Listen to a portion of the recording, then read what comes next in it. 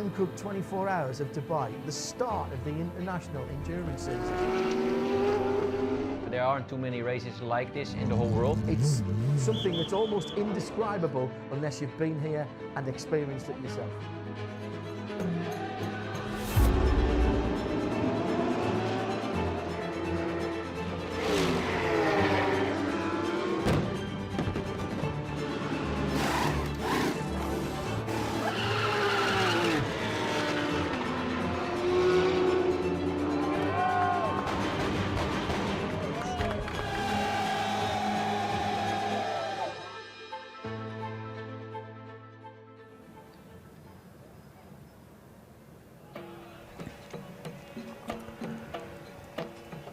Another year means a brand new season for the 24H series, and as tradition tells us, we're beginning at the Dubai Autodrome in Motor City, Dubai. The date has changed very slightly because of a logistical matter in all of the cars arriving here, but thankfully we can say that this weekend the 19th edition of the Hankook 24 Hours of Dubai will begin in less than 30 minutes time. You're tuned to the Radio Show Limited network of channels. This is RS1 with Johnny Palmer and Bruce Jones. We will have a whole team of voices that you'll be hearing very, very shortly as well.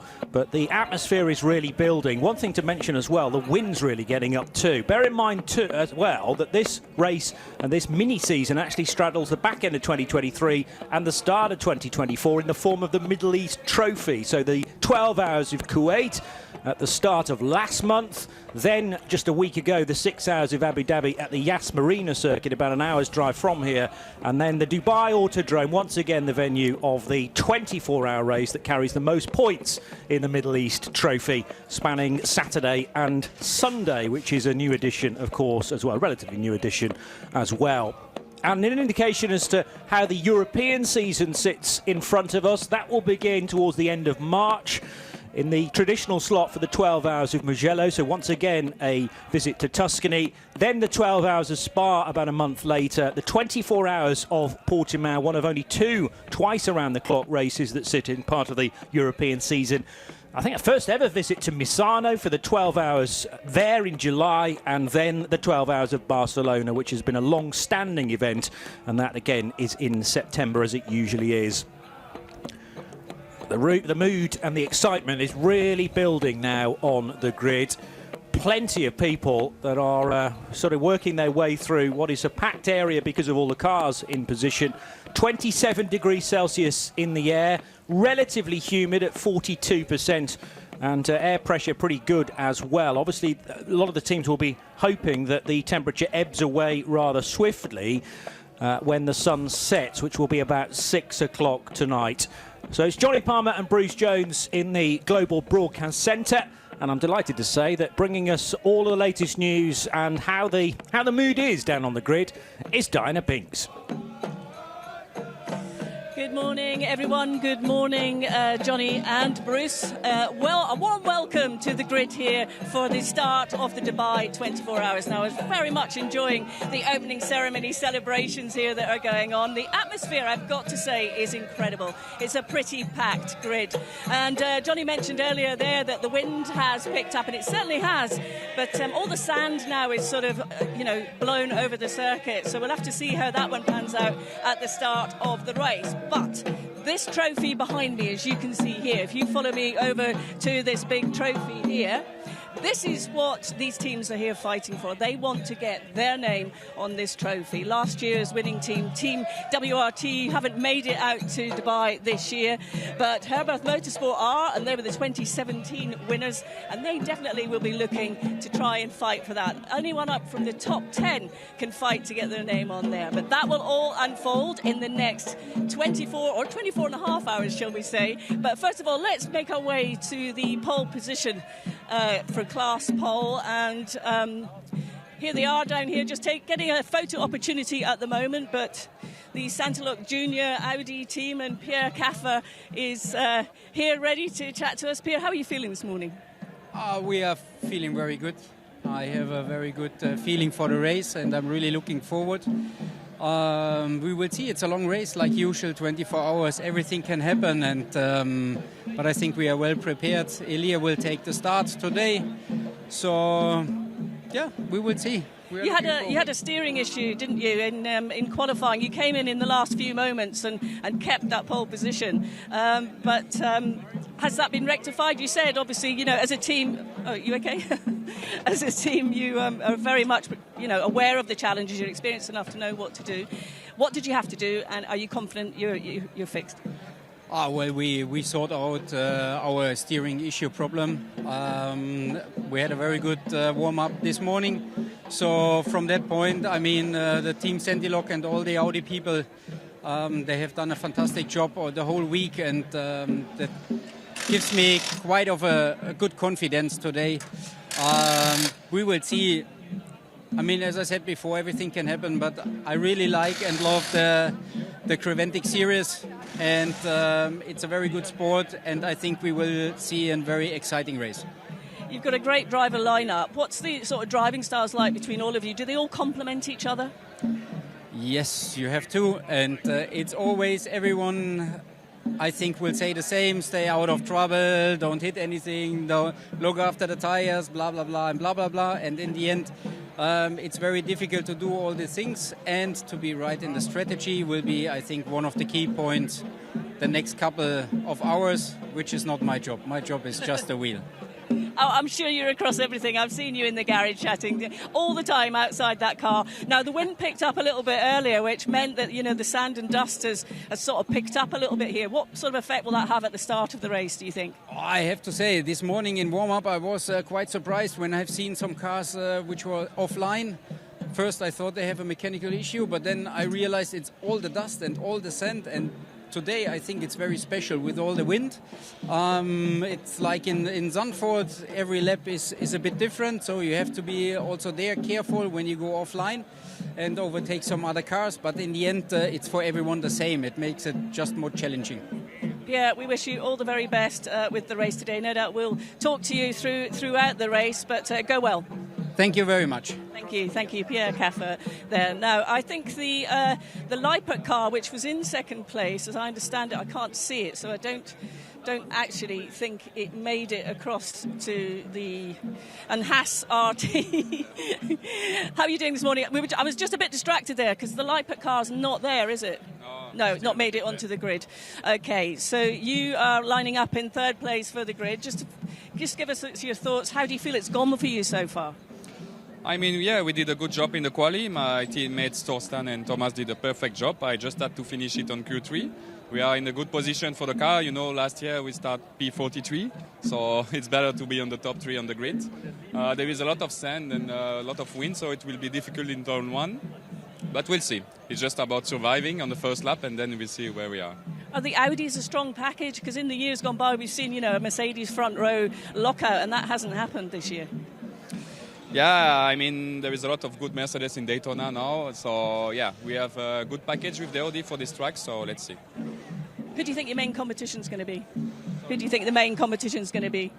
I mean, we are focused on the win for the class in AM category, and maybe we are aim for top 5 or even podium in general. So, yeah, Sentilok is super strong. Get speeds, Leipert, I hope they will do the start. And there is plenty of great cars, a great lineup, so let's see. Do you enjoy this grid warm-up? You know, everyone's here on the grid. It's quite difficult to get through. So many fans, which is great to see for the championship. Is that a part of it that you enjoy? Yeah, that's cool. I mean, now I live here, so I have a lot of friends coming, so that's cool. It's quite hot, so yeah, let's see. Well, go well in the race. Thanks very much for chatting to us. So let's go further down. So I think we've got... we're just going to make our way through. It's quite a packed grid, as you can see, ladies and gentlemen. There's an awful lot going on. But let's get all the way down to Herbert Motorsport. And they've got an amazing livery on this Porsche. So I'm just going to wander around to have a chat. How are you today? Yeah, fine, yeah. my last race. I know. That's what I was about to say, but I was just going to choose my moment to say that. But it must come with mixed emotions. Looking forward to but wanting to have a great race.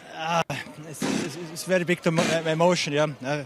10 years ago, I started with Creventic, and now it's finished. So I hope we win.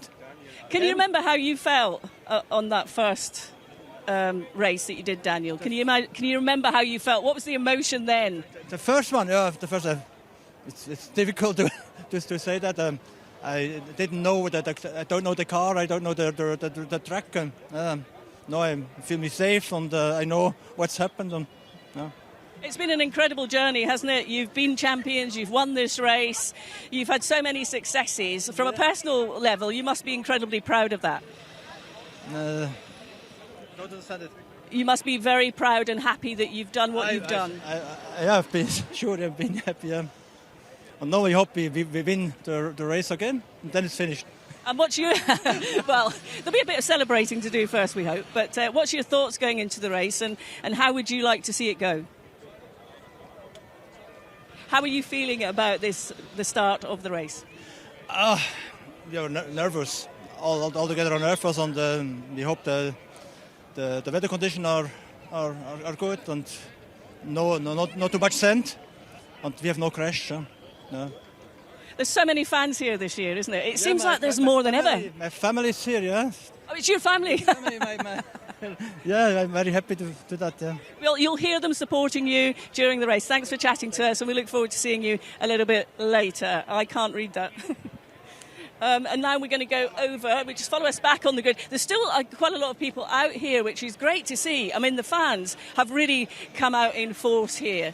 And I'm just going to try and see if I can find Phil Keane, who's in the number 10 Grove car, but I don't see him around at the minute. Is Phil here? No? Would you like to have a chat with us? Sorry, I've forgotten your name. Brenton. How are you doing? Good, thank you. How are you? Very well, thank you. So it's a bit muddled on the grid here. There's so many people, I can't quite see who's who. What's your thoughts going into the race today, and how's that preparation gone, getting to this point? Yeah, I think we've followed our program pretty well. We did everything we wanted to do, and we've ticked everything off. We focused on the race most of the week. Who knows? I think everyone hasn't shown their hand with the BOP yet. I'm not 100% sure the Merc's going to be super competitive with what they've done to the car. The organisers, but look, let's see how we go. We're going to go flat out, see what happens. Yeah, in the past we've sort of seen the Mercedes, be quite strong here, but as you say, different factors coming into play, and also the wind this morning picked up, so that'll have a bit of an effect out on the surface on the track. Yeah, I think we'll come into our own in the night. I think the engine will pick up a bit. You can't really see it, but we're kind of in a bit of a sandstorm at the moment. There's sand everywhere on the track, so I think the first few laps will be quite loose. But for us, we're just trying to stay out of trouble and see how we can make up some time in the night. All right, well, you have a great race. Thanks very much for chatting to us, and we'll speak to you a little bit later. So let's have another wander down here, Seb. I think a lot of people are making their way off now. Some of the drivers are actually getting into the car. They're actually getting their helmets on. So let's see if I can find anyone else down here. Oh, I can see Lewis Plato just very quickly about to put his helmet on. I'm just going to grab him. Lewis Plato, I know you're about to put your helmet on. I'm sorry for the distraction, but how are you this morning? Yeah, I'm great. Feel really good. Got a few laps in morning warm-up, which was really good. The track's particularly dusty today, so it was nice to sort of get a good little visual of that. And I think we've got a strong car for the race, hopefully. So get my head down nice and early, try and keep it clean, and just knuckle on forward. Any last-minute changes to strategy just to accommodate the bit of a sandstorm that we have, or are you just going with what you're told? We just do as we're told. The team have done such a great deal of strategy in the previous races. We've got a good idea of what we're doing due to different circumstances, but I'll just leave it to the engineers. Lewis, thank you very much. Have a great race. So as Lewis Plato gets ready to get underway for this 24 hours of Dubai, we're going to take a look around the track, and then we'll be further back up the grid to see who we can find to chat to you just before the race gets underway, which is very shortly. Back to you, Bruce. People love this place. That's why they've been keeping coming back here for the 24 hours of Dubai. It's famously been called a mistake-inducing track because the downhill approach to turn 1, the route through 3, 4 and 5, you can take different takes on that if you like, different routes. through that sequence of corners. But it's a long run down to the first corner at 255 kph you will peak at, and then, as I say, downhill, sweeping through turn 1, keep your foot in over the curb at turn 2, and then it's about balance between 3, 4, 5 and 6. Hard onto the anchors as you reach turn 7, the right-hander, and then a really rewarding sequence of corners when you get them right, approaching the parabolica. So the slight kink at 8, but the more significant corner, which sort of has 3 apices, is turn 9. So crucial to get a good exit speed out of there into the second sector, because this is the long back straight, peaking at nearly 265 kph at top speed. Down into turn 10, and that's a classic out-braking area. The left-hander at turn 11, again a crucial corner because that determines your top speed into turn 12, another chance to get by an opponent. 13 is usually flat out, certainly in a GT3 car through the left-hander, and then a great place to spectate is on the outside of turn 14, which is the tightest corner on the circuit. You can more or less keep it flat through 15, and then 16, again, so easy to make a mistake there because you can run out over the curb and ruin your lap time as you hit the main straight. So almost every corner around here is different. There's not a great deal of elevation change, but those just minute moments where the track does move up and down, again, can really affect your route through here, and the crosswind as well on that back straight, something to be wary of.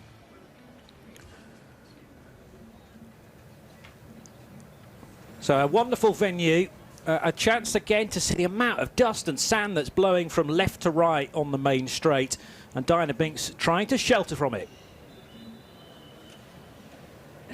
I certainly am, Johnny, but I've managed to find Joe Foster from the 85 CP Racing, and we're actually being cleared off the grid at the moment. So, Joe, I think we can walk and talk if that's all right with you. But just firstly, is it Darren behind the wheel for the start? Actually, it's Charles Esmelab is going to start for us today.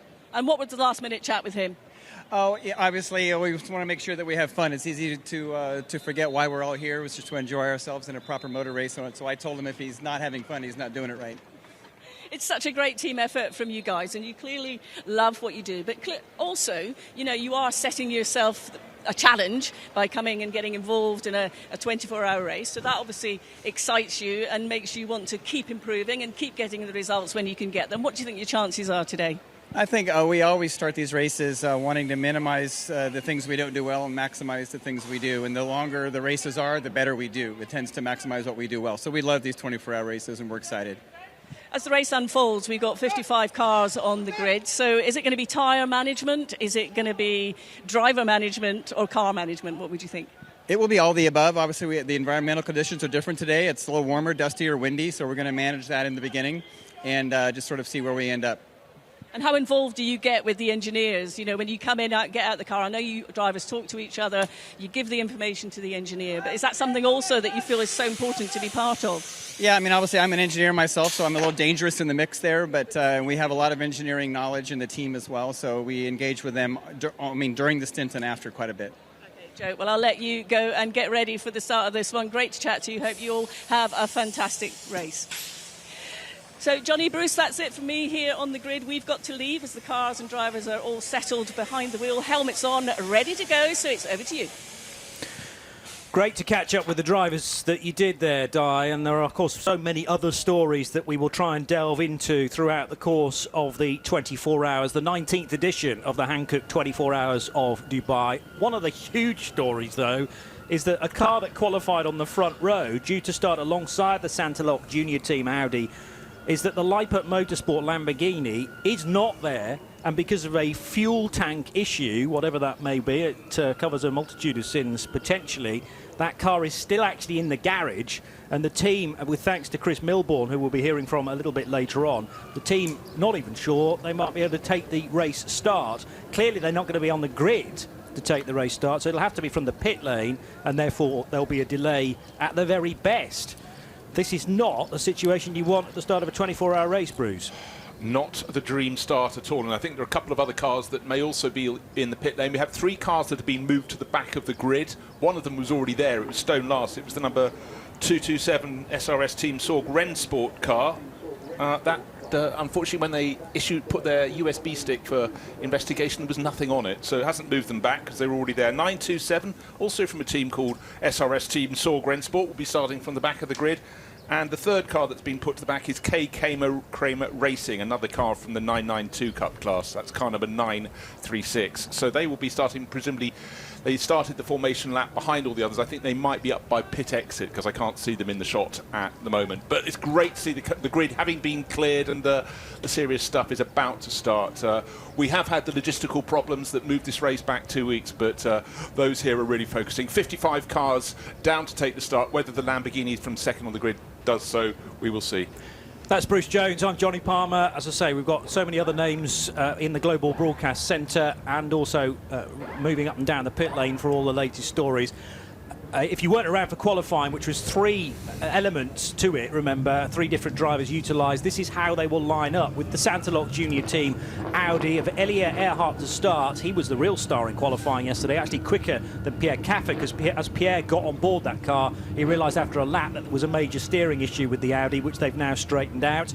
So Elia Earhart to start, but the Lippert Motorsport Lamborghini, although on our graphic, is not there in reality. The second row, Haas RT of Antigua and Barbuda, the number 21 car of Mathieu Detry. We heard from him with Di Binks a moment or two ago. He'll be starting the 21 Audi alongside the Mercedes for Fabian Schiller for Team Getspeed, car number 9.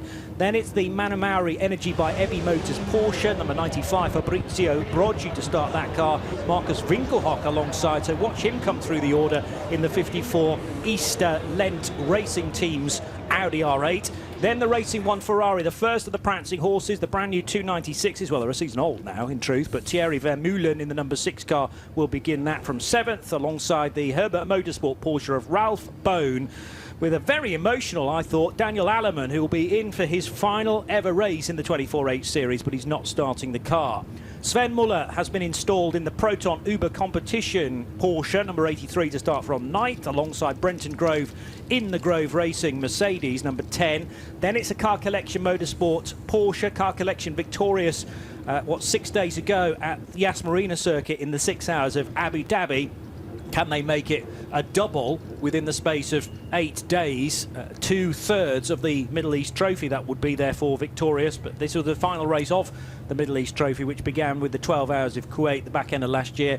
It's Dennis Marshall in the 96 Car Collection Porsche, and Heart of Racing by SPS is a Mercedes, number 27, to be started by Daniel Mancinelli. Then Attempto Racing's Audi, number 99, with Alex Acker. It's Century Motorsports number 22 BMW M4 next for Lewis Plater. We also heard from him on the grid, car 22. The second of the Santalok Junior team, Audis, will be started by Wilfried Marafina, number 26, and Darren Jung in the 14 Century Motorsport BMW completes the top 8 rows.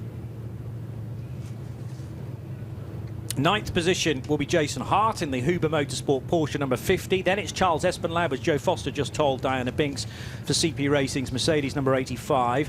The 76 McLaren 720S, 76 is the team name, and the 76 on the doors, and it's Axel Jeffries to start that car. George King in the MRS GT Racing Porsche will be starting alongside. That's car 17. Then it's Rob Huff for Team Parker Racing in the Bentley Continental GT3 number 31, with the Dragon Racing Ferrari of Benji Goethe number 88, 22nd. Salasin by Cox Racing, their Porsche for Peter Cox number 48, 23rd, and Philippe Bonnell in the first of the GTX cars number 701 will be starting 24th. I'm aware that there's other gaps on the grid, so we'll try and work out where they are. Razun Modern Racing have a GTX KTM Crossbow from Austria, and the team is from there as well. 714 being started by Daniel Drexel. Then it's Vitaly Petrov in the SMP Racing Porsche 992 Cup car. That's 937, the race number. 909 is Red Camel Jordans.nl example of a Porsche Cup car with Rick Breukers at the wheel there. Kurt Swearingham in the 925 Team Captain America by Baz Kooten Racing Porsche. Toro Verdi's 795 Ginetta G56 Cup car will be started by Lawrence Tomlinson. Stephen Palette alongside him with the 901 Pro Sport Racing Porsche. And then it's Neuhofer Rennsport by MRS.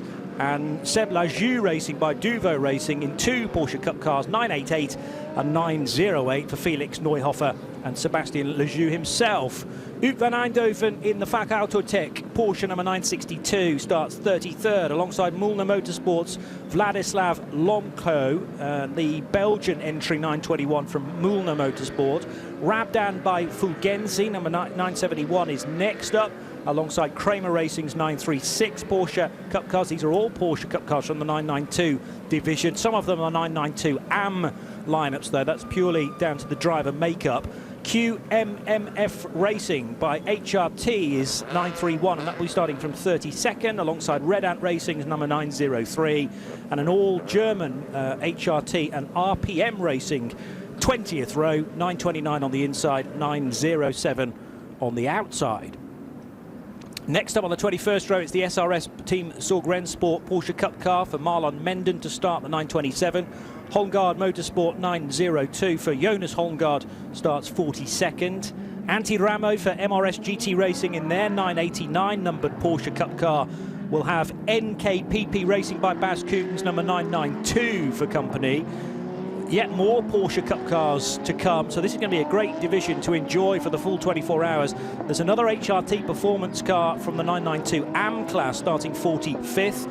That's car number 930, and the second of the FAC Autotech cars, 961, alongside in 46th position. 47th is the 438 AGMC Racing Team by Simpson Motorsport, 438, and Continental Racing by TTR have a GT4 Toyota GR Supra, number 496, and that starts from the 24th row. Century Motorsports GT4 BMW is 49th, that's car number 429. Alongside that is the 278 CWS Engineering Ginetta. 188 is the AC Motorsport TCR car, the Audi RS3 from the Belgian outfit, and CWS Engineering's second Ginetta, number 277, starts 52nd. Simpson Motorsports Audi RS3 number 138 will be 53rd. The Lotus PB Racing Elise Cup car number 226 is 54th.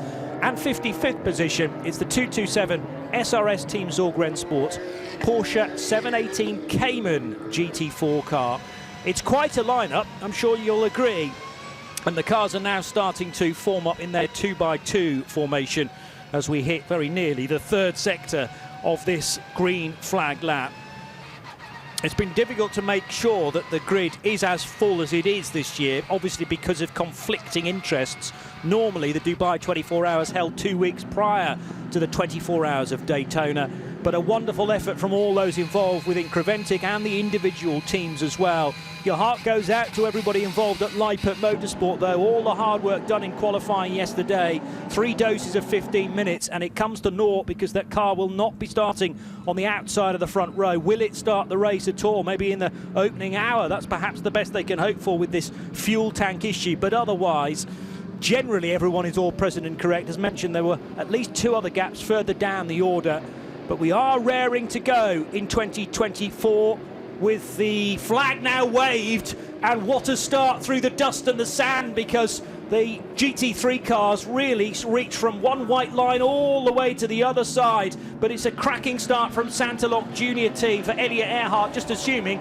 he can get the car slowed in time. He was a touch wide there at turn 1, but there was no opportunity for any of the other GT3 cars to sneak up the inside. And you get the feeling, Bruce Jones, that the opening half an hour of this race is purely going to be a track cleaning mission.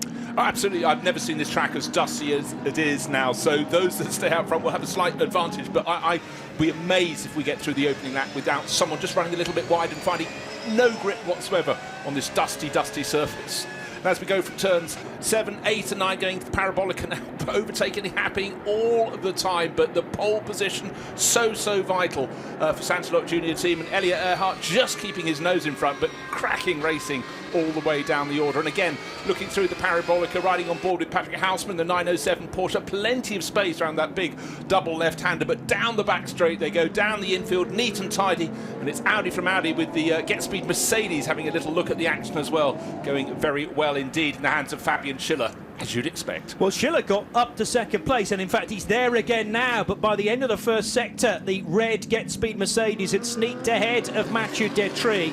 And Fabian Schiller, a real talent as now Elliot Earhart right over the curbs coming out of turn 12, and this might be another opportunity for Fabian Schiller to get a good run on the Audis. There's some damage for a Porsche mid-pack, and I think again that was dust being kicked up into the face. It's around about Fabrizio Brocci's region of the grid, so Thierry Vermeulen's in there in the Ferrari 296, Brenton Grove in the Grove Racing Mercedes as well. But what's happening at the front, because Elliot Earhart did not have the best exit out of turn 12. Let's assume he's still leading the race. No, he's not, because it is Fabian Schiller in the number 9 car who's now in front and will lead the first lap. But Elliot Earhart in chevron formation, bringing with him the Mathieu Detry Haas RT Audi, which is now nibbling at the heels of Fabian Schiller. So the gap then back to our former race leader, but now in third position, Elliot Earhart, and he's got more company because Brenton Grove on a real challenge for that third position in the white-nosed Mercedes. Well, Brenton doesn't know this AMG Mercedes very well at all, but he's had a cracking opening lap, the young Australian, sporting a fine bushy beard at the moment, but for the pole starter, I thought he got the job done, but for Santalot Junior team, Elliot Earhart, excellent racer, losing out, and then just in the background, the blue and red Ferrari getting very loose indeed. Put a wheel over the curbing on the outside, and you're going to be sliding. I think the track has been cleaned enormously with that first flying lap. On the formation lap, of course, it blew it up, but then it settled again, all the dust. Down the back straight they go, but Fabian Schiller is stretching his legs, and the Haas RT Audi is going with the pole starting Audi. Back in third position, Brenton Grove fourth in the second of those Mercedes. And then the Ferrari from Racing 1, blue and red. That was the one that got loose, but still holding on to fifth place. Maranello concessionaires, did you say yesterday? Yes, I did, on Egham Famous Road in Surrey in the 1960s, and a lot of wins. The Lotus started right at the back of the grid, and that is in for a pit visit already. Even in the pit lane, you can see the dust being kicked up. Maurizio Capetti in the opening stint for the Lotus Elise. It's a pretty car, but already it's struggling for whatever reason. A massive amount of defensive driving from Thierry Vermeulen in that Cambridge Blue Ferrari 296 because he had Marcus Winkelhock all over the rear. Here's the Lippert Motorsport Lamborghini, and the garage door is being lowered. That's normally at Le Mans an indication of full retirement, abandon. Let's hope that that's not the case, but Lippert Motorsport, a terrific amount of hard work in yesterday's qualifying, and it has resulted in not a great deal, it has to be said. The car yet to be in the race, but Fabian Schiller, another cracking lap there at the end of the second of many, and Mathieu Detry struggling to keep with the young German. Yeah, really, really cruel luck for Lippert Motorsport. We talked yesterday, Johnny, we were talking about it in qualifying, how the Lamborghini Huracan has been fantastic around here over the years, but has never plucked a top result. We know that this is a race that's been won really German cars to the fore every time, but this time, for their bad luck, the Italian manufacturer had the bad luck before the start of the race, and what a driver lineup it had. So strong in qualifying. Brenda Leach, Marco Mappelli, Alban Veruti and Gabriele Rindone. That's a really, really strong driver lineup, and let's hope they can get out onto the track. They may have just closed the door simply to keep the dust out. True, yeah, and who could blame them? Hi, guys. As the 85 Porsche comes out of turn 12, and the race leader, Fabian Schiller, with just about a second's gap on Mathieu Detry. Diana Binks with perhaps an update on Lippert Motorsport. The garage door went down a moment or two ago, Diana, but let's hope that they're still working on the 63 Huracan. It did, Johnny, but the door is not shut completely. They are working frantically behind in the garage. That's why I couldn't speak to you earlier, because I'd gone into the garage to have a chat with the team, trying not to disrupt them too much. But yeah, very, very frustrated. They have a leak. They can't find what it is. So they're just going through everything they can with all the data and information. But a bit of head scratching going on there, hoping to get back out. So I'll keep an eye on that one and update you as soon as I know. It's strange that all they've said to Chris Milbourne was that it's a fuel tank issue. I don't know whether that's fuel pressure or fuel starvation, perhaps, but a fuel tank. The only thing I can think of is that it's for some reason leaking, or the balance of performance isn't quite right, because fuel tank size is closely governed, and in order to make a fuel tank bigger or smaller, you kind of drop little tiny beads into it, I believe, to lessen the volume. But maybe there's an issue with that the scrutineers have flagged.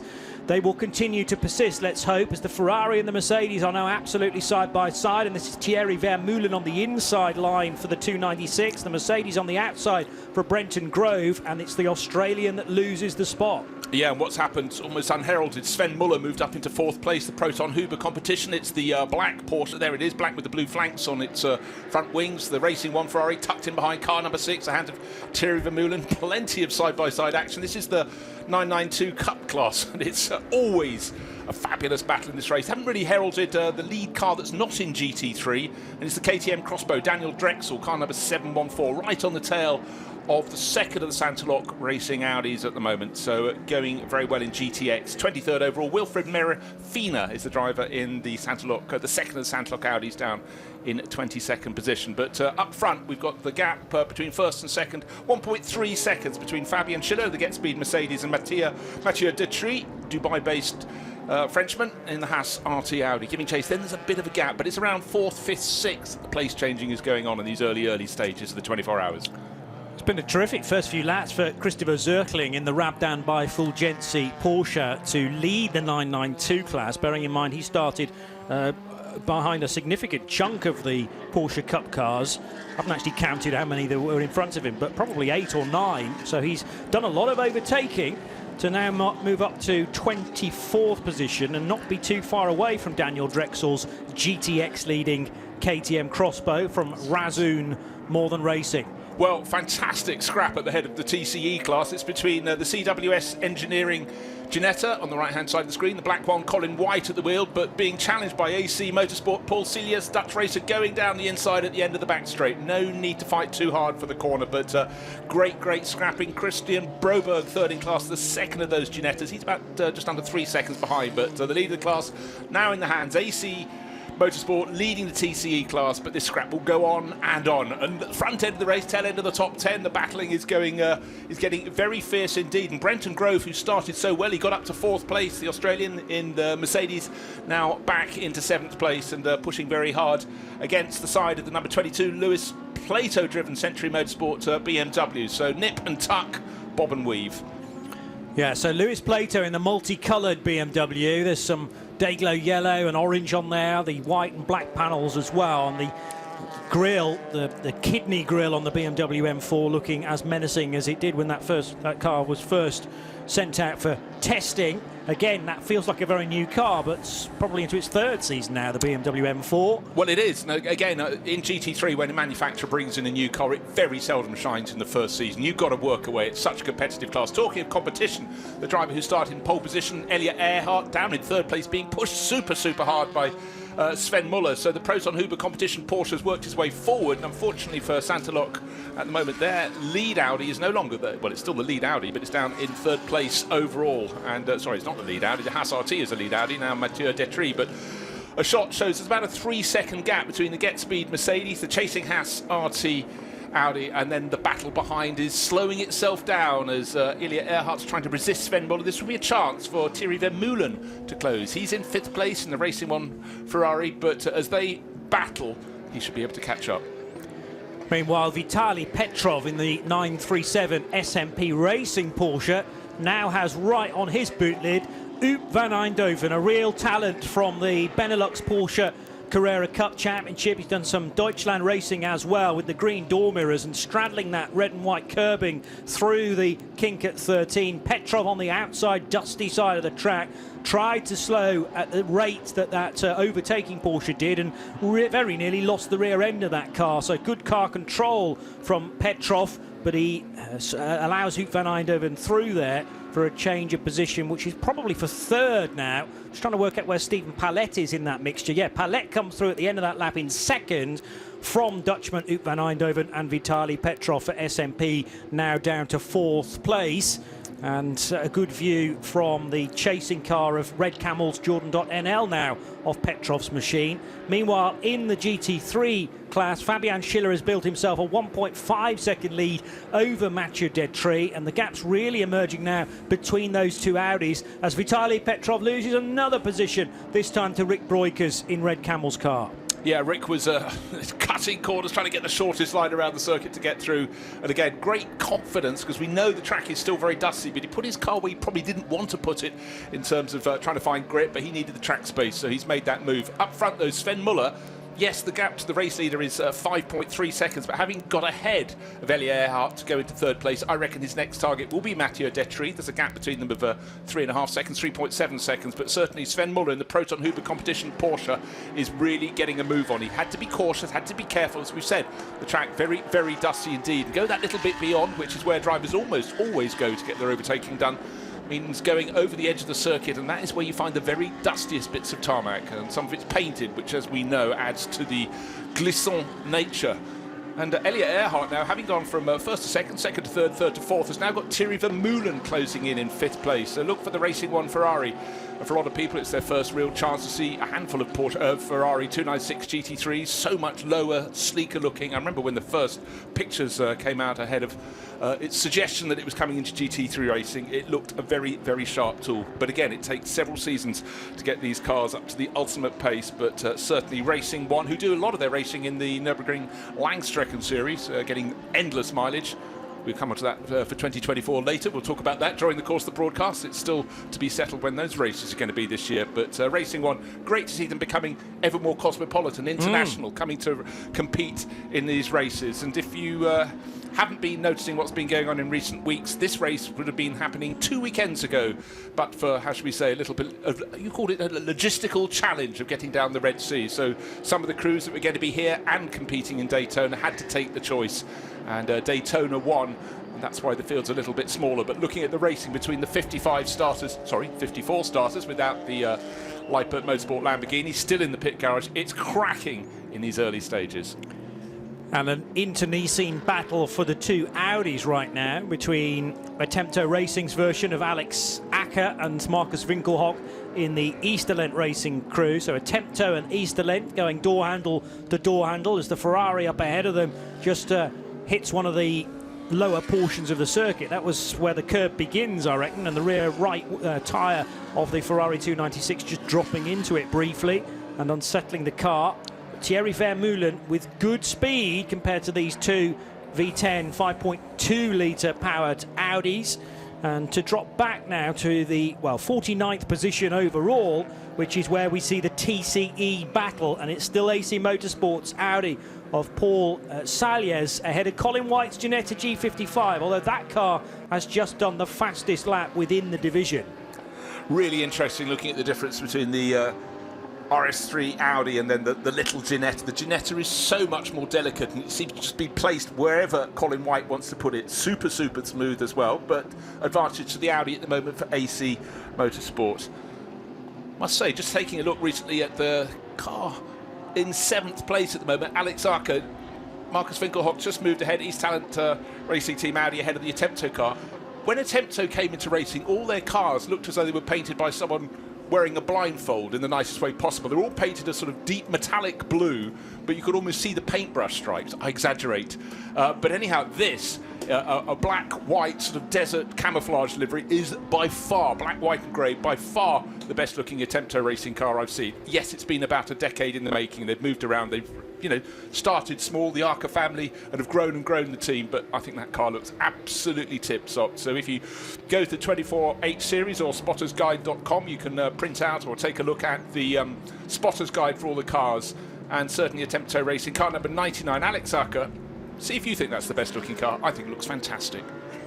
Perhaps compared to their reputation, although I don't know, I always quite like the simple version of the Attempto livery as well. Always traditionally ran Porsches, but have now been an Audi brand for a couple of years. They ran everything in the early years. They almost changed from manufacturer to manufacturer, but then, yes, a long time with Porsches once they sort of settled down to that. But, a team that sort of came from nowhere. You look across the history of motorsports, some teams sort of evolve. They start small in a lower championship and move up. But Attempto Racing just thought, well, let's try GT3. And on they came. The Arca family, money made in car washes in Germany, but here they are competing on the global stage, and they have done really for the past half dozen years or so, really upping the ante every year. Heart of Racing by SPS, which means it's a Mercedes, not an Aston Martin, and Daniel Mancinelli who has driven Astons in the past in the number 27 car for this event, has in front of him Rob Huff as the number 96 car collection and Dennis Marshall driven car is now under pressure, in fact, from the Mercedes behind, and they're going to go side by side now across the main straight with the Bentley of Rob Huff very much in contention as well. Well, I was just about to head there. We look at the front of the field. We've got Mercedes, Audi, Porsche, Ferrari in 5th place, BMW down in 8th place, but the Bentley started right at the back. Team Parker Racing. This is a venerable car in GT3 terms, but put it in the hands of Rob Huff, it's always going to advance. It wasn't at the sharp end of the grid, but certainly has been making very, very good progress. Started 21st on the grid, so effectively 20th without the Leipzig Motorsport Lamborghini getting going, and Rob Huff has moved it up to 12th. Sort of job you expect, the sort of level of excellence the Huffmeister can bring to the show. So the car black with a bright green surround to its grille, but it's not a stealth car. There's nothing subtle about it. It's coming through. Rob's on the move. Brenton Grove, his next target. That'll be the Grove Racing Mercedes. And of course, you say Grove Racing, Johnny and I will have a little twitch and go Porsche, but we can't say that anymore. They've done the dirty on us commentators and have moved across the Mercedes AMG, and I'm sure right across the board they'll enjoy that. It's a car that a lot of people really find such a comfortable car to race. Seems so well balanced since its introduction in GT3 form. Just going back to the Bentley briefly, with thanks to Peter Snowden, who found out some of the backstory for the Continental. It was raced in the United States prior to coming here, but I think for probably a significant chunk of years, and that's where Sean Lynn bought them from, was the quote that I got from Peter Snowden. So there must be another one hidden away somewhere. One of them being brought to Dubai along with all the other cars, not via the Red Sea, and this is one of the revised versions that came out in 2018. It's actually eligible in GT3 competition until 2025, so we got the rest of this year and next year to potentially enjoy the Bentley Continental, and it's going well in the hands of Brit Rob Huff. Certainly is. Car number 31, Team Parker Racing, and Sean Lynn has assembled quite a collection of cars, and one of his sons, Max, is racing with him here this weekend. There's another 24-hour race that starts with D. It's called Daytona, and Alex will be racing in that. So busy weekend for the family, but Sean Lynn has an astonishing stable of cars. Not just an astonishing stable, it's a stable of astonishing cars as well.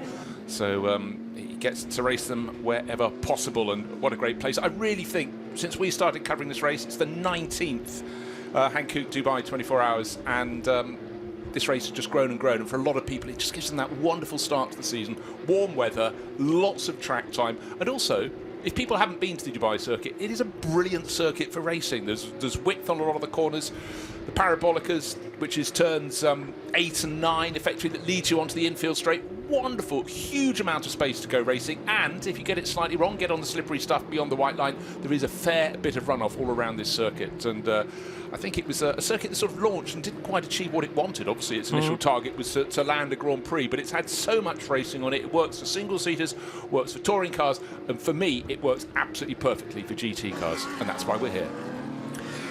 Remember, we're not only broadcasting on radio, in audio, but also in sound and vision. So if you head to the radio-show.co.uk website, you can find out information how to see the pictures as well as listen to our voices. And if you get there, you will notice that there's been an addition to our graphics this year, in that, yes, we've got the left-hand scoring tower, which gives you the positions currently from 1st to 18th, but that will flash through into different orders as the Bentley goes very, very wide indeed at the hairpin at turn 14 and loses a couple of spots because of that. Not sure whether that's a tyre issue. There looked to be a lot of dust coming from the right-hand side of the Bentley, but it's cleaned the tyres up quite quickly to finish the point. And of course, that bit of the graphic has now disappeared, but it was on the right-hand side of the picture, showing you the current class leaders, and that for me is going to be very, very useful when it does appear. There were 5 places indicating the key class leaders, but the Bentley was just a huge lock-up for Rob Huff, charging his way into turn 14 and under pressure from the 27 Mercedes, which did manage to sneak through. So we've been lauding praise on Rob Huff's shoulders, but he's maybe let the pressure tell there just in one corner at turn 14. Could be. The race was the last race was last weekend in Abu Dhabi, and I think Rob very nearly went back there today, so far off the track at turn 14, but he gathered it up, but a handful of cars have moved past him. He was up in 12th, remember, lost 4 places with that manoeuvre, and the cars that gained, Ralph Bone, the Herbert Motorsport 91 Porsche, went through. Benjamin Goethe, who started the back of the GT3 pack in Dragon Racing's Ferrari 296 GT3, and Florian Spengler, the second of the Huber Motorsport Porsches, went by. So Rob, all that work, you've got to do it again. So the class leaders look like this. Fabian Schiller in the number 9 Get Speed Mercedes is our overall leader, but also, of course, in front within GT3.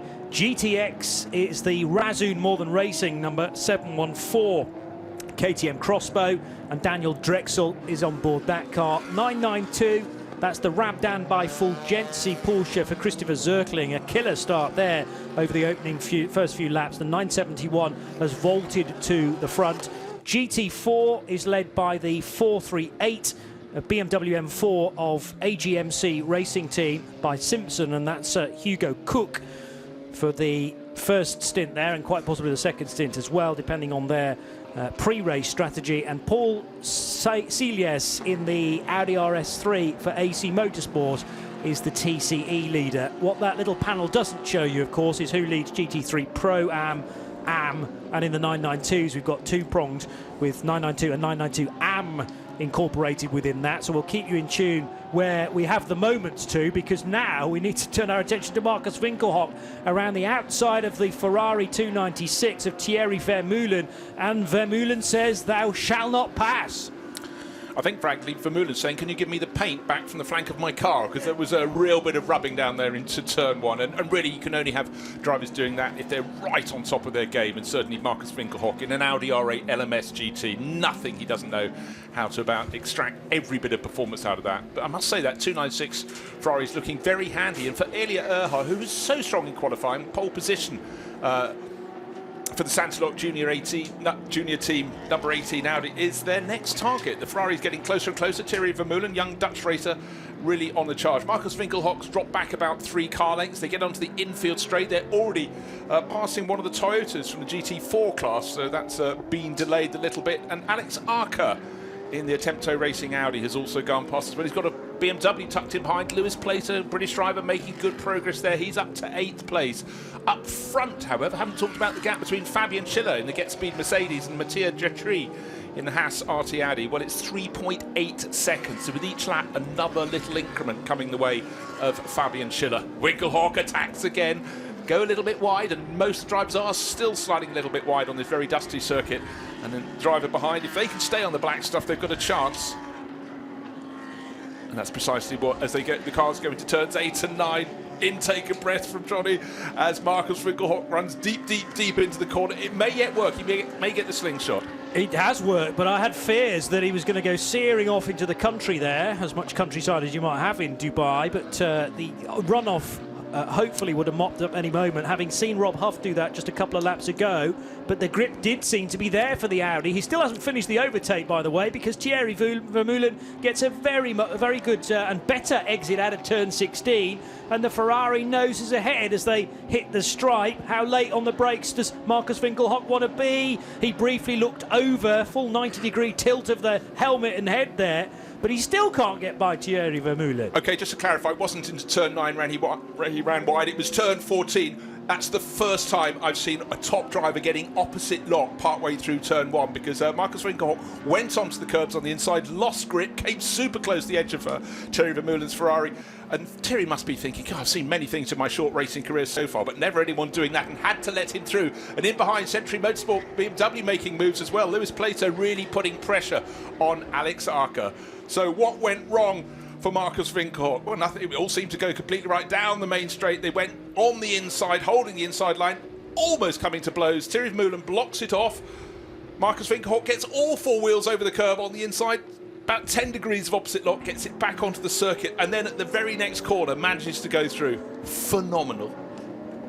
Thierry Vermeulen, just still only 21 years old, but this is not his first Dubai 24. He did it 2 years ago in a Team GP Elite Porsche that he shared with fellow Dutchman Larry ten Voorde, Roger Hodgenius and Stephen Van Rey in that lineup that year, the 933. So that would have been a 992 Porsche from Team GP Elite. Moving up then to the GT3 class for the first time, and has relatively limited 24-hour experience outside that 2022 edition because he was busy in a DTM campaign last year for ML Frey Racing. Meanwhile, keeping our eye on the mid-pack, getting their way safely out of turn 15, but it's been a dominant display so far for Fabian Schiller, who continues to extend the gap every time I check it. It was 3 and a bit seconds a moment or two ago. It's now up to 4.6 over Mathieu Detry, who is in a very different car, mid-engine Audi versus a front-engine Mercedes AMG of Schiller, and there appears to be no answer to the pace of the German right at this moment. But bear in mind, the number 9 Get Speed car will have various different drivers controlling it through the course of this event. Don Baumann, fellow pro to Fabian Schiller. There's also a couple of semi-pros in the form of Anthony Bartone and Al Faisal Al Zubair. And Martin Conrad is the AM element within that car. Because he's the AM in the 5-driver lineup, he did the first part of qualifying yesterday afternoon. So yes, that gap between first and second, when I looked at it last, it was, yes, 3.8 seconds. That's incredible rate of gain at the moment. And on the last lap, more than half a second gain by Fabian Schiller over Mathieu Detry. Let's take a little look back to who's leading GTX. Well, it's still Daniel Drexel, 23rd overall in the Resume Northern Racing KTM Crossbow. Next car in line is that car of Christopher Zirkling, leading the 992 cut class, but it's very close indeed, because right under his rear wing he's got Stephen Paulette. So at the moment it's Rabdan by Fulgenzi from Pro Sport Racing and Stephen Paulette, Huub van Eindhoven tucked in behind. Then there's a 6-second gap, so those first 3 in the 992 cut class going very, very well indeed. They've made their break in this early stage. But you know what? We were due to have 55 cars starting this race, still a Lamborghini with Gabriel Rendon listed as the start driver, but it hasn't started the race. That's still in the garage. Everyone else still out on the circuit rotating. We've got 14 laps on the board for our race leader, and Mathieu Detry will come through. What's the gap now? 5.2. It's going out by about 0.4 of a second, the lead with every lap. That's an astonishing rate of gain from Fabian Schiller and Get Speed, and it's a very, very strong lineup in that number 9 Mercedes for sure. Get Speed have been going through from strength to strength in recent years. And the number 9 car shared by Dominic Baumann, who was super quick. Anthony Bartone, American Racing, he's got his name on the door. Martin Conrad and Al Faisal Al Zubair. There's a lot of experience there. It's good to have Anthony Bartone coming over from the States to race that car too. He's been competing in the GT World Challenge America Series, and like so many of these drivers, coming into GT3, it gives you your global ticket. You can race anywhere in the world with GT3. It's been one of these incredible success stories. Stefan Rattel of the SRO put the idea together, has made it work.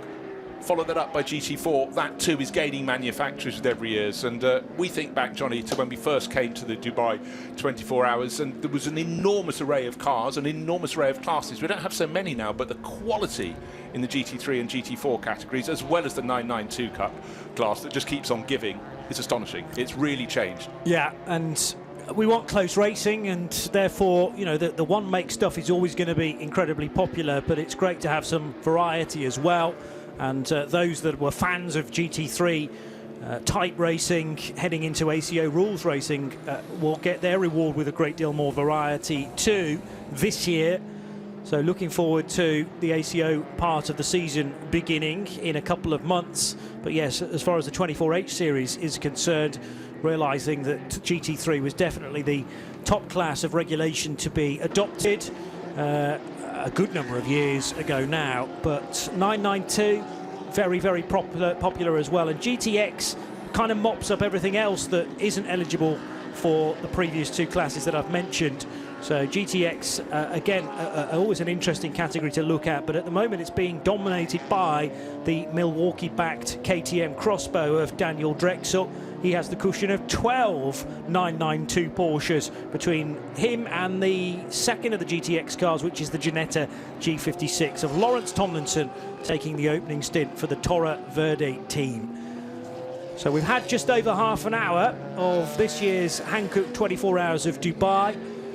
It's the 19th edition of this event, powered by Hankook. All of the cars on the same control rubber, and the 992 numbered Porsche, which is the NKPP offering, I should say, has just had a slight off-track moment. This is Bob Herber in the Bas Kooten run car, and his 992 Porsche that was in 13th may well have dropped behind Jonas Holmgaard as a result of that. The 992 car hopefully will be able to continue on. It's about half a lap away from the pits at this rate, but I couldn't see that there was a tyre going down. There are some rather vicious curbs at various points around this circuit that you need to stay off when the tyre pressure is just starting to build into the operating window, and then you can really start to push. But one or two still slithering their way through various corners, including Bob Herber, who now has a great deal of presence from the 988 car from the same category. So that's Felix Neuhofer. So that rather suggests that Jonas Holmgaard and Kurt Swearingham and possibly Stefan Adler have all sneaked by now the 992 and quite possibly dropped it to 16th position, just ahead of Felix Neuhofer.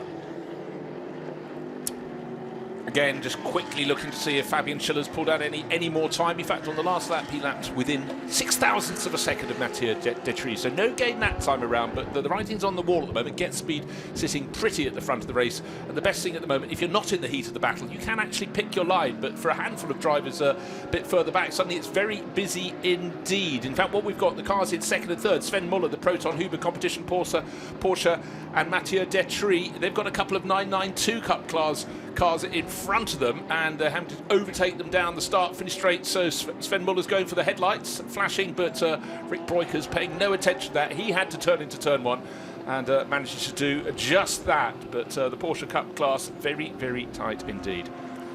Rick running fourth in the class at the moment, fighting against Jamie Day, who's working his way up the field. Jamie, a very busy young, he's based in the Arab Emirates, but he's already started his season doing the GT Winter Series over in Europe, in Portimao and Estoril, or the other way around, Estoril first, and he's already picked up 3 wins out of 6 starts this year in a Forsetti Racing Aston Martin. So the British teenager putting on a startling show so far. I was right about Bob Herbert slipping places, and he's now just been swamped by the leaders in GT3. This is not the first bit of traffic that the GT3 cars have had to negotiate, because I'd spotted the Continental Racing by TTR Toyota GR Supra being lapped by our GT3 leaders probably about 2 laps ago now. So Vasily Vladikin needing to keep his eyes on the door mirrors. Second position for the Toyota Supra, number 496, and trying to stay in touch with Hugo Cook's BMW M4 from AGMC Racing Team, but the 438 car has a cushion of about 11 seconds now, so GT4 really starting to expand the gap somewhat. Same can't necessarily be said for GT3, although, well, not at that rate. It's about half that gap between Fabian Schiller and Sven Muller, but the battle is really on now between Sven Muller, who's recently got ahead of Mathieu Detry, and Detry's not going to take that lying down despite the Porsche's good early race pace. Yeah, but certainly the writing has been on the wall for several laps, because the driver who was making the moves in the early laps, working his way forward, was Sven Muller. But he's managed to pull a clear up into that second place. But the start of the race was very, very dusty and very, very busy. So we're going to go back and take a look at that all over again. Yeah, so they came through turn 16 minus the Lippert Motorsport Lamborghini. That car has still not yet taken the race start, but in a cloud of dust and sand, the 19th edition of the Hankook Dubai 24 Hours got underway, otherwise event free, and it was a really good initial getaway for Elia Earhart, installed in the number 18 car, although he was nowhere near the apex down at turn number 1. 1 or 2 others running a touch wide, and Earhart would have to soak up a great deal of pressure, as Fabian Schiller wasted no time at all, moving up to second position by the end of the first sector, and he just jumped ahead of the Haas RT car started by Mathieu Detry. Detry was actually able to get back underneath Fabian Schiller's Mercedes in the early stages, but by the end of the lap we had a brand new leader in the form of the all-red number 9 Get Speed car. various other battling further down the order, including for the number 27 Mercedes, and that is going strongly now as well. But the field flooding through just after the hour of 1 o'clock in the afternoon of turns 8 and 9. The thing that struck me getting a second opportunity to enjoy the start of the race, Johnny, was the fact that the car that's just moved into second place, the Proton Huber competition Porsche, that's car number 83, second place. Bear in mind that started down in 9th, and actually at the start of the race got shuffled a little bit backwards on the run to turn 1, but certainly 4 or 5 abreast down the start finish straight. Even the cars on the black stuff were kicking up the dust, but the cars that went out, fanned out to either side, it was just a sandstorm for the 54 starters. And if you've just joined us late for the start of the first hour of the 19th Hankook 24 Hours of Dubai, and you looked at qualifying yesterday and saw there's a Leipert Lamborghini on the front row of the grid in second position. Alas, it hasn't started the race. They're still working to sort a fuel tank issue. They've semi-closed the garage door. I think that's just to keep Di out. Di with her prying eyes, but anyhow, she's reported they still haven't got to the foot of what's going on. When that gets going, Gabriel Rindon is supposed to be the driver kicking that off, but it's got a very, very strong driver crew. But if it comes out now, we'll have best part of 20 laps to make up over the remainder of this race. Plenty more of this race, of course. We started at just 37 minutes ago, but it must be so painful for Leipert Motorsport. Really strong driver lineup, a car they know was quick, and it performed in qualifying across 3 qualifying sectors, 3 different drivers. Their aggregate time was good enough to put them second on the grid, so competitive package makes it all the more galling if you don't get going. Proton Huber competition started 9th place, so that's an idea of how hard Sven Muller has been pushing. I'm interested by how we've got to Proton Huber competition. Presumably that's one element of Christian Ried's team, Proton competition, and then a little bit of Huber, a well-known established, another German crew, and have solely Huber cars in the race. But have they combined for this event? That I'm not prepared to tell you because I don't know the full answer. What I can tell you though is Diana Binks down in the pit lane doing a fabulous job. Leipert still working on the car, and she can't see it getting out. Oh my word, that's so gutting. Because I mean, if the car's here, we know there've been logistical problems that put the race back. I was going to say 2 weeks. It did. It was 2 weeks. And then to get here, you've gone through all the ramifications. You come out with a car that's good, a great driver lineup. For Brendan Leach and the boys, that's going to be really, really gutting. So fingers crossed that Di's mild dose of pessimism doesn't prove to be the correct analysis. To finish the lineup off at Proton Huber competition, it's Rinat Salyakov, Sergei Borisov and Viktor Shaitar. You can probably guess which national flag used to be against those 3 drivers' names. Interestingly, it's changed to Armenia, though, for the entry list this year. I had to look up my my national flags to get the red, the blue and the yellow stripes, but a variety of different national flags certainly littering the entry for the Dubai 24 Hours this year, and there are some others that are purely neutral for the same reason. I'm just going to bring out something I've said every year since my second visit to the circuit is, oh my gosh, you get the long shot taken from high above the grandstand, or sometimes even with the drone, and you look across from the grandstand, across the infield straight, back as far as turn 6, and isn't the city encroaching across what was just scrubby desert 20 years ago when the circuit was built, and now there are massive buildings there. Andrew Marriott, who'll be in the commentary box later, pointed out his first visit was 40 years ago when there was a race on the ocean front, effectively down by Dubai Creek. But he said even his first visit here in 2005 to the circuit, you could look to your left from high in the grandstands and you could see the sea. Yeah. No chance now. The entire coastline has been built along. 3.5 million people now listed as the population of Dubai. It's a city that has not stopped growing since the moment it was started. Just look down to the messages regarding penalties, and this is track limit driving standards penalties. There are a variety of cars now that have just incurred their 3rd offence. Interestingly, there are 2 messages that have appeared for car 91, both listed as a 3rd offence, so I'm not quite sure how that can be possible, but they are different decision numbers nevertheless. So car 91 having a warning served to them, also 31 and 48. The 91 is the Herbert Motorsport Porsche of Ralph Bone. Very, very busy now at turn 12, with a whole plethora of GT3 cars having to work their way by some of the slower traffic, so some of the 992 Porsches. with the slightly smaller rear wing when you compare it to a full-fat GT3 car.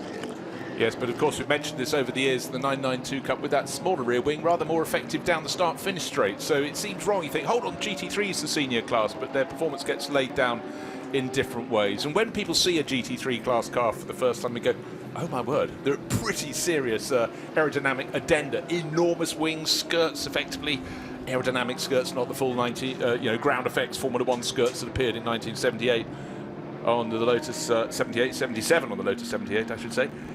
But still serious bits of kits. And one of the beautiful things ahead of the 24 Hours of Dubai is just how busy it is, with fans coming down from the grandstands, getting close to the cars, walking on the grid. That's sort of the sacred tarmac, if you will. But again, it's such an attractive event, and for so many people living in Dubai, it's a real family day out. And they might go home in the night, lightweights, but they'll be back the next day.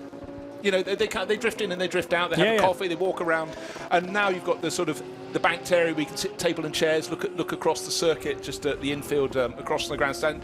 It gets better year after year. Well, also to my next point is that it's not just the track action that pulls people to this event. There's also plenty of stuff going on away from it, car shows and merchandise stands.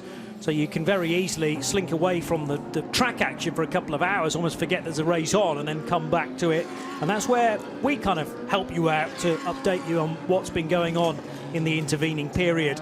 So a little bit of overtaking happening a moment or two ago as well, with the Car Collection Motorsport Porsche at close quarters with Lewis Plato's BMW M4, the Century Motorsport car just up ahead, and also Axel Jeffries definitely wanting to get involved too in the 6T6 McLaren 720S. In fact, Axel, based in the Middle East, had got the nose of that McLaren up in front of the Car Collection Porsche, but Dennis Marshall wasn't having any of that, has moved back ahead and watching, possibly with actually slight frustration. Brenton Grove has now dropped 7 seconds off the tail down into 11th place in his Grove Racing Mercedes. He's got Dragon Racing's Benjamin Goethe for company though, so it's not like Brenton's feeling lonely out there. And Benji Goethe has just made progress pretty much every lap since the start of this race, because the Dragon Racing Ferrari car number 88 started down in 18th place. He's got it up to what we are now, 12th place. Of course, one of those positions was handed to him when Rob Huff ran very wide at turn 14. When you run off at turn 14, it's an uphill turn into the corner, but the banking, the runoff area is actually, as is the corner, is slightly banked. So maybe that really helped Rob Huff when he put the Bentley off up there and didn't go as far as the tyre ball at the top of the slope. It sort of cups you, the circuit, when you walk around there. Brilliant place to watch the cars looking, you know, braking, maybe potential overtaking manoeuvre. Someone's got a slingshot through turn 13 into turn 14, but it cups the cars, and then they have to come up and over the crest at turn 15 before dropping down to the final corner. Very dynamic section of the track. The camera angle when you're off the track does rather shallow, doesn't it? So picture the carousel at the Nürburgring Nordschleife. Staying on the track will give you much better traction, if you like. There's more in your favour. So if you run out a little bit wide, yes, you've still got the camber in your favour, but it's calling you in to what is an Armco barrier if you go very, very wide there. I have seen that hit in previous years, but it has to be a real stonker of a mistake or a failure for that to happen. Stonker, there's a good word to get into the commentary. But I tell you what, one difference between them, fewer trees on outside here at Dubai of turn 14, in fact none at all, but you can stand there and watch, where at the carousel you cannot. You can on the inside of the carousel, yes, but not on the outside. But yes. You're quite right, you can't on the outside. And really, for the carousel to take full effect, you need to be on the outside of the corner to know how tight it is. Good view, though, from around about that position, probably about 2/3 of the way round turn 14, where you can stand in the garden area, where there are some lovely picnic benches that many people have selected probably about an hour before the race to make sure they've got a good spot, and therefore a great view of the battle that's just gone through, which involves Elliot Earhart's Santilok Junior Team Audi and the Racing One Ferrari of Thierry Vermeulen.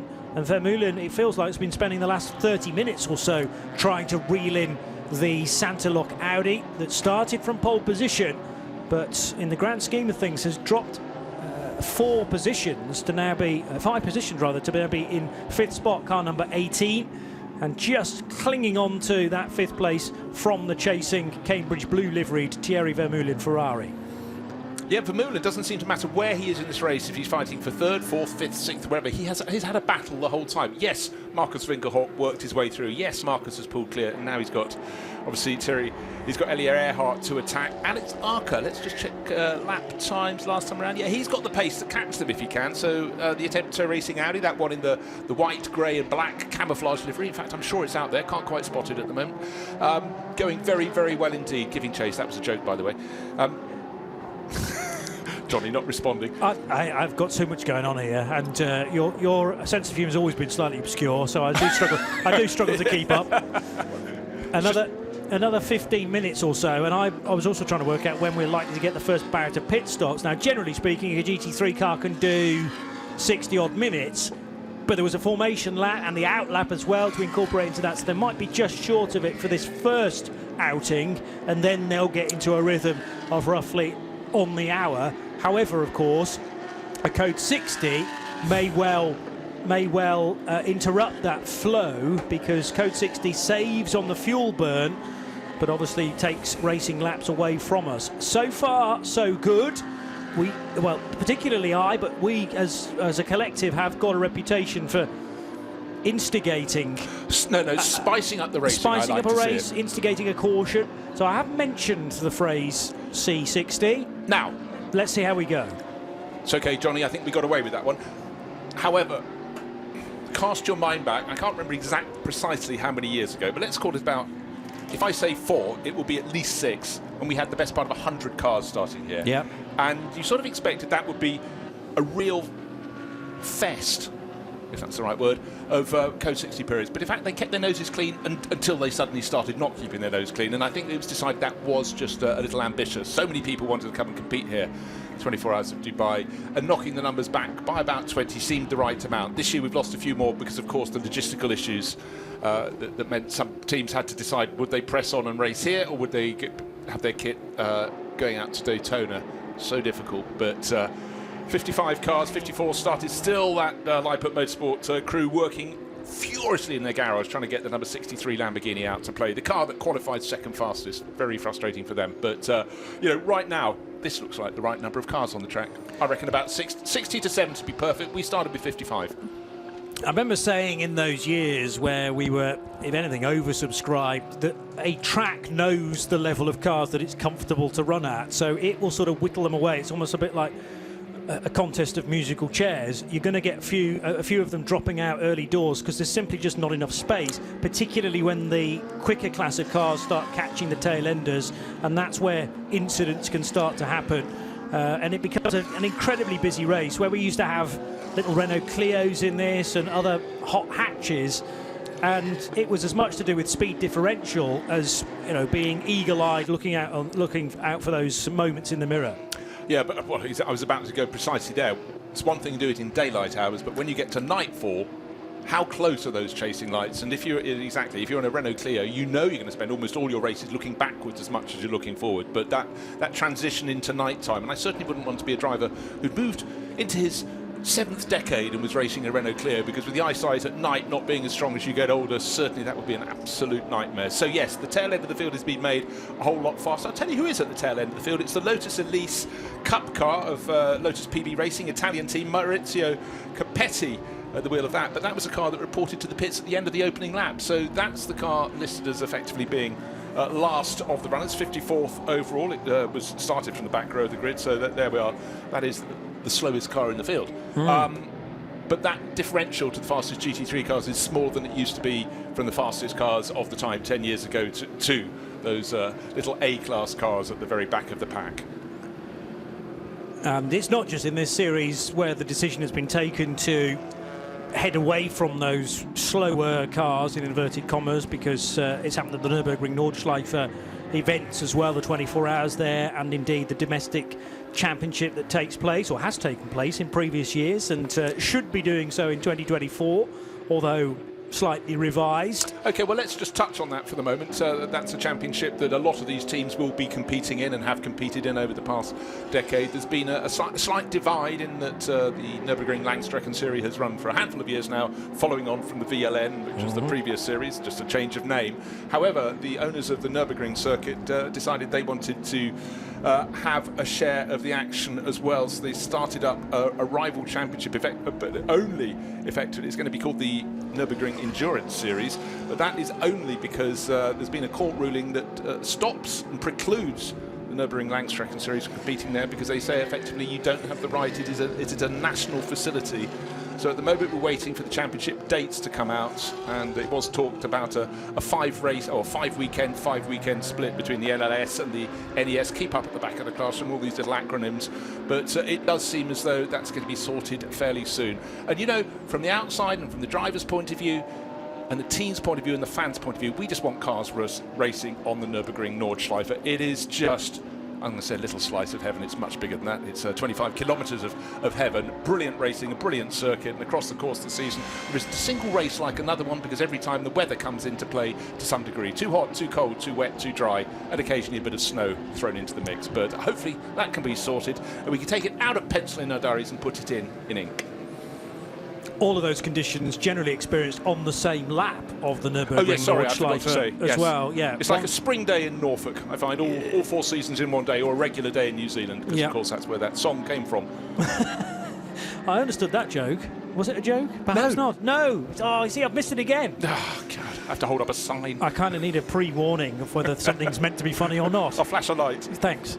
BMW side by side, but from different classes, heading into the Parabolica, and now further round at turn 14, the McLaren is being driven still by Axel Jeffries, the 76 entry, and again more progress being made by that car. Began 19th, is running 9th, and another amount of places than that to do again to get to the very front and catch Fabian Schiller, whose gap, well, has come down a touch, and that's presumably down to a bit of traffic here and there that Fabian's not been able to deal with as swiftly as Sven Muller. It really depends on where you catch the traffic, of course. There are great places to do so, i.e. the main straight, the back straight, but if you are behind mid-range cars, mid-pace range cars, at, say, the sequence of turns 2, 3, 4 and 5, it's just a patience game, and that's where whole clutches of time can be lost.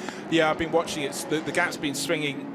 In recent laps, it's been coming down. Sven Muller is definitely, the driver who started ninth, has worked his way up to second, is definitely finding some form. The gap's now down to 3.6 seconds, but it has been the case. You can see one lap Fabian Schiller hit traffic, the next lap it was Sven Muller, but the actual direction of progress is Sven Muller is closing, which is very, very good news for the race indeed. For the neutral, indeed.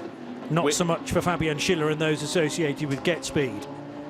Okay, you mentioned the fact that the cars will probably make their first pit stops, the GT3 cars at the front of the field, fairly soon.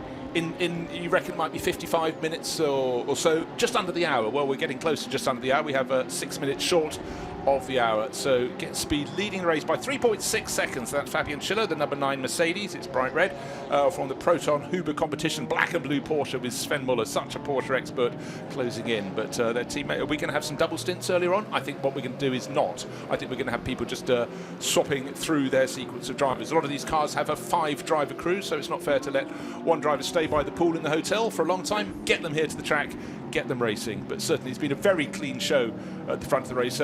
Boldest moments of the race so far, Markus Fingerhoff locked up, opposite lock, over the curb, on the inside while trying to overtake down into turn 1. He did eventually get past Thierry Vermeulen's Racing 1 Ferrari, but most other drivers at that point would think, well, I've blown it now. I've gone over the curbs, I'm on the dust, oh my gosh, I'm going sideways. But not only did he collect it, by 2 corners later, by the time they got to turn 3, he'd stuck his nose alongside, and then by turn 6, he'd moved up 1 position. So Markus Fingerhoff running 4th at the moment, still trying to do something about the Mathieu Detry in the number 21 Haas RT Audi, but not managing quite to get onto his tail.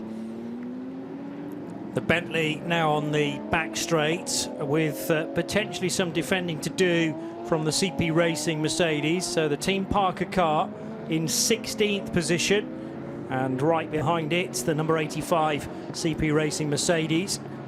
I'm pretty sure all the drivers in that for this event are actually listed as AMs, so that wasn't always the case, but they are a GT3 AM entry. And yes, Charlie Putman, Charles Espenlaub, Joe Foster, Shane Lewis and Darren Law, all with the letters AM next to their name, so they could be a real secret weapon and a dark horse in the AM division for a very good result. And I wouldn't be surprised to see them maybe creeping into the Pro-Am order of things as well through the course of, well, maybe at the half-distance marker they could be troubling that portion of the timing screen. Good pressure being told, though, here from Charles Espenlaub on the Bentley of Rob Huff, who has skittered off at turn 14 once previously and lost a couple of places in doing so, but has found his rhythm again. Yeah, he has, but he hasn't gained any positions, and certainly Charles Espenlaub is not only catching him. There's a 992 Cup class car between them, but he's getting close, not quite close enough to take a look down into turn 1. But I just think at the very start of the life of these tyres, the Team Parker Racing Bentley with Rob Huff, he just absolutely squeezed the most he could get out of them, not just in terms of speed, but also in terms of overtaking. And now I think maybe the car's sitting back more at its sort of natural pace, and he's really got a battle on his hands. He's tucked in behind the RPM Racing Porsche. That's the car in the Krone Racing, the sort of lime green and blue. He's trying to get past it, to put a lap on it, because he just doesn't want Charles Espenlaub in the CP Racing Ferrari troubling him anymore. But it's certainly very, very busy out there. And again, for CP Racing, who've been such firm supporters of the 24H series, you know, they come racing because they love racing. We heard from Shane Lewis down on the grid, and it's just such a refreshing attitude. Somewhat of a distraction for one of the GT3 cars there from a TCE car, which was locking up into turn 10 at the end of the back straight. That was Nadir Zahour in his Simpson Motorsport Audi RS3.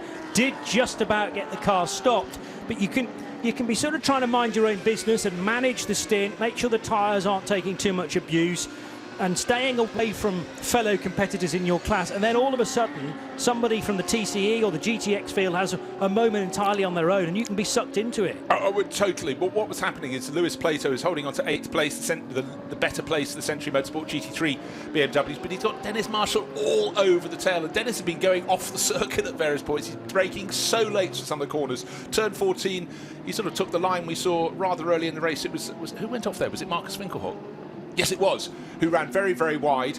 Marcus is still very busy in the race, kind of 54s, just in fact moved ahead of Mathieu Detry on the last lap. So Hassard C, we had that right at the sharp end of the field, went into second at the start of the race, and has now lost the position. So Mathieu Detry down to 4th, and Marcus Winkelhock makes further progress. Now he dives into turn a corner where he ran wide earlier in the race, turn 14. He's on the track this time though, and has already opened out a bit of a gap over Detry in 3rd place. So Winkelhock into 3rd, Detry back to 4th place. Up front, though, the gap between 1st and 2nd, under 3 seconds now. Sven Muller closing in all the time, little by little. Last lap, he gained, well, 9/10 of a second. So certainly the Proton Hooper competition, the number 83 Porsche, is a-flying in this race.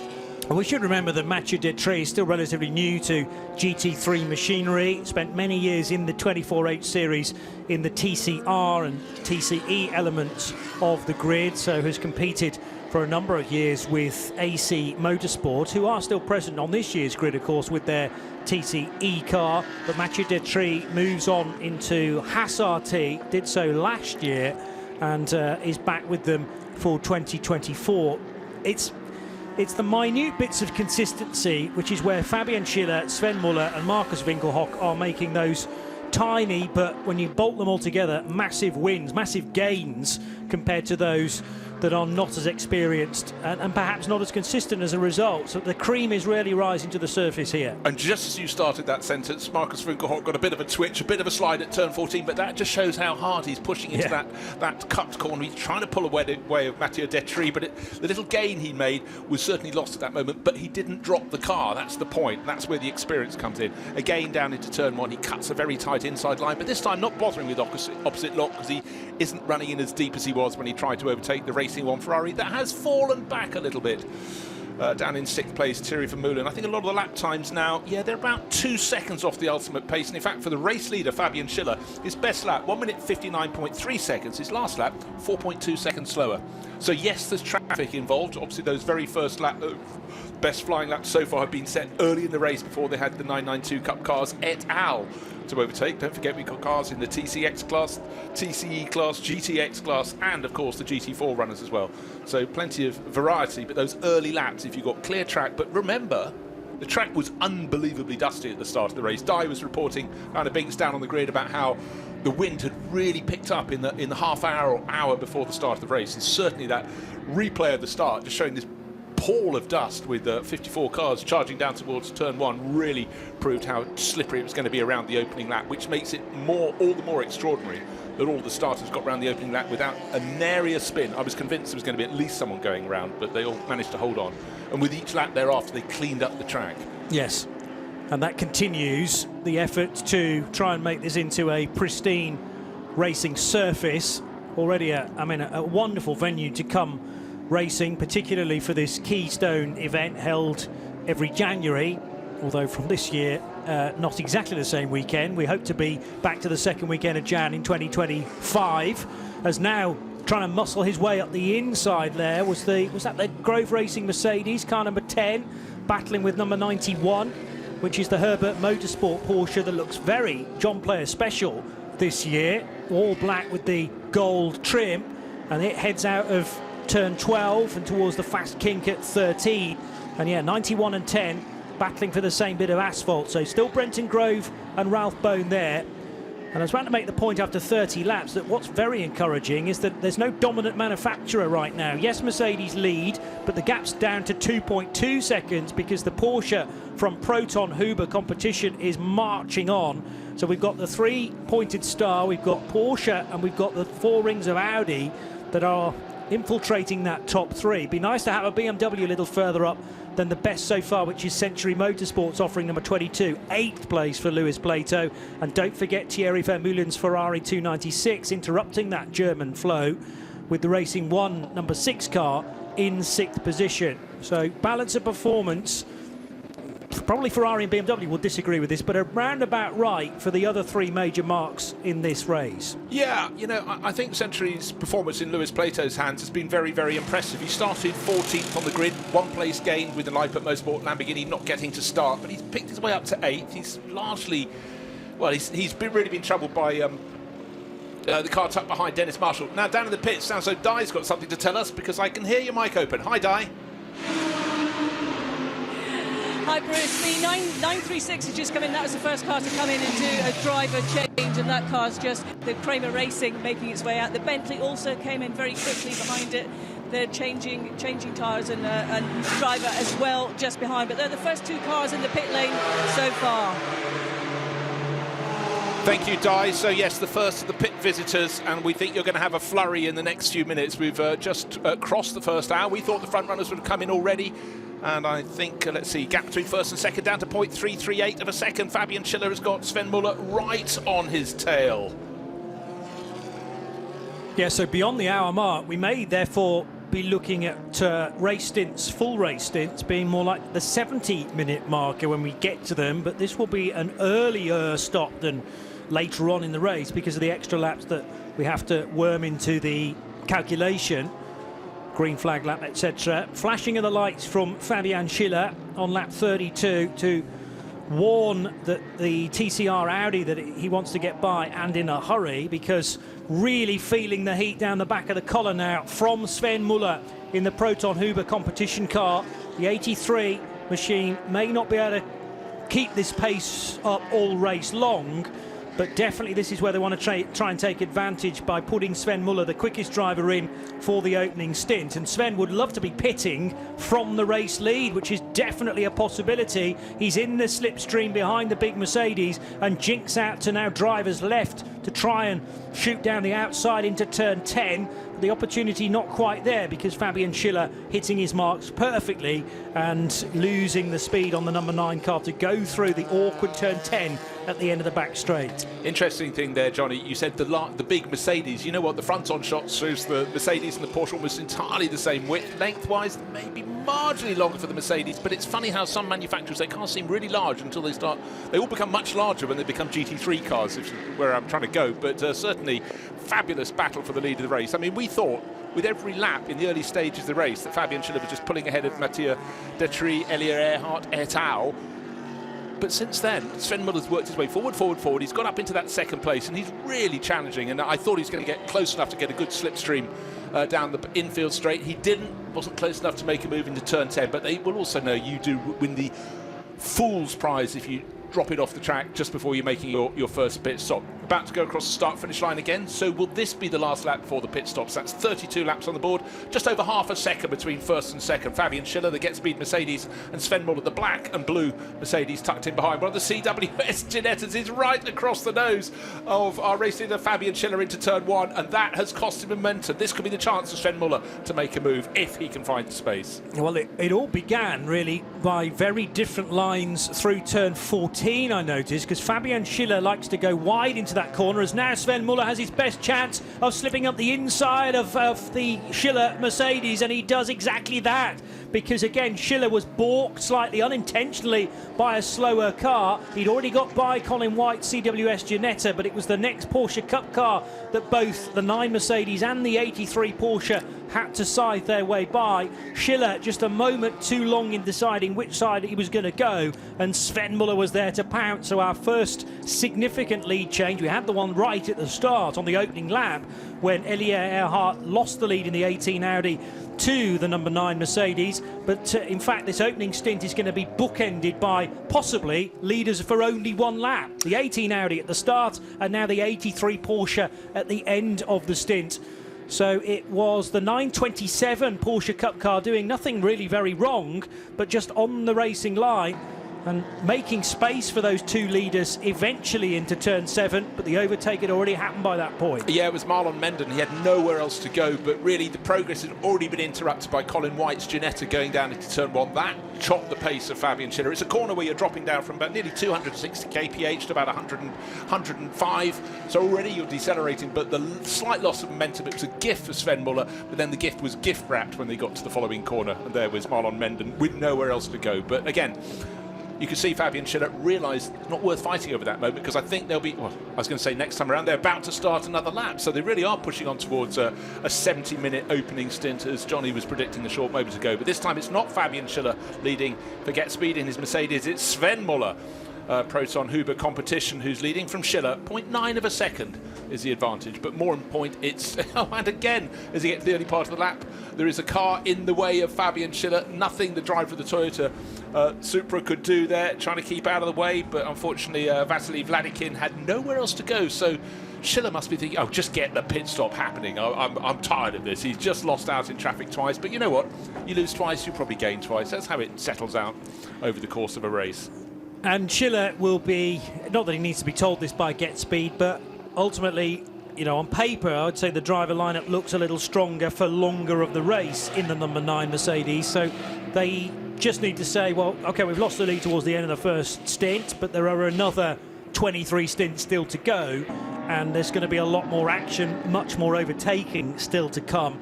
And they can't be sucked into this particular moment. You've got to always concentrate on the bigger picture and not now start to overdrive the car. That was my concern actually for Fabian Schiller's Mercedes in the early stages, because, you know, grip was at a real premium with so much sand over the track. You can start to overwork the tyres because of that, because it's not on a clean road surface. And if you push like crazy for the first 15 to 20 minutes, does that mean that tyre performance really does drop off towards the end? So that might be the reason why at one point Schiller enjoyed something like a 6 or 7 second lead, and that now has completely disappeared. Now, major issues on the number 6 Ferrari. That is driver's side, and currently the driver, well, is locked out. Bruce. Driver locked out. Is the driver still on board? Thierry Vermeulen did a brilliant opening stint, but Marco Pulcini cannot get in. It's not often you see a Ferrari with a jemmy, a crowbar being used to try and prise the door open. So for Racing One, this is massive, massive frustration. Driver, I think, is still aboard. Yes, so he'll be getting very hot under the collar. This is a car that came in from 6th position, ran really strongly in the early stages of the race. Now, hold on, was a side-by-side contact on that flank of the Ferrari? I think there possibly was, going down the start-finish straight with Marcus Winkelhock as he's trying to get through, but now can Thierry Vermeulen give it a good thump from the inside to release the door? He's been told to stay in, do a double stint, or at least being told to belt up again. Now, is that because the car's been lowered back down onto its Hankooks, and they will have changed the tyres whilst all this kerfuffle was taking place? My other thought was, what's stopping the driver from skipping out on the right-hand side? Normally they do a test, they certainly do at Le Mans, to say, make sure you can get out from either side of the car within, I think it's normally 10 seconds, because there's nothing to say in an incident whether the driver's side of the car could be slapped up against an Armco barrier or a tyre wall. But Thierry Vermeulen, this wasn't part of the plan, folks, unconventionally being chucked back out onto the race circuit because he's trapped in the car. Let's hope the water bottle is nice and full. I was just thinking, any driver, even in the sort of month of January in Dubai, is going to be very hot and dreaming of a cooling drink when they got out of the car, but he's got to re-chip the brain. Marco Pulcini will have to wait for his stint later in the race. So let's see where this slots in after all the pit stops have been made. Sven Muller's just going into the fueling area. In fact, behind that Racing One Ferrari, but has got another lap on the board. Bear that in mind. Pitted a lap later, but what frustration. Racing One have been getting better and better over the years. Obviously quite new still to the 296 GT3 Ferrari, but clear to be seen that door would not open. My other thought is that hasn't provided a solution, a long-term solution, as in when he comes back in at the end of another hour, he's still not going to be able to get out of the car. And the other thing is, surely the officials are keeping tabs on our coverage. They will not be happy that there is no escape route from that Ferrari currently. Just like when a damaged car comes in, you can't tape a door shut because a driver is unable to exit at speed. And if you can't open the door from the inside, scrutineering wise, the officials will not be happy for that car to continue. This is where we think the locked door scenario has happened from. There was side-to-side contact between Vermeulen and Marcus Winkelhock a good probably 40 minutes ago when they were really tussling for that position, and that is maybe where the door slammed shut, not to be opened again. You know, I put that out there as a suggestion, but having looked at the replay, absolutely minimal contact, and also it was very clean side on side on. We weren't talking a car coming into an angle. They were parallel, but just closed up, not once but twice, down the start finish straight, and then as they were turning into turn one, well, maybe it is just simply that delicate, but if so, that's not sufficiently robust for the job. So yeah, the Racing One are going to have some serious thoughts. But let's go down, because Dai has moved as a total pro down to the Racing One garage. What's the news, Dai? Hello, guys, can you hear me? I'm just with Racing One, the number 6 car that you've just been talking about. It was just a bit noisy there, I couldn't quite hear. Yeah, Martin's with me. Martin, we saw that you couldn't get the door open, so the driver couldn't get out of the car. What position does that leave you in? Yes, we don't saw it, but we have in the first minutes a couple with Marcus Winkelhock with Audi. He gave us a small hit, or the cars touched each other. We can open the door, but we can't close it really. And so we decide to leave him in. Now we are thinking what we are doing, and then we make another pit stop for it. Bit of a strategy change last minute there for you. Yes, of course. Normally the plan was that Marco Pulcini goes to the car, and then we decide to stay Vermeulen in the car, because he make directly a double stint now for us, yes. And there's obviously going to be a point where you're going to have to bring him in and get him out. Yes, but that is now how we have to handle it, and we will see now at the next pit stop. Thank you. Thanks. That was interesting, very interesting there. We can open it, but we can't close it. So from the safety point of view, in terms of a driver being extracted if he goes off the circuit, at least they're clear on that front, Johnny, because that was certainly a point you raised in terms of driver safety. But it does mean they've got about an hour to think about how they're going to close the door when the next pit stop comes around. For Marco Pulcini, presumably be in the car in another hour's time, so he'll have to sort of get the helmet off. You know, driver psyched himself up, and now they've got to sort of cool down again and think about what's lying up ahead. It looked to me to be the exact opposite of that comment, though. We can open it. Why on earth was there a crowbar being used then, and why was the catch being released and the door not responding? No, you know, I people wonder whether he got the words the wrong way round. In retrospect, I suddenly remembered as I said that there was the crowbar incident, but... And I still say that from a safety point of view, the scrutineers and the officials will not be happy about that, because you imagine the car spins off the circuit and, you know, heaven forbid, catches fire. Thierry needs to get out quick, smart, and if well, what we don't know is whether the catch on the inside releases the door, but presumably it doesn't, because, you know, he would have been trying that as well. So, well, let's just wait to see whether there is a decision or not, and they may well be happy for it to be continuing around for a further stint, and then say, well, during the next pit stop, that door issue really does need to be rectified. They will have a spare door, I'm sure, tucked away in the back of the garage. It just wasn't accessible right at that point, because you don't expect that issue to be striking this early on in the race.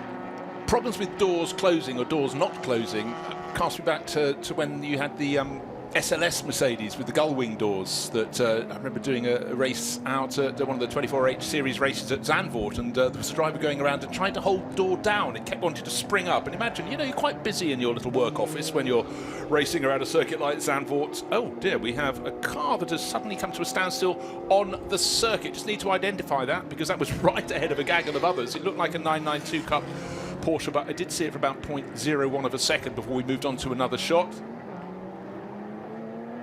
Hold on. It's car number 921. Again, when you get a rear shot of a car, often their livery is very, very different to what you see from the sharp end. And trying to see who's on board. Gilles Vanelay in the Mulner Motorsport Porsche. It's down in 49th position. And it's got it going again. AC Motorsport in the pits. Paul Celia's been doing a fantastic job to lead for much of the race thus far in the TCE class in the AC Motorsport Audi. That's driver on board, but sitting on the jacks in the garage. Yeah, not only in the pits, but unfortunately in the confines of the concrete walled garage, and front wheels off. They are, well, they've got the scales out for that car, and not quite sure what the issue is. Maybe the team don't know either, but after a faultless opening stint, this car is going to lose an awful lot of time, sadly. New TCE leader, I think, prior to the pit stops was in fact Colin White in the G55 Ginetta, but certainly the Audi in question did spend a bit of time in front during the opening stint. We're well into the second hour now for this 19th edition of the Hankook Dubai 24 Hours, and fair to say we've had no shortage of incident to this point, not least before we even got going with a non-appearance of the Leipzig Motorsport Lamborghini. That still has yet to compete on any of the laps that we expected it to do so from the front of the grid. It was due to start from second position, but a fuel tank issue has prevented it from doing so. And we really have now reached the end of the stint for a lot of the GT3 cars, so many of them in the fueling area. Let's remind you, if you're new to Creventic type racing, the 24-hour series, that fueling is not done in the conventional sense in the pit lane. You do a pit stop in the pit lane, funnily enough, and that's where the tyres are changed and the driver can be changed as well. But then the car goes off into a separate quadrant after the pit lane, which is tucked away in the paddock itself, where the fuel is put on board. So there's a separate crew, normally of 1 or 2 people, waiting down there at the relevant fuel pump, and they are very much supermarket style pumps, although a little more high tech than that. There are clever things like fuel flow meters utilised these days as well to make sure that the fuel goes in at the correct rate for your classification and your category.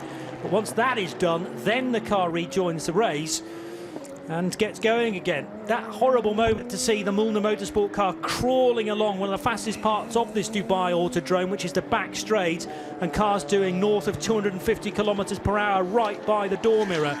Never like to see this, being covered by double waved yellows at this stage. Now it could turn right there and utilise the shortcut, but in fact no, Vanelay is continuing on down the main straight in perhaps vain hope of the car kicking back into life. Well, Gilles only just taken that car over. It started by Vlad Lomko, car number 921. It is creeping, but oh, dearie me. I mean, I think this is possibly his outlap even, because we've still got other Porsche Cup cars coming out of the pits. Just going back to the refuelling element, of course, the teams, sometimes when there's an incident, the teams all decide to take a half tank that they're allowed during an incident, and they all go. But of course, if other teams have gone in at the same time, that's where your spotter has got to tell you precisely how many cars have gone past. Will there be a pump spare? Because standing and queuing is not what the doctor ordered. But for standing is unfortunately what the 91 Porsche from Mulner Motorsport is doing at probably about a third of the way down the infield straight that runs down between turn 9 and turn 10. And stationary is not good as far as the doctor's orders are concerned. So really frustrating for Gilles Vannelet. A nice bit of heads-up driving, though, from Gilles, in that as he got beyond the 2/3 marker of the back straight, he moved from the left-hand side of the circuit to the right-hand side of the circuit. So now in the safest place to be, but I can see that the race control crew will give Gilles as much time as possible to get the car restarted, but if it stays there for any longer than a couple of minutes, I think a code 60 will be the only option. It's strange that it started to go a little faster for a brief spell and has stopped again, so very much an intermittent issue for this Porsche, which went really well in the opening stint, but strangely breaking the flow and coming into the pits to do a first fuel stop, that can involve quite a bit of heat soak, as in, you know, the hot parts of the car start to get into those areas that don't quite like getting hot, and that's where the intermittent issues can creep in. I don't think it quite was an outlap for Gilles Vannelet, as the code 60 does indeed come out. It was probably his first flying lap after the outlap, and the code 60, the first of them in this year's 24 Hours of Dubai, has now been officially announced to clear the Mulner Motorsport Porsche. Yeah, and the reason it might have been an outlet, Johnny, is the fact that we had George King leading the race, which meant that he's also in the Porsche Cup class. George King running the MRS GT Racing number 17. He's now been one of 6 drivers in the refueling area, so he managed to get clearly a late go. But let's go down, because things happen, and Di Binks is covering them. Well, slight change there, Bruce, but it's now Peter, so it's a modern world. And slightly different profile. I've got Lauren Tomlinson from the 795 Toro Verde Ginetta entry. Lawrence, he's just said something to me off air, and he spelt a word out to me that started with one letter, ended with another, but said he couldn't repeat that on air. So he's promised it's a family show. Lawrence, interesting. The start was amazing. Not mine, just generally. I just had to stay out of trouble. I mean, everybody was so well behaved. I'd like to see a replay. I haven't seen it, but I watched a replay of it. But I think it's just how everybody got through turn 1 and down and out with no contact. I thought that was amazing. We haven't had a code 60 in the first hour and a quarter, which is, must admit, I wouldn't have minded. We will now. Would have minded one. The car went really well. It's really high deg out there because you can see the sand blowing across the circuit. So as soon as it cleans up, there's some more sand comes around. So. Well, that's the thing I wanted to ask you about, because Bruce and Johnny in the booth are saying that we haven't seen so much sand at the start of a race, and all the more discipline that the drivers managed to miss all that. But how does that affect you, apart from just the obvious of vision? But how does it affect you in terms of traction and grip and even turn-in? Yeah, well, I had 2 laps this morning to bed brakes in, so rather than just bed the brakes in, I went fairly quick to find out where the grip level was, because I think it would have quite surprised some people how little grip there was. So, yeah, you just had to be a little bit more cautious, because, your braking distances are much longer, and it just doesn't want to turn in, and then when it turns in, it wants to turn in. So amazing start from everyone, well done. I was going to say, doing a few laps this morning is one thing, but the heat of the start of a race and 55 cars and kicking up that cloud storm, it must have been quite hard work. Yeah, I think we started on row 15, so we were quite high up in the 992s, but the GT3s were like a massive hoover and just sucked all the sand up. So as you were going into turn 1, if you had any on board, you'd see it was almost like driving in the rain. So, which I guess if you had in your head that I'm maybe on a slippery surface and I can't see very well, if you like the rain, that's what you got really. And of course you took the cautious approach and lifted and drove very carefully, didn't you? Yeah, I mean, I did actually. Yeah, I mean, I did get pinched at one point and backed off, but the 992s are quicker in a straight line and we're quicker on a lap, so. you know, I just had to take my medicine into the end of the straight. I tried white lining it everywhere I could and was as aggressive as I could on brakes as late as I could, but I lost a few places at the start, but made them up, got past the Vortex, which is our main competitor, and it just disappeared away from that, which was pleasant because that Vortex is rapid. I mean, those guys have done a great job on that car. And so have you with Ginettas. Yeah, I know, but it's nice to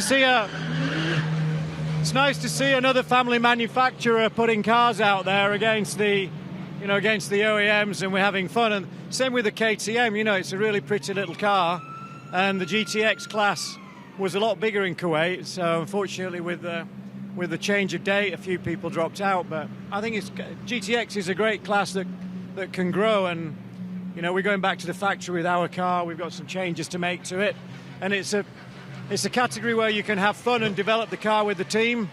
So if you're into racing cars and developing them, you're allowed to modify the car a little bit, which is nice, you know, rather than this, you know, BOP, everything the same, one make series. So that's what makes this series so good, isn't it? Lawrence, thank you very much for your time. I'll let you get out of the sun and finish that bottle of water, and I'm sure we'll talk to you a lot more later. Always great to catch up with Lawrence, and makes total sense after a pretty intensive stint, I think it's fair to say, but now a cooling off period. The Mulner Motorsport Porsche of Gilles Vannelet has made it way back to the pit lane, but not under its own steam. It's had to be towed by one of the many 4x4 pickup trucks here at the Dubai Autodrome, and now the Belgian squad, based just a stone's throw away from Stavelot Corner at Spa-Francorchamps, can start to work on this car and find out exactly what the issue is, because there's been very little warning of this. As I say, the first stint was very much trouble-free. Yeah, it really was, and I think Lawrence actually really pinpointed what we'd said earlier, which is the fact that it was remarkable everybody got around the opening lap, and some of the racing thereafter was really very good indeed, but you could just see how slippery the surface was. And there I am blithely in the Global Broadcast Centre talking about the track cleaning up as the first two laps, but Lawrence's point is as fast as it clears, more sand comes in, and let's face it, there is plenty of sand to spread here, rather less than used to be when I first visited the circuit in 2005, because a lot more building has taken place in the near vicinity, or the ever closer vicinity, I think we could say. True, yes. Nearly 40 laps done by, well, a new race leader, but briefly, because the FAC Autotech car has taken the lead and then immediately pit. So Oop van Eindhoven choosing to get his other half of the allocated fuel that he is permitted under a code 60. So many of the cars will be doing a stop, then tootling around at 60 kilometers per hour, back into the pit lane to get another 50% of fuel, and then we may well be back to green once that is done.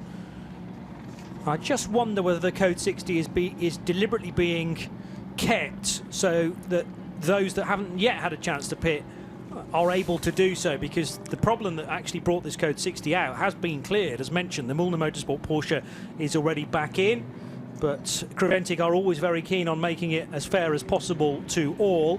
The beauty of a code 60 rather than a safety car is that theoretically the gaps that had built up over the opening 75 minutes of this race should be retained going back into the green, because everybody goes round at 60 kilometers per hour, and there is a second speed limiter in the car in addition to the 40 kph which you have to do down the pit road.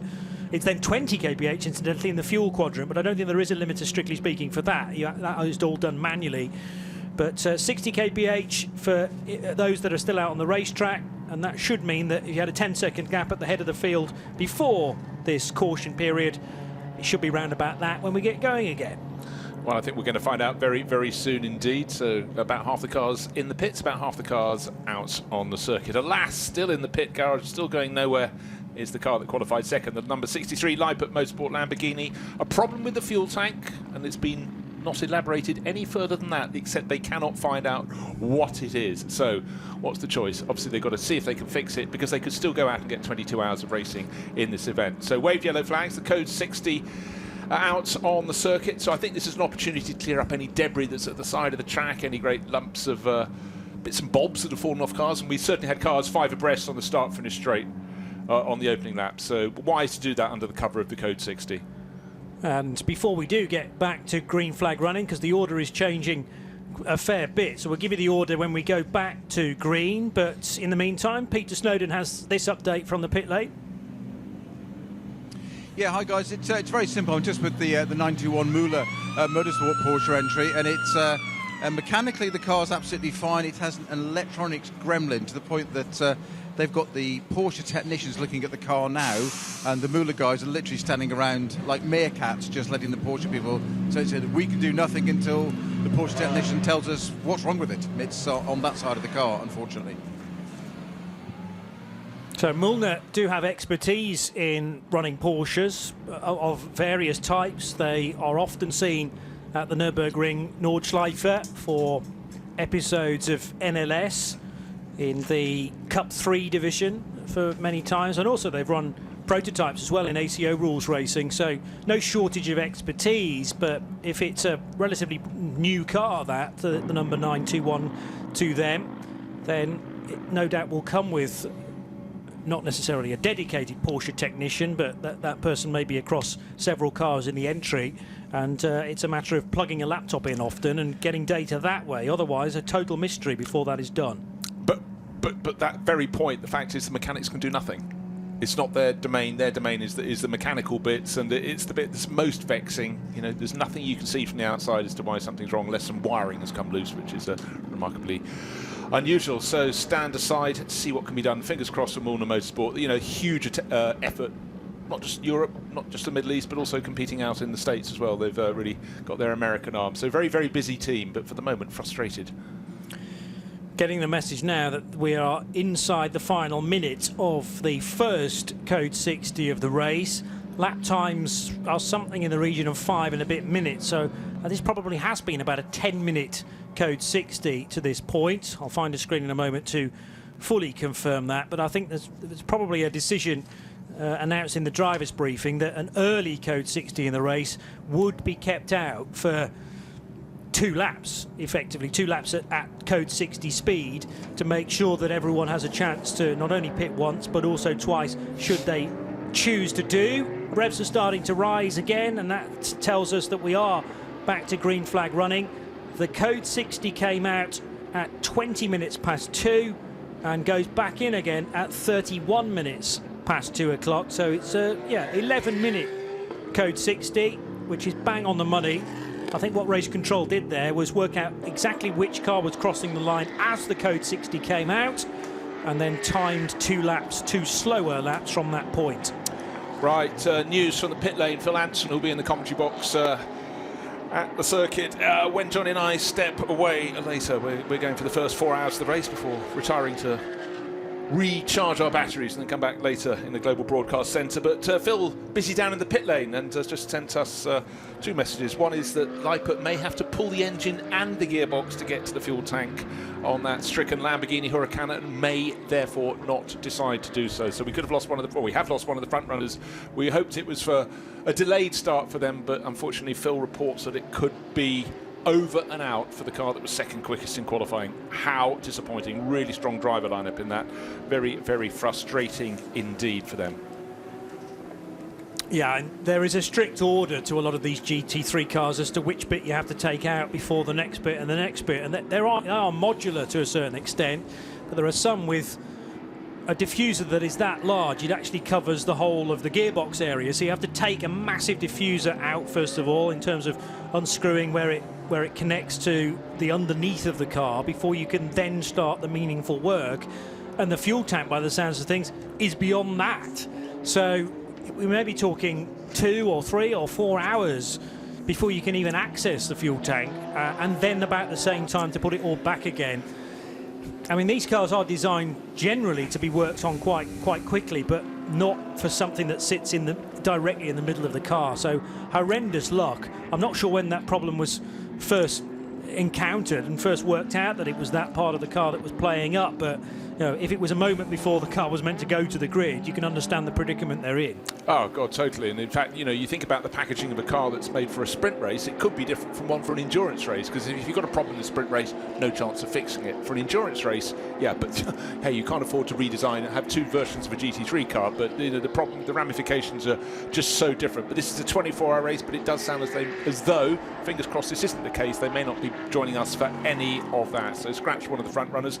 George King leading the race, the number 17 Porsche from MRS GT3, and that's in the GT3 AM class. It's a white and acid yellow car, so young British racer doing a good job there. But that was the scramble. It was according to when the pit stop was made, but just remember that leading the race, we had a change of lead for the race just before those pit stops, with the number 83 Porsche getting to the front. Sven Muller at the wheel. It's now Sergei Borisov who's taken over, and of course that was fighting against the Get Speed Mercedes, now in the hands of Al Faisal Al Zubair, a driver with good history in this race. So we will see how that one unfolds. Of course, Al Faisal, one of the many local drivers, and this is one of the glories of the 24 Hours of Dubai. This is the 19th running of the event. We've got more and more drivers based in the Middle East who come out to play. We've had teams entered locally, not always in the top class, quite often down below, but it's a race that's really, I think endurance racing is the sort of racing that really does seem to suit the appetite in the Middle East the very most. We've got junior single-seaters for the young guns, but certainly a lot of the local drivers across the entire region just really love these cars and come out to play, and have done very, very well in this event over the years. Now, the Racing One Ferrari is in the garage, so Thierry Vermeulen, that door problem, the car, unfortunately, though it still says 6 on the flank, says 44 on the windscreen, down to 44th position, coming back out onto the pit apron, door presumably fixed, and we've got a spinner and the first crash of the race. One of the Porsche I think it's car 927, waiting long shot, looking for that one through the heat haze, but it's gone around, nose into the barriers, debris out on the circuit. So will the number 6 Ferrari for Racing One, it's got to go and get its fuel presumably, get back into the race before we have any other code 60s. It is indeed 927, looking rather second hand. Unfortunately, nose into the barriers. That's Stefan Bayer, who just taken that over for SRS Team Sorgren Sport. And the signature swoopy skid marks left by the rubber can show the point of impact. And the issue with a Porsche nosing into a barrier, and fairly significantly as well, because the middle layer of Armco has been pushed back a long way, the bottom section as well badly pummeled, so that first of all will need to be repaired by the track crew.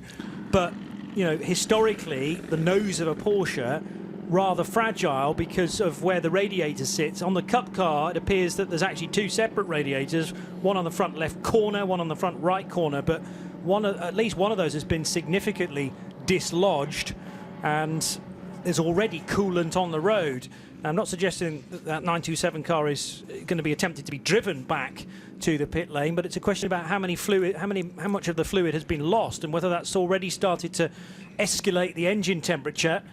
Some of the spillage already being dressed by the marshals who arrived on the scene, but there's bodywork right across the track, almost as if it's slapped the barrier on the right initially and then into the left. Okay, just to explain, it was coming out of turn 9, the Parabolica, onto the infield circuit, and the car has gone in to the barriers on the left-hand side of the circuit. But the fact, Johnny, you're quite right, the debris was right across to the driver's right-hand side of the circuit. But to my understanding, if you come out of a long left-hander and lose the car and you end up on the left-hand side, that's probably the side you went in. But I can't believe it hit so hard that it went back around. You can see where it's hit the barriers, it's bent them.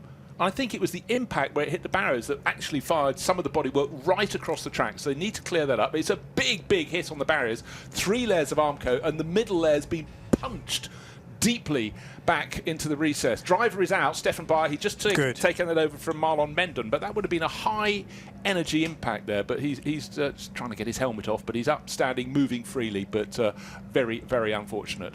Yeah, I think that the tag into the Armco barrier hasn't significantly slowed the car, and afterwards it's then done a full 360 to end up still facing the Armco barrier, but has spun fully around, and that's flung bits of bodywork off to the other side of the track, which has certainly confused me. But now that trim, and it looks either mainly plastic, that plastic bumper guard, which has ended up on the other white line. That's already been collected by a very efficient track crew here at the Dubai Autodrome, and at least, therefore, all of the damaged components are concentrated on driver's left, and sensibly a lot of the circuit vehicles now are sheltering, protecting that car, together with the driver, as you say, who is already out and in conversation with the marshals. So the early indications are good for the welfare of Stefan Bayer. I'm sure he'll be rushed into the medical unit anyway and taken back to the on-site medical centre for the once-over. But the major concern for Stefan will be, can we get this car back to the pit lane as quickly as possible and get it fixed to run again? The superficial damage they'll be able to iron out very swiftly indeed, but I am concerned about the car's cooling systems now after such a hit. Yeah, so the telltale tyres mark showed that he dropped it coming out of turn 9, presumably as he started accelerating. And you know what? You can probably blame the dusty circuit on the outside. He wasn't the start driver in that car. That was Marlon Menden, fellow German racer. But Stefan has a lot of experience in racing. He's been competing with Team Saw Grensport since 2015, done the Nürburgring 24 hours. So I think he was just simply caught out on his early laps at the start of his stint in the second hour of this race by just running a little wide and finding out just how dusty it is out beyond. And again, right now, we're under code 60, of course, a long shot, rear shot down the start-finish straight, and you couldn't see the cars at the far end because of the dust. And this is with cars circulating at 60 kph. It just goes to prove what Diana Bink said down on the grid before the start of the race about the wind had picked up, and it was bringing dust all the time across the circuit. With another code 60 then, straight off the back of the previous one, this provides more opportunity for some of the race leaders to make pit stops, so keeping a watchful eye on that, and other things too. Here's Peter Snowden. I'm with Rob Huff down at Team Parker Racing. Rob, we've heard a bit about the dust. We'll come back to that a bit more in a minute. You're laughing already, but slightly more fundamental issue with your Continental GT at the moment. Yeah, I mean, we got a mega start, which was brilliant. Got up to about 10th place, I think. Was looking good to get another 2, just following Axel around in the McLaren, really. We were just picking people off. And unfortunately, about lap 10 or 11, we lost the ABS, which caused us a big lock-up, and took 3 or 4 laps to try and understand from the team exactly what we needed to reset and so on and so forth. But found the breaker, because the box where the breaker is had fallen off the tunnel, so I was fishing around trying to find that, managed to get the breaker out, reset it. Then it happened another 3 or 4 times. Ultimately went to a much higher ABS setting, braked a bit earlier, and that seemed to reduce the problem. I think we just got too much draw on the main ABS. We've sort of been tweaking the ABS. You know, the car's quite old tech-wise. She makes up for it in beauty and grunt, which is mega, you know, certainly on the race. But yeah, a few issues. But Sean's out now in his first stint, and everything seems to be going well. So fingers crossed, we found a solution. Is it become a racing driver? It's glamorous, they say. Yeah. I mean, driving a Bentley doesn't get much better, does it? Well, exactly. But I mean, a silly question. But apart from braking earlier, obviously with the ABS, but you do that, and obviously you do that. Obviously, it's going to lock up otherwise. But how does that then put you in traffic? So if you've got cars behind you, how mindful do you be? How do you manage that as a driver in the car at the time? I mean, ultimately, you can still brake. The car's quite, very well aero balanced, so you can still brake very late, but you just need to bring it back sort of 10 metres, which does cause a problem when you're trying to overtake some Cup cars and other GT3 cars. But ultimately, we're here. It's the first time we've all driven the car. It's the first time out with the car for Sean and the team all together. So, we're here, we're enjoying it. Fingers crossed we get to the end. That's the main goal is to get to the end, understand as much as we can about the car, and come back fighting stronger. Yeah, and I say enjoy it. Is Sean enjoying driving it? Yeah, very much so. I mean, all of us are. Max's son, Joe. It's Joe's first race in a GT3 car. It's Joe and Max's first ever 24-hour race. So, there's a lot of firsts going on this weekend for us. So we didn't expect to be right up the front. Of course, we always hope that we are. But ultimately... We always expect you up at the front, Rob. I mean, and we proved what the car can do. We qualified 21st. We got up to 10th. It was looking good, like I say, to get a few more. But ultimately, it just takes the pressure off, if anything, that what's happened has happened. And now we can just, try and see if we get to the end with it and enjoy ourselves and learn as much as possible. You say it's obvious, but it's a long race, isn't it? Yeah, it's It's great to come and race in Dubai in January, get away from the UK weather.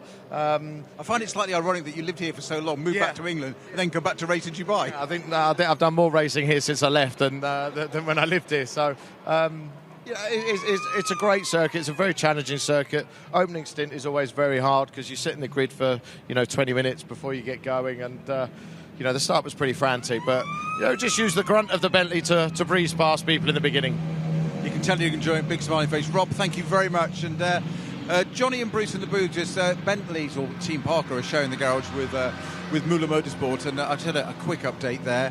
And they've got a fantastic metric for measuring how well the car is getting sorted or not. That is the Porsche engineer that said, as long as he's got a red head, he hasn't got any hair, by the way, that means he's stressed, which means it's still a Porsche problem. Oh, there's a great little insight. Brilliant. Yeah, I like that. So you're allocating where the issue is, and sometimes it's an interesting phrase that Rob just used there, takes the pressure off. So you kind of build this pressure within the team, and then something outside of your control happens, and that maybe does you a favour, because without that real issue of performing well with a car that's new to them, but as he said, relatively old now. And if it did first come out in 2018, then compared to the other cars that it's racing, it is somewhat long in the tooth now. But it means that they can enjoy and learn for the future, because that's a relatively new investment for Sean Lynn for those two cars that have come from the United States, the two Continentals, one of them in action today.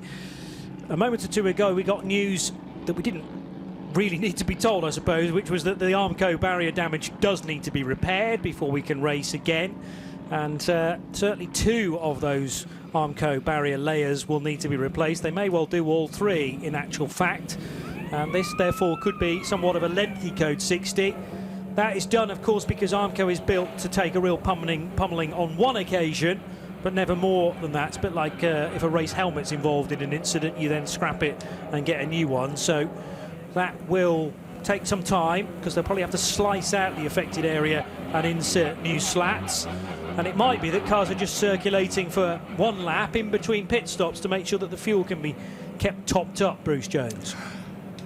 Yeah, it did make me have a little wry smile when Lawrence Tomlinson was saying it's quite warm out there. A bit of a shame we didn't have a Code 60 in my time, so I could back off, but, tongue in cheek. But great to have Lawrence out racing again. It's been quite a while since he's done a great deal of racing, but, to be there in a family team with a son racing alongside, great to be out here. But right now, yes, so it's sort of proceed as you are, but waiting for everything to go free. Down in the refueling area, a handful of cars stopped by the pumps. We saw earlier a couple of them backed up, but that's where the teams really need to just inform their driver of where the pumps are, how much is available, how much fuel you can take on. They know you can't take a full tank, but or can they afford to stay out any further? Now, one thing I just want to check on is how far down the Racing One Ferrari has fallen. I saw 44th position on the windscreen. Marco Pulcini has taken it over. So to refresh your memory, came in from 6th place with Thierry Vermeulen at the wheel. He'd had some really good scraps, but there was possibly some contact side by side with Marcus Winkelhock's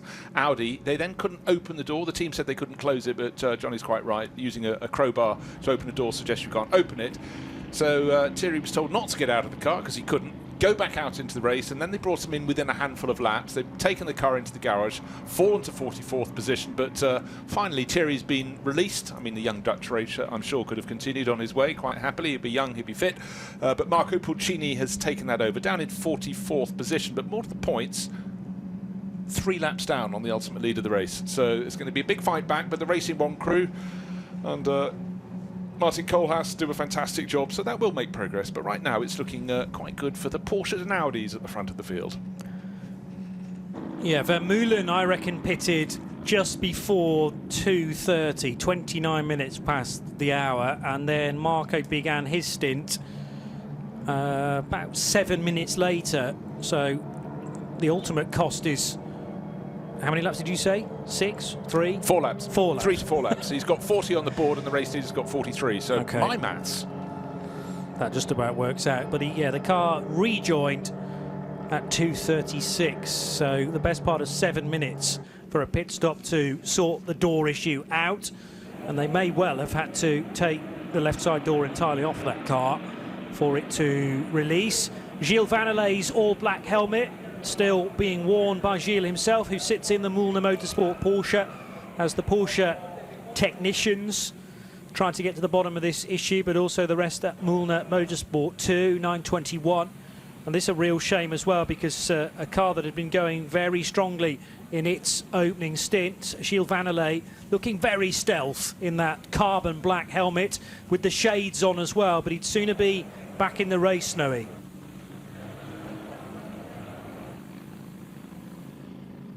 Filming that for you there. And we're looking at Gilles Vannelet's crash helmet there, as you say, all stealth. What's intrigued me though was that the visor, I'm guessing it's a clear visor standard, and what he's done is he's put black PVC tape, insulation tape if you like, over the visor itself, and then put that out of the way, and then put his shades on for this race, whereas rather than a shaded visor, you just got to hope it doesn't drop down, because he literally can't see a thing through that.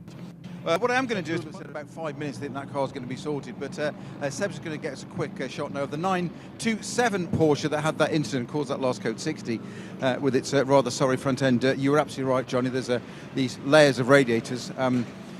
Looking, shall we say, decidedly second hand. It's going to take a little bit more than a teacup to polish that out. And I think the front cross members looking brilliantly straight there. But I'm sure it's possible at this stage of the race to get that sorted.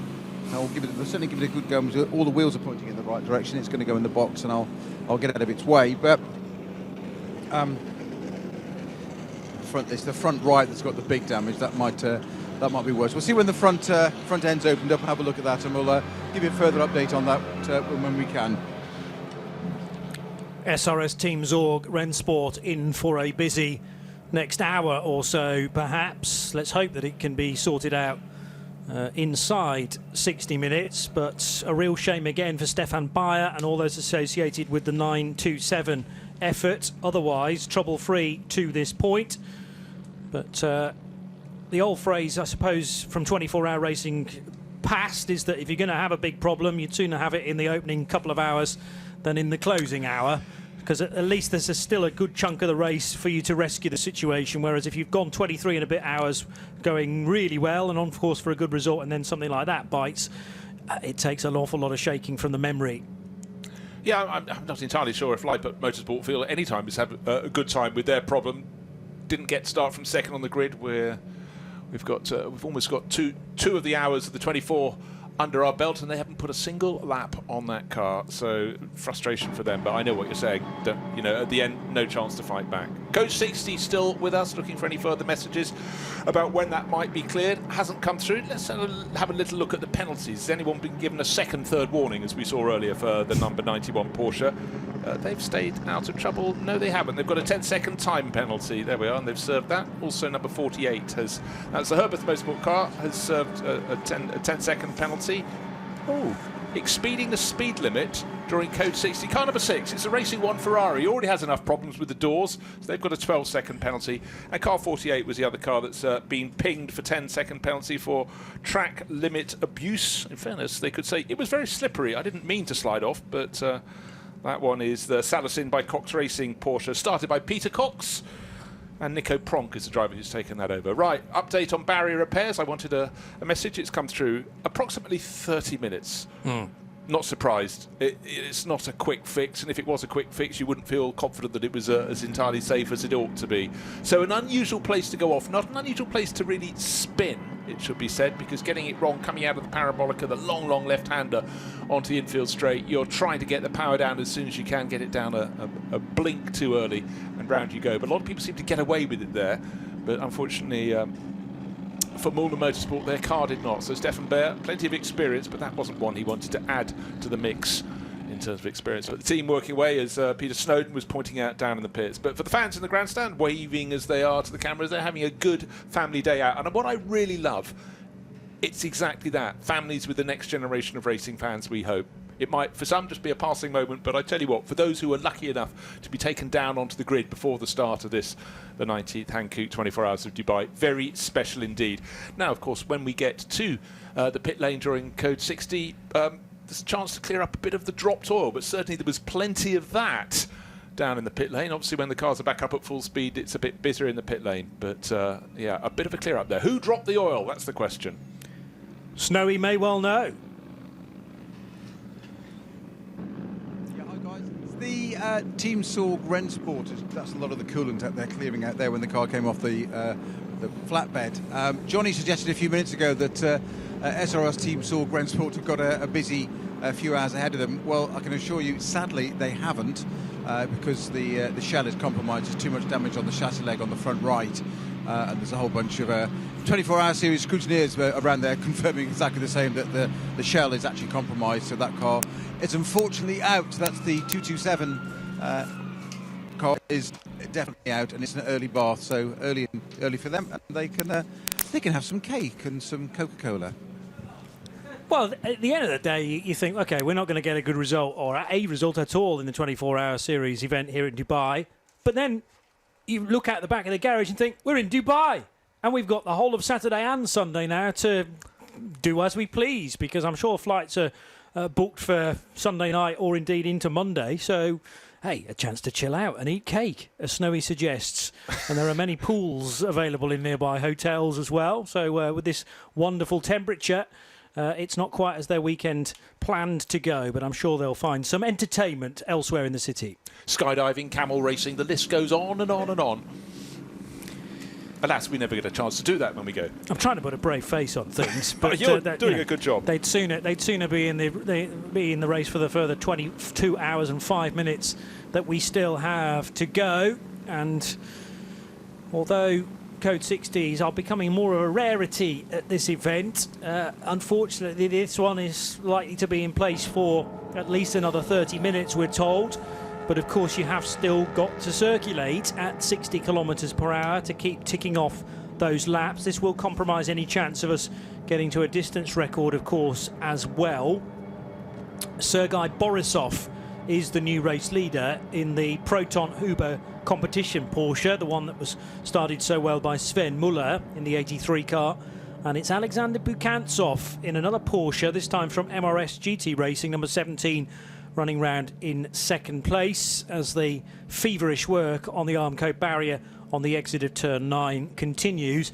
Just a thought on that. Neither you or I have had a chance to actually see the incident for Stefan Bayer, but when you know that the car is just starting to misbehave on the exit of turn 9, you have a split-second decision to make as to whether you back off and hit the anchors or whether you sort of accelerate through it and think, I can control this by a bit more right foot. And the danger is sometimes that can go very well for you. At other times, if the car is really badly balanced and doesn't actually have all four Hankooks in contact with the ground, it can chuck you into an even bigger moment than you were expecting. And maybe that's the scenario, because actually the corner speed at turn 9 is, I mean, it's not slow, but it's not particularly fast either. And you know, when you know the car is starting to lose itself a little bit, then the option is always there to leap off the gas. But maybe he just thought, it's all right, I can use the power to weather this moment, and it hasn't quite worked. Yeah, in fact, looking at the track graphic ahead of the start of the race, they put a corner speed there of 115 kilometres an hour as you accelerate. What we don't know, of course, Johnny, is was there another car alongside which started to reduce the options, or did another car actually push Stefan Bayer a little wider than he wanted out over the curbing? Often you're reacting to other cars coming through. He was in a 992 Cup class car, and possibly a GT3 car was alongside. We have not seen the incident, so we cannot comment on that. What we can comment on is the barrier repairs are going to take a while. They're certainly trying to remove the neighbouring sections of barrier that have been bent in, and certainly I'd say the middle part of the barrier, the middle deck of the three, where the impact occurred, was pushed back by about 2 feet, about 60 centimetres, which is a lot when you consider the strength of those barriers. And the electrical cabling, the coils have been powered up via the Nissan pickup truck, and I'm now imagining almost wheel guns being used at speed to unscrew 4 or even 6 studs, a bit like a tyre change. You could do a new pit stop challenge, but rather than tyres that you change, you're actually replacing Armco layers, and that is being done as quickly as possible, but you've got to make sure you're not compromising the nearby metalwork in a hurry whilst you're replacing new bits. The new bits, I'm sure, are in position as well, and actually, I reckon all the damaged parts have now been removed. Possibly the lower portion to the left there needs to be got rid of as well, and then you can start applying the brand new bits. You know those days at race meetings when attractions for members of the public to have a go at, changing a set of tyres on a car, always appeal, very visceral, quite quick, and there's always some idiot who's got 2 left hands. Don't look at yourself, Jones. But changing a barrier section, I can't imagine it would quite have the same appeal. Rather longer, maybe more precision required. But right now they've got to straighten some of the supports at the moment because they've been knocked back. 2 of the supports have been tipped back by about 20 degrees. They've got to haul those upright, so a pickup is involved and a tow strap is being attached to the rear of that. Just looking for clearance there, but again, you need the local brains trust down there to sort this as fast as they possibly can. And yes, the brand new bits have been sourced and are certainly ready to be picked. It's also a bit like a jigsaw puzzle when you're putting the new bits in to make sure that they're the correct length. I suppose there's always the option to cut them to the correct length though as well, if that is required. So all manner of machinery, forklift in action as well. And rather than replace these struts at the rear, it looks like they are going to be pulled to the correct angle, and then the new layers can start to be applied. So that's work that will continue on. We're on lap 46 in the 19th edition of the Hankook 24 Hours of Dubai, and another pit stop now taking place, or has just been taking place, with Al Faisal Al Zubair in the Get Speed Mercedes now on an out lap, and Al Zubair running in 3rd position. So he has been in the car for actually 3 stints now. The initial one very short, just 2 yellow flag laps after he took over from Fabian Schiller. He then did a 6-lap stint between fuel stops and 1 more fuel stop, which may well see him out in the race for his longest stint to date. 2 hours have been completed. The drivers lapping at almost identical pace, but that's because they're under code 60. Around 5 minutes 24 for Lanson told us that would be the circulation speed, but in fact some now lapping quick lap, 5 minutes 11 from Al Faisal Al Zubair. It's good. In and out of the pit. So the drivers coming out of turn 9 are being waved not to continue onto the circuit. They go wide out over the curbing on the exit of the corner as they go out onto the infield straight and stay there for some distance before they get past the scene of the clear up, and then they rejoin the circuit and continue on down at this abated pace, this 60-kilometre mandated speed limit while the incident is being cleared up. Still the barrier repair continuing, but at the moment they're not putting the new section in. They're trying to get the supports back to an angle at which they can have something to affix the replacement sections of barrier. So big impact there, and out of the race. Peter Snowden has confirmed the damage done by Stefan Bayer when he went for that rotation in the number 927 Porsche was enough to rule it out. If you get a moment to head to livetiming.getraceresults.com, then do a / and 24H series. There's an excellent stat page on the timeservice.nl timing screen. So on the very top of that page, you get a tab for results and the tracker, but the 3rd grey tab labelled statistics and has a list of the leader history. Now, at racing speed, yes, we had Fabian Schiller for a long time. Of course, it was Elliot Earhart from pole position, but he, to this point, has not been classified as a race leader because he didn't lead across the line at the end of that first lap. That instead went to Fabian Schiller in the number 9 Get Speed Mercedes. Then we had Sven Muller overtaking him in the closing stages of the opening stint, and since then Fabian Schiller again led a single lap, was it? From lap 34 to 35, so just a lap further after Sven Muller pitted. But officially we've also had laps led by the Easterlent Racing Audi of Markus Winkelhock. Ben Goethe led a lap for Dragon Racing in their Ferrari 296, and then we've had a variety of Porsches out front. George King on 2 separate occasions in the number 17 MRS GT racing car, Vak Autotex Oep van Eindhoven, and Sergei Borisov, who continues to lead. Now, the Müllner Motorsport Porsche is back out on the racetrack, but once again, not able to stay at a consistent 60 kilometres per hour. It just stopped briefly there, and I'm just trying to work out which point of the circuit that is. Possibly the exit of turn 12. Is this coming towards the end and just before the kink at 13? Regardless of where it is, again it stopped, and Well, that was fairly early on in the lap, I think. No, I think you were right in your first. I think I saw the main grandstand up at turn 12 in the background, but well, it's so open these to are turn the 12. sweepers. It's closer to the. Oh yeah, you're right. So it's into turn 6 and 7, isn't it? Yep.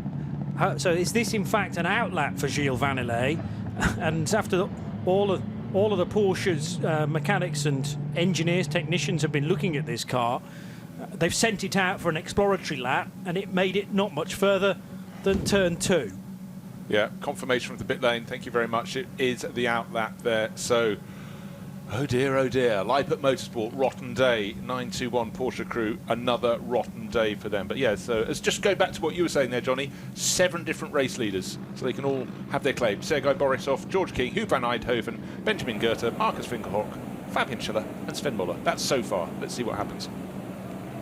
But as far as how many of them have led races whilst the green flags have been waving, rather fewer than that. Picky. I know. Entirely no, but yeah, I mean, it's just a matter of the pit stop rotation, which has made it look like a very exciting race.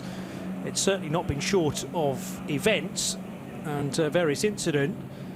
And that opening hour was stupendous to see Fabian Schiller extend the gap to 7 or 8 seconds, but then it really came back down again as Sven Muller found his groove. Crucially, he cleared a lot of traffic in the opening 45 minutes and then focused the crosshair on the rear and then the front of the Get Speed Mercedes of Fabian Schiller.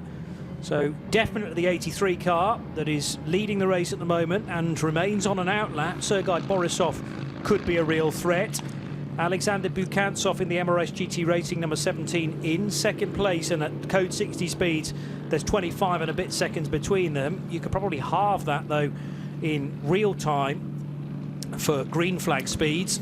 And Sebastian Gorga, let's see how he gets on in the car collection number 96 Porsche, having been installed in the latest drivers change there. Now interestingly, car collection choosing not to pit at every available opportunity. In fact, they've pretty much stayed out throughout all of this latest code 60, so they put enough fuel in when Dennis Marshall pitted. That was a green flag pit stop for car 96, so they will have filled the car as much as the fuel allocation would have allowed for. And then since then, Sebastian Gorga refusing to pit yet further. Now, a little anomaly. We often look at the refueling.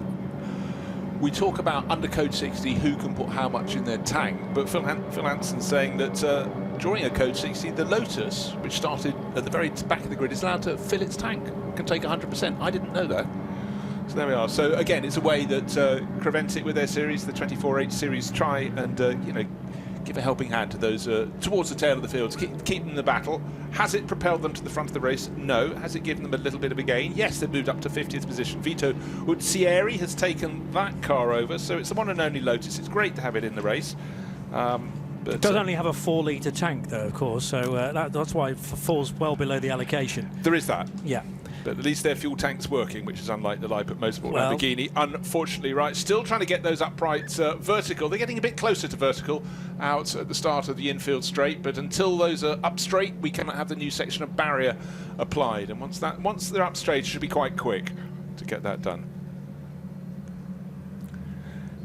Now, one of the cars that got damaged earlier was the racing one, Ferrari, the brand new the 296 GT3, but that had a problem at the end of its first stint with the door not opening. It then was sent back out with Thierry Vermeulen and has been into the garage and come out in 44th position with a black door. That's a brand new left-hand door for the driver of the Carrera model sponsored Ferrari. Side-by-side contact with Marcus Winkelhock is thought to have been what caused the door not to open, and even with a Jemmy the door could not be prized open. Thierry Vermeulen hot and bothered on board. Marco Pulcini hot and bothered because he couldn't get into the car. He is now on board, but that lengthy pit stop has dropped them down to 44th, and is it now 45th position? No, back in 44th for Marco Pulcini, but the damage from the outside is really just from how they broke into it, Johnny. Yeah. But clearly the door catch was non-functioning when it should have been. So one of the front-running cars came in from 6th for that pit stop, and that was the point at which they realised there was a problem.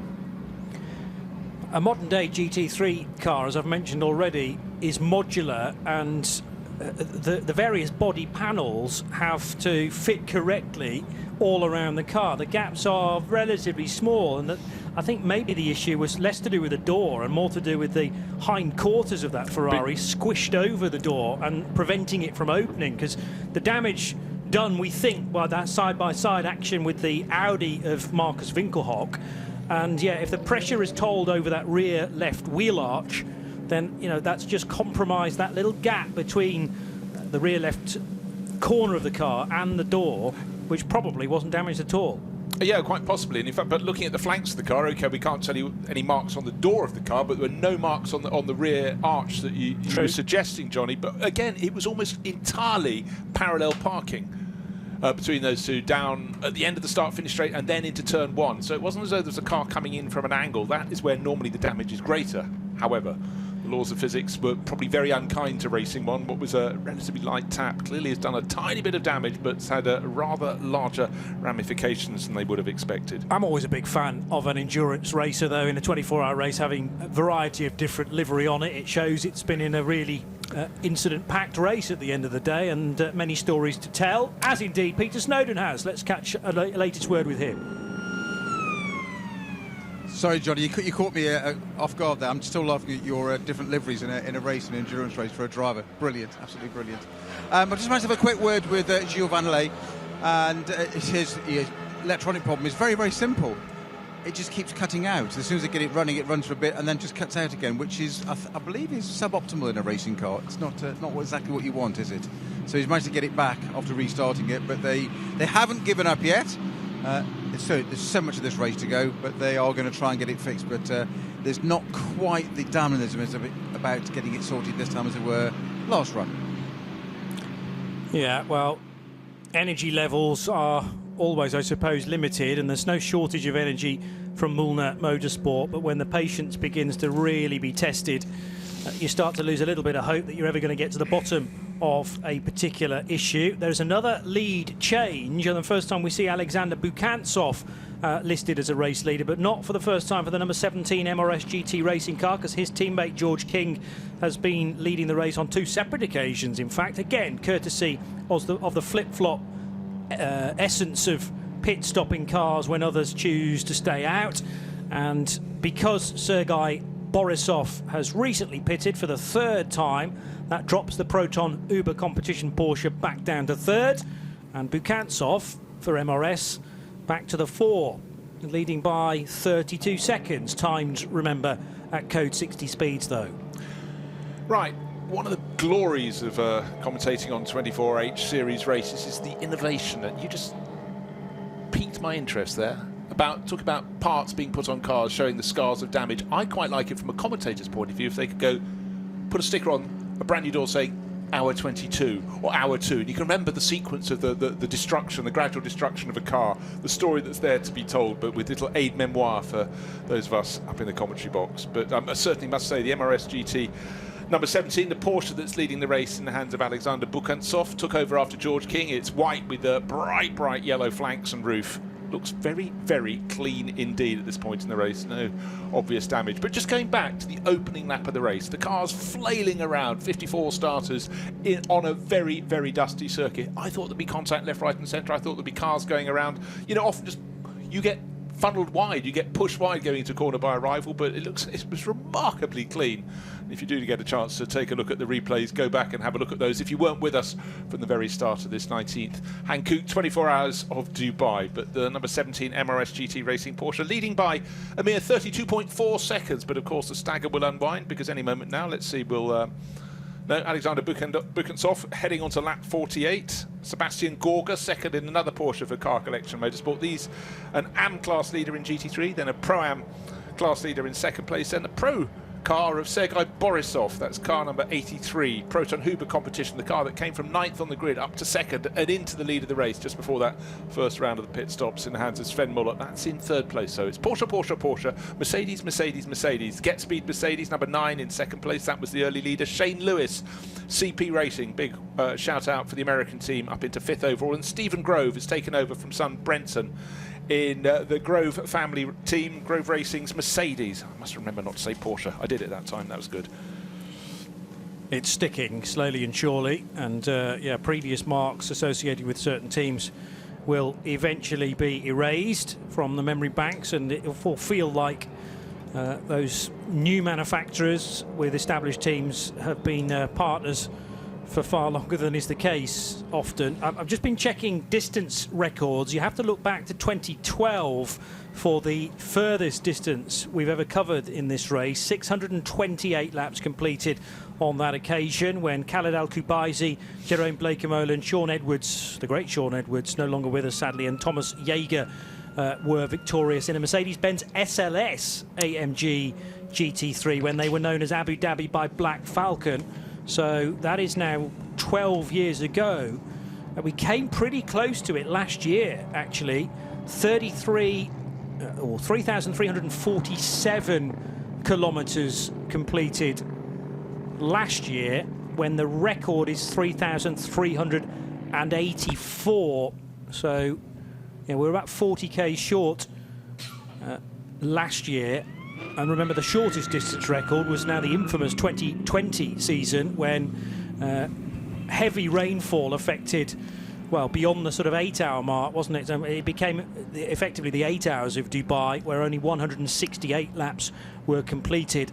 But we need to get to 629 laps in order to beat the distance record, and I fear that this lengthy Code 60 already makes that out of reach. One certainly feels. And going back to the race where eventually it had to be halted because of flooding, if you get a chance to look back at photographs of that race, it was as though someone had, if you look down from the grandstand, it was as though someone had an enormous tanker load, many tanker loads of white coffee, and poured it out over the start-finish straight. The track could not be seen.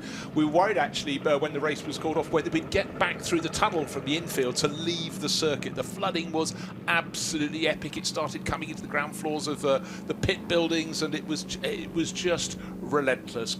Come to Dubai, they said, dry and sunny in January, except that particular year. But it's all part of the mix. And right now, you know what, I think a lot of the drivers would be quite happy if there was a little rain shower to maybe dampen down some of the dust that's been blowing over the circuit. But the barrier repairs continue. We're still waiting for signal as to when it would be. About 15 minutes ago, we were told it would be about it'd be half an hour. They've got to the point where they're on the verge of putting the barrier repair into place, the missing section, the new section of barrier, but they're still trying to get those supports in the background to the position they need to be, which is vertical. So for the moment, the car's going around 5 minutes 20, 5 minutes 24 of their lap times, because we're in Code 60, and so for Alexander Buchensoff, he's not going to lose the lead during this stint. His advantage is 22 seconds. We've got another driver being put into the car collection motorsport Porsche in second place, car number 96. Fouad Sawaya's taken over. So what's happening as the Lebanese driver gets on board? A lot of the teams are going, you know what, let's just rotate through the drivers, keep our drivers interested, keep them, and for some of them, if they're potentially the slowest driver in the car, get them out now, get them out into the car to suck up that time during Code 60. More cars pitting and potentially drivers being changed as well, Snowy? Yes, we have Shane Lewis, who jumped out of the CP Racing Mercedes. It's currently in fifth position, which he's beaming about. But one of your team members just mentioned to me a moment ago, they said, oh, we put him in for the Code 60 bit because it's about his level. Yeah, it's about my level. You know, I just wanted to cruise They around. said it, not me. That's what it was, you know, have a little sip of something to drink in there, wave to the fans. Non-alcoholic, of course. Non-alcoholic, of course. Yeah, it's really unfortunate. Kind of when we get green Code 60 back and forth a little bit. And I did see this last one. This guy, whoever was there, hit really hard. I hope he's okay, because it was a hard hit for sure. Yeah, the car, he's absolutely fine, but the car's not. The front right's not good. The chassis leg's out, so that's not taking part again. But so under a Code 60 like that, it must be difficult to maintain concentration, because you're just sitting in a queue of traffic. You could easily run into somebody. It is that. Also, the temperatures inside the car actually grow. You'd think they're at speed, like, you know, the engine heat and everything else. But when you're going that slow, there's no air movement through the car. So if you notice, you know, every GT car now is all enclosed. No, you know, windows don't open, a few other things. So our air that comes to there is through the car at speed. And so when you're only going 60K around there, believe it or not, I'm sweating. Like, I'm just like, you know, the temperature inside the cars is really super hot. And also, you want to maintain that 60K an hour. You know, even the really tight corners, you want to make sure the guy in front of you is paying attention. He doesn't do anything stupid. And then also trying to keep your tires clean. Because offline, they just had us go completely off the racetrack for the repairs, which they should, total safety. But that complete offline, there is so much junk out there right now from tire debris and just other things, because we never go there. So now every car is driven through a lot of junk. That's not ideal. You never think of these things. It just looks like a train of cars going around to us, and because it's almost a different strategy. And under a safety car, it's prolonged for 30 minutes like that. It is, and even like you say, okay, well, it's Code 60, let's come take fuel, a few other things. But when they said it was like a minimum of 30 minutes, I knew I was really going to have to, just tuck in here and just drive around for a little while. But as you say, you got to really pay attention. You got to try to keep the junk off the tires. I was watching my tire pressures the entire time I was out there, and they kept dropping and dropping and dropping. And even with this ambient heat out here, and it's a pretty hot day, those tire pressures were falling to, my tire dash is flashing like I got flat tires. So there's all those things. When they go green, if guys haven't come in to take tires, it'll be an interesting first couple laps. And how low can you go on a tire pressure before it becomes an issue? It's one of the things where we're really fortunate. What I love this about the Creventic series, having tire warmers. I will tell you right now that it has probably saved more guys' butts and realistically made the racing better. Right, because you go out there and you're not, slip sliding around when the tires are already up there, so you can set those tire pressures based on it being hot. Well, now, right, is that you haven't gone out there and run them really, really hard. So now you go out and it starts to drop and drop, and you're under Code 60 a very long time. Those pressures, they're like they're like 2/3 where they should be. That's way where you would never run them at speed at that. So you've got to bring them back up easy. Just because it goes green, you're going to have to take care of that tire. I was going to say that's the next issue. If you're staying out there and you're up behind the green, it goes. I guess the instinct is to floor it again, which you can't straight away. So you probably need another couple of laps to get them in. Yeah, it is a couple laps. Also, and the positivity of having the tire warmers is just amazingly good. I'm not going to say it's a negative, but it's another variable. We don't, in hardly any of the European races, run nitrogen in the tires, right? So a lot of people, because that nitrogen has less moisture in there, so as it grows in temperature, the pressures are a little more equal. They stay equal. It's more stable, isn't it? They're stable. So now, even though we've got dryers, I'm sure you guys have taken some pretty good video and stuff of the compressors that are filling the tanks that all the teams are using. But no matter what dryers, and even though we're in this really dry climate, there's still a lot more moisture in there than nitrogen has, like a lot more. And so now that variable you have of how much is it going to grow? Because if not, you could probably, knowing it's along Code 60, had nitrogen in them there, you could kind of set them and keep them in a range. Now they're going to go down, and now we're going to heat them up, and they're going to go up. And so, I'm going to watch TV. It's going to be fun to watch when they go green. Certainly no danger of falling asleep behind the Code 60, is there? I noticed on your pit stop there, the routine, the bonnet was open, fluids going in, just routine? Routine. Also, I will tell you that in years past, we have had an issue with, as we talked about, that air that comes through the car. So in the Mercedes, it comes in the front, the hood, it goes through the direct, and then it comes up to our body. A couple races this last year, we've got a mesh that keeps debris from getting right into our face. But as we drive off and drive off and drive off, that gets clogged up with the same debris that you see on the tires. And if you're not, we decided as a team under a Code 60, look, because those filters can be completely clogged. And that means there's no airflow, period. So this was like, hey, it's Code 60. What's going to take us an extra couple seconds? Let's check. It's all these little things you've got to think of. Shane, thank you so much. Some brilliant insight there into just being behind a Code 60 for a while. Thank you very much, Shane, and good luck for the rest of the race. Thank you very much to Shane Lewis for the science lesson. I now know things about nitrogen that I must have been looking out of the window during class many moons ago. Right, other things that need attention are speed limits during Code 60, and unfortunately car number 227 has been the second crew to get a 12-second penalty for not staying below 60, and the 227 is one of the cars in TCX class. It's SRS Team Saw Grensport. They've had all sorts of problems so far in this meeting. One of their Porsche 718 Cayman, and the driver I think who was on board was American racer Jose Garcia. They're down towards the tail of the field, but doing a decent enough job. But a 12-second setback. We're reckoning, if all goes to plan, it should be about 10 minutes until the race starts again. It should be restarting at 15:32 local time. So at the moment, that will mean Alexander Bukantsov will take the restart in that increment of time. 10 minutes from now, in the lead in the number 17 MRS GT Racing Porsche 911 GT3R, which is in GT3 AM class. George King did the early running, and Alexander has taken that over since, so he should get his moment in the sun. We've had plenty of race leaders thus far, but really in terms of where we were before the first round of pit stops, it was Fabian Schiller who was defending the lead of the Get Speed Mercedes. We thought he'd reach those pit stops, but they were just after the hour, more like 1 hour and 10 minutes, and it was Sven Muller who hit the front for Proton Huber competition, the number 83 Porsche. But I'm also getting messages that the wind is easing. Good. Less sand, as we think would be the case. Fewer sand, I think. I was going to go say fewer sand, but I thought I would set it up. Temperature rising. Okay, well, yeah, that happens in this part of the world at around about 3:23, as it is currently. Sunset, it was 5:55 yesterday, so there or thereabouts today too, and it's a long old night here at Dubai.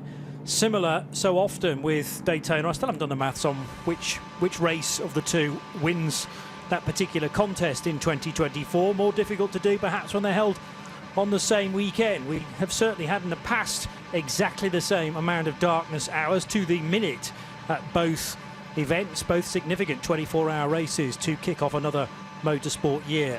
Alexander Bukantsov has just made a pit stop at the end of just a 7-lap stint. So I wonder when he next comes through, whether he'll still be timed as the... No, Sergei Borisov already has retaken the race lead because they're staggering their pit stops.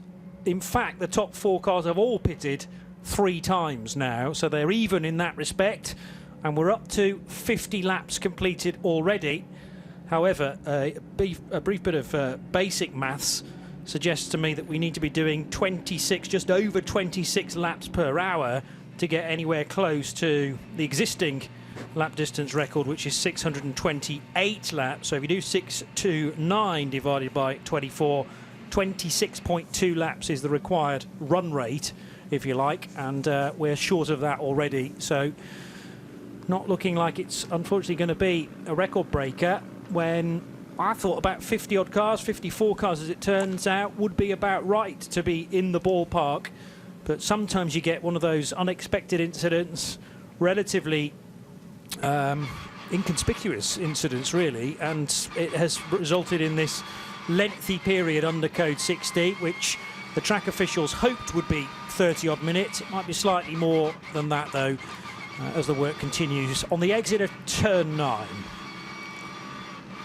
So track conditions look very, very good. Very interesting what Shane Lewis was saying about tyre pressures. We understand, obviously, when they drop when you're running very slowly, but just also the issue having to run wide on the exit of Turn 9 off the circuit, where naturally the laws of physics means any tyre debris being deposited there under the hard acceleration blows outside beyond the circuit. But that's where they went. So all their tyres will be covered in all sorts of rubbish, all sorts of nonsense that they need to get around. So for a lot of these drivers, they're desperate to get racing back at full speed again, get some heat in the tyres, get some grip back in the tyres. Meanwhile, I suppose the good news, Johnny, was the fact that Phil Anson reckoned down in the pit lane the wind was dropping a little. Because imagine, you've got cold tyres, you're restarting the race with a dusty circuit. You know, the surface could be very tricky indeed. So we're going to have a massive reshuffle, but definitely what we've seen during this extended Code 60 is a lot of the teams taking their second driver out in their cycle, putting the third driver in to soak up the driver in the crew that's least likely to set a fast lap time, or therefore the slowest driver in the crew, given track time now. And also for them, it's a daylight track time as well, which is a helping hand. We're going to have pretty much 50% of this race under cover of darkness, and so for a lot of the crews, they've cycled through. Roald Goethe has been put into the Dragon Racing Ferrari. It was started by Benjamin, then handed over to Oliver, but Roald, father of that young racing duo, soaking up his track time right in the here and now. But I think 5 minutes we will have the race start. Still busy down in the pit. Still drivers being changed. Number 22 Century Motorsport BMW M4 GT3 up on its stand in the pit lane. One of the Porsches up as well. Car coming in from 12th place, which should make it, I think, is it the 962 car? Let's take a look. Anyhow, one of the Porsche Cup cars up on its stilts. So again, really down to the teams as to whether they are choosing to pit or not. But I suppose now that we know we're really not very far away from green flag running, better to prepare the car as close to us returning to full action as possible. And the beauty of a long Code 60, but with an allocated ending to it, or at least an estimated ending to it, then you can afford to tootle round, not doing a great deal of remedial work to the car, and then think, right, we're into the final 5 minutes of what should be a restart. Let's really get the car prepped and ready to go with the newest possible set of Hankook tyres. Remember, there's no restriction on tyres in this championship, so you can keep throwing stickered tyres at the cars, but far better to have a car with tyres on it that are, say, 2 laps old rather than 20 laps old. So get the tyres on that you want at the start of the stint, get the car as heavy of fuel as it's possible to do as per the regulations, and get ready to go again, because this could very easily be a 70 or even 75-minute stint for the GT3 cars, likely to be even longer than that for the cars further down the order, because the cars that don't have quite as much potency in terms of engine power can obviously go much further on a fuel load. Let's get back to Peter Snowden in the pit lane before we do go green. Yeah, Johnny, we've got Chris Salkhead just jumped out of the Century, the BMW, just before the restart. Obviously, that's the strategy. Yeah, well, that was the idea. We don't know if it's been extended or not. We were giving live updates every lap we went past the barrier. So my personal opinion will be within the next 2 or 3 laps, but it's a 5-minute lap right now, so that could be 15 minutes longer. It was a nice opening stint. It was like nice leisurely Saturday afternoon drive for me, so nice first stint out the way. Your children relaxed about that? Yeah, it was lovely. It's one of those things, wheel-to-wheel combat for 24 hours is always intense, and after coming here last year and coming back again, it was nice to have a introduction back to 24-hour race and being a casual drive. So Michael's in now, and we'll see how long it is before it goes green again. And tell us about this M4 BMW, because we follow it quite a lot on radio show down in the NLS with Dan Harper when he was BMW junior team, and it's just one of those cars. My colleagues have quoted it's sort of, it was quick when it got going, when it was introduced. It's a quick car. Yeah, it's a fantastic car. BMW have absolutely smashed out the park. What Dan and Darren did in British GT last year was amazing. The comeback they did in the last 2 rounds to clinch it, the last round was amazing. And yeah, it's an absolute beast to drive. After doing 3 years in GT4 and winning the Pro-Am Championship last year with Michael, to move up this year is a dream come true for 2 of us. And honestly, it's a brilliant car. We've both got used to it very quickly, and we'll see where we get on for the rest of the weekend. And plans to do some of the European races as well with Creventic? We'll announce our plans later on. I'd like to, is what you mean? I'd love to, yeah. You'd be mad if you didn't? Well, we'll see what Michael wants to do, and we'll go wherever he wants. I wasn't trying to catch you out, but brilliant. Thank you very much, Chris. Thanks for your time. Enjoy. Always tight-lipped, even at this stage of the season, before things move fully into place, but it's so often about several moving parts and opportunities that you don't necessarily want to forego, with the temptation of British GT, but there's always other options as well, so clearly they're being weighed up, and not necessarily Chris Salkeld's decision to make, and indeed announcement to give to us all either. There's always that world of the desire to tell the story versus the permission to tell the story, and so many times when a driver's got a really exciting programme, they want to tell you off mic or off notebook or whatever, but they can't, and sometimes they forget that, which is great. But I just love all the enthusiasm. But if you've got a car in a GT3 class, you could race it, as I said earlier, anywhere you fancy, pretty much any championship. And you look at events like the Bathurst 12 Hours coming up next month. That's grown, and more people will put that on their bucket list as well, because I mean, as you continue through your racing career, you start to have a bucket list, and you think, I can start to pick these off. If I can convince another group of people to come with me, we'll get the car out to Australia to compete in events like that. And again, you've got people who go and compete in the 12 Hours Sepang. You pick off your circuit, go and race. And later this year, Johnny, I'm going to Sugo. Oh, excellent. Japan's version of Cadwell Park with a bit of a turbo twist. I cannot wait, and it's just so exciting to go somewhere new. But a circuit where, sometimes you look at the format of a circuit and think that should really work for a good race, and it doesn't. You suddenly find the corners leading onto straights aren't quite wide enough for various lines going through, and other circuits just really, really work. And Sugo, having done with you, I would think, Super GT in years gone by, it was definitely one that suddenly propelled itself onto my wish list, and fingers crossed, we'll be giving that one a go. But, you know, as commentators, we're just like drivers, we're just like fans. We have places we want to go, and that's definitely one of mine. Excellent. So when was that expected to be ticked off? Later in the year? Middle of the year, GT World Challenge Asia. And, superb. Yeah, really looking forward to that. Oh God, there's so many other circuits I want to go to. I'm really short on American circuits. I've never done Road America, I've never done Mid-Ohio, I've never done Road Atlanta. How? It's just according to what championships you're working with at the time. They're ones I'd very, very much like to do. I'm sure that there's no shortage of tracks on the list that Mr. Jones still needs to visit, and likewise for me too, but that's what keeps the interest peaked. And Dubai Autodrome, a wonderful place to visit every January as well, as so many people have been doing for many years, and there are a number of first-timers here as well that no doubt are getting the bug already. More pit stops taking place, by the way, within the top 5 as well. So Saif Alameri now out in the Rabdan by Fulgenci Porsche, number 971. And Gray Newell for Heart of Racing has just made a pit stop as well. The Heart of Racing by SPS Mercedes. Gray has been at the wheel of that car for a couple of stints now. He took over from Daniel Mancinelli just after 2 o'clock, so just after the hour mark at Dubai for 2024. Yeah, one thing that always strikes me with Dubai 24, once people discover it, they really try and knit it in every year, because it's a great start to the year. And one driver who's, I think he's got the record for wins here, 3 wins, Haroon Blakemolen, is not livid that he's at Daytona, but obviously the plan was to be at Daytona now, and 2 weeks ago to be here when the Dubai 24 Hours was supposed to happen. It's the first one he's missed since he started coming here. And the affable Dutchman, I mean, he just has such a great racing career, but he's very much tied into racing in the States, and that has to take precedence. But he said, I'll be back. And he also says, it's lovely, with 3 young sons, he always brings at least one of them out, and they just have a cracking weekend. And, you know, there's always stuff for them to do.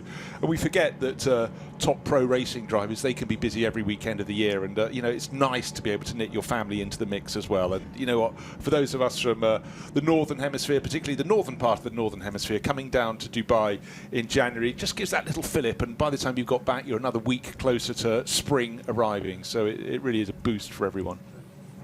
You're right that your own shares the same amount of victories with teammates that you shared cars with in 2012, 2013 and 2020. Yes, that technically was a race win after, what was it, 6 and a bit or 7 and a bit hours in the rather shortened affair of 4 years ago. But Jeroen Bleekemolen sharing 3 wins with Khaled Al-Kubaisi and Hubert Haupt. So none of those 3 are competing this year, is that right? Yes, no, that's correct. Yeah, Khaled's not in a car this year either for 2024. Well, if you look at the last handful of years, last half dozen years, Khaled's business career's precluded a lot of the racing. When he has time, he comes out, and his daughter's been racing. Hamda in particular going very well indeed, but you know, it was always that balance. You know, Khaled has got his real life, and then he's got his play life, which he's done incredibly well. He's competed in the World Endurance Championship as well, but such an enthusiast, and you know, just always here ready to pick up a result. And that one in 2020, Khaled with Jeroen, as we talk, Ben Barker, Hubert Haupt, so 2 tall drivers, and Manuel Metzger as well in the winning Black Falcon Mercedes AMG. And Rick Breukers came second that year with Christopher Haase, Mike David Ortman, Dimitri Parhofer and Marcus Finkelhock. So car collection, you know, also right in the mix in that so frustrating race. Just 8 hours of competition, when obviously there should have been 3 times that. But the rain came through, there was nothing that could be done. Now, Sergei Borisov on lap 7 of this current stint. He's done, in recent times, only a 15-minute segment of the race, which took him, was 3 laps in total, and we are still doing lap times of about 5.5 minutes there or thereabouts. But I'm just wondering whether Proton Hubert competition will cede the lead in favour of putting some more fuel in that car. It's unlikely they'll want to freshen up the tyres, assuming they did tyres last time around. But we're not going to get going before the 53rd lap is ticked off. And Sergei is currently within that middle sector as Alexander Bukantsov now goes onto the back straight for the 53rd time. So there's maybe about a sector between those cars as they circulate under code 60 speeds. With the laps at the moment taking nearly 5.5 minutes, each time they go past, they must think, surely by the next time I get past that barrier repair, it must have been completed. I think we're getting very close indeed. We thought we may possibly get a start a few minutes ago, but I'm sure each of these drivers who's still circulating, the team's actually still circulating their drivers through the mix. I noticed various people have got onto their fourth driver, for example, Hassar T, and the number 21 that led in the early stages with Mathieu Detry right at the front. Then it was Thomas Kiefer, then it was Stanislav Minsky, now it's Torsten Kratz. That's only got Milka Panu to have a go. That's not bad. Just 2.5 hours into the race, they've got 4 of their 5 with a bit of race experience here. But I'm sure next time the cars go past, the barrier will have been completed. But of course they've got course vehicles to get off the circuit as well to clear the way for racing to be undertaken all over again. So Sergei Borisov, as you pointed out, leading from Alexander Bukov. That's Proton Huber competition Porsche from MRS GT Porsche. And the MRS GT Porsche number 17, that's leading the GT3 AM class. 4th overall, another Porsche. Daniel Alleman in his final race after such an illustrious career with Herbert Motorsport, leading GT3 Pro-Am in 4th overall, just tucked in behind Raoul Goethe in the Dragon Racing Ferrari. RPM Racing Porsche, Krone Racing on the door, and the bright green and blue flash Porsche. Driver change going on there, so that's quite late in the mix because the teams pretty much knew that the race is about to be getting going again when code 60 is withdrawn, but it hasn't happened yet, so they're just getting that pit stop done and looking for the driver change. And tucked in behind is the 99 Attempto Racing GT3 Audi, and that was started by Alex Arkinaka. Sergei Titarenko took that over next, and that is just diving in for a late pit stop. Titarenko out, driver change effected, and a last chance for a splash of fuel, because I'm sure any moment now the message will come onto the screen giving us a countdown to when we go green. And of course, look down the pit lane and it is entirely empty now. The same cannot be said, though, for the start of the back straight, which still has a forklift, 2 or 3 pickup trucks, and the JCB sitting in the middle of the track. So, yes. They're waiting to be flagged across the circuit. Yeah, okay. As we say, the forklift, I noticed the driver was, I could almost see him drumming his thumbs on the steering wheel, waiting for the moment. He's gone across the track to the outside. Still wave yellow flags there, of course. The cars still going around the circuit, 50-plus cars out there. But the good news is the course vehicles are moving away. The barrier repair has been covered. And then a track cleaner has just almost disappeared in its own cloud of dust. They're taking this moment to just mop up any more, and a lot of that is the circuit dry material put down because of all the fluids that were dropped. But the track looks like it's drifting across the circuit as it's trying to power itself out of the situation. But again, it's been very, very dusty here at Dubai, notably dusty at the start of the race. But the wind, it comes and it goes, but it picked up about half an hour before the start of the race. We were told it has declined a little bit and the temperatures are rising, but don't forget, of course, here it is at 15:41, at 3:41 in the afternoon, and soon the temperatures will start to go, because when the evening comes, it arrives very quickly. It sort of almost catches you by surprise. You think, oh, the light's dropping, and then, good grief, it's gone. Yeah. And the only light you have is in the distance. You've got the city of Dubai, or not so much of a distance now, it's ever closer to the circuit.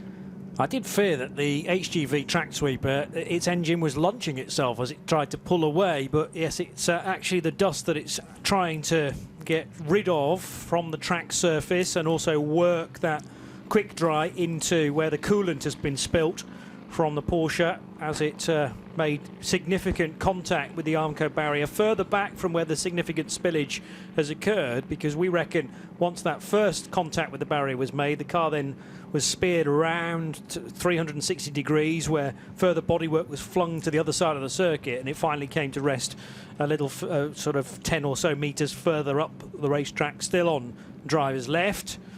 But the remaining circuit vehicles still blocking off the racetrack itself as this track is being swept for the final time. But the Armco barrier that has been now installed looking pristine, and every credit to all of those hard-working marshals and track crew members for doing that work as swiftly as possible, although unfortunately it has ended up being a rather lengthy stoppage for everyone involved. And I'm sure there are some drivers who have literally been at the wheel of their cars only for a code 60 period.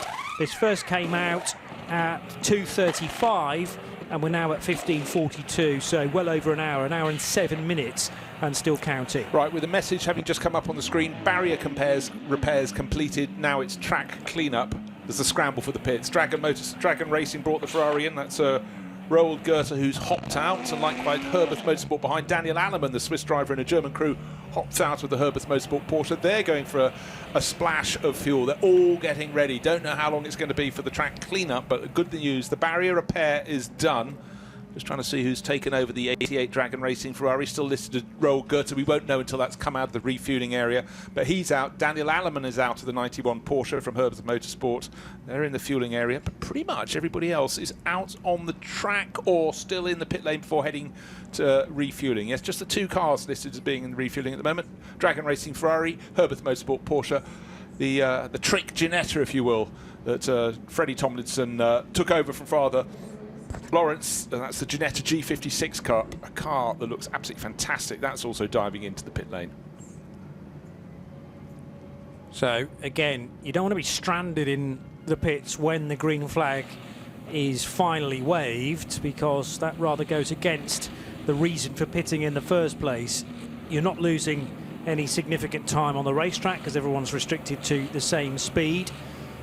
That was equalised to a certain extent a couple of years ago, which meant that anyone pitting when the code 60 was out could only then take, generally speaking, 50% of the fuel allocation, and that's fine unless whilst you're in the pits the track then goes green, because you're caught between a rock and a hard place. You can still only pit for half of your fuel allocation, and yet everybody else is then pounding round at top speed. So that's fine to be doing a pit stop this late on in a lengthy code 60, as long as it doesn't bite with a bit of mistiming. The car with the matching headlights to the current flag that we have waving around the racetrack is the number 95 Porsche. Fabrizio Broggi started that, and it is currently Sabino Di Castro for Manamauri Energy by Ebby Motors. And before, I've said this once already, I realise, but before we go back to green, here's a further word from Snowy. Yeah, hi, I'm right down the other end of the pit lane now at Garage 10A, and I've got Christian Bermudez with us, who's got a little project he wants to talk about with PRP Motorsport, which is all to do with their Porsche factory. Christian, tell us all about it. So, you know, we've been with Creventic maybe 5 years by now, non-stop. We have encountered that Creventic has the best opportunity to all the drivers to come and enjoy us. So we have created something called PRP, which is Sports Racing Program, which welcome the drivers that want to try the 992 Cup car and do endurance racing or do the transition to professional racing. And we have the HRT, Motorsports, and me, we have decided that we have enough experience to guide all these drivers that want to come in. And we have joined forces, which now we pretty much strong at the moment. We got very good places at the Jazz Marina circuit. We got the P1 and the Middle East Trophy and the P2 for the overall. And in here we target also to be on the podium. So the idea for this is to stay and welcome all the drivers that want to be in the Creventic 24-hour series family with the Porsche brand, because we have also encountered that the Porsche brand is a really, really good one with us, and the support is an amazing. So the idea is to get the best tools that we can that is offered to us by the motorsports community and put it to apply in good hands with the 24-hour series. Well, it sounds a great idea, but Christian, how do drivers or team managers or agents apply? So at the moment, we have an Instagram channel and some email addresses. Some of the drivers that we have, we are working with Drive Hive, which is a UK company that has this new platform to invite drivers to log in, and then they will find the event for them, and also they can come directly to us. It doesn't really, it's a difference for the moment. We just want to open up now to people to come and try it, how amazing it is to be in a really endurance race. And this is in association with Creventic, so they can go straight Yes, for sure. Yes. So they can go to Peter Fry and find out from there as well. Yes. They'll put you in touch. Yeah, so I have do German Carrera Cup, I have do some sports German what's the name of the other one? Italians and the Benelux. So at the point, we realized that Creventic give us a nice program because we can join many drivers, not only one. It's not a sprint format, so we can all work as a team. So my fastest can help my slowest. Then we have good engineering. Then we have the time to calculate. We have the seat time to work all together, and most of it now is people that know us. See, this is why we take advantage of the channel to just invite people to look into us and put with us the plan that they want to do, so we can get this going on very good. It's very annoying your other car coming behind and doing a pit stop at the same time when you're trying to make an interview. You need to be more severe with them. But Christian, thank you very much for your time. Sounds very exciting times ahead, and PRP Motorsport, that's where you want to go to. Thank you, Christian. Thank you.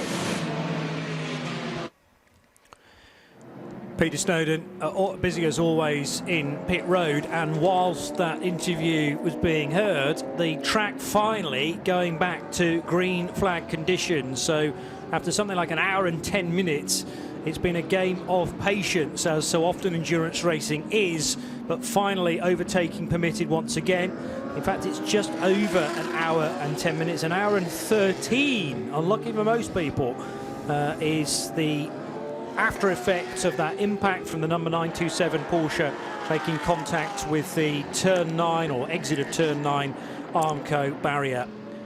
So the tail of the tape so far, after much rotation of the race leading cars, Sergei Borisov is the race leader now for the 83 crew. Funnily enough, they were the race leaders prior to that bulky code 60, after a great overtake from Sven Muller to get ahead of Fabian Schiller a good few hours ago now, and Borisov leading from Bukantsov, Alexander Bukantsov in the MRS GT Racing number 17 Porsche. So it's Porsche 911 from Porsche 911, and the latest pit stopper was Pierre Kleinubing, and his Mercedes, as I was suggesting, the bad place to be would be still in the pits as the green flag waved for the restart of the race, and car 27 is now on an outlap, but that could be rather costly, Bruce Jones. Right, and I was also just looking to see what the gap was between new race leader Sergei Borisov with the Proton Huber competition Porsche, that's car number 83, and the next Porsche, Alexander Bukantsov, car number 17.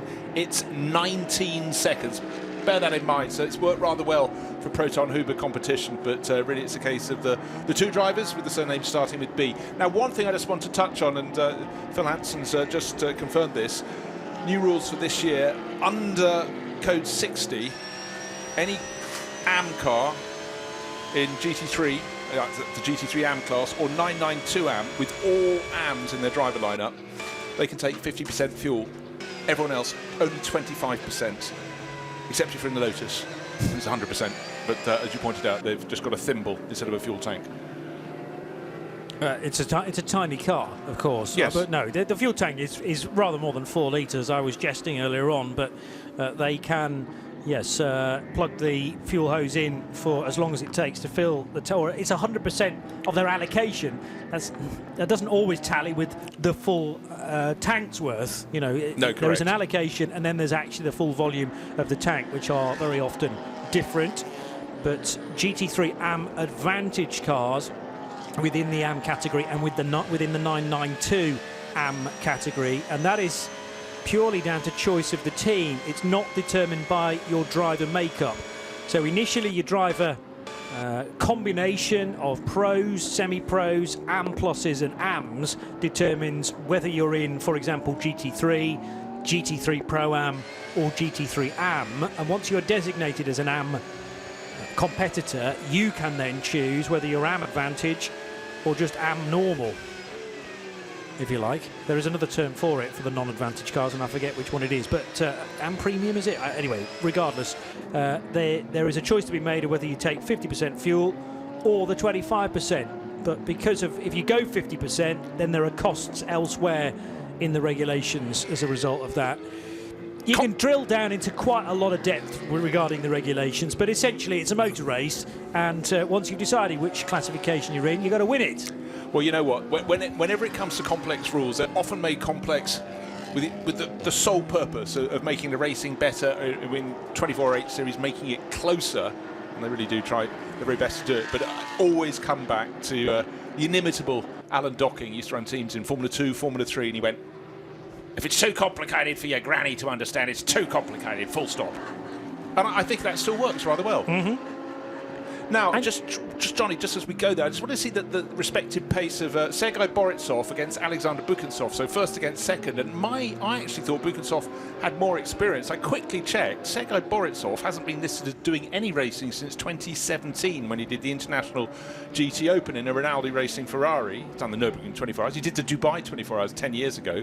I thought he'd be slower than Bukansov, but nothing of it. On the first flying lap, he gained 4 seconds, so his advantage out to 23 seconds.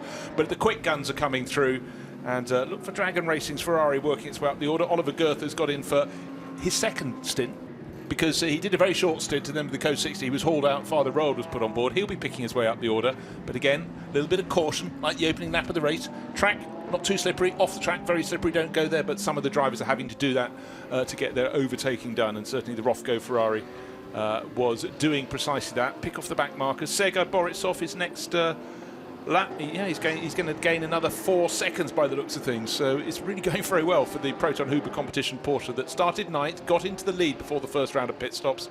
And I guess the other question is, who else is making great strides? Lots of traffic. We've got a car pulling very slowly off to the right-hand side of the circuit, going into turn 8. It's the Mullner Motorsport car that's had all these electrical problems. We've had problems on its outlap.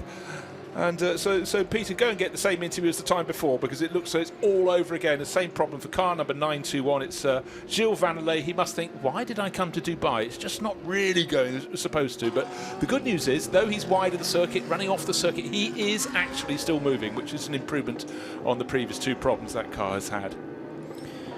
Well, hearing a short moment ago from Chris Milbourne, and we'll be hearing him on air within the next few stints, by the way, that it's actually focused around an ignition problem for Mullner Motorsport. So presumably it's just an extension of that rather than anything new creeping into the scenario. Sometimes one problem can then manifest the next, but I'm guessing with so many Porsche technicians plugging laptops in and then following suit the Mullner guys themselves, they just cannot get to the bottom of diagnosing precisely where this ignition problem is rooting itself. In desperate need for some simplified regulations, I'm delighted to say that Phil Anson says the Lotus in fact has a 100-litre fuel tank, and the maximum fill for the Lotus every time, regardless of Code 60 or not, 100 litres. So you can fill it to the max, to the brim, and a nice round figure of 100 litres. I'm not quite sure why it's exempt from the 25% rule and the 50% rule, but it's nice and simple for us nevertheless. Certainly is, and it wouldn't. To me, any race with the Lotus in it is a good race, just because some marks are just simply made for racing, and actually, I find it very sad that no British team sees fit to run. You think at the number of years Corroy's a champion Lotuses over here, but certainly for the Italian team running the Lotuses, they've been very, very mark faithful. But I must say, I would expect in years to come the Lotus Emira GT4 that's going to be hitting the tracks in the British GT Championship will be the sort of cars we'll have over here. That would be good. New shapes and sounds out on the circuit. No sound at all for Mullner Motorsport because the 921. Gilles Vanelay, what a rotten run he's had since he's taken that over. He's got it back to the pits. Again, presumably ignition problems kicking in. That's into the pit garage, into the shade. And that also means if you're in the garage, more mechanics can work on it, or hopefully someone with some electronic wizardry that can detect exactly what the problem is. There is a new driver, although now into his 10th lap of the stint for the number 9 Get Speed car. So Faisal Al-Subir, how many laps did he do under Code 60? I think the 60 hit when just after he took over. Well, initially he did 2 laps when it was a yellow called, 4 laps. That will have been during the Code 60. So Al-Faisal Al-Subir, I reckon, has done all of his driving so far under Code 60, and then just before we got going again, he handed over to Anthony Bartone, who is now onto his 11th lap, and 6 of those of the 11 have been under Code 60, but Bartone finally now back up to full speed. That car pitted 10 laps ago. Alexander Bukansov, who's second, pitted 9 laps ago. Sergei Borisov, part of the reason why he is so well placed is because that car pitted 12 laps ago, so therefore in that leading gaggle will be the first that needs to come back in again for more fuel. Right, what we've seen is a couple of drivers really making progress. I picked out Oliver Goethe. He's 8th place overall, Dragon Racing Ferrari, but he's lapping at 2 minutes flat. Of the front runners, the car in 2nd place, that's Bukatsov, 2 minutes 6, 2 minutes 7. Car in 3rd, Anthony Bartone, 2 minutes 8.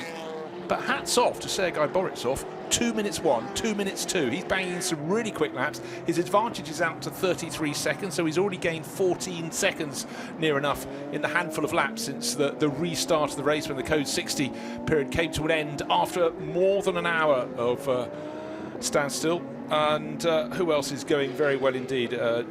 Ralph Bone's going well, 2 minutes 2. Herbert Motorsport, that number 91 Porsche in 7th place overall, also going pretty well. Jacob Rattenbury, 3rd driver into the number 22 Century Motorsport BMW M4. He's lapping in the low 2 minutes 2s, as is Pierre Kleinubing, the heart of racing by SPS. That's the SPS automotive team, their Mercedes. Anyone who's getting in a very low 2 minute sector time is impressing. But I must say, Sergei Borisov, as I pointed out, he was last racing in 2017, and going very well indeed in the lead of this race, stretching his advantage. But the other cars that are going well, a bit further down the order, towards the bottom of the top 10. So there will be place shuffling coming very soon indeed. Yeah, 54 then, going very strongly in the hands of Gilles Magnus. He has Jacob Rattenbury just behind in the Century Motorsport BMW M4. And as we enjoy this rarity of a bit of green flag running after such a long Code 60, let's get this update from the pit lane.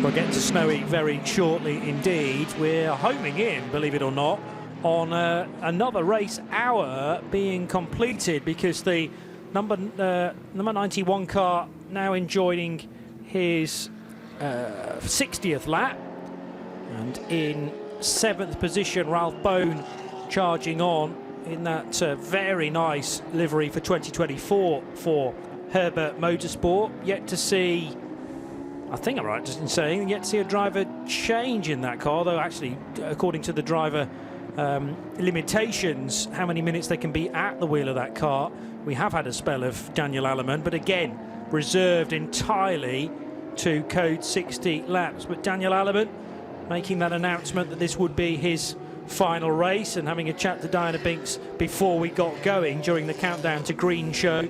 But Alleman handing the car back to Ralph Bone in time for these green flag laps, and Ralph now on to lap 7 of his current stint.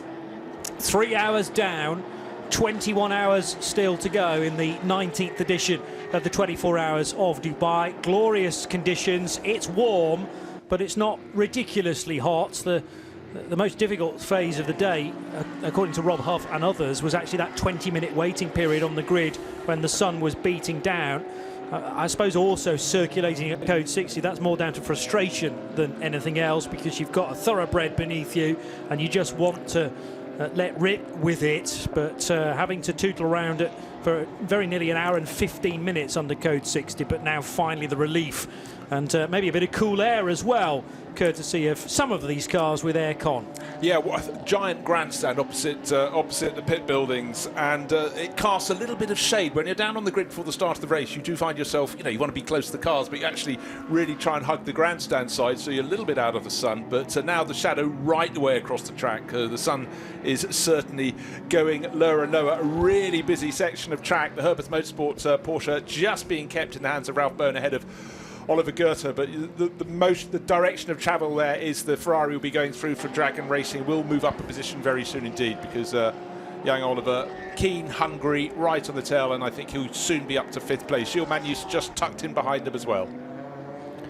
I feel the need to draw our attention to the battle for the 992 honours, because FAC Autotech and Rabdan by Fulgenzi are separated by just a second and a half. So Paul Meyer and Saif Alameri are going to provide great entertainment. They're already just into the lower reaches of the top 10, as we can get this update from Peter Snowden in the pits. Yeah, thank you, Johnny. I went across to the Müller Porsche a minute ago. Obviously, it's back in the box. found the original technician and said to him, I said, same issue? He said, yes, absolutely. And I said, is it done? And he looked at me wide-eyed and just went, no, of course not. He said, we have until 1 o'clock tomorrow to fix it. So I thought it was a great positive attitude. However, they are literally going through everything on it electronically. And I just said, do you know yet what you need to change? And he went, well, it looks like everything, because we're about 3/4 of the way through everything we can change on it. So the ordination returns. It looks like it's back in the race fairly soon. The one thing that Mulliner Motorsport will never do is give up, because they've been in so many endurance races over the years, and yes, a chance to continue on within the event, even if they're a few laps down and than they expected, they will still continue to charge on. And many other cars that are already out of the race would love to have done that, but conditions outside of their control, i.e. chassis legs being bent in that 927 Porsche that crashed into the Hankook, the Leipa Motorsport Lamborghini with the fuel tank issue, which is just too far in the car to get access to it in the time allotted. You know, these are teams again that would have continued to plough on were it possible, but sadly not the case. Ralph Bone must have just been thinking he's holding down 5th place, the Herbert Motorsport Porsche. Get off my tail, Olivier Goethe in your Dragon Racing Ferrari. Well, he has.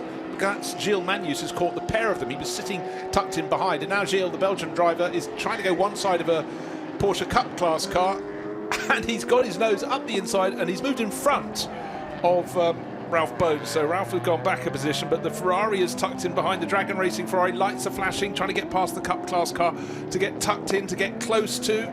I can't quite do it down the end of the back straight, the infield straight, trying to get past the Herbert Motorsport Porsche, but Gilles Magnus, in the space of a lap and a tiny little bit, has gained 2 positions. He's moved up for Car Collection Motorsport, for East Talent Racing, up into 5th place. His next target, about 8 seconds up the track, but certainly he should be able to haul that in, because Lebanese racer Fouad Soumaia doesn't have the experience. He's lapping 2 minutes 5, and in clear traffic, once he's got clear of the traffic, certainly Gilles Magnus should be doing 2 minute 2s, 2 minute 1s, but for now, a good lap and a half for the Belgian. Jake Rattenbury's now got in between the two 992 leaders, I notice, but that will be a brief spell whilst the two cars are not at loggerheads, because Fakao Tek and Rabdan by Fulgenzi would love this to be a race-long tussle, to be in the fight for a 992 victory. The Red Ant Racing offering of Jeff Martials is in the 903 car, and not a full lap back, still on the same lap, I would reckon, within category, but when you total up the distances between them, it's nearing 30 odd seconds between the race lead in 992 and that 3rd place car. But, the race leader in GT3 is still Sergei Borisov, 45 seconds to the good over the MRS GT Racing crew for Alexander Bukantsov. Bukantsov being caught now by Anthony Bartone in the Get Speed Mercedes. Bartone is across from the States to take part in Get Speed's effort at this year's 24 Hours of Dubai, and should be quicker than both of the drivers out front, I would say. Bartone with a lot of experience in GT World Challenge in America. He's been an AM champion in that, in fact, last year, the 23-year-old from Miami, Florida. So he, without trying to push like crazy, should be getting closer, certainly to the MRS GT Racing car of Alexander Bukantsov. And then once, if he can pull off the overtake there, question of whether he can whittle down the gap that is 3/4 of a minute to the overall race leader. It's funny, just looking at Alexander Bukantsov's season, you know, he's actually competing in the Asian Le Mans Series and did the opening round in a P3 class car. He'll be competing here in a P3 class car because the Asian Le Mans Series show is coming to town. But right now, he's definitely being caught by Anthony Bartone. Sergei Borisov really impressed me. He's lapping 2 minutes 2, 2 minutes 2, 2 minutes 2. He's almost 50 seconds clear, but certainly Bartone is catching Bukantsov for 3rd place. Fouad Soumaia is losing ground. Next person to go past him will be Gilles Magnus. Remember, he went from 7th to 6th to 5th, and he's closing in 4th place. Will be his within. He'll be on his tail in about a lap. And so certainly East Talent Racing team will be working its way forward. Actually, bear in mind, the early stages of the races, Audi's right up at the front. At the moment, their best place is that car, number 54, with Gilles Magnus at the wheel in 5th place. It will get up to 4th, but it's all clean and tidy. But certainly I thought that Oliver Goethe would go with the car in front of him, but Gilles Magnus in the blue and white Audi just kept on pulling clear. It's very crisp looking, almost looked like Mulner Motorsport, doesn't it? White and blue.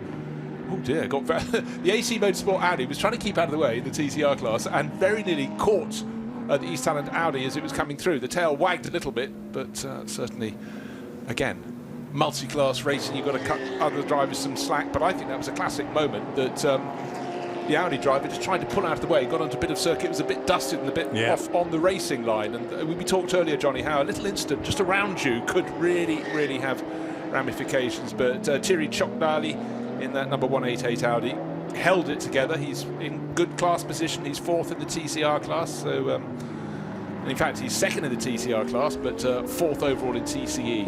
You've got the 2 categories there, TCX and TCR, but held it together.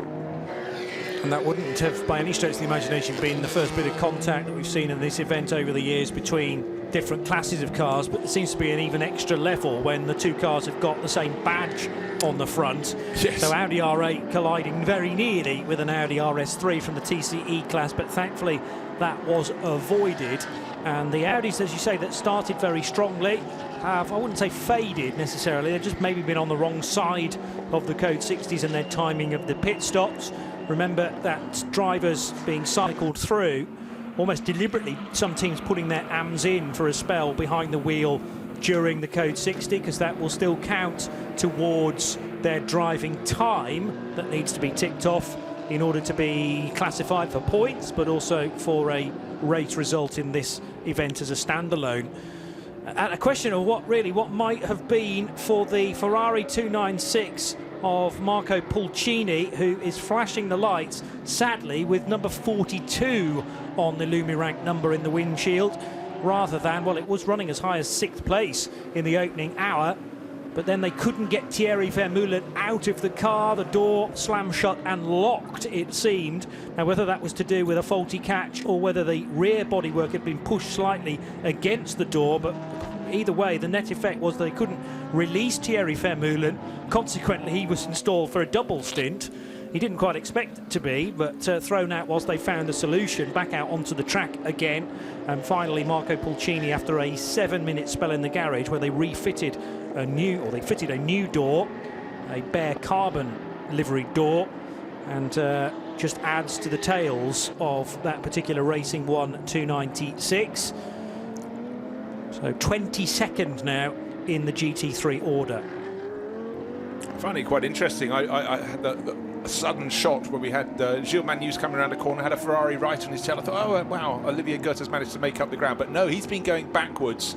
And he still hasn't got past Fouad Souaya to take 5th place. Gilles Magnus is up into 4th. He's got 21 seconds to catch Anthony Bartome. Anthony having a very good run. Not yet quite caught the driver in front of him. In fact, Alexander Bukansov still 3.8 seconds clear. Yes. So let's go down, because Diana Binks has taken over from Peter Snowden. She's back for a 2nd stint, and she is down in the pits with the first of her interviews. I'm with DWS Engineers, and Mark Griffith has just come back in, well, just jumped out of the car. And just bear with me 1 second, I'm just waiting on cameraman to come running back up here to get our interview. He's on his way. So Mark's just having a very quick drink. And we're just waiting for him to take a moment while he's just jumped out of the car. I don't know how long he's been in the car. He wants to give me a big kiss, but I don't know. Sorry. No, you can. I don't mind. Thank you very much. You see, it's not all bad, is it, in the pit lane? I'm missing my wife. She's not here. She's about petrol. She's gone. Mark, you just jumped out of the car. Obviously, you were out during that Code 60. Yes. So how was the stint? The Code 60s are terrible. I always want to fall asleep. So they put my daughter on the radio to tell me bad jokes, which help keep me awake for it. It's the only way. Because the adrenaline slows down and stops while you're doing it, you just get lazy and you feel tired. So, yeah, but a few dirty jokes and a bit of Aussie humour, it was all fantastic. Yeah, you've got to keep your concentration at that point, haven't you? It's easy to sort of get distracted for a second, but you've still got to keep the car on the track, which you did. Now, how is the car handling and how did you feel in it? The car's okay. It's the scenery. You drive around, you go sand, rock, building. And the next time you get building, rock, sand.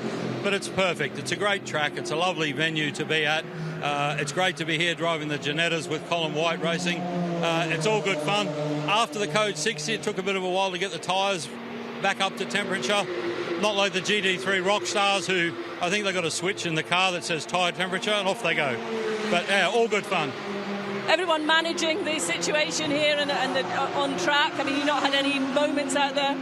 Yes, we do a lot. I do Bathurst 12-hour and a GT4, so I'm past all the time, so I'm used to it. You have to use your mirrors and point for the guys so they at least know that you've seen them, and then they're fine.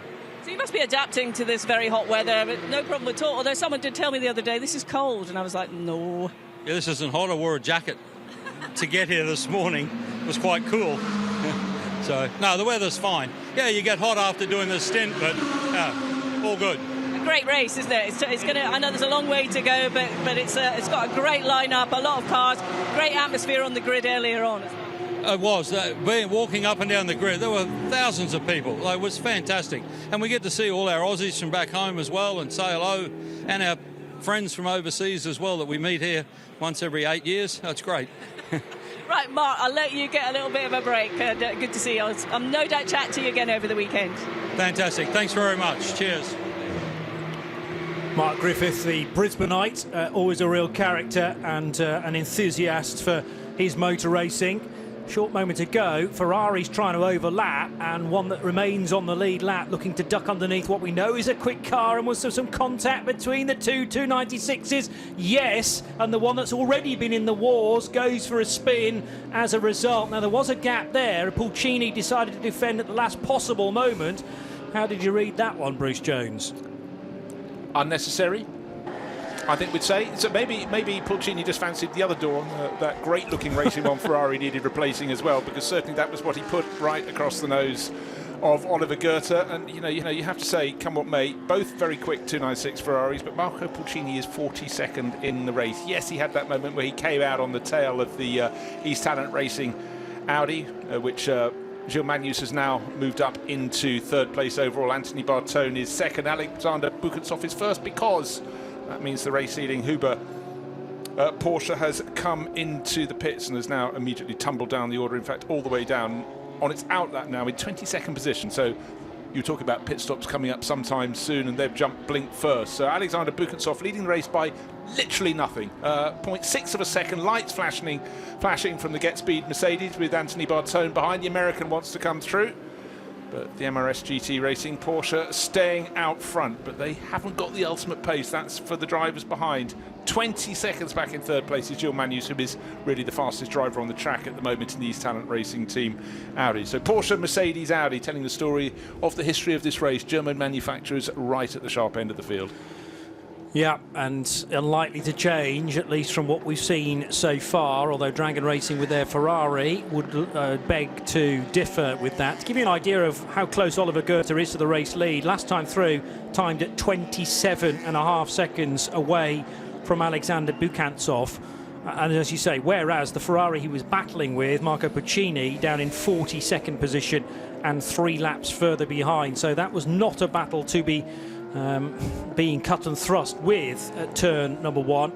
I realise it's difficult to know a car that's looking to get by precisely where that is in the race, but we know all about, and those at Racing 1 know all about their trials and tribulations, so did not need to defend as vehemently as was done down into turn number 1. Actually, it sort of sorted itself out in that the costly problem was for the Ferrari that was doing the blocking, if you like, and Oliver Goethe, I think, got away scot-free.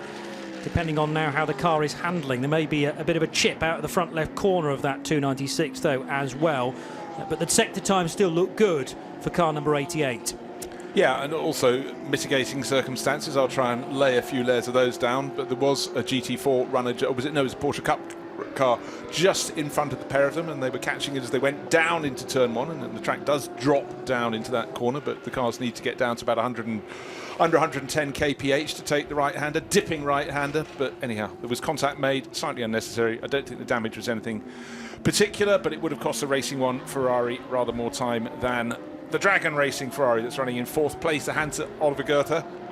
But I think we're getting ready for a whole host of pit stops. Anthony Bartone now in the lead of the race, having got through the Get Speed Mercedes back into the lead of the race. It led with Fabian Schiller in the early stages of the race, and Alexander Buchenshoff for the number 17 Porsche for MRS GT Racing lost the lead and about another further second and a half. So he's back in 2nd place. Catching the pair of them hand over fist is Gilles Magnus in 3rd, but he's still 17 seconds behind. Well, according to my records, Anthony Bartone is the car that's been out for the longest during this stint, but the first 6 laps of Anthony's stint were under code 60, which I don't have an exact calculation for the Mercedes AMG, but I mean, what are you going to be burning in comparison to a green flag lap? Maybe a third of the usual amount of fuel. So you can multiply, you know, the 70 minutes, or that segment of the 70 minutes that these GT3 cars can normally do, by a further 3 times, and therefore we're over an hour now for Anthony Bartone last to be in the pits, but he could probably do another, what, 15 minutes or so, purely on time-wise, and Buchenshoff will pit likely to be a lap or maybe 2 laps later than that.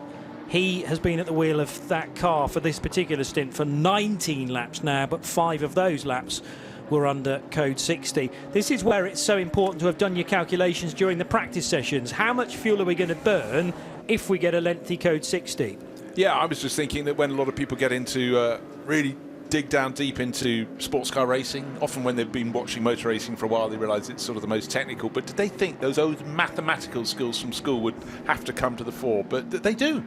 Obviously, there's an awful lot of computer technology now and programs that can work on these programs, but bear in mind, over many years we've had Paul Truswell commentating with us, and he is the man in charge of all those elements for the Red Camel Jordan's team, and they absolutely love him because he finds the things that aren't obvious, and you know, it's obvious to him because his brain is very mathematical, but he's got all sorts of programs, and he works it very hard. He'll go home after the race, he'll number crunch just in case he can find a gobbit of information that will work at subsequent races. But again, it's those moments of factoring in what happens in a code 60 period, what happens in a long code 60 period. There are so many different ways you can handle a race tactic, but it's the blunders that really, many a race, Johnny, we've seen over the years and decades where someone has simply got the code 60 wrong. They haven't taken the opportunity to take on what is now, let's re-emphasise, 25% capacity of your fuel allocation. Yes. If you're in majority of the cars. If you're running in an all-AM lineup in the 992 Cup class or the GT3 AM Cup, GT3 AM class, you can take on 50%. So the rules have changed, but that's where the teams have to be totally on top of things like this, because it might buy you 5 seconds, but it might buy you about 2 minutes, and that is absolutely night and day in a race like this. So what's happening at the front of the race? Anthony Bartone, American racer, leading in the Get Speed Mercedes. That's car number 9, leading by 2 seconds now. 2 seconds on the nose from Alexander Buchenshoff in behind. Good to see the number 31 Team Parker Racing Bentley having a good old charge. Great to have a Bentley Continental in the race. It's all the way down in 38th position. Joe Wheeler having his first taste of GT3 racing, and this is where this race really comes into its own. A large, broad track, plenty of space to do your racing, nice warm climate in January, and for young Joe Wheeler a real chance to sort of step up. GT4 has been his bag for the last 3 or 4 seasons, learning his experience, but this is where you really find out how good you are. Yeah, began his racing career on the circuits, at least, with Ginetta Juniors. Of course, Lawrence Tomlinson's wonderful scheme to get drivers into cars pretty early on in their career, a chance prior to the age of 16 to get some action. So 2 years with Assetto Motorsport in 20 and 21, and then, as you say, 2 previous seasons in British GT, the first with Assetto and then with Torre Verde GT at GT4 level. But this is a huge step up for the 20-year-old. And definitely a first ever 24-hour race. He'll have a lot of stories to tell by the end of this weekend and be so eager for more of it, I'm sure. I mean, that's the case. Most drivers, when they start their racing, they're doing sprint races. At the very most, they sort of stretch to an hour. But it's just entirely different mindset you have to have for a race like this, and just the sheer number of incidents and mechanical potential calamities that rise up and meet you in the face that can be such a difficult thing for a young driver to get their head around. But it's all about experience. It's also all about learning to drive with teammates. You might be used to one teammate in British GT, but you know, you've got to balance it across 4, sometimes 5 in races like this.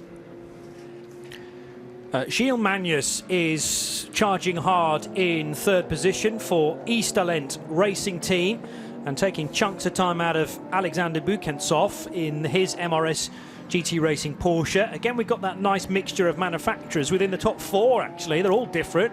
Mercedes lead Porsche, Audi and Ferrari. But it is Magnus and Goethe who are trying to stick with Anthony Bartone's pace, and last time around were actually quicker than the race leader. So Bukantsov trailing the Get Speed Mercedes by last time through 4.3 seconds. It'll be a few more seconds than that next time around. But the yellow flag is out on the racetrack, and I'm trying to work out precisely why that is the case. Well, I tell you what, it's down at turn 11, so it's the corner after you've come off the infield straight, and there was a shot, and I just saw the tail end of a car with a little bit of bodywork, right-hand rear bodywork, looked a little bit loose. It was a black tail end of a car, but quite a few of the cars have those. I thought it might have been the Lotus for a second, but just trying to see if that's still out on the track. The Lotus is, yep, still out on the track. Vito Sieri, the second driver in that. So have to wait and see, but certainly the yellow flag down there at turn 11. Not a corner where a lot of overtaking happens. Incident involving cars number 6 and 88, no further action. That's the Racing 1 Ferrari and the Dragon Racing Ferrari. We saw that, what, about 3 laps ago down at turn number 1. It didn't stop the progress of Oliver Goethe in the number 88 Dragon Ferrari. He's running in that 4th position. He's actually, quicker than all 3 drivers ahead of him. So he's now settling down to see what he can do about catching Gilles Magnus. But certainly for Gilles in the Audi, he had a handful of a dozen really, really good laps and worked his way up from 7th to 6th to 5th. Now he's running in 3rd place for East Talent Racing. But Oliver Goethe, maybe he's been slightly kinder to his tyres.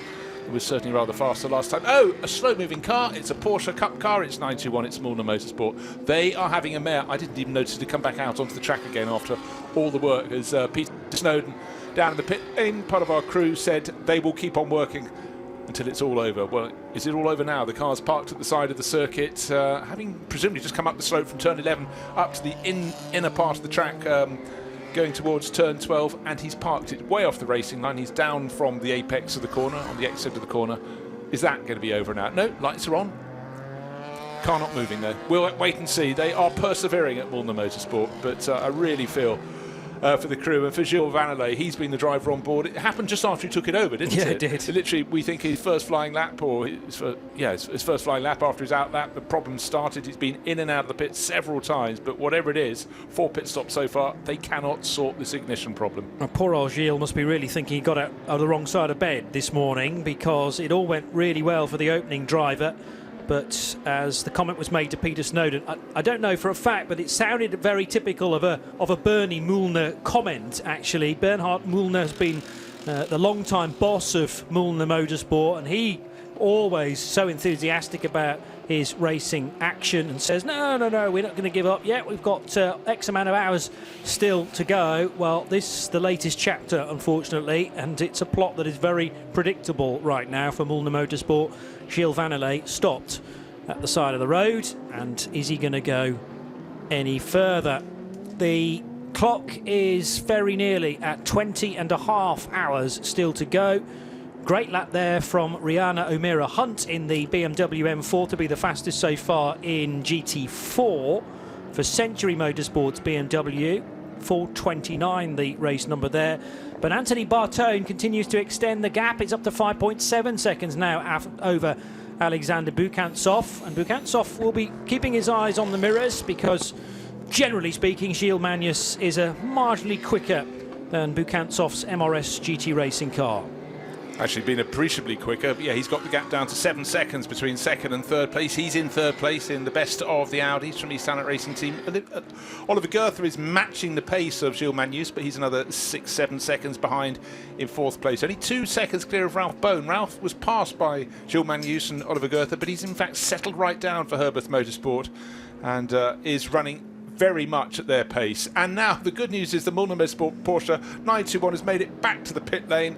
Brilliant overhead shot, looking down square, fair and square onto the concrete apron there, but that car about to be pivoted around and pushed back into the pit garage. No such problem for Anthony Bartone, though. He's been lapping 2 minutes 3s, 2 minutes 4s, and he's sitting on a lead of 5.7 seconds. Alexander Bukansov, though, is being hunted down little by Gilles Magnus.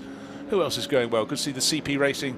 Mercedes still going well. Century Motorsport, 2 cars just outside the top 10. Michael Johnson in 12th. Jake Rattenbury, who's been lapping very quickly indeed until the last lap or so, in 13th. And then they're also Century Motorsport running that car that you just mentioned, Rihanna O'Meara Hunt, Century Motorsport BMW M4, which is running 3rd in the GT4 class. GT4 class, by the way, being led by Continental Toyota. So there's some debris on the start-finish line, and just looking to identify. That's a warning on the screens at the moment. Oh, halfway down, and it came off. Okay, I was correct. The car that had the problem, I said that the bodywork was loose, was the Lotus, and the bodywork's just been shed by the Lotus. Vito Uzzieri accelerating out of the final corner in that Elise Cup car.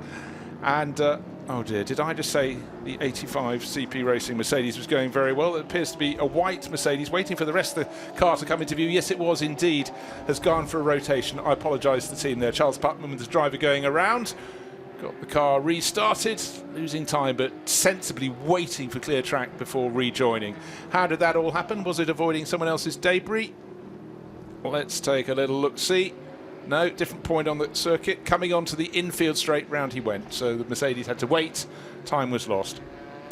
Very similar situation for as the 927 Porsche earlier on in the race that, of course, caused that significant barrier damage, and then the lengthy code 60 for Stefan Bayer. Thankfully, Charlie Putman didn't make it all the way across to the left-hand side and stopped well short of the Armcote barrier. And as you say, very sensible rejoin as well from effectively the team owner, team manager, well, not team manager, but definitely the team owner, CP Racing, is Charlie Putman. Now, I thought you said Anthony Bartone had of the front-running cars was likely to be the first to pit. Well, Alexander Bukansov has come in from 2nd place, so Bartone continues to lead the races now, has an 11-second advantage, but he is being caught by about 1.5 seconds per lap by Gilles Magnus. So the East Talent Racing Audi up into 2nd place. Yellow flag at turn 10. Got a car number 902 sitting sideways in the track, but it does have power and just gets out of the way, which is rather good because the 83 Porsche was just coming through, and that's the car right towards the front end of the field.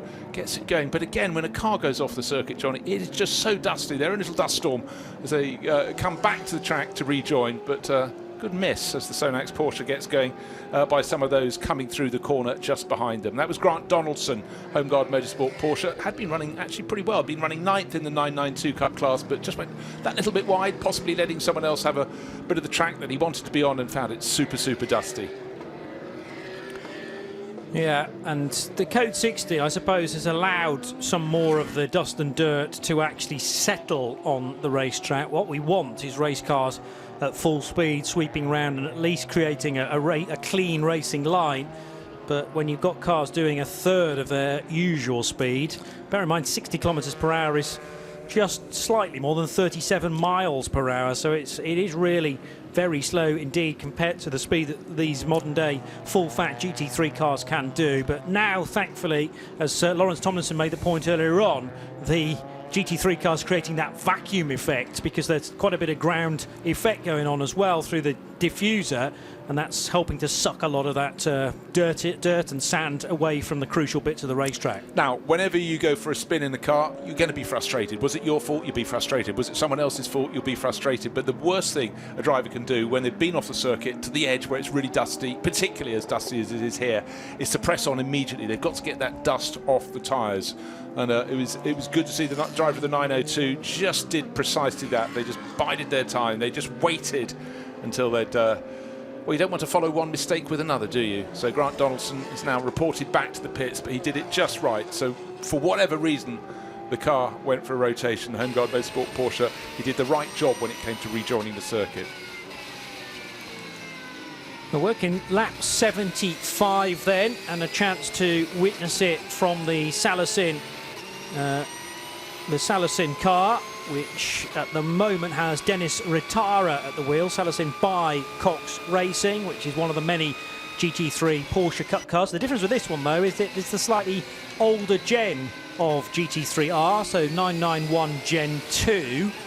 of which there are 2 in the entry. The others are all the latest spec of 992, 911, if you get my drift. It's a green one.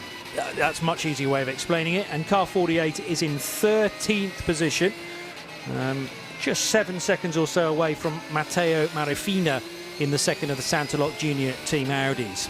For those standing trackside or watching around the world, it's car number 48. We'll give it a number as well as a colour. I have to do this when I'm commentating down at the Goodwood Historic events, is I have to sometimes say car and colour. It sounds really simple, but people watching trackside, people watching around the world, they do need to know these things. So rather than just saying it's the extra Dennis Wilson RT4045, you have to say these simple things. But it's all about also getting new fans into racing as well. So the 902 at a standstill in the pit lane, and it's about to get going all over again. So driver reports in, yes, it was someone else's fault, you'd say, or yes, it was my fault, no damage to the car. Better to get it checked over. If you think there's half a reason that you spun that wasn't down to driver issues, you do need to get it checked out. By the way, leading the 992 class by a country mile, actually just reported into the pits, Paul Meyer. That's the FAC Autotech number 962. Seconding, that's in, just come in from 8th overall. Next one in class, it's come really well, this car. Rabdan by Fulgenzi. It's the number 971. Locally entered team, locally entered driver. Saif Almeri at the wheel of that. He's in 9th overall, 2nd in class and 3rd in class. Red Camel, Jordan's team, we've heard of that one before. Luke Broikers, 3rd driver in the mix to have a go aboard the 909. Yet to appear from the pit stop that you mentioned. Oh no, having said that, I think I'm looking at the wrong car. So we talked about Alexander Bukantsov coming down pit road, and that was after, I reckon, 24 laps. And that car yet to go back into the race, as far as I can tell. But Anthony Bartone is happy to push on after 27 laps. There'll still be a bit more fuel in the tank, I would say, because of those 6 Code 60 laps that he did at the start of the race. The start of the stint, I should say. Eastern Lent Racing's Gilles Magnus in the best of the Audis. Car 54 should be able to go even further into the stint. And Bukantsov, his car, number 17, has rejoined. And it's now John Corbett at the wheel of that. But it's lost a significant chunk of time down now into, well, still not circulating. John Corbett labelled as being the new driver. Oh, it is on an outlap, but has dropped all the way down to 25th position. That's just the costly nature of doing a pit stop, I suppose, during green flag conditions, because the field hasn't had a chance to get really strung out. We've had over an hour behind the latest Code 60.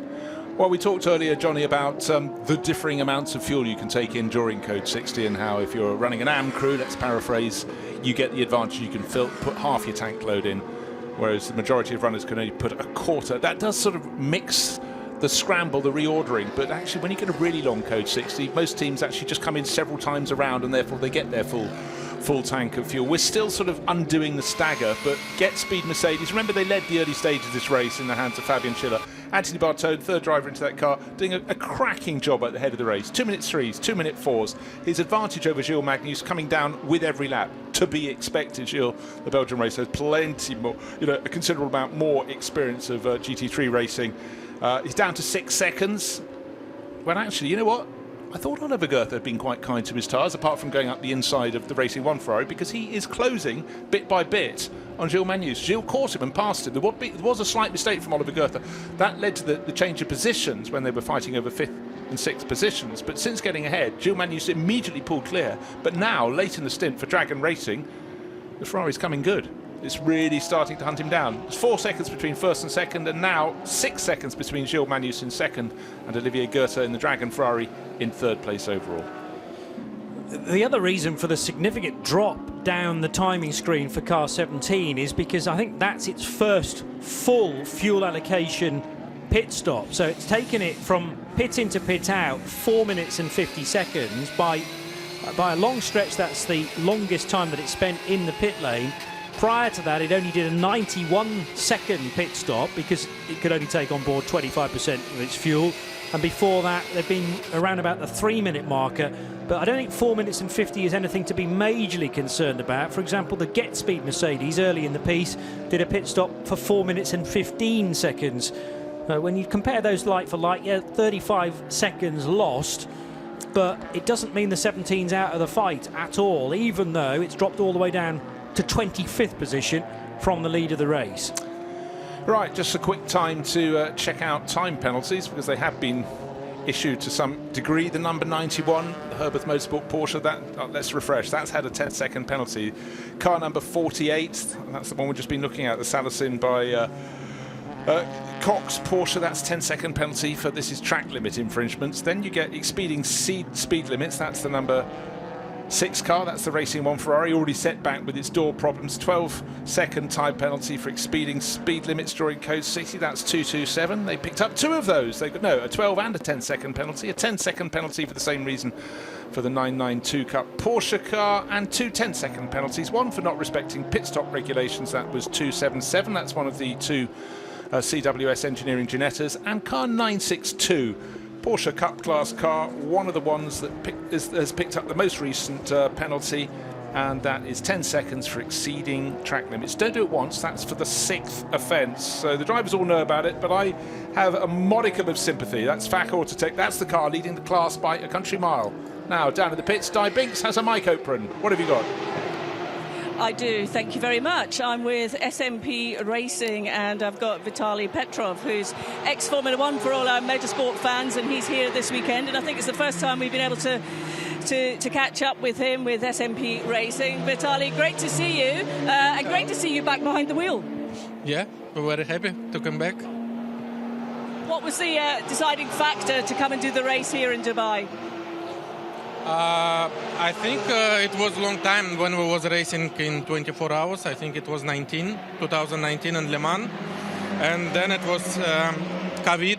We stopped the program in Europe. And then we built a new car, BR03, in Russia. And now we decided to take this race in Abu Dhabi. How are things going for you so far? To be honest, we quite a lot miss tire pressure, and we didn't expect it will be so much hot, because in the practice, like Tuesday, Wednesday, Thursday, Friday, everything was fine. The pace was very, very good.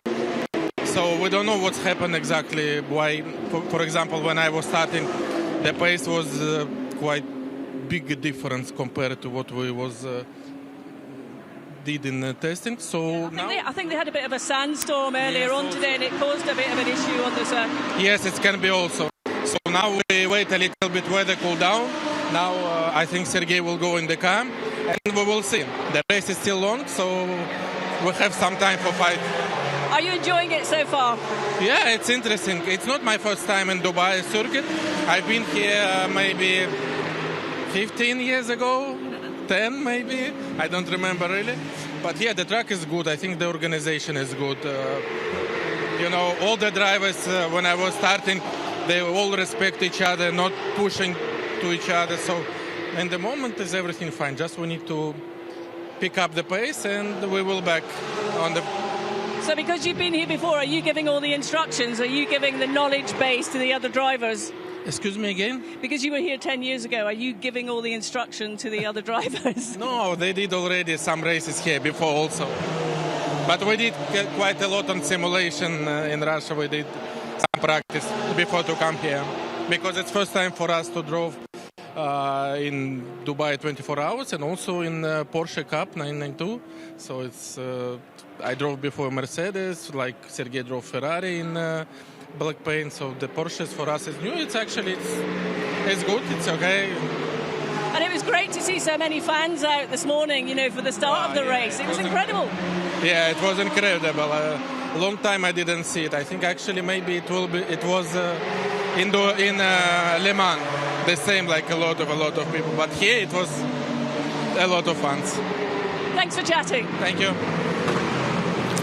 I'm just checking back through Vitaly's back catalogue, if you like, of career high points. It was, I reckon, a season and a bit before he got into Formula One in 2010 when he last visited Dubai. So he's almost right. It's more like 16 years since what was he was last here. GP2 Asia? GP2 Asia, which straddled the 2008-2009 season, but it was a December meeting and he finished 5th in the first race, and although he started 4th for the second race, it was a non-finish in that event. That season, GP2 won by a certain Kamui Kobayashi, I notice. Always quick. Now, Yeah. talking quick, we've had a change of leader because Anthony Bartone didn't hang on. Gilles Magnus hunted him down, passed him. He's now 4 seconds clear. And the next driver lining up the American is Oliver Goethe. So we've got the East Talent Racing Audi now in the lead of the race. Get Speed Mercedes still in second place, but being hunted down by the 3rd place Ferrari. That's Dragon Racing, and Oliver Goethe closing in. That's Dragon Racing. Herbert Motorsport, again, lap after lap, consistent speed. Falling away very slightly from the front 3, but Ralph Bone doing a really good job. And I would suggest that Anthony Bartone... Johnny, what have you got for him since his last pit stop? Because you said a while back he was the first of the front runners to have gone out onto this stint, but he's hanging on. He's lapping very well indeed, apart from the last lap. In fact, his lap pace went out, and I think that's probably as a result of going wide when Gilles Magnus came through to take the lead for the Audi crew for East Talent Racing. And then this shouldn't be so quick from Gilles. He just had to go past 3 back markers, so he'll have lost a bit of time there. I am beginning to think that maybe one of the pit stops on my data has been missed, because we're up to nearly an hour and a half now for Anthony Bartone in the Get Speed car. He's pitted on 4 separate occasions. Let's just see whether we've got times for all 4 stops. Yeah, the last stop was only 32 seconds, which... Like a drive-through. Well, yeah, you double-check the penalties really again. have a chance to stop for any fuel during that. 32 seconds, as I say, may well just be it might be a glitch in that he's pitted for slightly longer than that, and that's the reason why he's not just driving on fresh air. Now, one thing that all race fans, I know this thing was created a good 60+ years ago. Grand Prix du Roc, Peter Ustinov, where one of the drivers comes in because he simply remembered a good swear, a good curse to give to his team boss. And he came through from the Italian team and he got blah, blah, blah, and then he drove out again. Cost him the race, but it made for good entertainment. True. And if you want to know what the heck I'm talking about, Peter Ustinov, fabulous comedian. He did all the voices of all the characters and all the car sounds for the Grand Prix du Roc. Mega. And many tales aside, thank you, my father, for having that on. It wasn't just 78, it was equivalent. Yeah, I'm embarrassed to say I have yet to experience that, but I really must Between track our it stints, down. you must, because it still makes me smile even today. Excellent. 82 laps very nearly completed for Gilles Magnus now in the East Talent Racing Team Audi R8, ahead of Oliver Goethe's Ferrari 296 for Dragon Racing and the 88 Prancing Horse, and then Anthony Bartone quite possibly driving on fumes if the data is correct. It's his 4 stops that he's made, but it may well be that the previous stop was slightly longer than just half a minute that I have down for car number 9. And Ralph Bone in the 91 Porsche, the all black with the gold piping for Herbert Motorsports' best placed car, and the best placed Porsche, in fact, running around in 4th place. In fact, when we have a change in the commentary booth, Andrew Marriott will be stepping up with Phil Anson, and I'm sure that Andrew can switch straight into Peter Ustinov Grand Prix du Roc mode. I have an enormous amount of faith in Andrew, his knowledge, his enthusiasm, but I'm sure that's one that's under his belt. There we are, Andrew. No pressure at all. If it doesn't do it in the first 10 minutes, then the party on X, brackets formerly Twitter, who are enjoying this as part of the Radio Show Limited collective, will be begging for it. It's quite funny, actually. I just had a quick look to X, previously known as something else. Ian McCarthy, long-time fan of RSL_studio, follows all the NLS races and everything else that moves. And he said barrier repairs are usually something that happens in the background while we watch cars circulate under Code 60. Trackside and drone footage of the repair itself is quite cool. I want to see how these things are done. Of course, Ian, with the Nürburgring Langstrecken series, you can't get cameras to all points around the magnificent Nürburgring Nordschleife, but you do often get course vehicles at the side. They can't get a camera close, but again, it's looking at the efficiency, and you can just see how big the damage, how great the damage is to something. And so they're doing a really good job here, the crew putting together the televised side. Okay, Anthony Bartone has just ceded that second position as expected, so it's the East Talent Racing Audi, as you said, Johnny. Dragon Racing Ferrari now up into second place, so Oliver Goethe nearly 7 seconds down on Gilles Magnus. Anthony Bartone, his next point of attack is going to be again from behind, and again it's going to be Well, this time it's going to be a Porsche. Ralph Bone making seriously good progress in behind.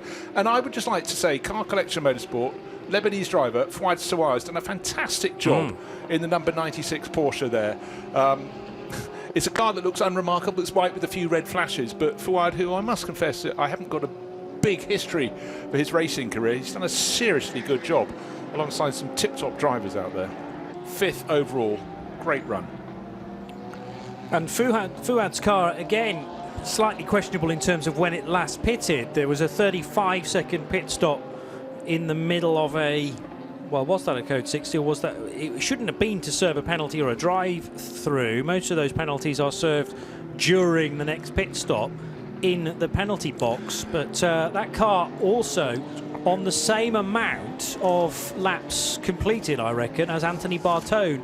So they've either both done a stop at the same time and it's been missed in the telemetry or in the recording somewhere, or they really are not only able to produce great speed, but also superb fuel durability as well. As one of the two CWS Engineering Ginettas gets going from its latest pit stop.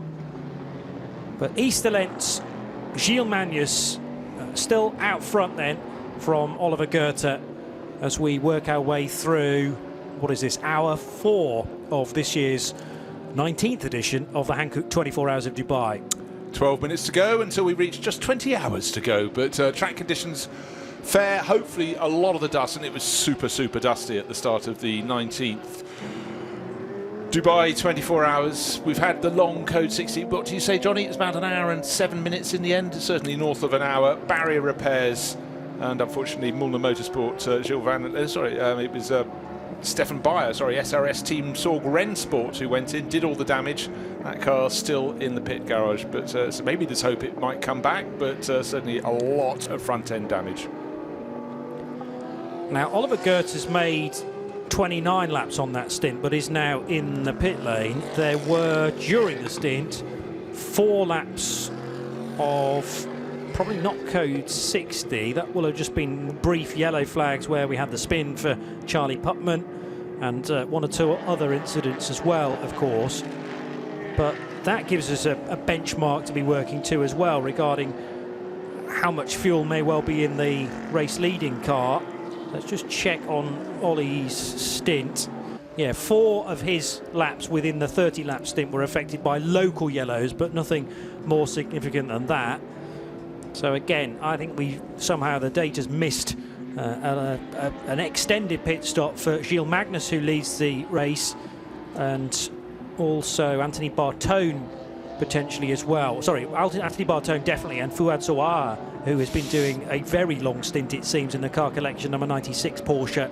But they may well have crowbarred an extra fuel stint in there, as track temperature is being taken by one of either the members of the crew there, or indeed Hankook themselves, because they'll be needing to monitor the temperature of the asphalt, depending on how the various compounds are being utilised through the course of the race.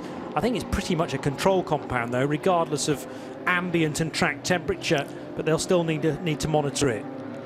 Yeah, one car that's from the front end of the field just come in. Very quick pit stop. It's the heart of racing by SPS Mercedes, car number 27.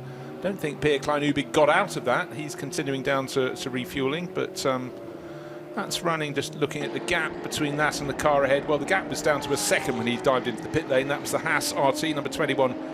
Audi in the hands of Haas RT holding down 6th place. Of course, that gap would have grown enormously while they're in the pit lane. And that should mean the Century Motorsport BMW M4 GT3s are moving up a position. They should go up to 7th and 8th, I think. Jake Rattenbury's got ahead of Michael Johnston. They're separated by about 7.5 seconds. But again, we'll get to the next cycle of pit stops and it will be moved around. But I must say, certainly for East Talent Racing Team, Gilles Magnus very much continuing in the vein of Marcus Winkelhock without the contact down at turn 1 that we saw early in the race, but leading this race by an increasing margin over Anthony Bartone. So the Get Speed Mercedes in 2nd place again, because we've had the pit stop just up ahead from the Dragon Racing Ferrari. 6 stops and therefore 7 stints for the Easterlent Racing Team's Audi. 2 fewer than that, though, for Get Speed's Mercedes, the all-red number 9, and the Herbert Motorsport Porsche of Ralph Bone. And Herbert doing very much Herbert things in, well, pitting at the opportune moments, but we haven't actually seen that Porsche stopping with every single Code 60 to top up the fuel. Sometimes, well, I suppose these days with the 25% rule, you'd need to be stopping 4 times with just an outlap / in-lap in between each one to make sure you've got the full fuel allocation. Yeah, that takes some doing. Well, it certainly does, but it does mean if you've got an hour and a bit of Code 6 as we had, it sort of almost settles itself down. But if you've got a sort of 10-minute Code 60, you're not going to have the chance to sort of recoup that at all. And bear in mind, just pointing out, as we did earlier, under Code 60, a lap time around here is around nearly 5.5 minutes. So if you've only got a 10-12 minute period of Code 60, you really just don't have the chances you need to be in there. So what's happening? We're nearly 4 hours into this race, nearly a sixth of the way in. We've got Audi, Mercedes, Porsche, the top 3 manufacturers. We've got, just remember the teams at this point. With 20 hours to go, we've got East Talent Racing, probably about to pit with their Audi. Get Speed Mercedes, likewise for Anthony Bartone, and Herbert Motorsport. Bear in mind, they're in 3rd position with the best of their the Porsches. Herbert Motorsport are very, very good at getting the rules right for getting top results in the 24H series. They've been staunch supporters of this series. It's gone to ever better tracks around the world, and expect them to be towards the sharp end. That's precisely where they are now. Car Collection Motorsport with their with their Porsche. Again, they've swapped manufacturers recently. Running there in 4th overall. They're also very, very good on the rules. And Haas RT, that sort of came in from nowhere, created by Sandrine Haas, been also very, very strong. And their car is running in 5th overall. It's about knowing how the rules work. The rules change from year to year, and it's about staying on top of them. Yeah, and that's where the team managers and indeed those trying to work the best way through this race from a strategic point of view earn their corn. Very often in the, well, travel time to get to these events, but hopefully before that, the full regulations are read and then read again, often to see what they don't say rather than the indication of all the rules you must adhere to, as the 54 car getting stuck into quite a bit of traffic here. So that was a precarious moment towards the end of lap 86 for Gilles Magnus, putting the car, the 54 car, in its very Moulner-like livery, but Easterlet Racing Team is the preparators of the 54 car, and has managed, with a deep inhale of breath, managed to get through that bit of a storm out on the racetrack. Well, when he was at the back of that sort of 7-car gaggle, he had another moment where he clonked a curb big time, front left corner coming off the terra firma, off the black stuff, but clearly trying to press on. His advantage, well, it was 12 seconds. Even going through that traffic, he's increased it over Anthony Bartone by about only a 1/10 of a second, but he's got the traffic behind him, or that gaggle of traffic, and the American race is going to have to get onto the tail of it and do precisely the same again, unless a pit stop intervenes. Who's flying on the track? Yeah, that was a much slower lap from Gilles Magnus. Instead of doing 2-minute 3s, 2-minute 2s, the traffic cost him the best part of 4 seconds there. But what you can gain, you can lose very easily. But he was certainly quite aggressive in getting through. So maybe, again, just trying to eke a second here, a second there. He'll keep on pulling away from Anthony Bartone. But Ralph Bone, well, the fastest of the trio last time around in 3rd place. According to my records, Anthony Bartone and Fouad Sawaha are now onto their 39th lap of this stint. I think that's actually impossible now, so there will have been an extra fuel stop within this stint somewhere, bearing in mind the first bit of Bartone's sort of double was incorporating 6 laps of Code 60, so that will buy back some fuel mileage, but not enough for that to make sense otherwise. The 907 car of Nicholas Johnson wasting no time at all now, and fully alongside a fellow Porsche, although perhaps not on the same lap. That was that 992 numbered car. It was the 931, the Hanimal Ali, the QMF by HRT Performance Porsche. That's down towards the tail of the G992 Cup class, 13th overall in the 992 Cup, but effectively 1, 2, 3, 6th in the 992 AM class. But Nicholas Johnson, so many years, well, the decades, aren't they, racing with Tracy Crone all around the world in the lime green and blue Porsches, and the Swedish racer, I remember when he was in back in Formula 3 in the early 1990s, racing against the likes of the recently departed, much missed Gilles de Ferran and the gang and the David Coulthards of the world, but didn't have the money to continue any further in single-seaters, but by golly, he's made a spectacular career in GT and sports car racing with Tracy Crone. Obviously a car that was right at the sharp end of the race early on. Car number 18 being pushed back into the pit garage, and that's the Audi that set the pace very early on indeed. It's the Ravenol sponsored Audi, black with the green flanks, and that is most surprising. Let's have a look and see what work is going on, because hopefully it's not a point in the race you really want to be getting the bonnet up on your car. It's the car that Elliot Earhart started from pole position, although he wasn't able to hold on to the lead much beyond the first sector of the lap, but he was still duelling with Fabian Schiller as they crossed the line for the first time. We then had a couple of stints for Sven Herberger under code 60, which amounted to 8 laps.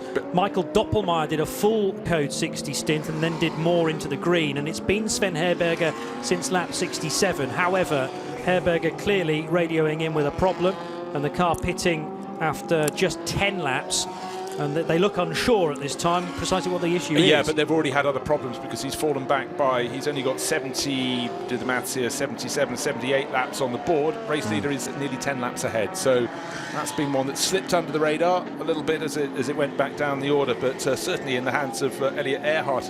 Quick in qualifying, quick in race trim in the first stint, but we'll have to get to the bottom of that one. So the pit lane crew, if they could make their way to the garage number 18 for Sansalot Junior Team, there is a little bit of woe associated with that car. Well, it was the previous stop to this one when the car came in at 4:15, so 45 minutes ago. It was then in the pits for over 15 minutes. Okay. So that's where the issue has struck, rejoining the race just after 4:30, and now short of 30 minutes on that stint has had to come back in again. So I wonder whether the issue first hit a pit stop ago, and this is the continuation of it. With news on that, or perhaps other things, here's Di. I was just inside the 18 garage. Sven Herberger has just jumped out of the car, and it's not looking good. Sven, you've taken the car in, you've got out of the car, it's in the garage. What's happened? I don't exactly, but we have a technical issue where we are not sure how this will turn out at the end. So we have fixed it once now, but it can come back anytime. And right now we have already a delay of 10 laps, and we prefer to retire, because at the end.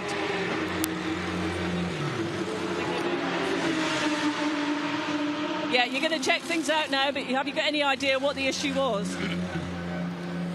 At an earlier point, we had an issue with the steering, but I don't know the details. I'm the driver. No one's working on the car, so no one's working on the car, which is not a good sign for you. You must be disappointed that the cars there having started so well. Well, I mean, everyone is excited to start at Dubai 24, and yesterday we've proven that we have the speed. I think the car is a fantastic car. It's our fourth year with the R8, and I mean, yesterday maybe you have seen it at the qualifying. We had that luck where was doing that fast lap, and this was his last lap, because there somehow it started. And taking this into consideration, we just said, okay, we save the energy and the budget and so on, and see. Look in the future, what's coming next. That's such a shame, but we understand these things happen. So, commiserations. Sorry, I said that's a shame. I mean, we know these things happen, but quite frustrating. But we'll see you next time. Yeah, we hope so, definitely. I mean, Mugello is soon. Let's see that with the transportation, everything goes fine, and then cross fingers. Knock on wood. Thank you. Sven Herberger still with a smile at the end of that chat with Diana Binks. A real shame. It's a quick car, but they've been battling steering problems, whether related to power steering or otherwise, ever since yesterday's third qualifying session. 4 hours done and a mere 20 hours still to go in the 19th edition of the Dubai 24 Hours. It's Get Speed with their Mercedes that lead. Anthony Bartone, we thought, driving on fumes. Well, the car has now finally pitted for some much-needed fuel to get it through the next 70 to 75 minutes, but a terrific stint from the American, and the car timed as the race leader as they hit the stripe after 89 laps. Torsten Kratz doing the chasing and may well inherit the race lead in the Haas RT21 Audi R8 LMS. Third position for the former race leaders, Easterlent Racing for Gilles Magnus, who's just bailed out of that car, and we'll wait to see who is going to be installed. Perhaps if they're doing a driver change, that car's currently in the fueling area. Then it's Herbert Motorsports number 91, the all black with the gold piping car for Ralph Bohm. We've seen the spell of Daniel Alleman driving that though during the Code 60 period. 22nd Century Motorsports BMW from GT3 Pro-Am, second in that category for Jake Rattenbury, and then the second of the Century Beamers is Michael Johnston for car 14, sixth. Proton Huber competition with a Porsche for Renat Saliakov, number 83, 7th, and the Santilot Racing Junior team, perhaps the sole surviving Santilot Junior Audi now, for Matteo Marafina in 8th.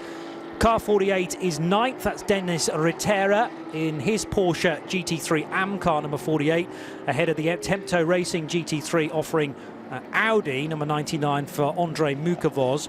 Then it's Hans Wehrmann for Uber Motorsport and the number 50 GT3 AM runner 11th, ahead of Rabdan by Fulgenzi's 992 AM class leading Porsche number 971. That's Saif Alameri from the 992 leader. So remember, you've got 992 AM and 992 in that Porsche classification, and the 909 Red Camel Jordans.NL car therefore leading its class in 13th overall. Dragon Racing's GT3 Ferrari, Ben Goethe driving the 88 car in 14th. Pro Sport Racing's number 901 for Jörg Wiebahn is 15th, ahead of the Australian entered, or rather Kiwi entered Grove Racing crew with a lot of Australians in it, and it's Kiwi Matt Payne doing the driving in car number 10. Heart of Racing by SPS number 27 is in 17th place for GT3 Pro-Am for Pierre Kleinubing. Then Fabrizio Broggi and the Manamari Energy by Ebby Motors Porsche number 95. Car Collection Motorsports Porsche 96 is in 19th for Dustin Blattner. Shane Lewis for CP Racing's GT3 AM 85 Porsche 20th position. Team Parker Racing's, a lot of fans for this car, the Bentley Continental. Joe Wheeler, the 20-year-old, is piloting that currently, number 31, 21st. The 17 MRS GT Racing car is a GT3 AM runner for John Corbett, 22nd, and one of the other 992 runners, many of them, for Jop Rapanga in the 962 FAC Autotech car of Switzerland. K Kramer Racing complete the top 24 for Carsten Kramer, number 936. Another Porsche Cup car is next on the list, 25th position for 907, the RPM Racing car, all green, Tracy Krohn liveried car for Nicholas Jonsson. Then it is Peter Glulinsk and the Red Ant Racing number 903 of Belgium. Neuhofer Rennsport by MRS GT Racing's 988 numbered Porsche is 27th, ahead of the GTX leader for Mikael Pitamba of South Africa. Rasoon Northern Racing number 714 is in 28th place. 29th for SMP Racing's 937, and that's now Dennis Ramayako.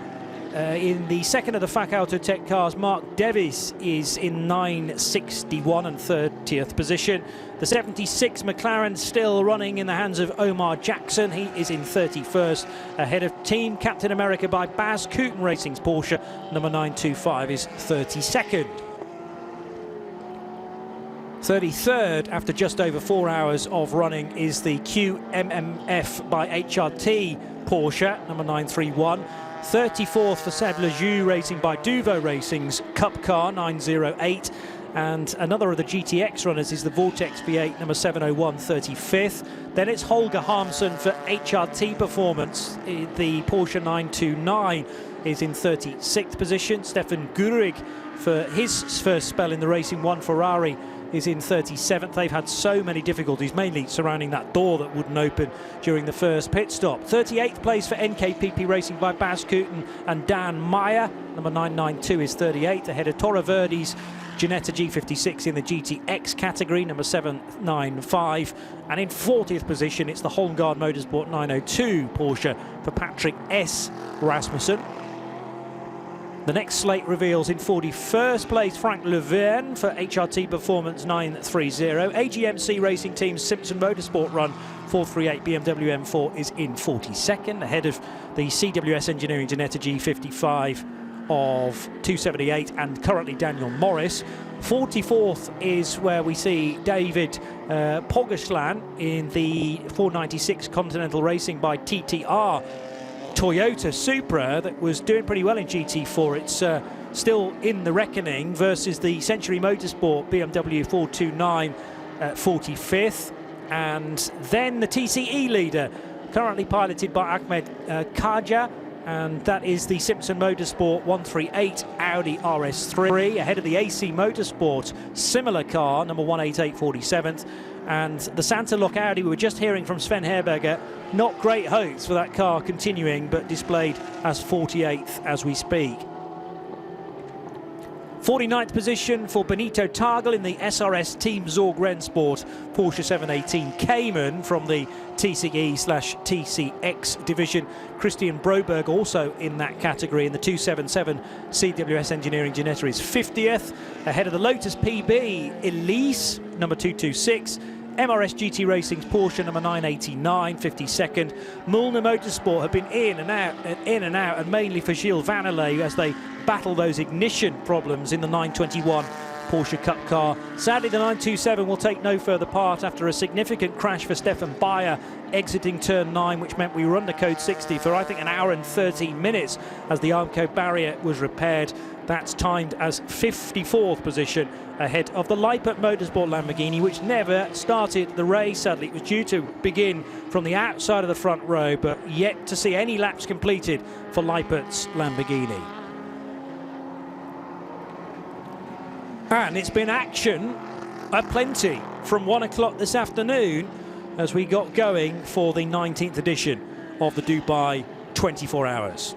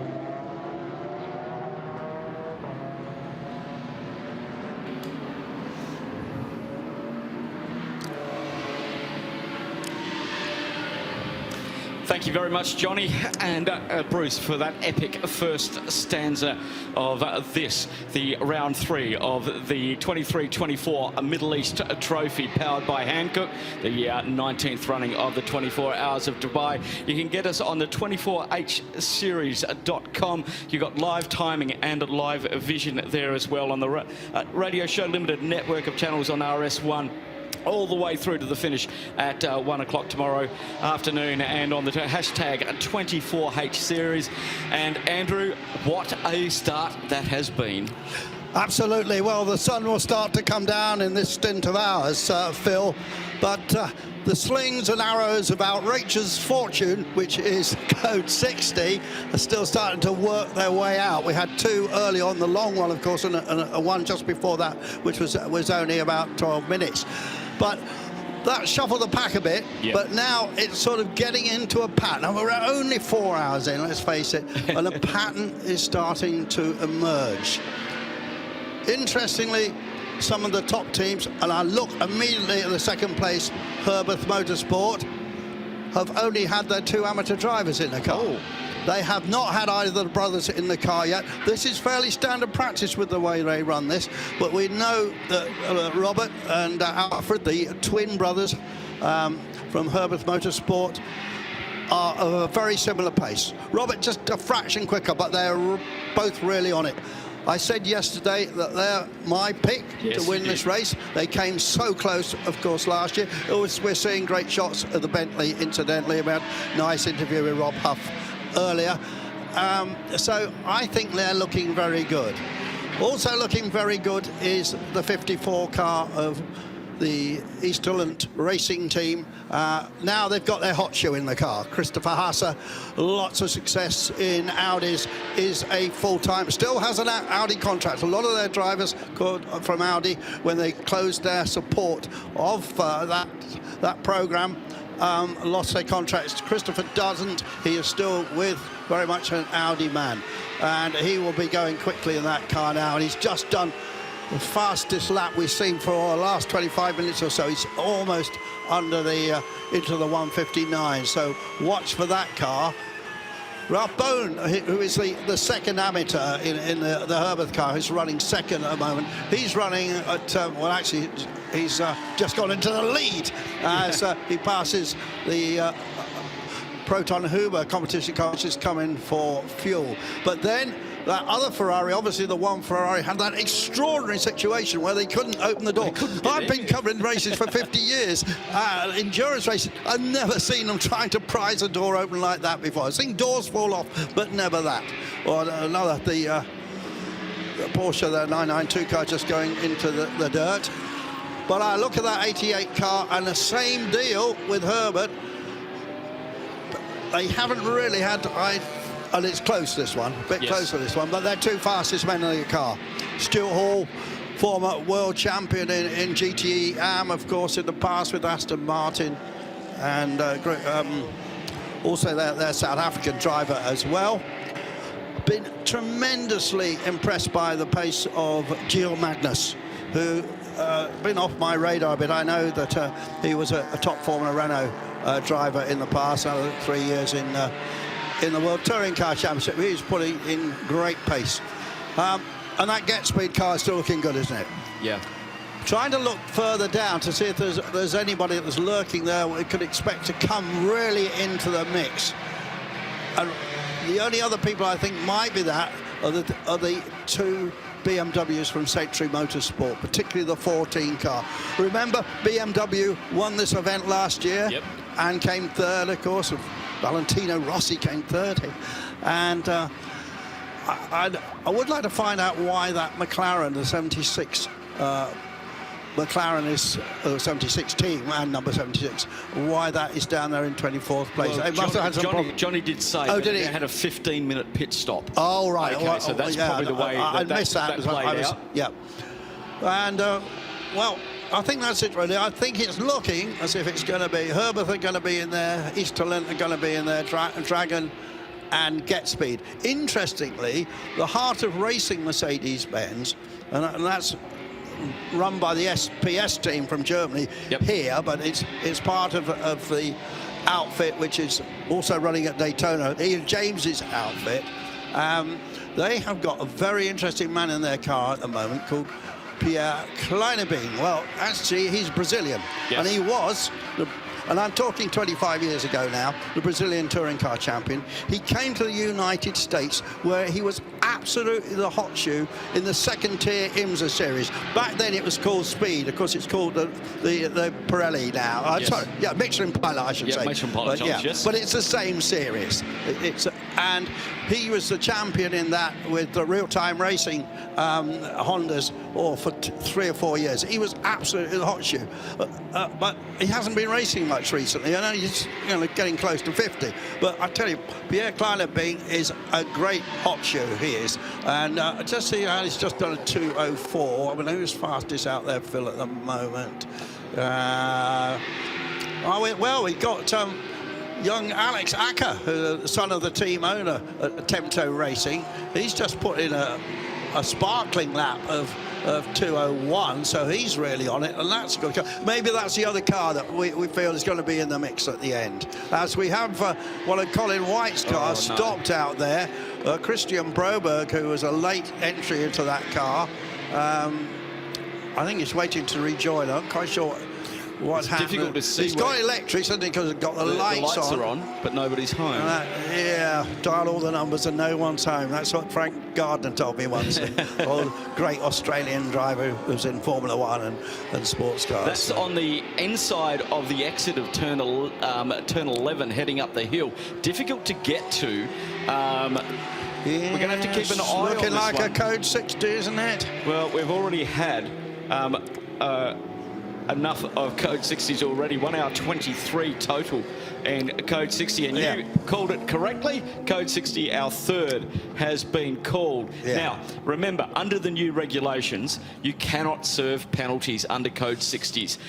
We started that in round 1 of the Middle East Trophy powered by Hankook in Kuwait, followed that by the one at Yas. And I think that this has really played into the hands of Herbert Motorsport, because they might put Alfred in now. Hour 31 into that stint.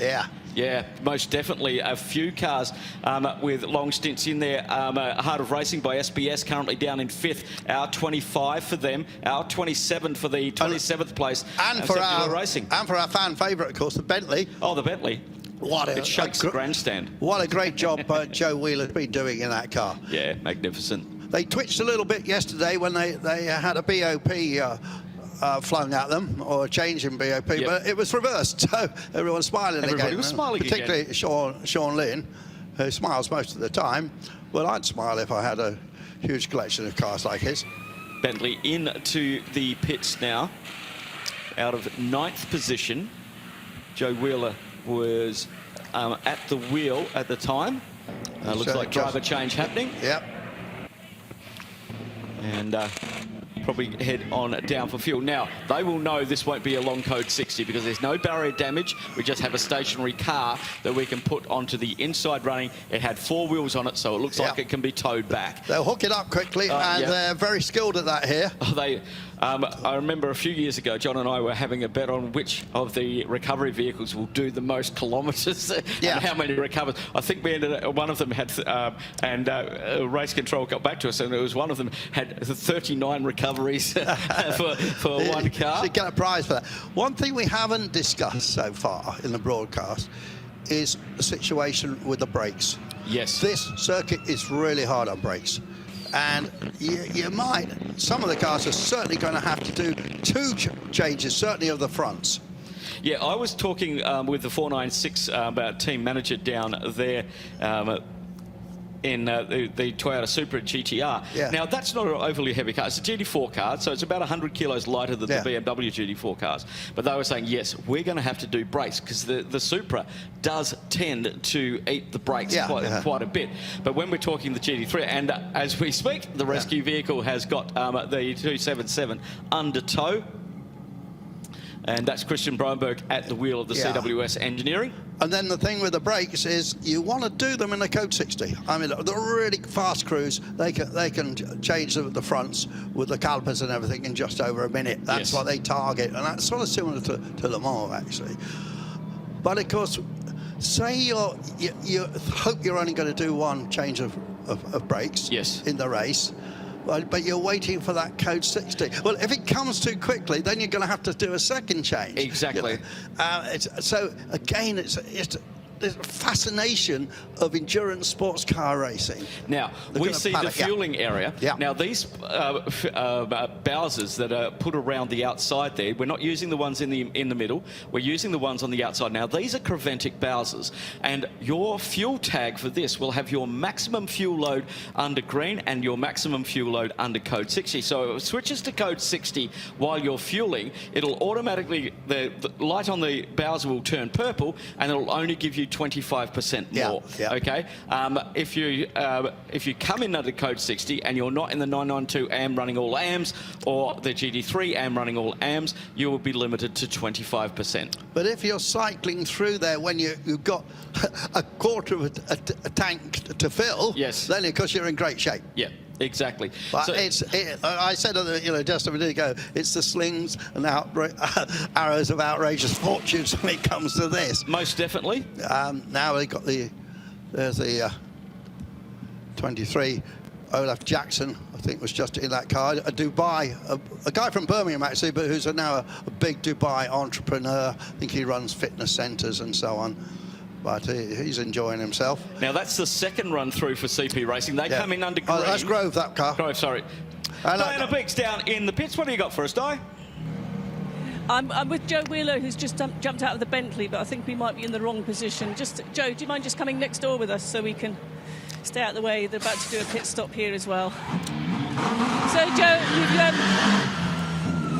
just jumped out of that car. We've had a few code 60s which are sort of affecting strategy and everything else at the moment, but how are things going for you in particular? Halfway through the stint and sort of the start, we're having major braking problems, but it's a challenge to combat that, especially in battles, but overall it's still going and it's competitive, so that's the main thing. It looks an impressive car. We've had a lot of interest in it. From your perspective, how challenging is it to drive and to just get the flow and the balance that you like? For me, it's a nice car. It's obviously challenging the mid corner, but if you know what to expect, then it's a nice car to drive. How much are you enjoying the race so far? It's absolutely mega out there. I mean, the 992s and the GT4s really put up a challenge, so yeah, it's really enjoyable. How much are you sort of changing the strategy between you now, or are you just sort of waiting for your call to go? Yeah, well, it's affected by code 60 mainly, isn't it? Let's be honest. But at the moment, it's all going to plan, so it's it's good. And how supportive are the team with you? It looks like you've got a good bunch of guys and girls in there, and they're very committed. Yeah, Team Parker, they're mega. They know the car inside out. Every issue has been resolved, so it's great. Joe, I'll let you get a bit of a break now. Thanks ever so much. Interesting, because Rob Huff said they had brake problems with the ABS. Yeah, he was with the adjusting ABS issues that they had to adjust that. We'll just get the penalties out of the way, because we've got under a minute until the end of code 60, and the big penalties coming in at the moment. 60 seconds for the 429 for exceeding stint time, maximum driving time. So there's a maximum driving time of 2 hours. Your minimum rest time is 50% of your last stint. So they got a 60-second penalty for that. Now, that's a BMW that qualified third in a GT4, so that's not going to be good for them. Then a few 10-second penalties for 903 and 929. 903 not respecting pit stop regulations. 6 offensive track limits for the 929s, getting a 10-second, and exceeding the speed limit in the refueling area. It's 20 kilometres an hour in the refueling area, 40 kilometres an hour in pit lane, and the 17's getting a 12-second penalty for that. We're back to green flag. We are, and very interestingly, Herbert have put Daniel Alleman, the 65-year-old who is retiring after this race, back in the car. Wow. Daniel is he's not that slow, but he's actually very good, but he's 2 or 3 seconds off the others. But then they're getting his 2 hours out of the way. Yes. All this before we're even, only just a quarter of the way through, aren't we? Well, it's very, for me, this is brilliant strategy, what they're doing. Well, also they're getting him out of the way before it gets dark. Yeah, that's another point. Okay, we've got about 35 minutes until we have the official sunset here in Dubai. The good news is this year, this is the first time we've had full track lighting around the entire 5.39 kilometres of the Dubai Autodrome. Now, we used to have it just to start finish. We used to pick it up at turn 14, lose it at turn 2, pick it up again between the exit of turn 9 and the club link that comes through, which was always been lit, our shorter circuit. But we have a level of lighting here which isn't Yas Marina bright, but it's Kuwait bright. So any of you who joined us for round 1 of the Middle East Trophy powered by Hankook, it's that form of lighting, and we spoke the drivers that Peter and Di spoke to last night. They were really enjoying it. The guys who have been here before, it's much easier to sort things out if we have a look at a replay here of the 992 having another issue. That's the second time that that's same place, wasn't it? NKPP racing by Baz Coton Racing. That one, yeah, it is the second time, probably in the same place again. Just keeping an eye on where they are. On board with Dan, and it was Dan Measure at the wheel last time as well. He came in and pitted after that. Going back to the lighting. Yep. Do you know, a man who should know about this was a guy who drove the car around to test the lighting, and he's sitting alongside me now, Phil. That's right, isn't it? You were in a fantastic machine to do that. Yeah, had a 296 around here. Well, very low speed on a track evening here, and just had a little bit of a look at the lighting. I've driven here at night. Never done a 24-hour race, but done some mini enduros here in Clio Cup. And well, you've driven all kinds of different cars around here, raced all kinds of cars around here. Yeah, done a fair bit. I started in 2006. 2007 with the Volkswagen Golf GTI Cup. Our first tin top champion, supporting the Radical Championship that is still running to this day. That then evolved into the UAE Touring Car Championship, which I raced my Renault Clio 192 Cup car in that, and retired after about 2009 because it was getting expensive, but had a couple of Radical races as well. So got a lot of laps around here, spent a lot of time here on track nights.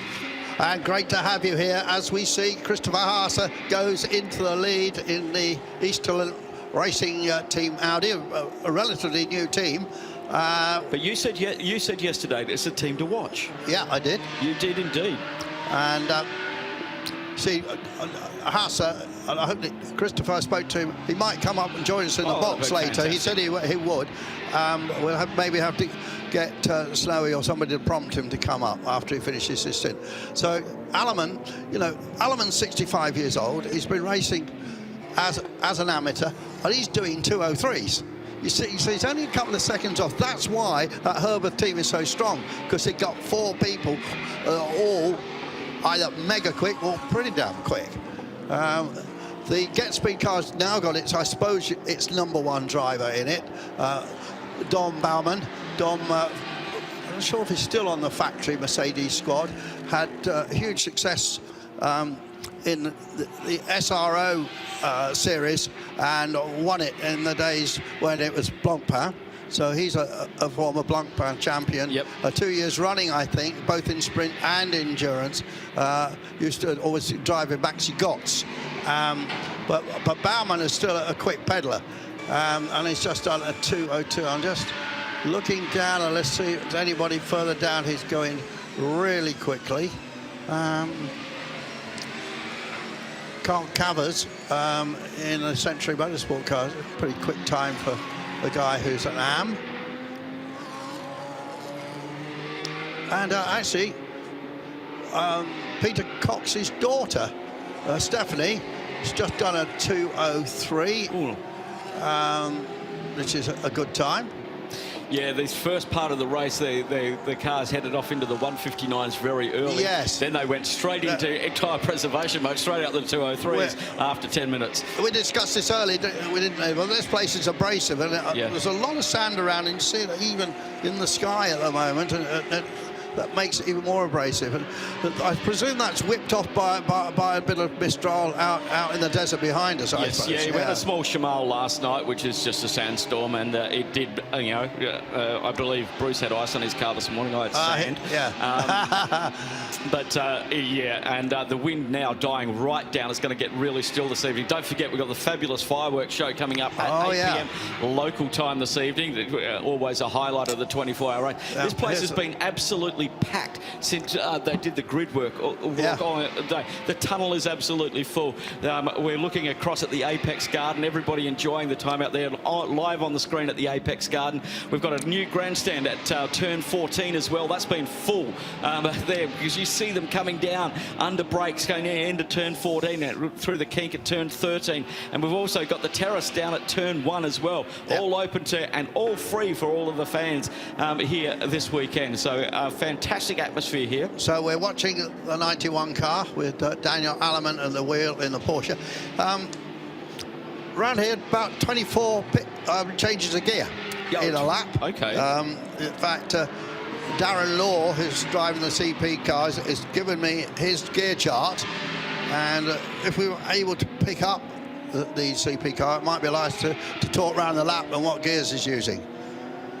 Porsche's having a battle there. I say it's Alleman in the second one, isn't it? And the 91. Yeah, chasing Dustin Blatter in the car collection machine.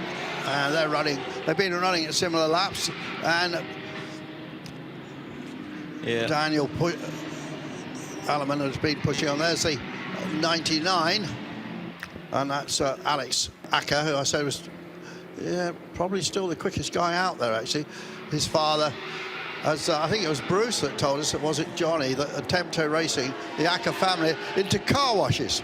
Oh. I've got a little motor racing car wash story. I mean, it's actually not that unknown. But, you know, Nicky Lauder gave most of his trophy to his local car wash to get his car washed for free. As you do. True story. OK, Race Control has told everybody to turn their lights on, and they'll be turned off around about 6:30 to 7 o'clock tomorrow morning. Yes, it's quite a long night here, isn't it? Yeah, well, Bruce and Johnny were discussing, we don't know which one. I had the discussion with John Hindorf as well, of who has went. Now, we're a little bit later, we're 2 weeks later, so we may be a little bit shorter than Daytona. But Daytona is lit. Yes. All the way round. You know, you might as well be racing in the daylight there. Yeah, Le Mans, very, very different. different. Yeah. Down Dormazan straight, down into the chicanes. Yeah, so Christopher Haase has settled down just on a 2:2009. Yeah. And I mean, that pulled him 4 seconds away from Alleman in that very lap. Exactly, he's increasing that lead. Yeah. And around about 46 seconds back to the Get Speed car, Dominic Baumann running in the second in GT3. Daniel Alleman and Herbert running first in the Pro-Am category. Remember, in GT3 we've got Pro-Am, Am and GT3, all different categories. All the cars are classified under GT3, but we have the subcategories of Pro-Am and Am. The same with 992. Yeah. We have 992. Everybody's classified under that, and the subcategory is the Am category. Now, we've got a lot of those cars there. We've got 14 Ams and 6 992s. Yeah. We started with, 22 of the GT3 cars started because obviously the Leipert car didn't start. Now, they were thinking that was going to be a very long change of pulling the gearbox and the engine out of that car to actually get that car going again. I don't think they're going to bother, and I think that one is going to retire, along with our other front row sitter on lap 88, and power steering failure for the Santalok Junior team. And as they said, they weren't busy about that. They're going to start working on the European Series for now. So we have literally lost our front row. Just talking about Christopher Haase for a moment, because he won this race 2019. Yep. And he's won the Nürburgring 24 hours in 12 and 14. But he probably won't tell you too much about this. He started racing in Dacias. Oh, not the Sandero. I don't know which model it was. We've been joined by a guest, actually, and a guest we didn't expect to see this weekend, one of our old favourites, J.M. Lippman is with us. He's been driving one of the Colin White Ginettas, and I just wait for J.M. to put his a penalty for Huber. Did you see that, Phil? There's been a penalty for the Huber car. Well, we'll have to check that out in a moment. So, JM, you told me a couple of years ago you retired from racing. That was it. You got your trophies lined up, you polished your helmet, you put it up on the shelf, and finito. And here you are, and I've got a bone to pick with you because we've got a lovely entry list printed out. And then we get a last-minute one, and your name's suddenly on it. Well, start with a new entry list. What's the story? First of all, Andrew, lovely to see you guys. Lovely to be here in Dubai. I came over to work with a few teams and drivers, as we do, with Sport 21. And my good friends at CWS, Colin White, said, hey, do you want to drive? I went, no, absolutely not. But I bet you had your crash helmet in you. Andrew, as you know, all drivers, whether they say they're retired or not, I always bring my helmet to a race. And he said, well, look, they were short of a driver. I said, I will help, but I don't really want to race. So I did my minimum stints, and if they need me, I might be available to drive. Right, understood. But you're available like in this commentary box. And you have done a few laps at the Ginetta. I don't think you'd ever driven one before, had you? No, actually I have. Have you? Okay. I won with them twice, I think. Magny Court. Oh, did you? We raced a few years ago. And then Paul Ricard as well. I think probably the last time. Because I think of you more in a Porsche. Yeah, mostly Porsches. I tell you what, I've forgotten how difficult it is to drive a Ginetta. Because no offence to Ginettas, but they're quite slow compared to the GT3s, which are 20 seconds quicker. It's hard work looking in your mirrors all the time and staying out of trouble. So again, I'm going to salute all those guys in the TCR cars and TCE cars that are doing their race but staying out of trouble. It's a real skill. Yeah. So we're just following the CP racing car at the moment. The CP now is in 15th place. It's Shane Lewis at the wheel. Very successful racer in IMSA series, and just following around. I think that must be the drone shot. We've got some fantastic cameras and camera work here. So he comes past the hotel, and he's accelerating now as third. Past the pitch, he takes fourth, and then he'll take fifth. And we'd lost it. He said, oh, there he is.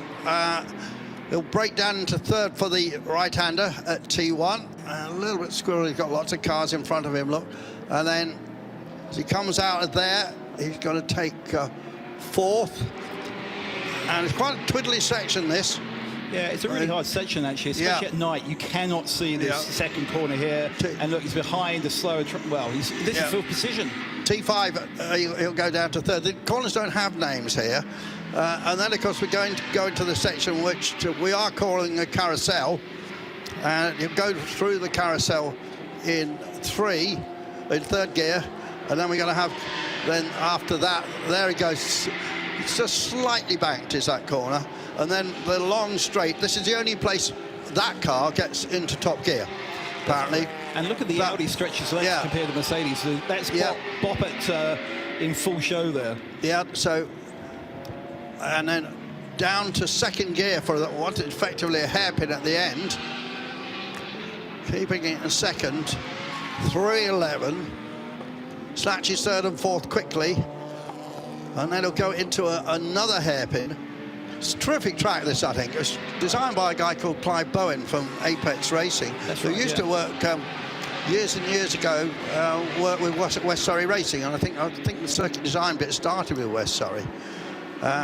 It's a great track. It was underused, but now you've got Asian Le Mans here and all the different series. Next week, it's a fantastic track. It's a shame F1 never really got here. No, I'm sure there's some politics in that. And then third, fourth, and then another second for this corner, which takes you back onto the pit straight.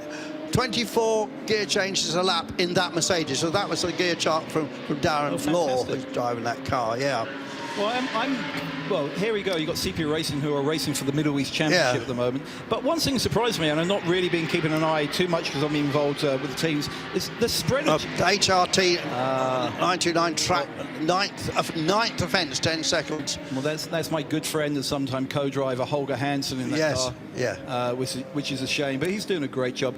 The spread of the field is quite surprising for me. And maybe the big story for me is the 992 was running up in the top 10. But I mean, there's hope for you. Look at Daniel Alleman running in second place. He's 65 years old. This is definitely his last race. He is really retiring. Did he say that too? No, I mean, it is official, and it is. And I've talked to the team about who's going to replace him and so on. But the one thing that's hard, I mean, look, I haven't raced properly for 2 years. I definitely wasn't on the pace. But talking to Tom Cornell the other week, and I saw him.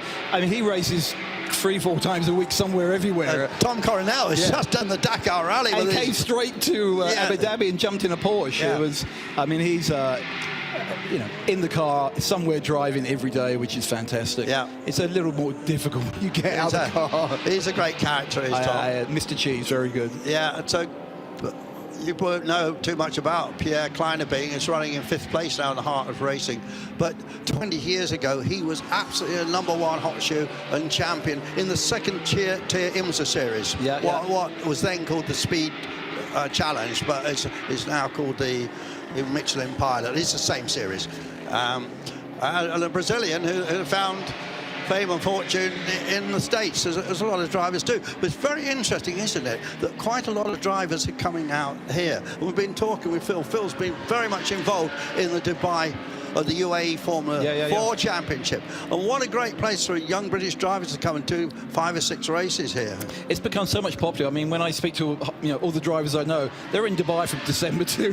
One is not a bad place to be because of the weather, but there's so many opportunities for them to work, to coach, training, and also to get in the car if they're lucky as well. So a lot of guys, and you've got the Radical Series out here as well. Well, Phil's raced in that, of course. But it's a growing, and 24-hour Creventic have done a really good job of promoting this area, and probably without them, maybe it wouldn't be so good. I see Stephanie Cox is now in the car in the and she's been going very. She's been doing 203s in that car. That's pretty good. Is she quicker than Dad? Almost on the pace. Pretty good. I think I used to see her in a KTM as well. That's right. Very good in the KTM. So, and also notice Maxwell Lynn is now in the Team Parker racing car because he's now driving high downforce cars in LMP3 and so on.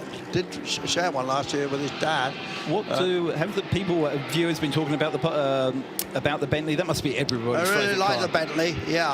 And that was the car that had been in America with the K-Pac team, although it had been a factory works car before that, went out to America and racing with Stefan Rattel's group.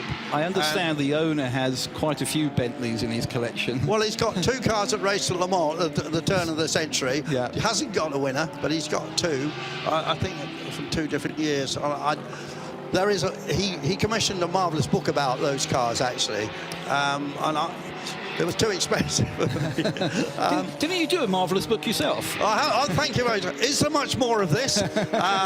Still available on Amazon, I would think. And yes, I was sort of thinking about another one at the moment as we've got this pit stop. But my next one might be famous motor racing liveries, slightly different. So Heavy Motors always had this sort of splashy colour scheme. I like it. It's beautifully colourful. Look at that race suit. And I believe they got the neon strips down. Look, the neon strips that change colour. They change colour, do they? They must go purple, green, red. Look at that car. They're like disco lights. Heavy Motors being a long-established Porsche team in Italy. We get so many of these Porsche teams from Germany, don't we? But this is an Italian one.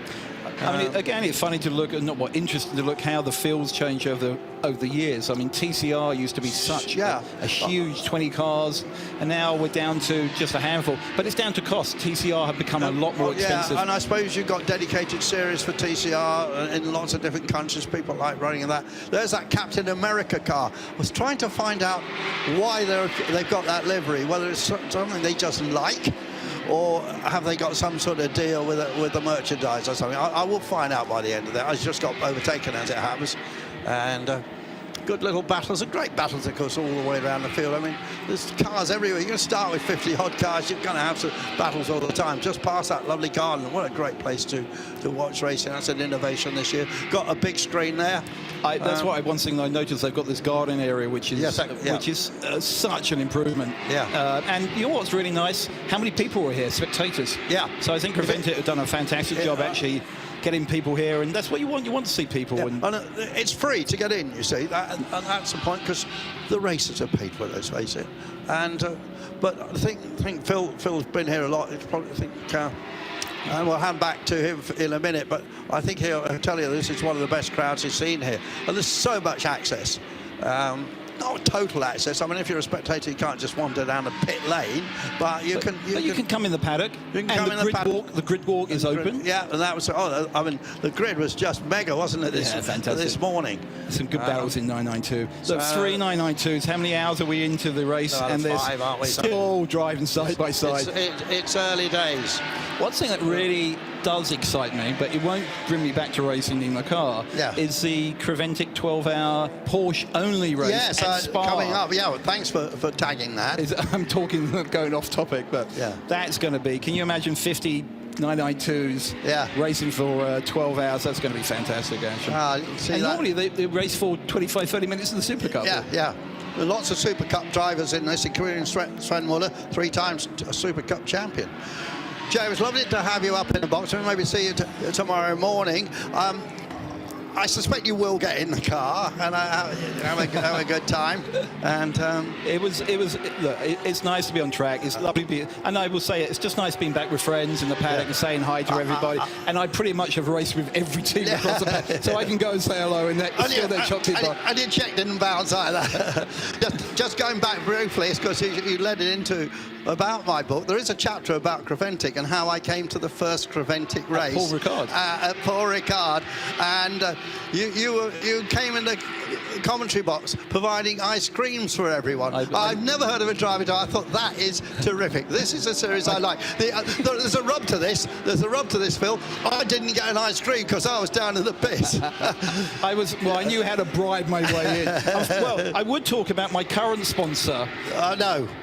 But you plug Sport 21. I can plug, but I won't talk about. But I was going to come. I said to Joe, I'll come up and give you some slight relief, and then realised what I had said with my current sponsor. Thank you very much. I'm not providing that service at the moment. Thank you and goodbye, guys. Pleasure, and I hope everyone's enjoying the race. And still, 19 hours to go. Yeah. Fantastic stuff. But if you want to see who his sponsor is, you just go onto his website, and or if you're here, you can go and find he's got a suite here as well.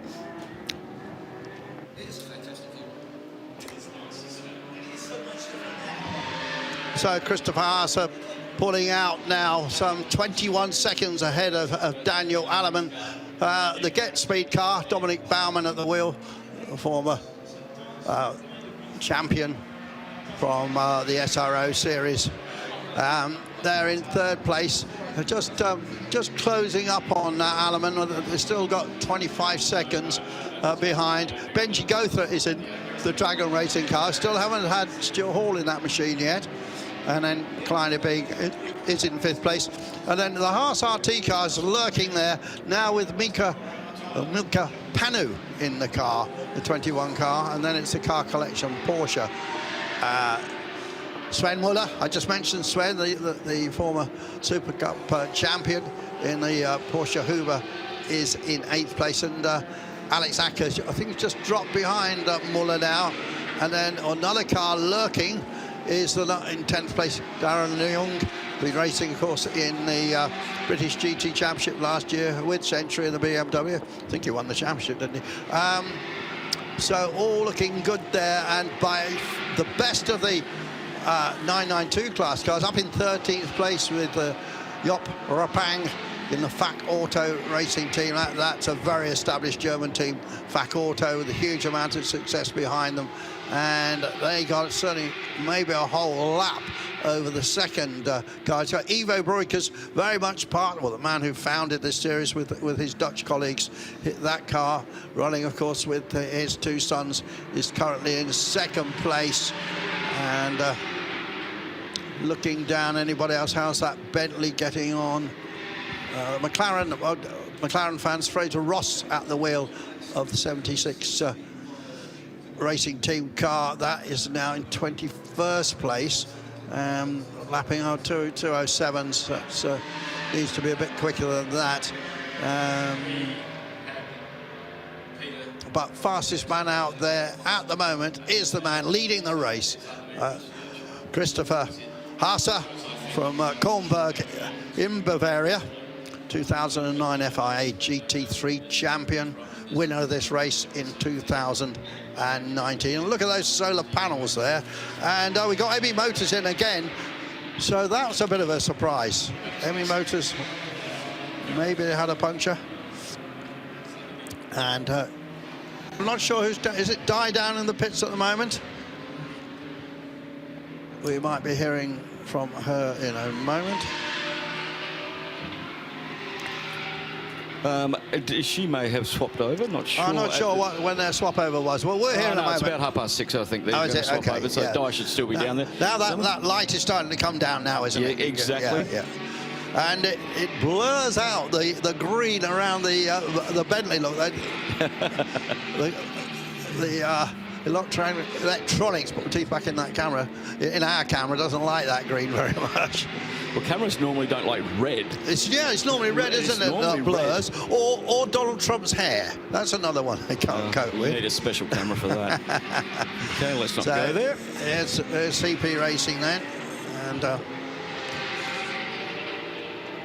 is it still Shane Lewis with his special sideboards? We featured his sideboards yesterday. There's a bit of a story. Shane only seems to do really well when he has the big sideboards. And a full Elvis style, weren't they, Bill, there? Yes. As we, all of the team had them in Kuwait, even the pit crew. Oh, did they? Really? Yes, 929 is stopped the wrong way round. Car was running in 23rd. And Holger Hamsun. And you can really see the sand there, can't you? Yeah. Just a little bit too much speed. Just a little bit on the dirty line going into that corner, and just on the marbles. We heard a bit about that earlier on. We've got a yellow flag at turn 2. Just as we were watching the CP Racing Mercedes, and there's a little segue with that car to the Bentley, actually, because they've added Darren Law into the car. Oh, yes, look at the puncture. Left rear is second flat. puncture in a few laps on the 930. Yep. We'll watch that car come back in. HRT performance car. Yep. Yeah, so the Bentley was run in America by K-Pax Racing, but that's operated by the Flying Lizard team. Oh. And who owns the Flying Lizard team but Darren Law, who's been drafted into the CP Racing car. So there's a little segue. Yeah, 930 running way down the leaderboard at the moment, 48th overall. And it's a little way to go back to the pits from where that puncture happened. Staying out of trouble, staying offline is a bit difficult with everybody overtaking at the moment. But one little thought I was going to add, just with Darren Law, he's a former winner of the Daytona 24s. As we hear from Diana Binks, what have you got down there, Di? You were talking about the 95, and Fabrizio is with me now because he's just jumped out of the car. We wondered what had happened, but it looked like there was a puncture when your co-driver took over from you. What's your view? Right away, the front right tire felt weird to my co-driver, and so we don't know if it was a flat tire or if it lost pressure when it was in the warmer. So we actually don't know anything, but it was bad luck. There was right away the out lap, and we will see what goes on. The race is long.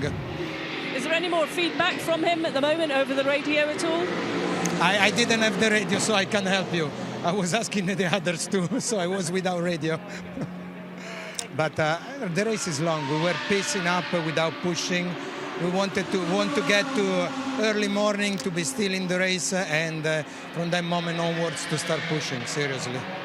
Thank you. Yeah, that's an excellent team, causing collision. Heart of Racing, 15-second penalty.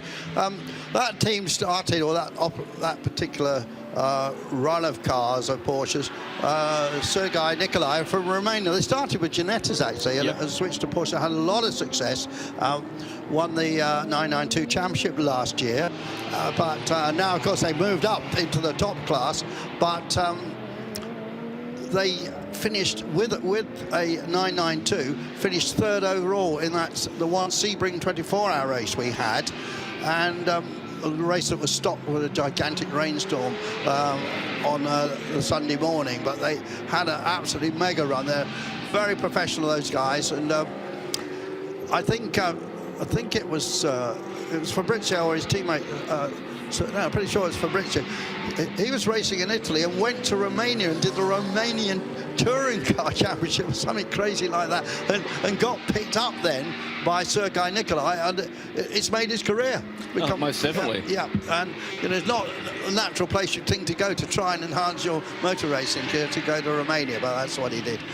And of course now they've got the young kid Cosimo Papi in the car, been a good karter and raced those Wolf little sports prototypes in the past, and also raced in the TCR category. So Cosimo Papi really fitted in with that outfit.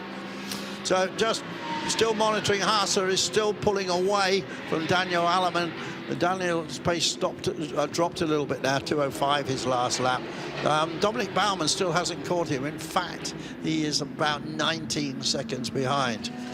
But I think Daniel would have done his whole 2 hours, actually. 2:01 at the moment, 2:01.3. The AM has to do 2 hours to get the points. The points don't really matter to him because he's retiring and it's his last race, but nevertheless, I think they like to play it. They're back with the 85, and Shane Lewis.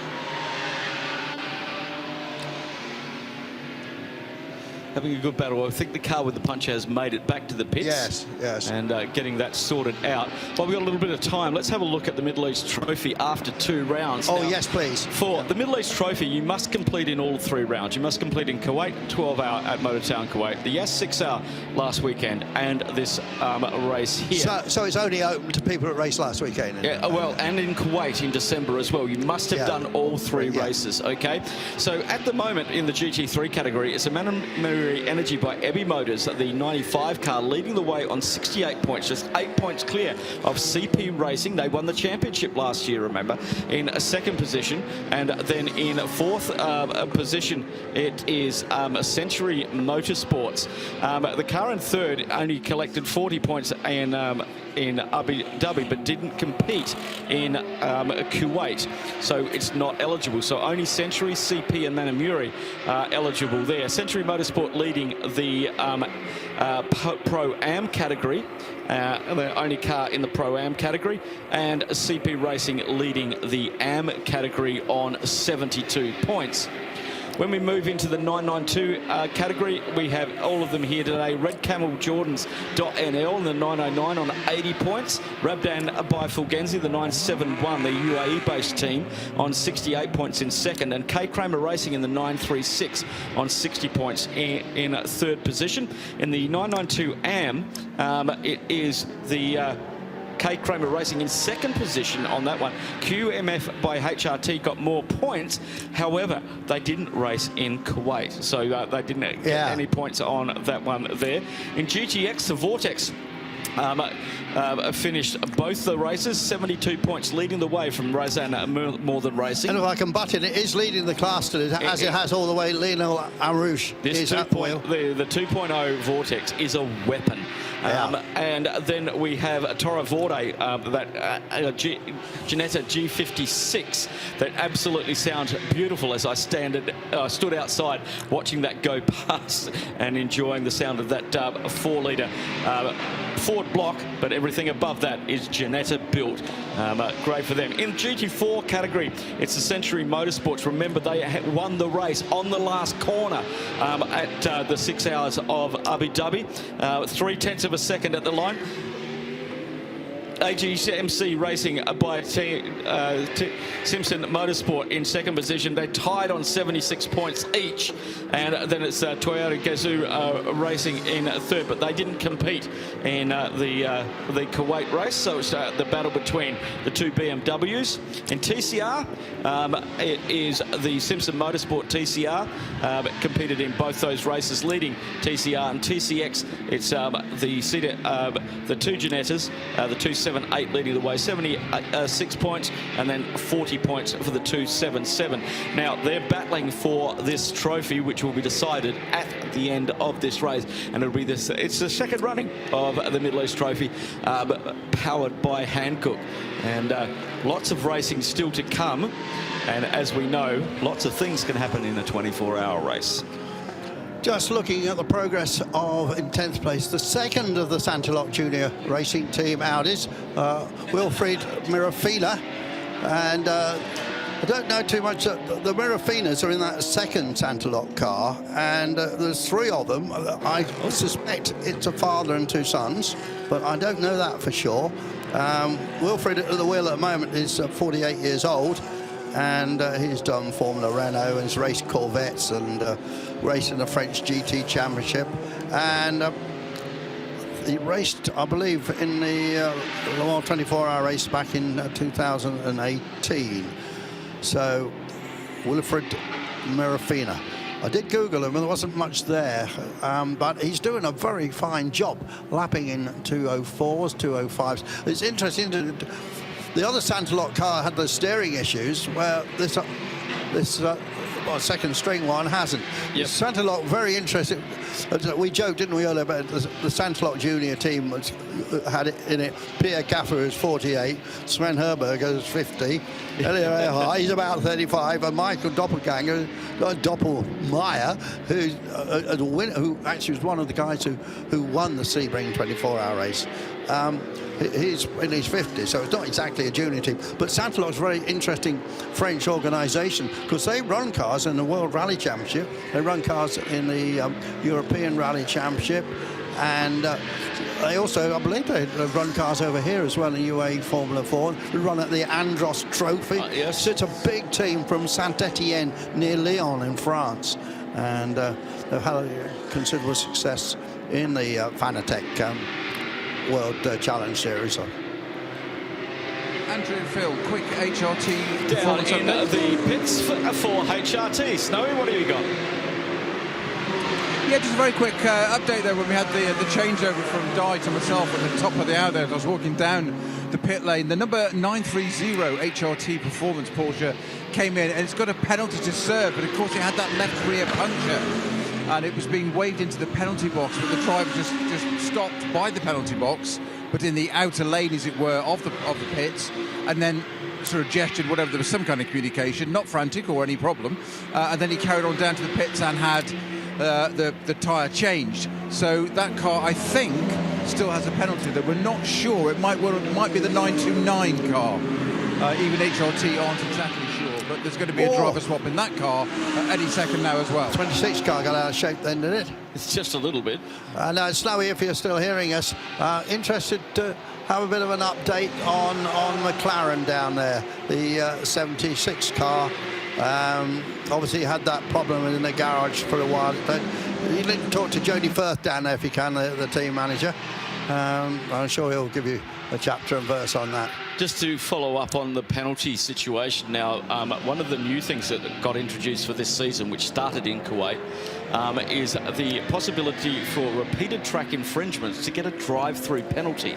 Now, we spoke to the race director in Kuwait to sort of check, okay, is it going to happen? They said, well, it's in the regulations now, and if you really abuse track limits, that's going to be significant, because that drive-through penalty, it's a harsh penalty because it's a 40-kilometre-an-hour pit lane, and it's a long time. So the teams need to be very, very aware of that. Now, if a penalty, if you have a penalty to be served, you have 2 hours from the time the penalty is issued. As we see, 17:58, we had the 971 got track infringements warning. Now, if that had been a penalty of time, they would have to serve that within 2 hours. Yes. However, if it's a code 60, you're not allowed to serve penalties anymore. Used to be, yeah. You used to be able to. You can't anymore. So they then go, okay, if it's over the 2 hour mark and it's under code 60, it switches from being 2 hours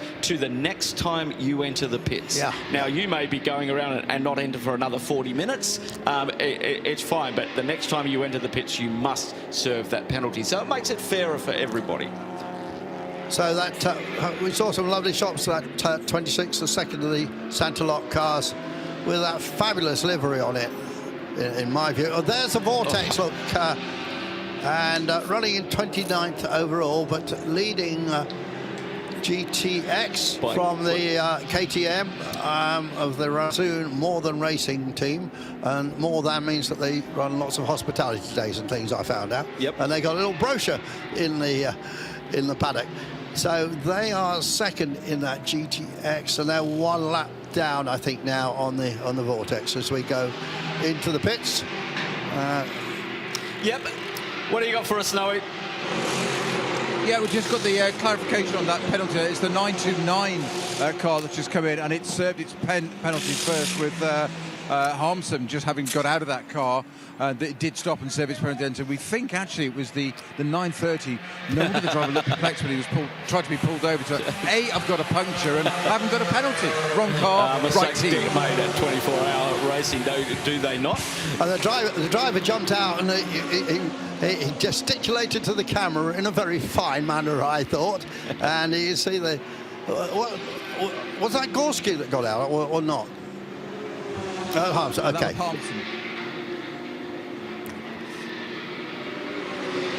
Gorski's just got in now. So we got 4 cars still on the lead lap, which is Istalent Racing Team, and 35 seconds ahead of Herbert with Daniel Alleman in it. Then Dominic Baumann, and then it's Benji Gotha, and then the next car is the Haas Racing Team car.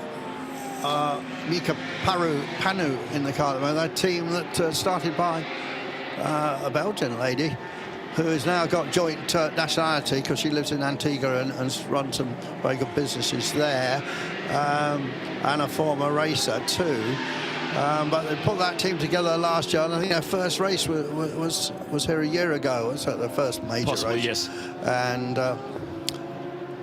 but getting nice shots now of the. A little bit of glow down the exhaust pipes, the massive V8. So that engine in the back of that is a Chevrolet LS3, which racing engine, which would go into a Camaro or Corvette, something like that.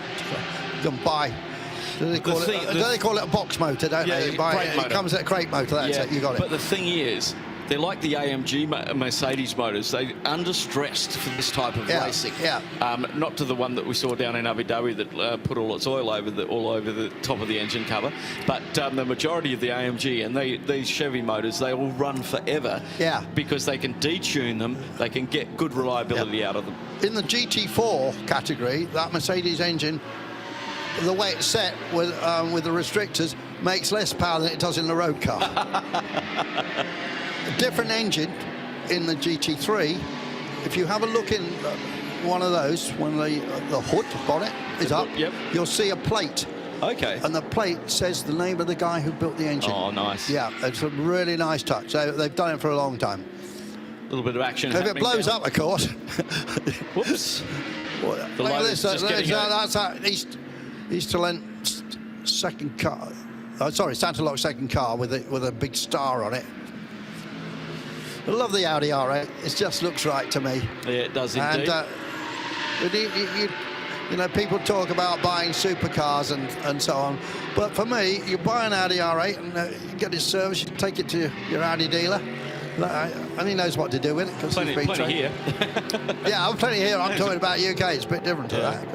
Yeah, but you know, I've been driven around Road Atlanta in an Audi R8 by Mr. John Hindhoff himself, and I was very impressed. I got driven around in a hire car by John Hindhoff in Kuwait, and I was Were you impressed? scared. I was scared. Well, I think we were driven down a mountain in Italy by him once, which is pretty scary. But you know, I thought he was John.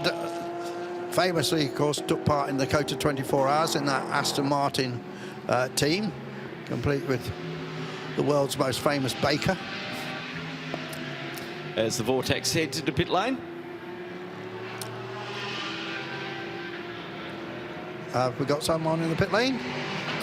That's the Vortex just coming down there, and he has to slow down. 40 kilometres an hour in the pits here, 20 kilometres an hour in the refuelling area. We've had a couple of time penalties for people exceeding the 20 kilometres an hour in the fuel area. That's walking pace. It is indeed, because you've got people walking across there. As you can see, there's nobody, the pit crew, the only guy in a fire suit in the pit lane is the driver. Everybody else is in shorts because it's Dubai. But because they fuel at the end of pit lane, they have crew down there. They have 2 crew down there to refuel the cars in all the fireproof gear. I don't like wearing shorts in the pits, whatever, because I've been whacked by a wheel a couple of times, you know, that's come off a car, because you get in the way when you're pitch reporting. Or do you try not to? You try and use your experience to position yourself so you don't get in the way. But, you know, I'd rather wear a pair of trousers if that's going to happen. But I see people, mechanics in Formula 1 in the pit lane in shorts. Indeed. Yeah, and certainly famous pitch reporter Ted Kravitz, I don't think he wears anything else. He does. Lionel Amrouche getting out of the 701. It does say the new Vortex on the front. Exactly. The new Vortex. Now, they, as we found out in Abu Dhabi, they have sold 2 of these cars. Nick Damon had a good chat with them, and they've sold 2 of these cars, so they're really working on this. The 70, the 1.0, that's about 100 kilos heavy and doesn't have any carbon fibre, unlike this one, which is all carbon fibre. Yeah, it had a sort of space frame chassis. There was bits of carbon on it, but this is all carbon. This is all carbon and 100 kilos lighter than the previous version, and a little bit more horsepower, I believe, as well. And setting the field in, leading the field, in the GTX category, has done all the way through. Qualified on pole for the GTXs and 24th start position on the grid. Yes. Yeah, just very quick there. The Vortex, just the first sign of any hint of trouble with that car, or this generation of that car. It didn't want to restart. Ingoing driver, was trying to outgo the pits, obviously. Very calm. And one of the mechanics went off and just grabbed a battery pack and was here ready with it. But he just went for it, turned it all off and reset it. And it just did restart. But just for a moment there, it's the first little chink of something that we've not seen in that car so far. So let's hope, just keep an eye on that, make a log of it, and hope it doesn't become a recurring theme. You ever tried to push start a V8 Chevrolet motor? It's not. You need a lot of people down there. Tried to push start a tank years ago, but that's for another time. Yeah, they come from Montpellier, that team, down there, a little village. It's called Pézeles, just near Montpellier. We had 6 exhaust pipes glowing there, so we had the rear shot of them coming down towards turn 13. We talked a little bit about turbos, but memory in my brain, standing at Le Mans at which corner was it? Doesn't matter which corner it was. And seeing Porsche 935s in their day going down the road. It was Arnage.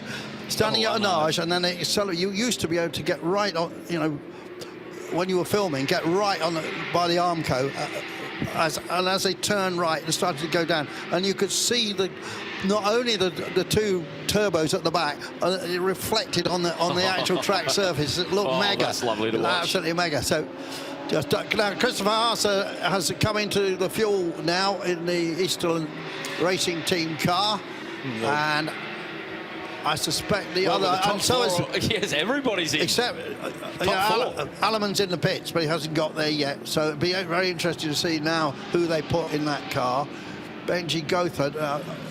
Well, I think if you see his name and it's still in the fueling, it means I haven't changed drivers. Well, He's still in the car, isn't it? Yeah, I'm just going to. I don't know where it clicks. I don't know where it trips. I don't know where the timing line is. Yeah. But we'll see if that trips. Well, the notification line to the driver has to change it inside the car. Yes.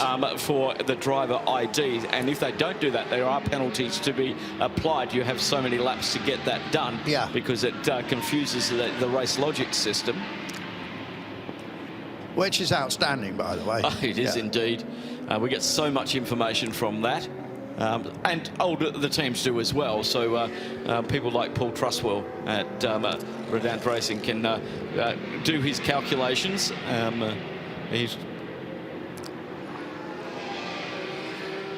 And there's Herbert, the 91, getting a 10-second penalty for the more track limits. So that's the lead car. Next time that they come in, they'll have to serve that penalty. And we've had some penalties rescinded as well. So every now and then we've got a 10-second penalty, and then race control will look at it. We've got a massive team here this weekend in race control, and they'll look at penalties because they're called in by judges of fact. Yeah. And then they'll have a look at it on the closed-circuit TV cameras, which we don't see, and see if it was a track limits infringement or not. And then they have the flexibility to rescind that penalty. Now, I see into the 54 car, which has dropped to third place now, is Simon Riker, who is the son of the founder, Peter Riker. Their first season last year, and they won the Spanish run GT Open Series, which is one level behind SRO, really, I suppose. And they, under some appeal, they lost that the other day. Oh, Just really? the other day, I forgot, it was one of those things that have been hanging around in the courts for ages. And I don't think it was what they did, it's what somebody else did, was rescinded, which jumped them up and made them champion. I should check who actually it was, but yeah, they've done an outstanding job as Peter Reich, and his son's had a lot to do with the way that this has been put together, and with the chief mechanic Sebastian Hoffman, who's is an ace spanner man there. Mika Panna just had a big moment in the SRT Audi at turn 4. Just lost the back end, coming up on the back of some slower cars. And boy, he had a little bit of a tank slapper going on there. It's not where you want to lose the back end of an Audi around 4. That's flat out in 4th gear through there. And the back end, he's just come out of the pits, which means the rear tyres may not have been quite up to temperature, as the temperature is slowly decreasing here. Oh, and we've had a change in 992 class. Eva Broikers is into the lead now, so I suggest a bit of strong strategy going on from Paul Truswell there. You think? Just see that the Herbert car is shown still in the lead, is in the pits now, has been in the refueling. His pit stop is 3:40, so coming up to 4 minutes.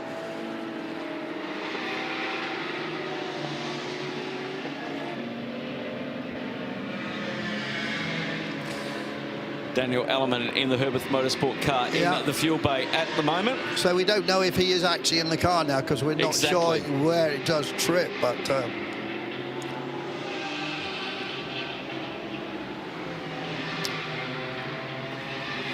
Century Motor Sport, Nathan Freak's team, BMW, is still hovering there in the top 10. Carl Cavers in it at the moment.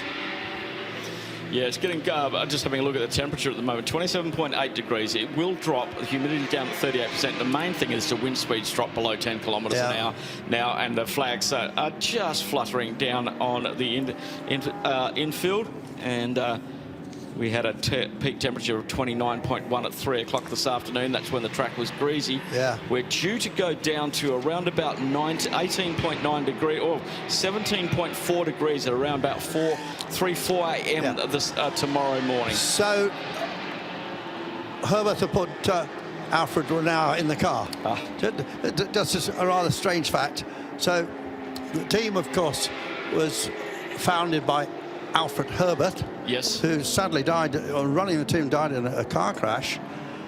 His son is Alfred Renau, because the twins, for some reason, it might be a German thing, took the mother's name rather than the father's. I believe that happens in Greece as well. Yeah. So I think. Well, sometimes in places like Portugal and Spain, they tend to add the mother's name as well and have a hyphen, don't they? But anyway, that is very much a family team, and down there in Bavaria. So I think we might see a bit of action. It's so tight, you see. They've made their fuel stop, and that car which was leading has dropped now to 9th place. You know,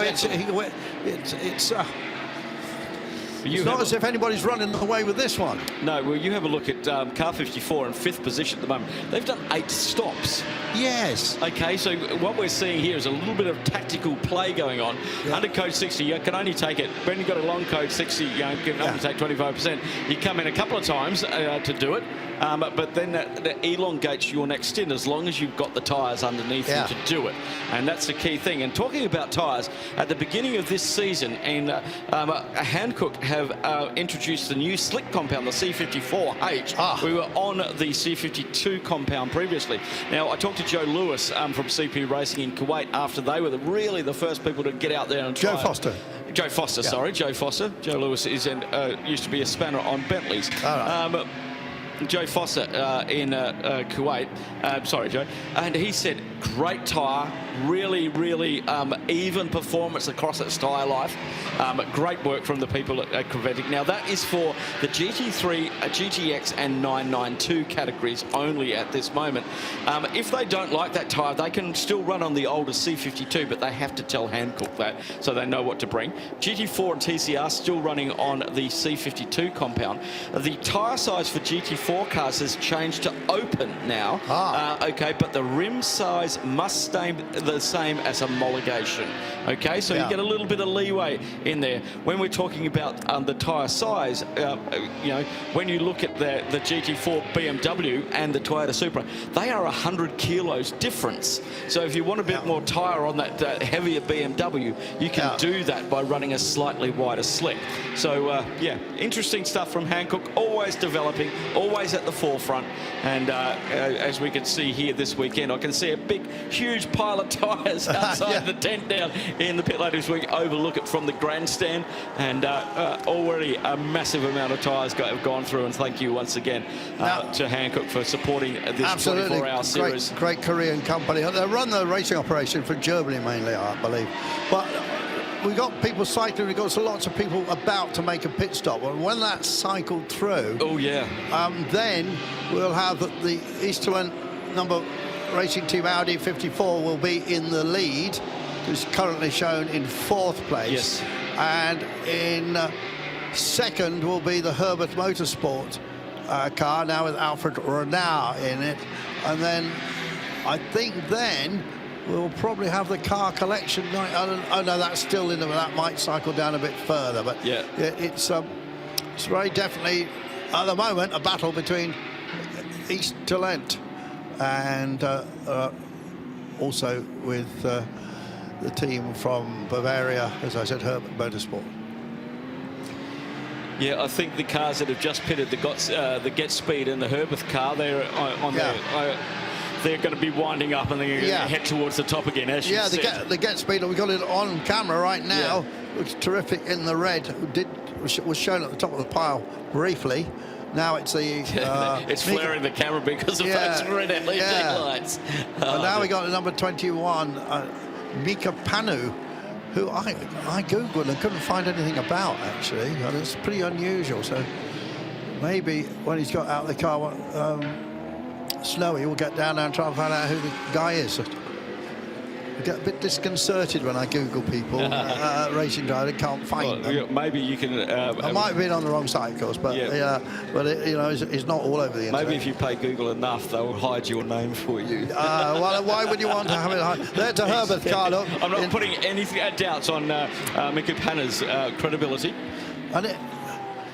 And it's spelt, it's M-I-I-K-A, and Mika is usually M-I-K-K-A. Yeah.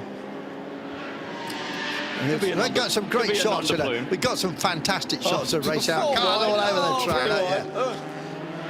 And there's the hotel behind with all its stripy neon. Yeah, they've got a great top deck on that hotel, which a lot of people are watching the race from, enjoying the hospitality down there of the Park Inn.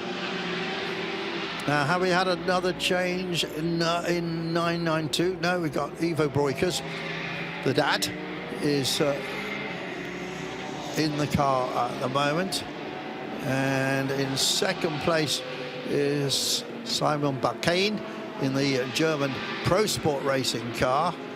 And that's an AM car, so that he leads that AM category of 992. And then we got Peter Gullenix from Belgium in the Red Ant car. And then the fourth of those Porsches is Fahed Al-Zabi in the Rabdan by Fulgenzi Porsche. Just that sounds as if it might be from around these parts. The Rabdan car? Yes. Yes, it is indeed. And the Rabdan by Fulgenzi. It has a lineup of UAE drivers. Yes. Okay. Now they first came to probably, I think it was in 2022, and I interviewed Sayed Al Mahiri, one of the instructors here at the Dubai Autodrome, to tell me a little bit about the Rabdan car. Yeah. They're a great bunch of guys. Saif El Amiri, Salam Al Khatbi, Malal Al Mazuri, and Fahad Al-Zabay. They've got Christopher Zokling as their pro. Yeah. But these guys have been learning that 2022 is when they first came out of the blocks with the Rabdan car. It wasn't Rabdan by Fulgenzi back then, but it was Rabdan.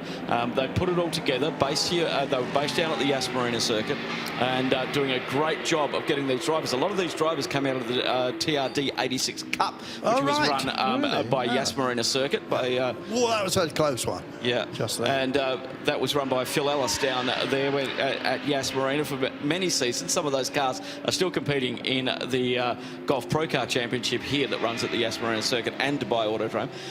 But they came out of that, out of a GT86 into a 992 Cup car.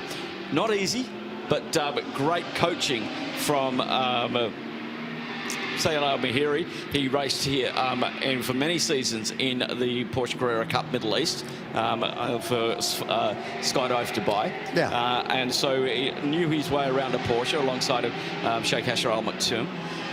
And they're a great team doing very, very well indeed. Look at this then.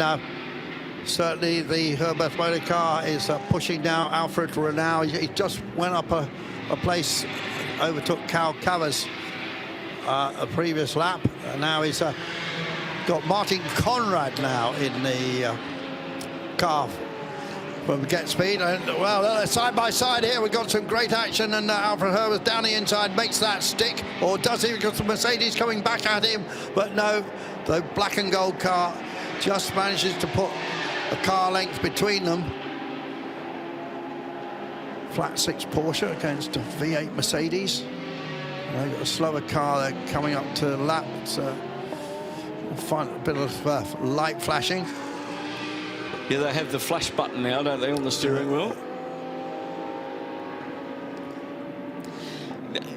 Because of the track now being under full lighting, we see a lot of these cars not running the corner spotting lights anymore. Yeah. They used to have to do it here just to pick up the apex of the corner, because turn 3 and 4, you're heading up a hill and there is no reference points either side of you. The barriers are a long, long way back. Yeah. Very, very scary part of the track. Now, with all the lighting there, we've seen some of the cars go, okay, we don't need these anymore. So some of them are just running their normal headlights. And some of these LED headlights, especially on the Porsche, are pretty amazing.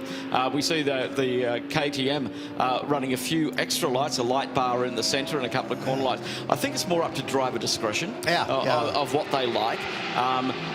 The biggest issue with running lots of lights on the cars, these cars have rear vision mirrors as well. Yes. And it blinds you when it's coming up behind you. And you see a lot of the GT3 cars have a monitor inside the car rather than the rear vision mirrors, because they have very little rear vision, especially like in the Lamborghini and the 296 Ferrari. You can't see out the back. Yeah, I just love that shot of Dubai behind us, this vibrant city we have here in the UAE. Yeah, like with lights, I did quite a lot of rallying at an international level years, a long time ago.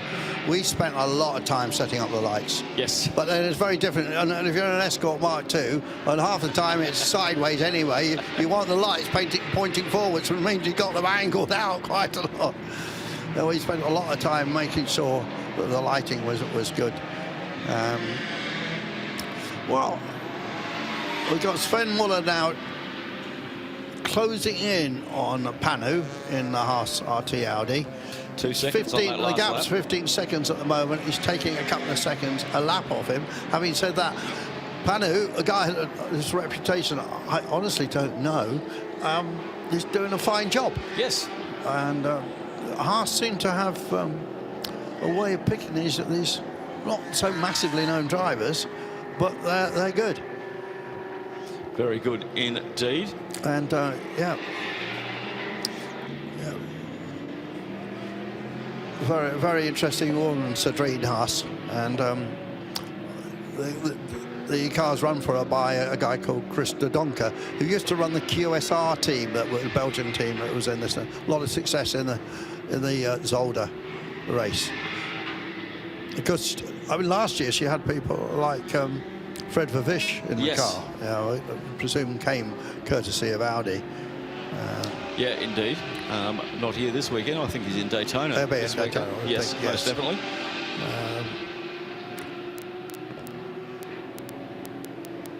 So here we are, 18 and a half hours to go now. The race is but young, isn't it? It is. It's yet to evolve into its fullest.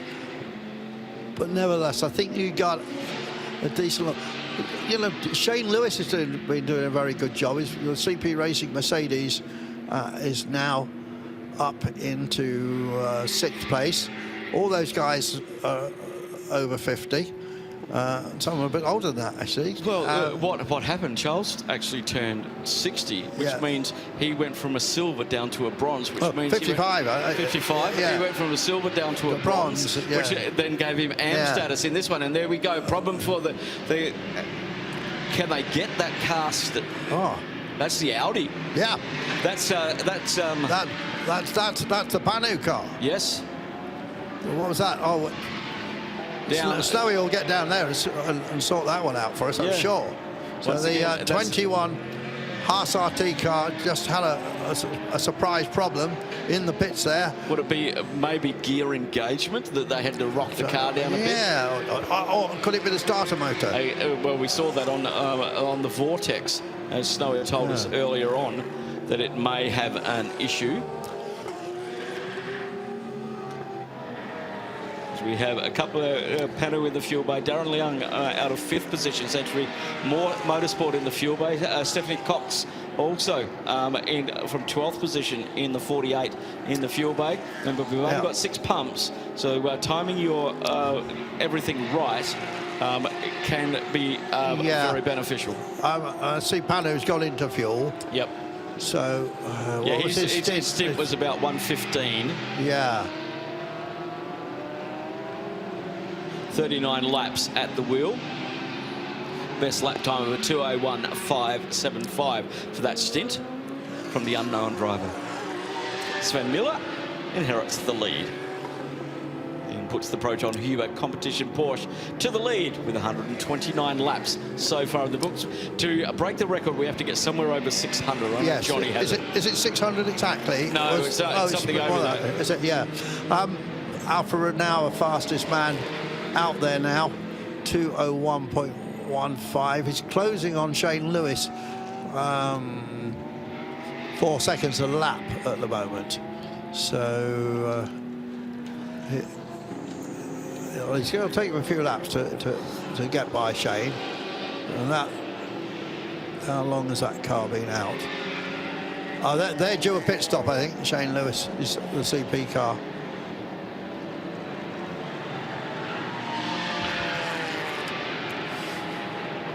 Running now with Sven Muller, Proton Huber team, one of the top German teams. As we get pit stop from the Audi. What's the the 99 car. So that is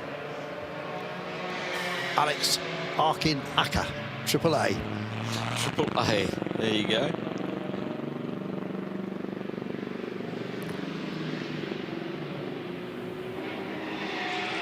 And straight into the fuel bay.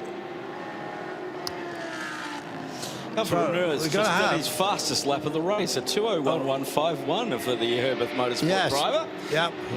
Obviously, the track is cooling down. We saw this in free practice last night as well. As soon as that track cools down, it gets a little bit more grippier. And times start coming down. Yeah. And I suppose all a bit of a factor of how much sand is over. It's really cleared a bit, hasn't it? I think. Go ahead, Snowy. 99 attempt to racing Audi. It's Arkin-Acker's just got out of the car. It's Ricardo Feller that's got in and taken down to the fuel. Thank you very much for that, mate. Are you going to find Mr. Acker?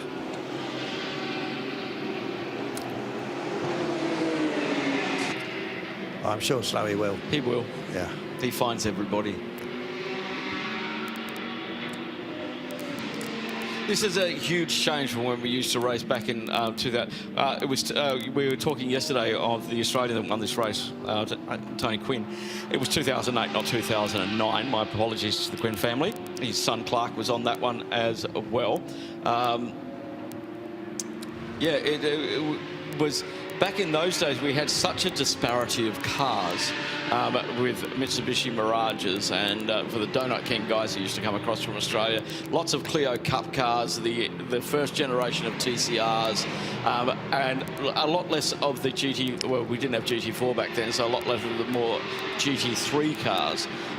It's amazing how it's evolved into where we are now, where we've got 40 plus GT10. We've got the 921 going slowly again.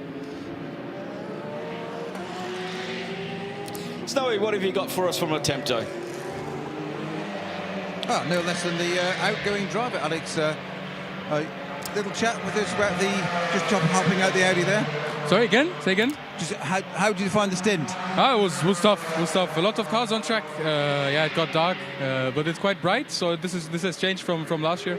But yeah, it has been a good stint, I would say. Car is good. We're cruising, I would say. It's a lot of traffic out there.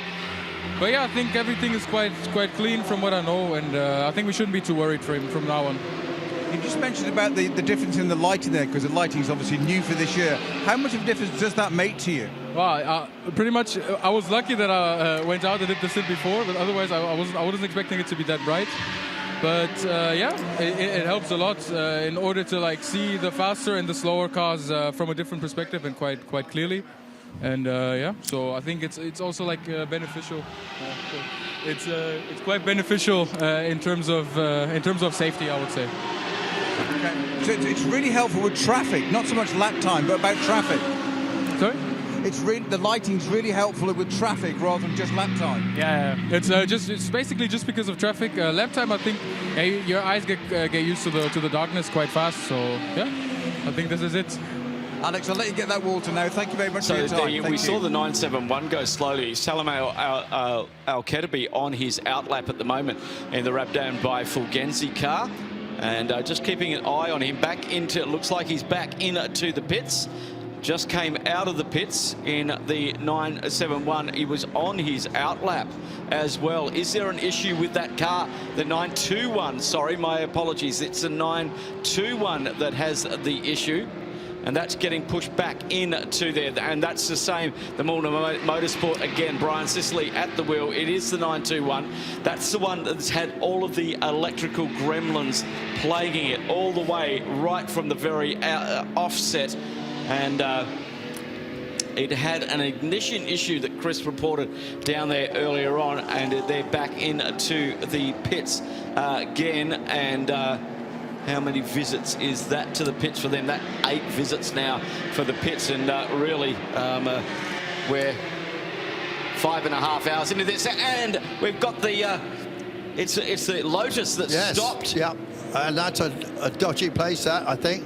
Yellow flag at turn 12. So that's up the top, heading out of turn 11 up to turn 12 by the... Oh, I'm just having a look at the background on that. He's trying to restart it, isn't he? That's actually on the exit of turn 2, heading into turn 3. So that is a very dangerous position for that car. Overtaking happens on the outside of that from 2 to 3. As all the cars are taking avoiding action. The problem is no lights on the car. It looks like it's got an electrical failure. This could be another one of those code 6s. Yeah, after it stopped, the lights were on, and now the light was on the windscreen. I think he's trying to do Control-Alt-Delete. I think he is, yeah. But I think, pretty sure that... Oh, now that, look, that lights, the positioning lights come on. Oh, I think this could be another code 60, couldn't it? I think race control are giving him a little bit of time to see if he can cycle it and get it back going again. Because if they do a code 60, they've got to recover that car. He's rolling backwards. Yeah. That's the brake lights that are on. So the brake lights on now. I think it's the headlight on now. Yes. It looks like it. Might have fired it up again. Sometimes, you know, obviously, the more amateur drivers, something like that happens, they get very flustered and they start hitting the wrong buttons. But no, the headlights aren't on, are they? No, I think now it's all... It's in a really awkward and position. It's going back, and that's where, they had to do that. Code 60. Now we're going to have to recover that car. That shouldn't be too long. He's right near what's called the island where the peanut circuit is, and there's recovery vehicles in there that should come out from the left-hand side of the circuit. Who's diving into the pits? Because people would have seen this. Yeah. They're watching the TV, as well as obviously all the stuff that's coming from race control, but even watching the TV can help you a lot to call this race. Oh, most definitely, yeah. And so we've got Florian Splendor coming in the 50. Oh, he's got mobile. He's got going. Oh, well done. So, presumably I'll just lose that code 60. Very, very quickly. Who's come into the pits to do that? We've got cars, Fidel Eliab in the 936 Kramer Racing in the pits, fueling at the moment. Out of the lead group, it's Florian Spengler in the 50 Huber Motorsport, currently running 5th overall, leading GTM, and Alfred Renau and Martin Conrad have just come into pit lane from 2nd and 3rd position, and this could be ending very, very shortly. Has this caught them out? Because everybody was banking on a recovery. No, we've got some debris cleanup as well going on. So Race Direction have decided, okay, let's get rid of the detritus, which is over the circuit at the moment. But look at the marbles down there as well. And they're only going to get marbleier. I'm not sure how to do that. But the 54 Easterland car didn't come in, did it? No, that didn't. And Herbert did. So Renau did. And Martin Conrad in the Get Speed car, former class winner here, Martin. He's taking on fuel, presumably. Let's see. He hasn't gone there yet. Renau has definitely gone for fuel. So Dante Rapage at the NKPP by Bascoton Racing down in 36th position. Now looking at it, the highest we've seen the Century Motorsport BMW. Remembering BMW won this race last year with a car, well, actually a works car, wasn't it, last year? But this is a customer car. But Carl Cowers has got that up to 4th place, although he has now come in. And so all this is going to be enacted over the next 4 or 5 minutes, and then the race will get going again. I think what Race Direction has done is actually use this to do a little bit of housekeeping, getting the track cleaned up a little bit, getting the detritus prepared, because all the cars are going at 60 kilometres an hour, and you can't serve penalties under the code 60, and most of the cars can only take 25% fuel of their BOP maximum fueling under racing, not 25% of their tank capacity, but under their balance of performance of how much fuel that they can have, and that gets changed. And also the fuel flow can be altered. They have a special tag that they put up against the thing, and it tells you exactly what your capacity is and what the fuel flow is. They 25% under code 60. Some of the 992 AM and GT3. Here's an interesting shot. Look, we're actually on board going into the fuel. Now he's running in the 992 category. You see, and there's just the pump line you'd fill your Porsche up. Yep. Well, yeah. So he can take 25% of his tank allocation, and he is in a 992 Cup car. And so that will be around 95 litres is his maximum fill. And the Creventic people run by Evo, of course, sitting in that car now, always listening to their customers, the teams. And I just noticed, we had a shot in the pits a moment ago, and we saw a mechanic wearing an armband. Yes. That's new for this year. Yes. The team said, the mechanic said, you know, wearing these bibs is a bit annoying because they're flapping around a bit. And so Evo and his group say, OK, well, we'll just have armbands then. I know the press still wearing them. There you go. 28 litres under code 60, allowed 110 maximum, but 80% fuel flow on that one. But yeah, they decided that tabards can actually be dangerous because they can get caught on things. They flap around and they come loose, and it's very, very difficult. So they've done the armband thing, which all the teams like, because when you wear something plastic in pit lane, there's always a risk around it. So with it getting caught on something or they could get caught by the rear wing as they are doing more than racing. KTM comes in with its unique bonnet and a injured crew member. I haven't seen that before, but do they have an issue inside there, or they're just tightening the belts up on that car? Arthur Twist was doing something. They're talking the left wheel up. Arthur Twist was in the driver's seat of that one.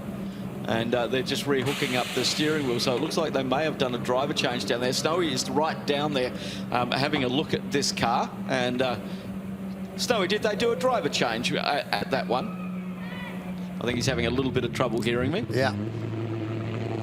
But it was Arthur Twist who came in on that one. And there we can see injured crewmen going that way.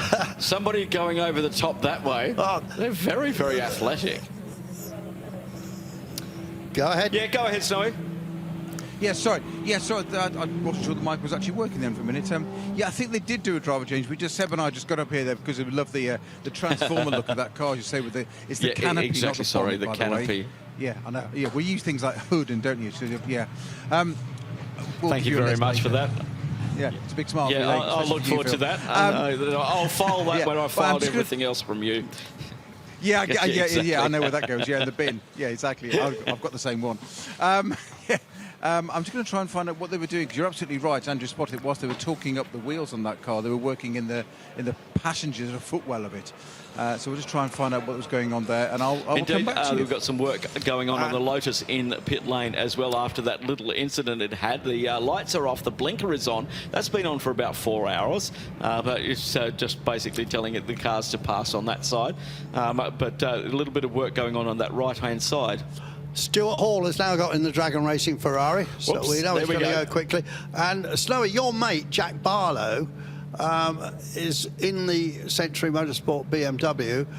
We'd love to talk to him up to 4th place. I mean, obviously, some of these people are cycling through, but that car is starting to come strong, I think, from Nathan Freak's Century Motorsport team. And I think Jack's had done too much racing recently. I know you were involved with him when he was racing in Formula 4. He very nearly won the British Championship 6 or 7 years ago, and then went to Australia. And obviously showing he's still got plenty of talent, Jack Barlow. Indeed. Andrew, I can just jump in about Jack Barlow. Yeah, I do know him well, because we nearly sponsored him through a team we ran a few years ago. And actually, Jack reminded me, it was 10 years ago, and he's had 9 years out of racing. And don't spoil it. Have a guess. This is for Phil, because Andrew knows already, so don't jump in, Andrew. Have a guess, Phil, how old he is now, having had 9 years out of racing, and he nearly won the Formula 4 championship in Britain in 2014. He will be... Don't Google it. It's not, I promise you. He's got my hands in the air. He can do that. So, 9 years out of racing. 28. Spot on. But he almost became a star of a different form of television, didn't he? No. Just tell the story. Don't go there. Okay. Don't go there.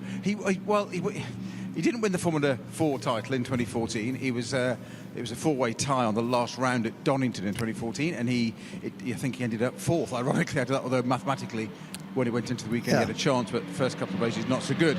That's how it goes, motor racing. I think he got a little bit sort of down about that and disappeared off to Australia, ostensibly for 6 months, ended up being 2 years. Got himself buff and fit, I believe, is the modern parlance, and ended up on Love Island. Now, the best bit is, though, this is the absolutely crucial part of the interview I'm going to do with him.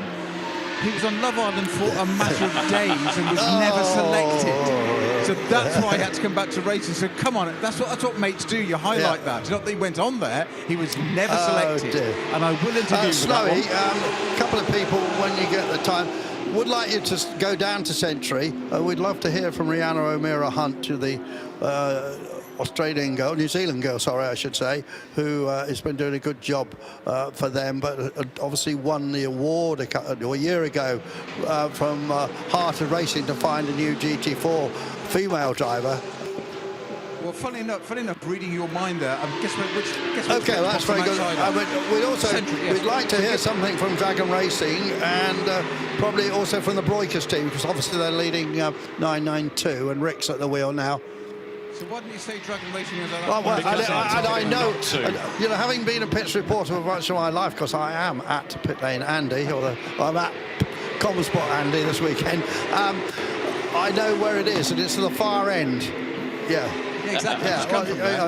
Phil, have a word with him. I hope you've got I hope you've got the ticker going on your phone. Tell you how much you've walked over the weekend. Yeah, exactly. Yeah, about 20,000, mate.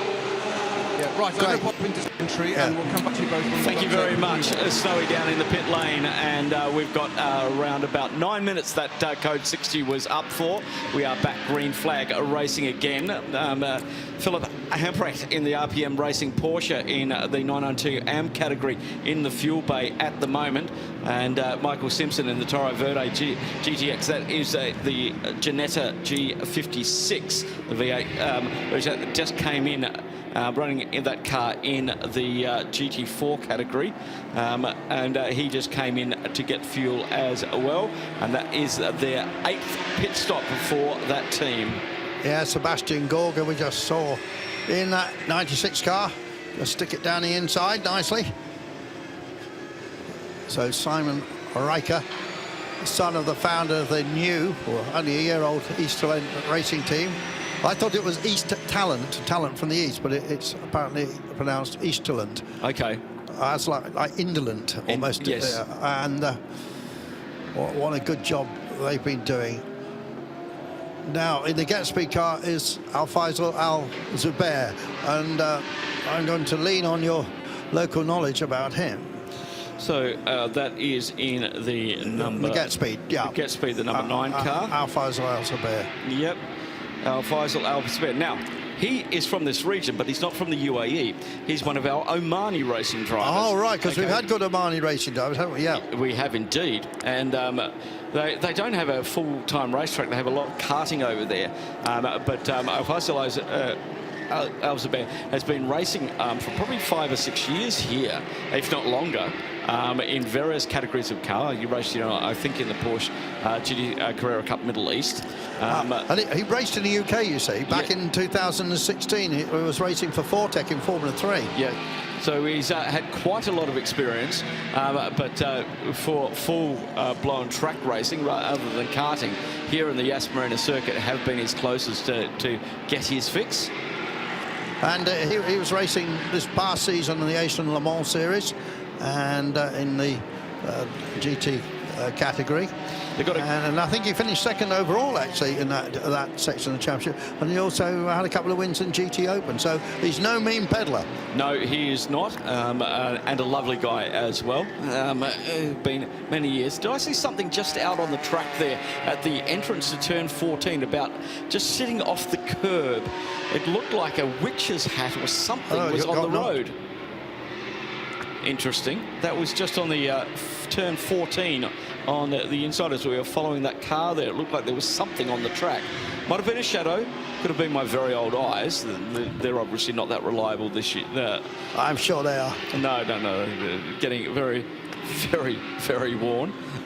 And the dust doesn't help, of course. The Omani driver I was trying to think of is of course, Ahmed Al-Hathi. Ahmed Al-Hathi, yes. Yeah, and he's done a lot in the WEC and Aston Martins and been very, very quick. And a very good promotion for Oman Airways as well. I remember going to a big travel show quite recently in London, and there was the car right in the middle of the Visit Oman stand. Yes. I like to see sponsorships working like that. Yeah. So now we've got flying laps now after that. Yes. And Simon Riker 2:03.5, Alfred Renauer 2:02, but it's just cycling through, so I'm not quite sure. It's showing a lap difference. They can't be a lap apart, so we'll just wait for that to cycle through. A few cars getting penalties for speeding under code 60.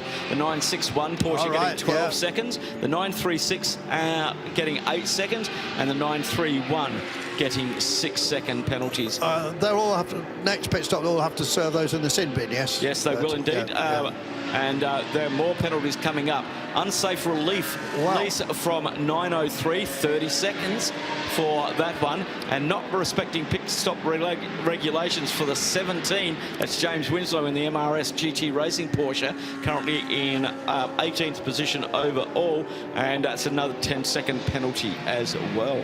So the penalties are starting to clog up. You can serve multiple penalties at the same time. You're allowed to do that. Well, we're just talking about Al Faisal Al Zubair, and he is the fastest man out there at the moment because he did a 2:00.6 or something, and then he just banged in a 2-minute 02.089. Nice. So he's quicker than anybody around him, and just to see that Jack Barlow, who we've been talking about, yes, okay, well, Jack's just put a 2:01.012 in. He's really flying in 4th place. So let's hear more about it from Peter Snowden. Well, I've got Century Motorsport team principal with me, Nathan Freak, and just as Andrew's handed over to me from the booth, he's just said that young Jack Barlow's put in a stonking lap. So you've dragged him out of retirement, although at 28 years old, I'm not sure how it can be a retirement, 9 years out there. Yeah, and he's a really good catch as well.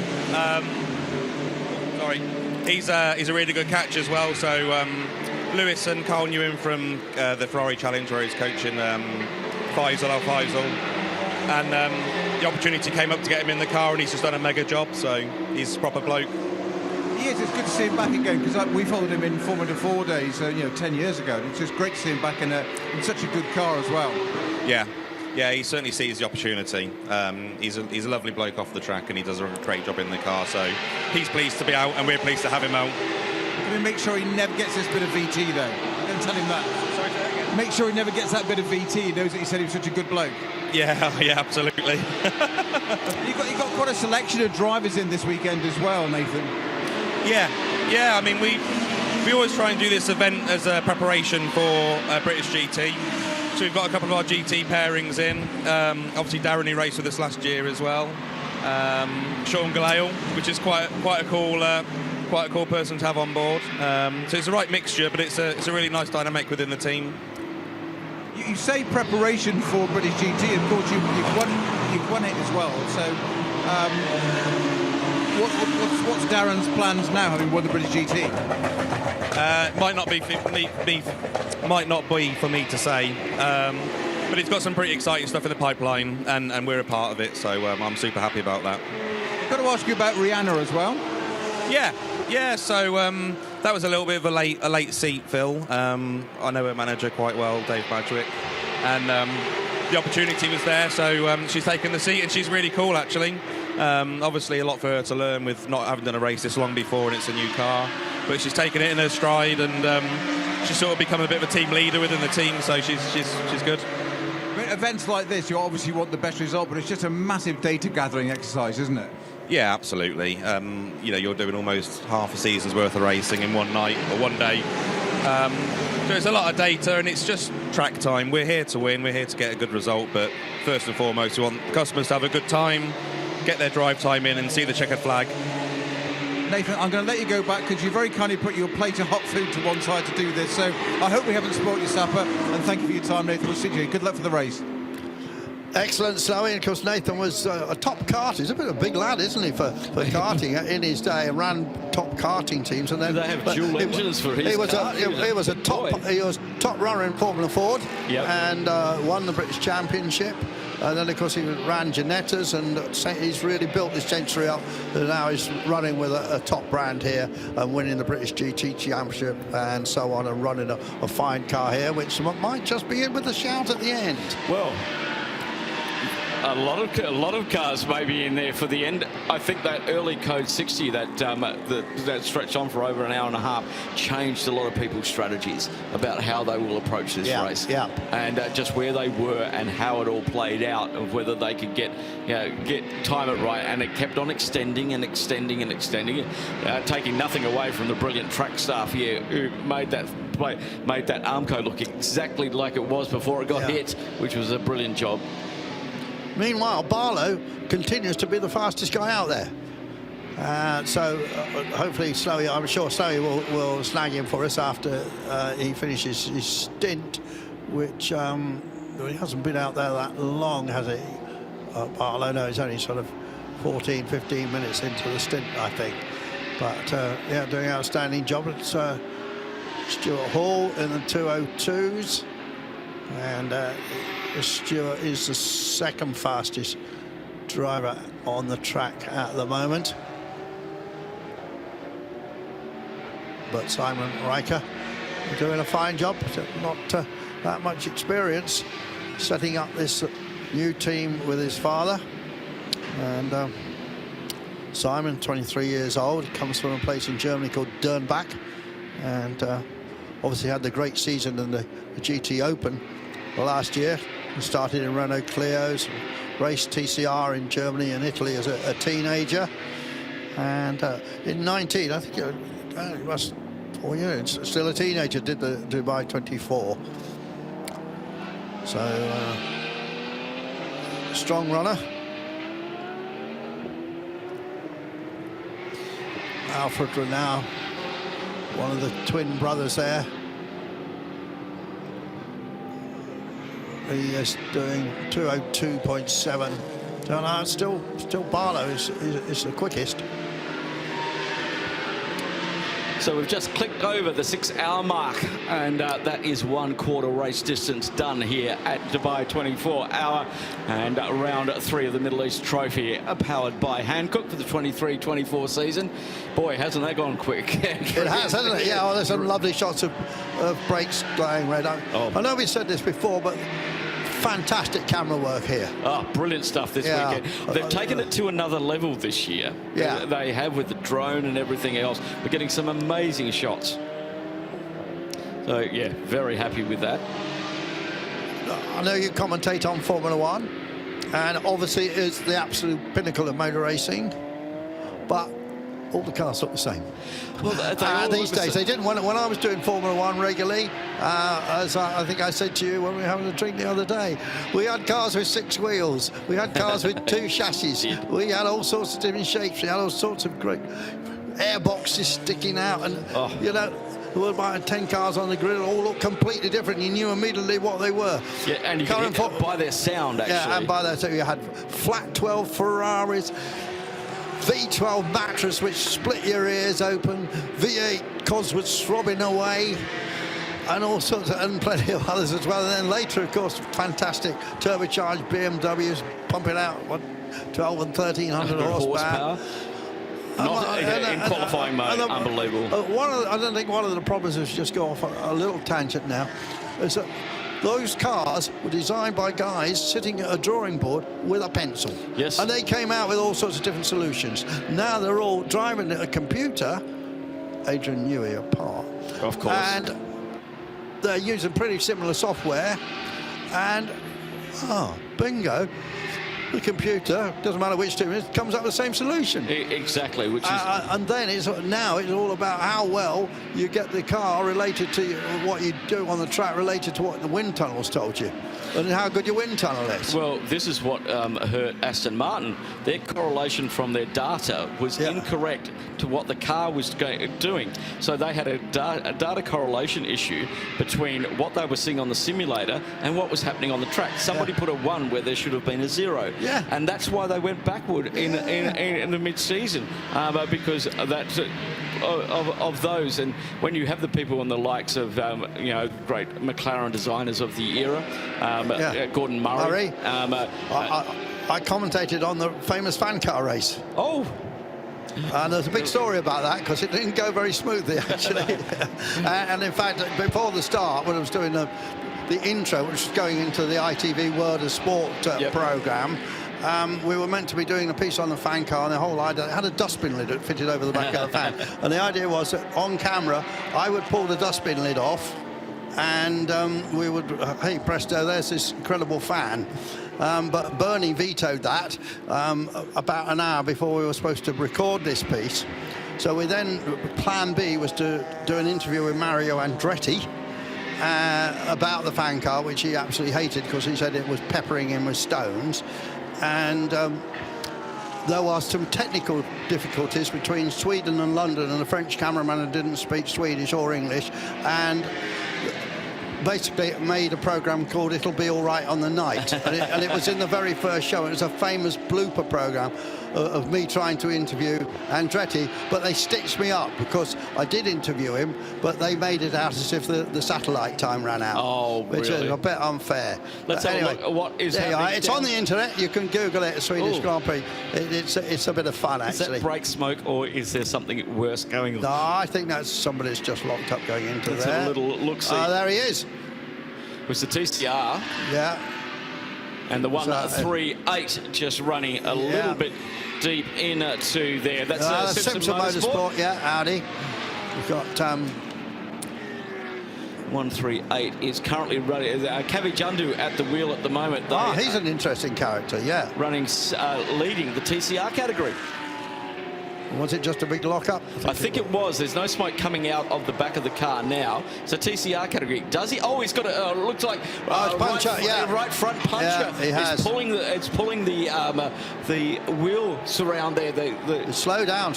Yeah, he won't know that, but it's starting to tear apart the underside as he's trying to make his way back into the pits, and that may have been the brake lockup, possibly a result of that puncher for the front right of the 138. Leading the class. Yeah, Cavi had been racing last season a McLaren GT4 car in the British GT Championship, but he's from Birmingham and he's a king of the cardboard. He's a packaging. He runs a company that does a lot of packaging, yes. Money in that. Yeah, there is. So he's won races in the series called the GT Cup in an older McLaren, so he's got a bit of experience, but this is a completely different car for him.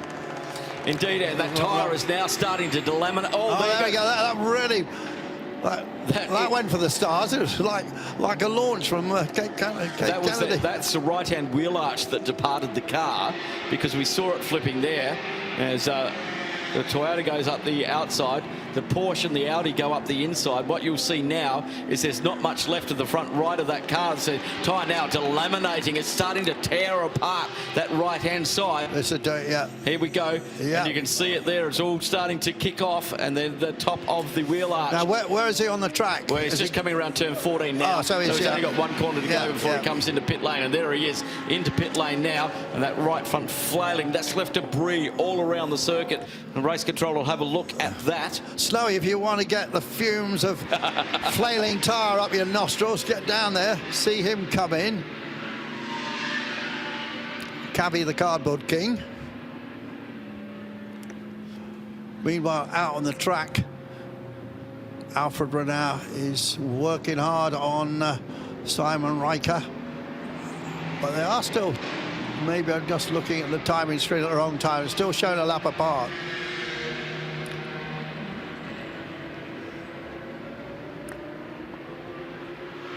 Yes. Flapping it. It's the whole front. And you say, as you said quite rightly, Phil, it's taken the whole front wing away. That's completely gone. I don't think there's any necessarily suspension damage. They're going to keep it out of the way a little bit, but that car was completely But of course, destroyed. in that category also, they don't have central locking wheels, of course. No, 5 wheel nuts, which are now just being kicked across the pit lanes. It's all the inner wheel arch has gone as well. It's the front panel. Headlamp's still intact. I think they'll get the gaffer tape out for this exactly, going to be a gaffer tape special. That Snowy's getting right in there. Look, he's getting the swell. Getting out of the way of the gaffer tape. So, yeah, it's got some aroma. It's, got to get in there. Got to get in there, boys. So we've got 7 here as well, though. So there's man at work here. So there's men at work. There you go. You see, Aussie connection for you, Phil. Down under. You see. I think that needs stress testing, that bit of gaffer tape there. I'm not sure it's doing enough holding that on. You're like Nick putting the clipboard there. Don't get the hand in the way. I'm not sure that guy really wants you there, sticking the microphone up his nose. No, just break it. there. I didn't get quite that far, but you've got a better solution. Actually, never mind the gaffer tape, just rip the bodywork off and get rid of it. So now you've got the team boss in the way to where the wheel's going in. The air ducting, the brake ducting's still intact. Well, I'm not sure if the team boss would know much about that because he worked in Formula 3000 for years.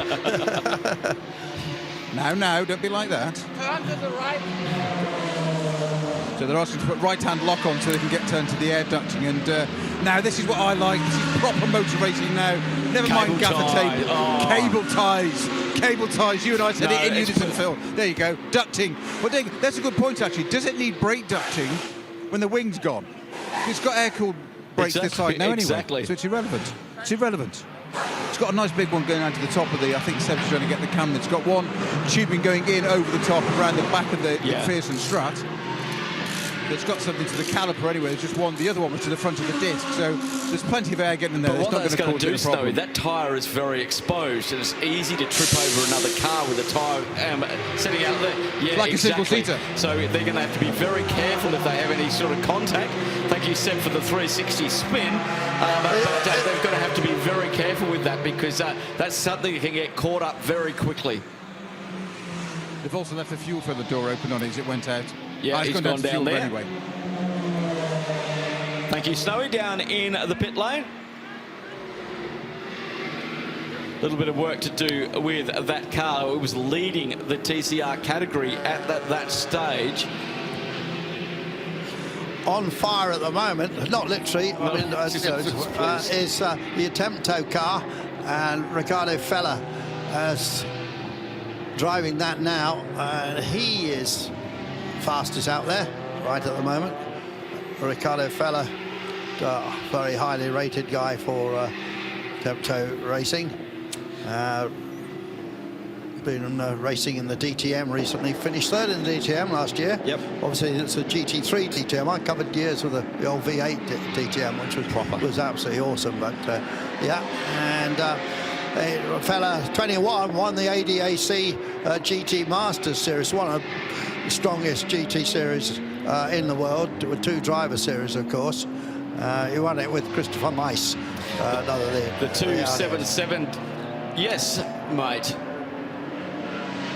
Thanked off air. I just thanked the mechanic that did all the work on the front right of that Audi and said we weren't really sure. I said thank you so much for your patience letting us put the mic, put our camera in there. I said I nearly put the microphone in front of you, and he said, "Oh, you should have done, mate." He said, "I'd have loved it. No problem." He said, "I can whistle while I work." Good boy, good boy.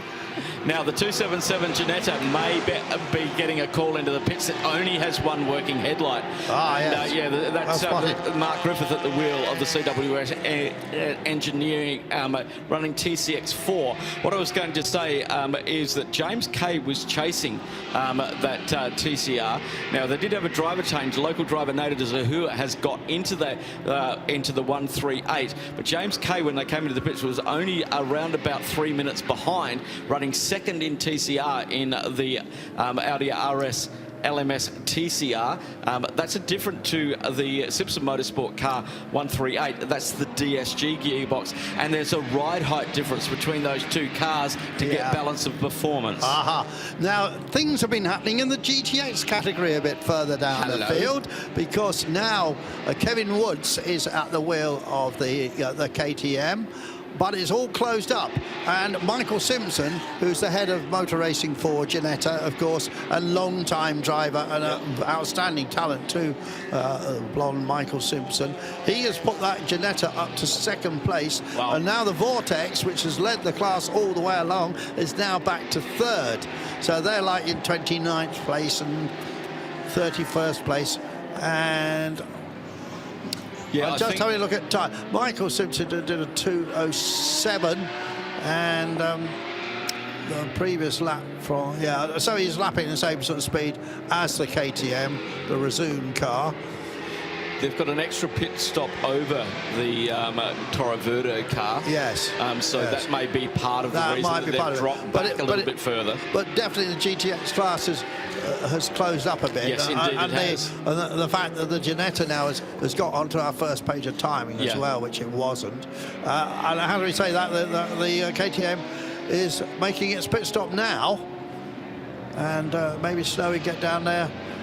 We did see some nice shots of it in the pits already, didn't we? Yeah, indeed. 277 has been ordered from race control to repair their headlights. Ah, right.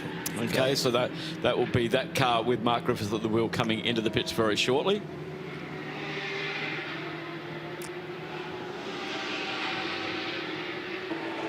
Headlight repair. Okay, just be prepared for it. Apparently, they're going to rename the car Cyclops. See, I can do bad jokes as well, Andrew. Don't forget your jacket. Door's over there. If you go. Yeah, choose a window. Who else is on it? I said Jack Barlow. I mean, because I think it's cycled further down the field now. He's still doing very good times. That car is still looking competitive. And of course, it's in the Pro-Am class. But the leading amateur is the Haas GT machine. Torsten Kranz at the wheel at the moment. They lead the GT3 AM, and leading Pro-Am is Alfred Renau and Herbert, because they're not in they are in that Pro-Am class. So they've got two effectively non-professional drivers. It's one of my bugbears. I'm not sure if all this system of grading is too complicated. For me, no. What this page here that I can barely read. Yeah. For me, there's two sorts of racing drivers: them that are paid and them that pay to race. Them that are paid are pros, and I count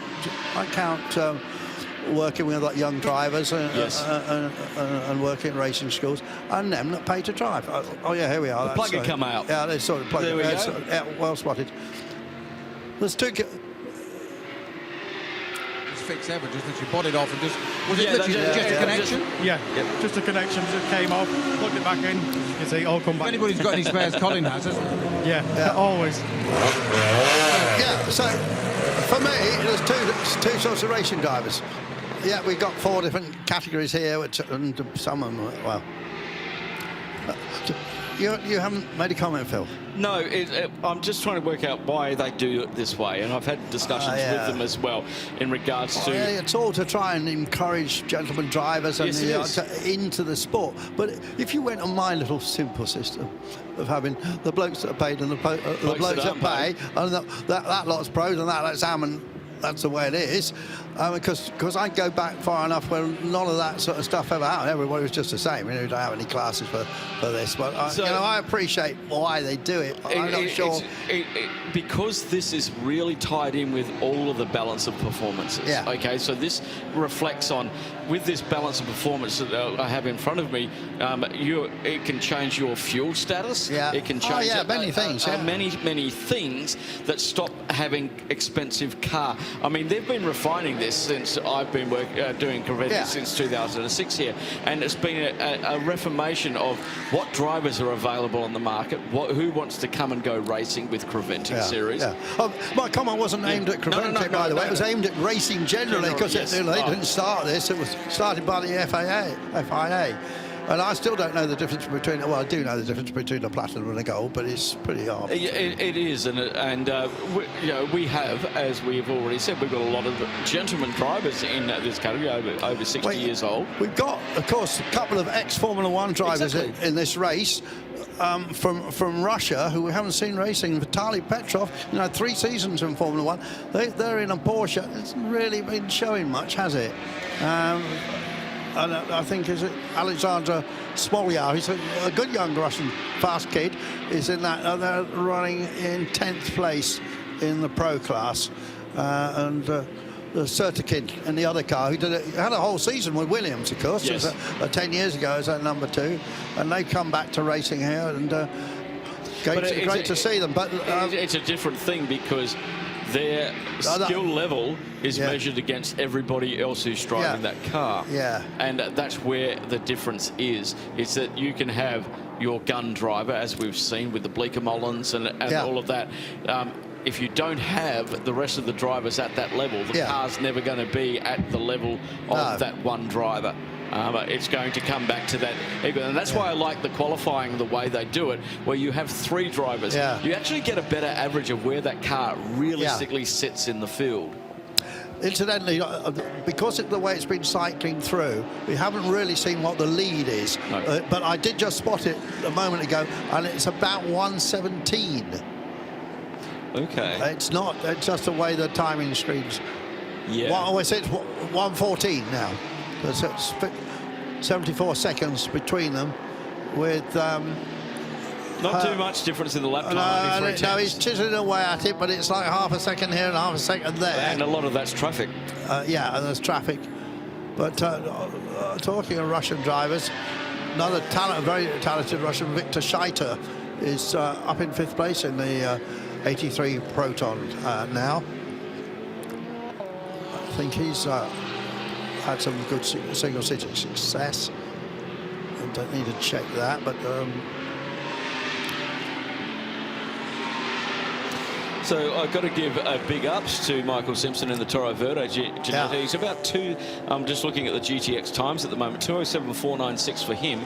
For Arnold Gomez in the Vortex V8, 2:09, so that's a 2-second difference there. Yeah. And then the KTM, it's just come out. It's just come out of the pits, but that wasn't lapping quite in that bracket. Yeah. So they've got that car into a nice window now. Yeah, when Lawrence Tomlinson tried to go LMP1 racing, was 8 or 9 years ago now, isn't it? They built their own car. Michael was the sort of lead driver and tester that. He runs the whole racing operation there at Ginetta. And one of the cars I really enjoyed standing out in front of our commentary box at the top level of the grandstand as that white and with the black flashes down the side, and it just looked fantastic. But the sound, it sounds fantastic. In the 14 Century Motorsport BMW now is Chris Salkeld, whose family in the food industry, and he's got a huge supporter who's one of the most famous chefs in Britain. My name's Marriott, he's Harriet, Ainsley Harriet. Yes. Ainsley comes to a lot of races and was going to come to this race but unfortunately the date changed, meant he couldn't make it. But Chris does a good job in the British GT Championship, and Ainsley often turns up at those races, absolutely loves it.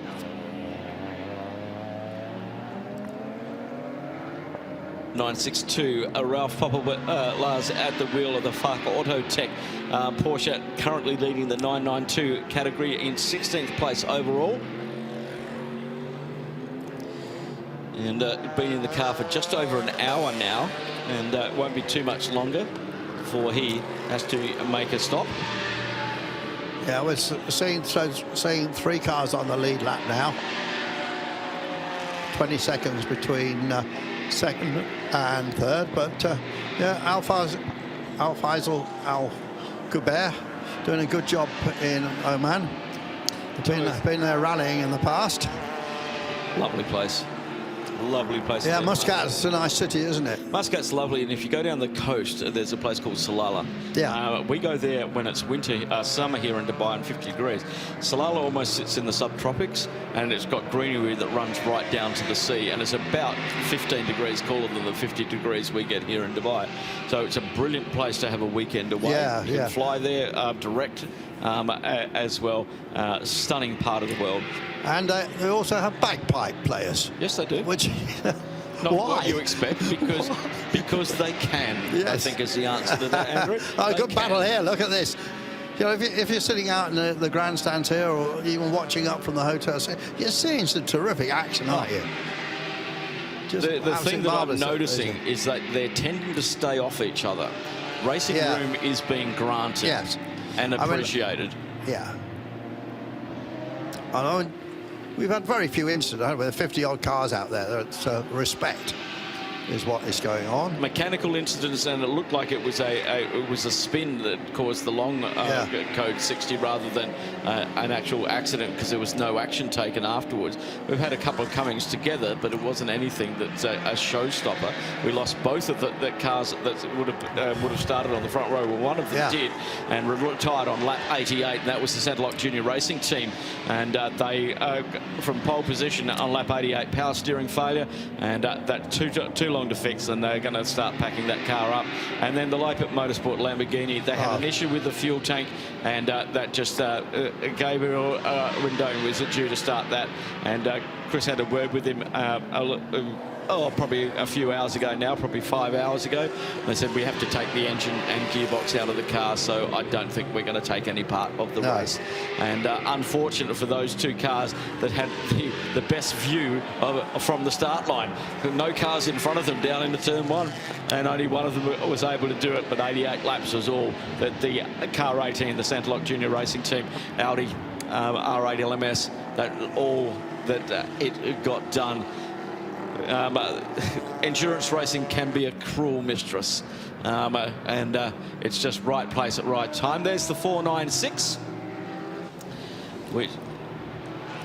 Oh, lovely. No, we'll come straight to you, Snowy. Go ahead, Snowy. Right, so there's been a driver change at the Bentley team down here, and Rob Huff's in the wheel of that car now, going out there, which means that Max Lynn is out of the car, and we've got him right here with us. Max, you just made a great quote to me there about your father's historic racing, that you said you felt like you were driving a GT40 at the end there.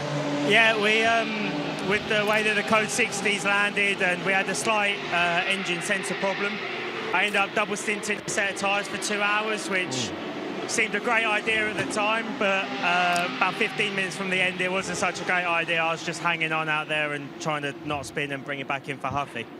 I love how you got such a big smile on your face. It seemed like a good idea at the time. Yeah, it did. It's hard not to have a smile on your face when you're out there driving a GT3 car. It's a pretty special event. But yeah, it was a smart idea at the time, but in hindsight, it's a wonderful thing, and we probably should have changed tyres, but we've learned that now.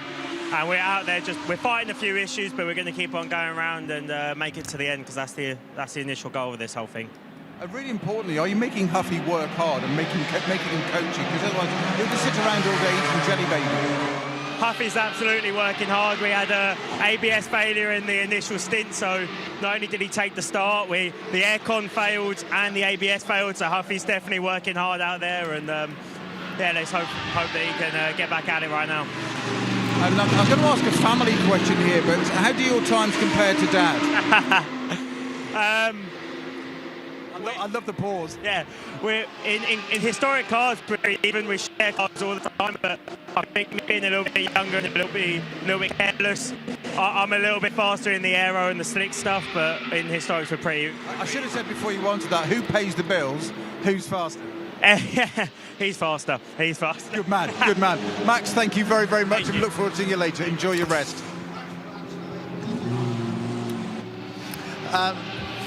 Yes, they've got two GT40s who raced them at the Le Mans, fantastic Le Mans Classic last year, and had a good race. The Dad's car is actually it's called Tessie, because that's its registration. It's TES1E. it's great to have the Bentley back.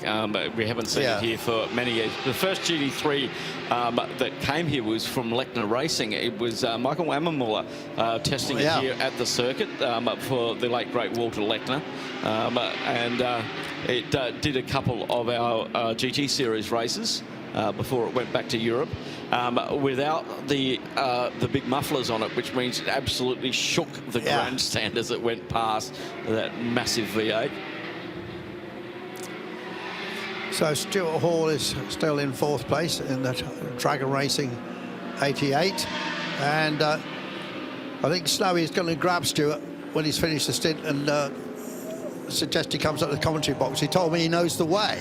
And he does. He was up here last year with the Ghosts. Well, it's easier now because we've got lots of signs to show you the way. Thank you very much for that, Adrian Marriott, the sign master. Ah, there you are. They're doing really well. They started 22nd on the grid. Yes. They are doing exceptionally well. They've read the Code 60s very well. Yeah. They've managed their time well. They've done a couple of longer stints, and never underestimate Dragon Racing. Michael Simpson just moved up another spot into 26th place, pulling away now at the front of that GTX category. That will make Lawrence Tomlinson very happy indeed. Trying to build this, I was explained to us yesterday about trying to keep guard down to a decent budget that can be, Exactly. It shouldn't be too long before we see the Herbert Motorsport car. They've been out for an hour and 8 minutes now with Alfa Renault at the wheel. Been chiseling away, but the Eastern car has still got over a minute in hand. And it's done one more pit stop as well. Yes. So I think that will balance out the next time that the 91 comes into the pits. But I'm really impressed with Al-Faisal Al-Zubair. You know, he's been doing some terrific times. Well, he's quicker than Simon Richter at the moment. Simon's down in the fuel bay. This is Alfred Brunel has gone to the top of the timesheets. As the Estelat Racing team was in the pits, now down in the fuel station. But the black and gold Herbert car will be in probably 10 minutes, I suppose. I think so, about that, yes. They're running about, the stint shoes are running about 1:15, is it? 1:15-ish, yeah, yes. That's about it. Talking to a couple of teams yesterday about where they're thinking their tyre wear is going to be, and you know, how they're going to manage it at night. We're comfortably for the lead pack. Lead GT3s, they're all sitting in the 202, 203 bracket at the moment. We were sitting in that bracket about 15 minutes after the start of the race, because they all went into the 59s. The front four went into the 59, and then all of a sudden everybody's gone, okay, this isn't a sprint race. We need to hit our marks and remember what the team managers are probably going, okay, find your position and just back off a little bit. Okay, we've got to get our fuel mileage. We've got to get our tyre mileage. And so there may have been, and then you throw a few Code 60s in there as well. And we've had 4 of those with a total time of 1 hour, 38 minutes and 53 seconds. Yeah. And that then absolutely plays havoc with their Excel spreadsheets on their strategy. But I'm talking analog stuff here. When Paul Trustwell used to sit up here, I remember the first year that Radio Le Mans came to do this race with Creventic, and I used to do the commentator with René Dubois. Great guy, René. Hello, René, if you're listening. We had some great fun in those days, but I came in here and then Paul was set up down in the far corner, and he had his spreadsheets all spread out, and he's all done, and the air conditioning in here used to be absolutely cold, and I had we couldn't have any control on it. He used to have to bring his jacket in here, but working with him for those years really got me interested in the data side of things. As you can see, I've got multiple screens in front of me, because you know, for me that's fun, but he was just, as John said, he's got the brain the size of a planet. Yeah. 76, and the lone McLaren out there. They had an early pit stop, took about 15 minutes out of their time. I'm not sure what that was about, but they've moved up into their 18th overall, running 6th in the GT3 Pro Am at the moment. Philip Barron at the wheel. So he might be able to get down there and speak to Jody Firth, who runs that operation for the owner, Joe Edge. Jody, good LMP2 runner in its time. and running a good team there. And we've got some cars running with the rain lights on. That's the flashing light at the back of the car. They're very, very bright LEDs because you're supposed to see them through the rain. But when you're following closely behind, like a bumper's width behind, it's incredibly annoying. Yeah, just going back to the McLaren, because Axel Jeffries is probably about to climb into that car fairly soon. Axel won this race a couple of times. Well, he was in Ferrari last weekend. Yes. Down at the Yas Marina circuit. Won the AM category down there. Lost the lead just because they needed to pit right before the end as the track went green after a code 60, and they got caught in the pits, but they did win the AM category. Had a great team for Barron Motorsport down there last weekend. And the erstwhile, they're quite a talented and colourful lineup. Yeah. And but Axel, he obviously has competed overseas in the Lamborghini Trofeo series. I think he's been the champion, has he? Yes, he has. Yeah, I think so. He won it in 17. That's right. Yes. Yeah. So he's done a lot of racing around the world. He's one of the lead instructors down at the Yas Marina circuit. And so done a lot of laps around this circuit as well. Axel used to fly the Rhodesian flag. I'm showing my age now, Hunter. The Zimbabwean flag. Yes, he did. Right.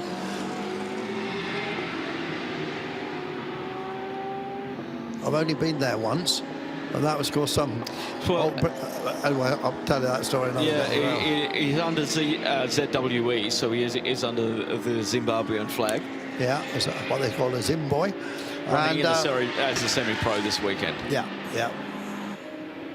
But he also drives the fleet of historic cars run by Fred Tefetian, doesn't he? Yes. Yeah.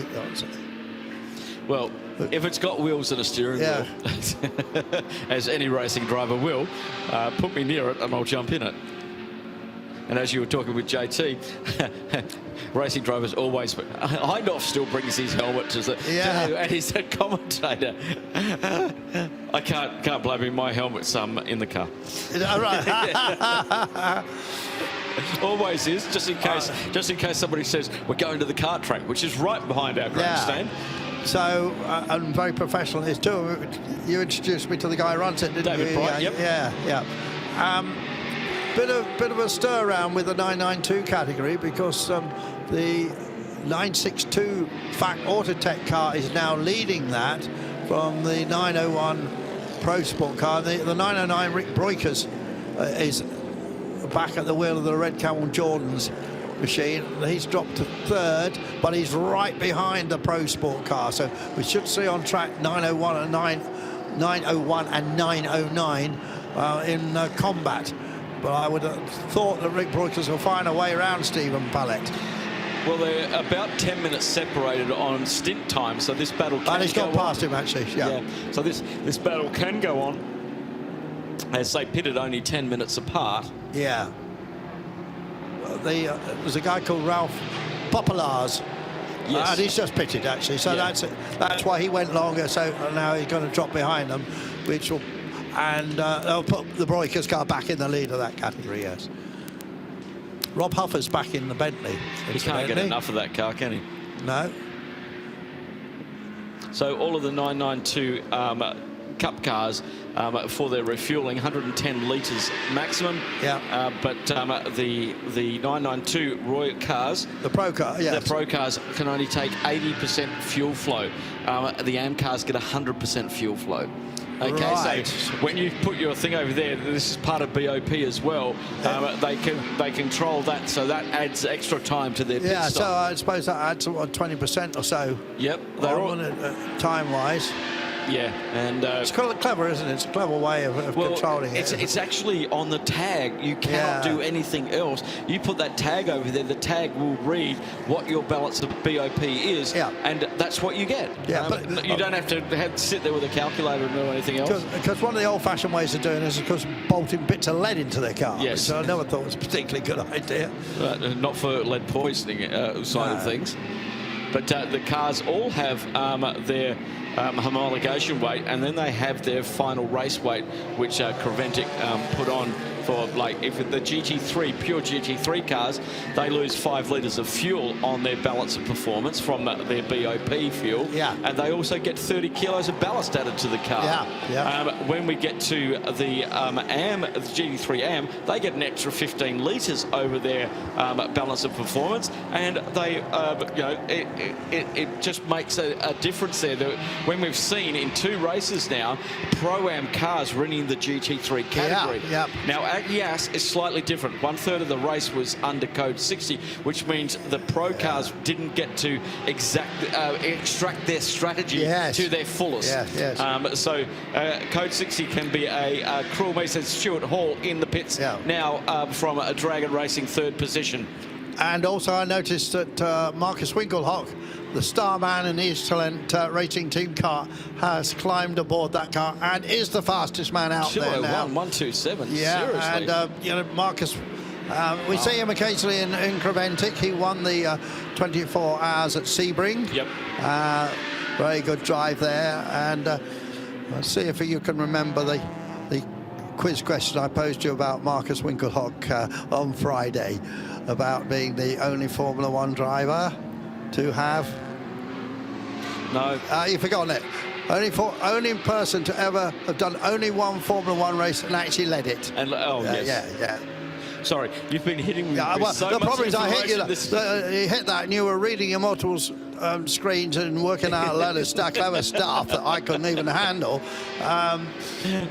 Julian Hansen has just done his quickest lap in the QMF HRT at 2:04.740, running 5th in AM. Sorry. But the Winkelhock, because it's a big motor racing family. Yes, of course. And Smoking Joe Winkelhock, the British touring car champion, a great BMW driver in his time. But Marcus's father was also a top driver, and he's still quick as Marcus Winkelhock, I can tell you. He's won the Nürburgring 24 hours 4 times. And it's the son of Manfred Winkelhock. People with a long history in motor racing will remember Marcus Winkelhock. Not Marcus, I'm sorry. What did I say? Manfred.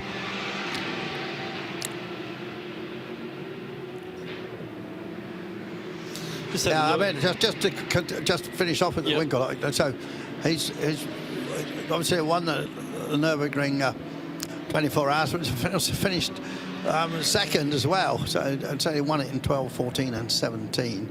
And I think he might have won it before that. And 2 or 3 times he's been second. And as I said, he also won the big Creventic race at Sebring. Would it be great to go back there? The weather was actually terrible that year. So the gap now at the front, Alfred Renau stayed in the car after the pit stop, but the Get Speed car is only 25 seconds behind.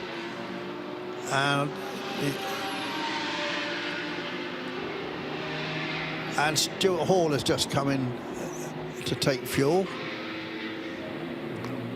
Yeah, he did a pit stop as well. He may not be in the car when it clicks over when it leaves. Yeah, that's right. Yeah. Just looking down in 36th position, young Jamie Day, local Carter here, has moved on into the Porsche this weekend. Yes, go ahead, Stowe. Got the camera on the 278 Ginetta, the CWS, and there's the car won't actually move on. Will now wouldn't move forward. They took it off the air jacks, and it was like literally like the handbrake was stuck on. So it is on its way out now. So I'm going very quick. A little bit of drifting going on. That car's been drifting all year, all weekend. Exactly. I'm going to grab Colin live. He thinks he can sit and drink water. Come on, at least stand up with me on camera. Do your overalls up. Come on. Hello. What was the issue that was backing in again very quickly after the headlight and it wouldn't move away? Different car. My headlamps were okay. That was the other car. Other car, sorry. Yeah. Sorry, Colin, can we just take you outside the garage because it breaks up here? So sorry. Yeah, that's what we're doing. I'm just grabbing Colin outside. Sorry about that, guys. He promises that's not vodka in the bottle there. Yeah, it's hot out there. Why would it be bad then? I couldn't select any gears. I was jammed in gear. and trying to fiddle all the fuses and everything, because in the last couple of days we've had the fuses coming loose, so I push them all in and it fires and goes, and it seemed to be all right, but then it cut out again, just jamming the gears to come in to change the air valve system on it. What you need to do is get yourself a good sponsor like a car dismantler, then you could have a load of spares, couldn't you? Yeah, we got plenty of spares, but you know, it's time to put some more new stuff on it, I think, because it's been away for so long. The humidity is getting inside all the valves, so you know, when you do this late in the racing, you really need to strip it and rebuild it quite consistently. So it's funny because we talked about the dust and all that earlier. We hadn't really thought about the humidity and how it affects the running of a car. Yeah, so really we're going to say to ourselves, if doing 3 events away, you're going to have to come out for like a month to be able to do all the maintenance work you need to do. We're taking a chance of running it as it is, but fingers crossed we'll get it to the end. I'm sure you will. Colin, thank you as ever for your insight. Thank you, Colin. Thumbs up from him. So, yeah, running in 3rd place now. There's got quite a lot of Russian drivers here, interesting to see. Victor Shekar, he's been very much part of that SMP racing story over the years, and very good results. I mean, he was a class winner in 2015 at Le Mans in a Ferrari. It was a 458 model then. And then the following year, he was 3rd in the LMP2 car that SMP, or the bank and oil group, had built, remember. They built their own SMP2 car, and he was running with Petrov then, and he subsequently raced the following year with Mikhail Alashin, who raced a lot in Indy, and with Surtikin, with Sergei Surtikin, who's racing here. They didn't have such a good run that year, but you know, he's seen the podium at Le Mans at Shater, and there he is putting in some pretty good times in the Proton Huber competition. Porsche. Jordan Groger has got into the 88. So. Oh, no lights. Oh, no what? lights. No. Oh, there they go. There they go. Yeah. What's happening? Is that the one with a door on it? And he's running out of track. That's the 88. That's Jordan Groger's just got into that car. It's just come out of the pits. And that's the 88 of Dragon Racing. And that's a disaster for them. So they were doing so well. Hopefully he can get that issue sorted. Running under the UAE license here this weekend. Been part of the Dragon stable since they kicked off after Leon Price employed him for the steel business. I met his mum and dad on the grid, and he's going to be racing Monaco Historic back in the Arrows that he raced was it the last one or the one before 4 years ago, and he was mega quick in that car. Was indeed. And I don't think he'd done the Monaco Grand Prix before, and some of the regulars in that class, people like Stuart Hall, weren't quite sure. Well, Stuart probably not, but a lot of the others were, who's this bloke? Let's have a chat with Stewie Hall, who is down there with Snowy. Stewie, I just got to ask you, first thing, how did you draw garage number 12, the last one in the pit lane? Dragon Special. Cars coming in. Yeah, Dragon Special. You know, they're the locals. Okay, fair enough. So it's news the refueling bit for you anyway, but you just said to me now you think you've got a bit of a problem with the car? Back to come in behind us right now. Yeah, we're just about to come in. I think we've got some form of charging problem. Oh, mate. I think maybe we could leave them for the moment. Stewie's very much involved in the running of that car. Yeah, it's what it is. So I think we're going to come into the box now. I think we've got some form of charging problem. The voltage was low as Geordie left the pit lane. Stuart, I'll let you go on with this now, mate. We'll come back to you in a minute. Ask him to come to the commentary box when he's got a bit more. And that's time. what we don't like to see. Dragon Racing based here at the Dubai Autodrome. That's their pit garage where they always work out. That car number 12, garage number 12, and their headquarters is just at the back of the pits at Dragon Racing International. An absolute heartbreak for Stewie Hall. Jordan Groger got in the car, and all of a sudden the electronics started to play up. This is a brand new 296. This is its first outing for Dragon Racing. They're going to partake in the Asian Le Mans Series, which is here next weekend. I mean, it's quite new, the 296, but it's a proven car, won the Nürburgring. Well, 24 hour on its first outing. Yeah, and of course the engine is the same engine as in the prototype that won Le Mans. It is the same motor. So the Get Speed Mercedes, Al Faisal, Al Zubair. No, go on there, Stewie. say, sorry to be pedantic. The 296 when it won the 24-hour last year at Nürburgring, it wasn't its first outing. It was the first outing for that car in the 24-hour. But they've done NLS already with Klaus Abelund's team, and you're right. The architecture is the same in the block in the Le Mans car, but it's only the cylinder block. It's the same. Yeah, that's all it is. That's all it is. It's actually a very different car prototype in the engine, NMHD car. There is some. Oh, well, he got some great track actually. So he got 3 cars side by side. Yeah, thanks for that update, and apologies for simplifying a complicated situation. Exactly. Hey, I just want to give a shout out to one of the drivers here that I used to commentate on karting here, Jamie Day. His father, Kevin Day, runs Excel Racing here. They're running the F4 UAE Championship, based here at Dubai Autodrome. And he is out there in the 929 HRT Performance. Now, I just had a bit of a follow-up with him, and thanks to Alex Anavas with all the updates. He's also racing in the Aston Martin GT4 program in the UK, as well as the SRO GT4 European Series. So he's moved up from karting. His dad still jumps into karts every now and then because he was very competitive in the DD2 category, the shifter karts. Great family of racing there, and it's great to see Jamie moving up and getting some experience for his first running in the 24-hour here at Dubai. Excellent. And I see now into the number 9 Get Speed car is there. Hot. Oh, just wait for that to go. Oh, yeah. Well, that was the Herberth Motorsport 91 Porsche. What I'm going to get to do is we can't get a sound connection as far inside the garage of number 12 garage. But I'm going to get Seb, if he can, just to go in and just film the back of this Porsche that's just got Herberth, the back of the Ferrari, because you were saying, Phil, yesterday how beautifully made they are. They're constructed and designed for working on. I'm going to see if Seb can actually get to just go in and just take a little bit of view of the back of the car, and you'll see as they're working on the alternator now with that charging system. They're anticipating on this car going out clearly because they're clearing all the cleaning all the screens, side and front as well. And Seb's just going to pop in now for us. I can't go in there because we lose connection. But you should be able to get the footage there now of how, look how that car is constructed, or more to the point, deconstructed. Look at the whole rear end comes off. As you were saying, Phil, it's like an LMP car. It's just so beautifully thought out. And I was talking to David Pittard quite a lot last year at the 24-hour, pre and post. And I'll tell you his post bit in a minute. And he was just saying, well, A, it's just a piece of kit. It's just extraordinarily designed and so well thought out. And when they won the 24-hour, I did send him a message just congratulating him, reminding him that he was still our favourite because he came to the commentary box and all that kind of stuff. And please tell us it was a good after-race party. Now, as you can imagine with Klaus Abelund, there was a party.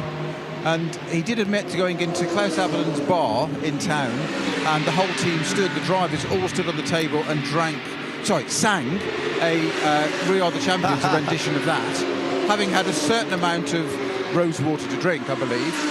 But the best bit was, in the message then, was, and then following that, Klaus flew us all to Ibiza on his private jet to continue the party till Wednesday. Yeah.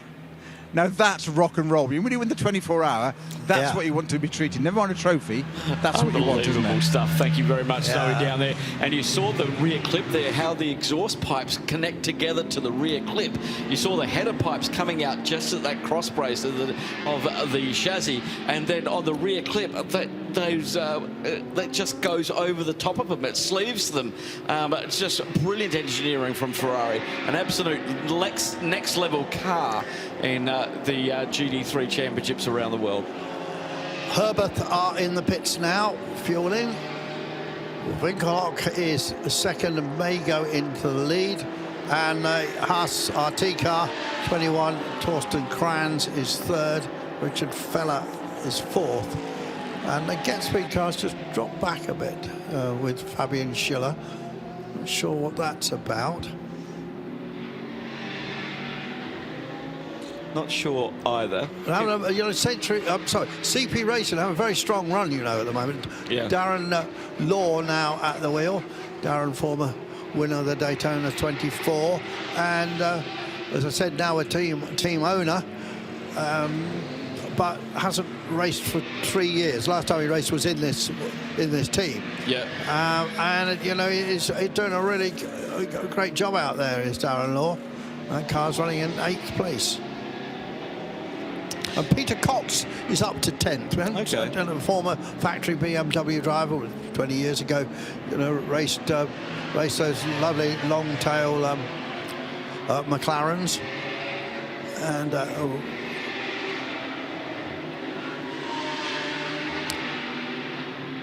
it was interesting that the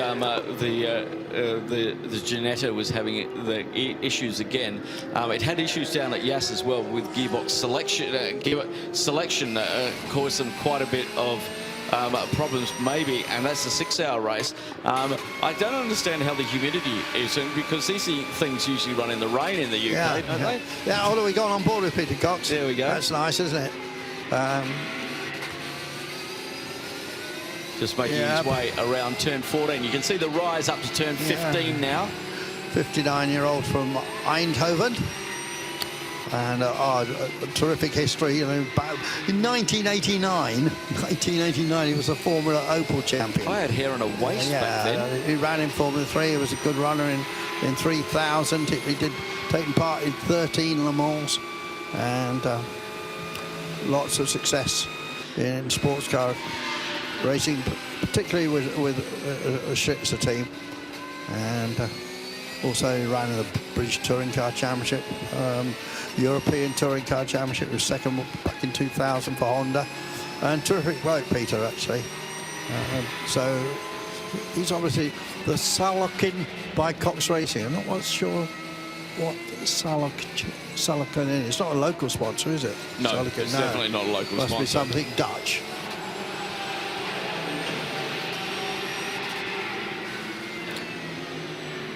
So we've just had. So Robert Renaud is now former GT Masters champion, former Porsche Cup winner. Robert Renaud has taken over from his brother, and Robert is, we expect, to be the quickest guy in that car. But he hasn't really done a hot lap yet. This Winkelhock is now top of the pile.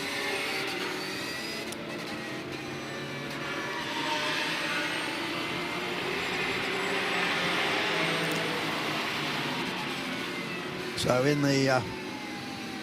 in second place in the Haas is Torsten Kranz, who was part of the team that gave Haas their first victory at Estoril last year in Creventic.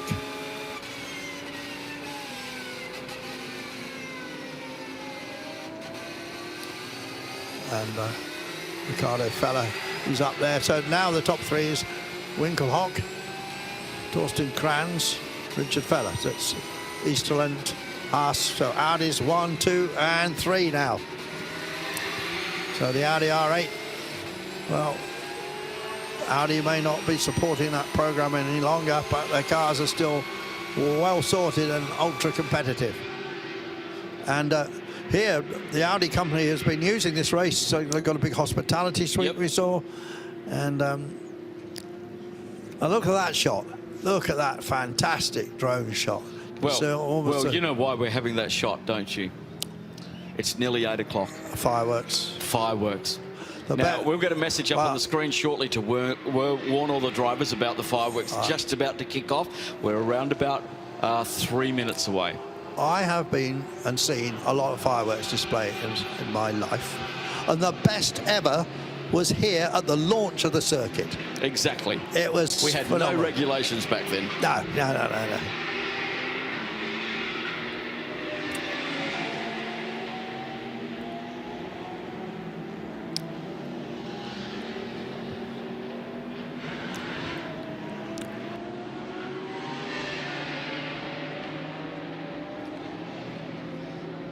165 laps in the book. Marcus Winkelhock leading the way, the East Atlanta Racing Team.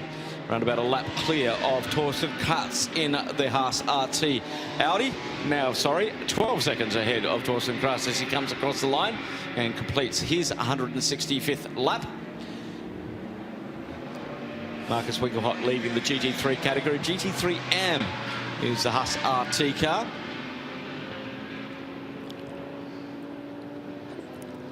Yes, you can, Mr. Soden. Because he can. Of course. Okay. But no, that's my interpretation. But I've just walked into the Moolah garage again, and gone from one extreme to the other, from the 296, and I guess this is evolution for you. The 296 Ferrari, we just did that beautiful bit of footage with, of just how easy it is, how designed it is to work on. And the Porsche, they're having to change the coil packs, okay? Yeah. Now we all know, or most don't know if you're not familiar, it's a flat 6 engine, crankshaft in the middle, cylinders on the outside, it is flat. And of course it's a proper rear engine car, not a mid-engine car like the Ferrari. It's a rear engine car. So you take the rear wheels off, and there's all the suspension work. You could just do it. You could almost you could have a party in there. There's so much room. Yeah? I exaggerate. Seriously. I exaggerate for clarity. Until you need to change the coil packs. Oh. Because they're behind the chassis length, yeah? With an access panel. But when the engine goes in, it has a heat shield over the top of the coil packs to protect them from the brake heat and all that, etc. Everything that's around there, quite naturally, yes? Yes. They are the easiest thing in the world to change on the bench, but not in situ. And the mechanic even just said to me, it would be easier, virtually quicker, to take the engine out to change the spark plugs to the coil packs than fiddle around doing this way. I totally agree with that, and I can empathise with the mechanics' works there. I had a CL55 AMG Mercedes with 16 spark plugs and 16 coil pack. Hey, it was an old one, 2001, 2002. Pick them up here for peanuts. But you had it in 1999. Yes, exactly. Thank you very much. Yeah, the coil packs on that were not easy to change at all. So I do empathise as we now take the full moon shot here at the Autodrome at Dubai, and we're getting ready for the fireworks. That was beautiful timing. They were seeing it from the IV Capital drone cam. That's what it looks like from the track. It's what the drivers are seeing at the moment. I hope they're not distracted by... Well, they're normally not, but it's normally the smoke from the fireworks. Look, and you've still got the moon in the shot. Yeah, exactly. Brilliant stuff from our camera team here from 0221. Thank you so much for all of the support last weekend and this weekend. A lot of work for the crew. I told you Robert Renau was the quickest. He's just done of the four at Herbert. He's just done a 2:00.029. Look, Seb's getting a chance to be arty now. Arty stuff. He's really thrown it down. He got the special filters on. Exactly. Oh dear. The terrible things to photograph still, aren't they? Fireworks. They never. I think some cameras have a special fireworks mode, but I can never get a decent shot. These are spectacular. Indeed. Dubai doesn't do anything by halves. No, absolutely. Never has. Look at the hotel down there. That's some great lighting on that.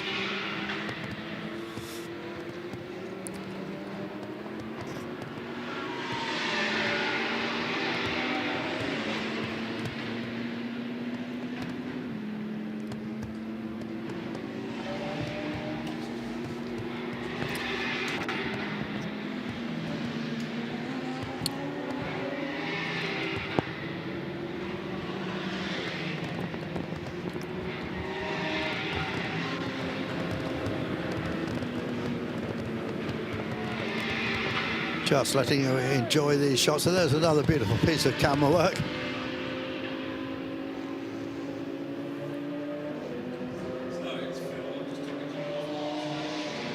So Winkelhock continues to lead.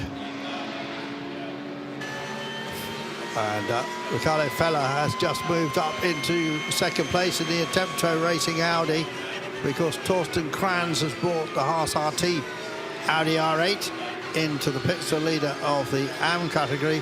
Robert Renau then will cycle up into third place and is still pushing hard. All his laps since he's gone out have been under 2:01, and no one else is doing that. But Fabian Schiller is going very strongly indeed in the Get Speed car. It's just a tad slower than Robert Renau. those who've seen the two brothers together will know they are absolutely identical, and I'm the father of identical twins, so I know a little bit about this.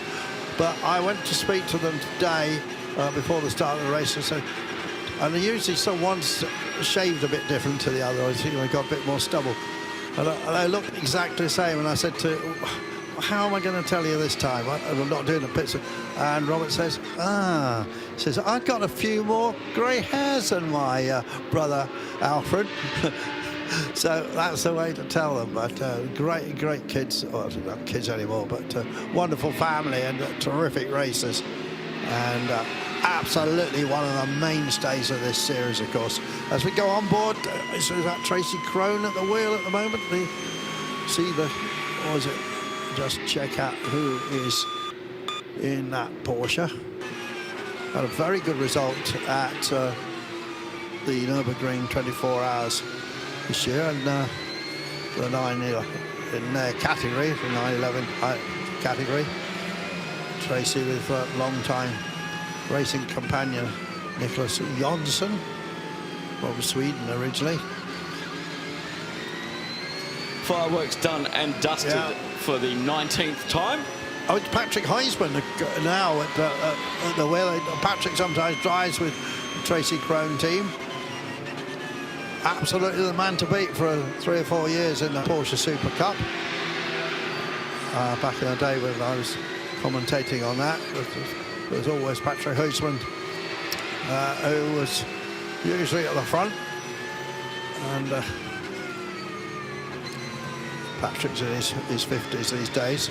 It was a long time ago. Obviously, the Porsche Super Cup has been going so long, and he's doing 207s. Just to recap, Rick Broikers, the Red Camel Jordan's car, continues to lead the 992 category, and the Pro Sport Racing car, the 901, Stephen Paulette at the wheel at the moment, is second, just 15 seconds behind.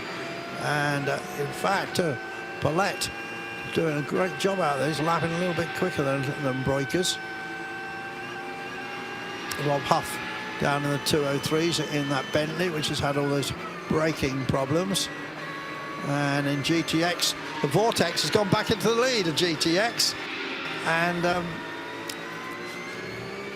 the Ginetta has dropped back. Yeah, it's all on pit stop. Yeah, it's on pit stop. And so those three very different and very interesting cars swapping positions around.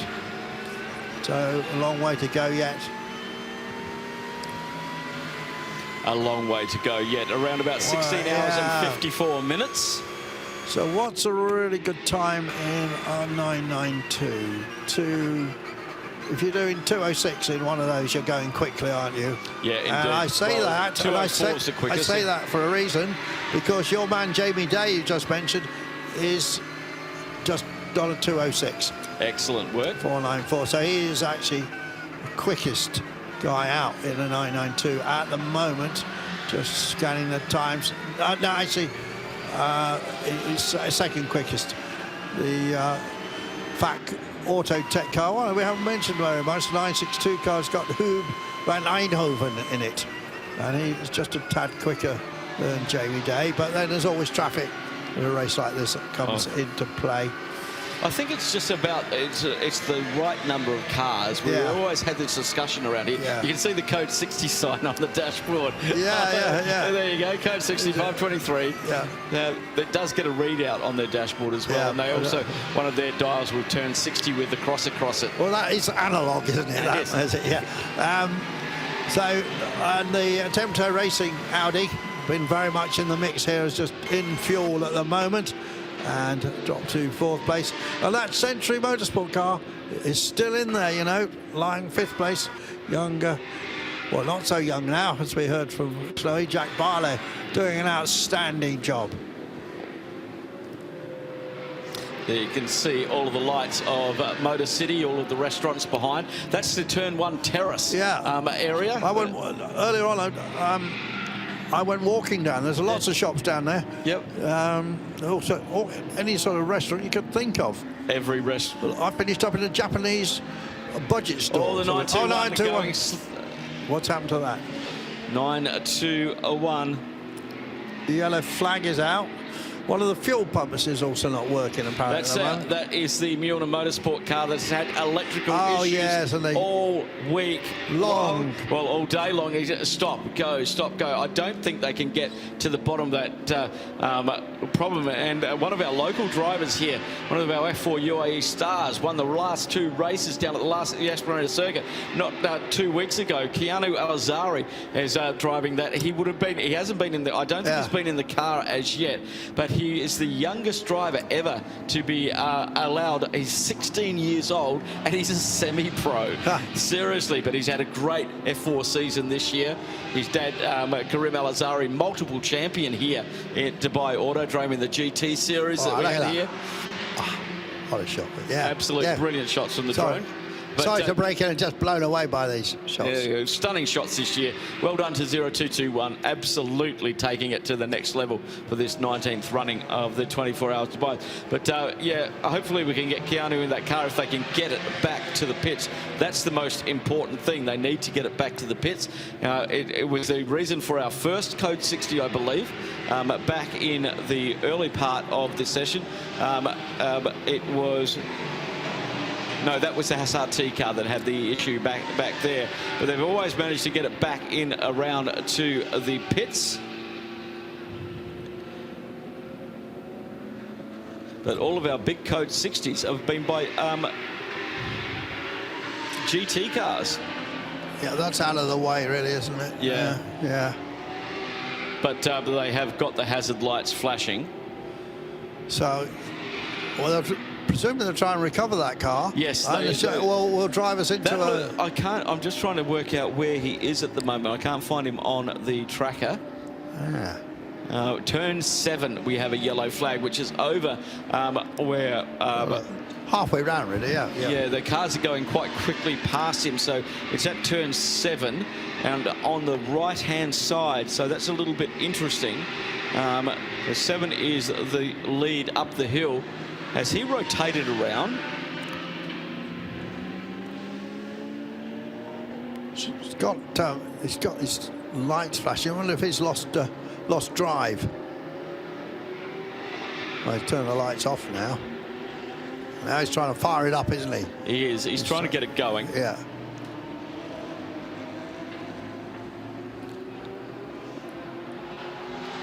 So the flag's out at turn 7. Fuel pump number 6 is available again, so we're back to full strength. Yeah, the race control are giving him a lot of time because there's action plenty there.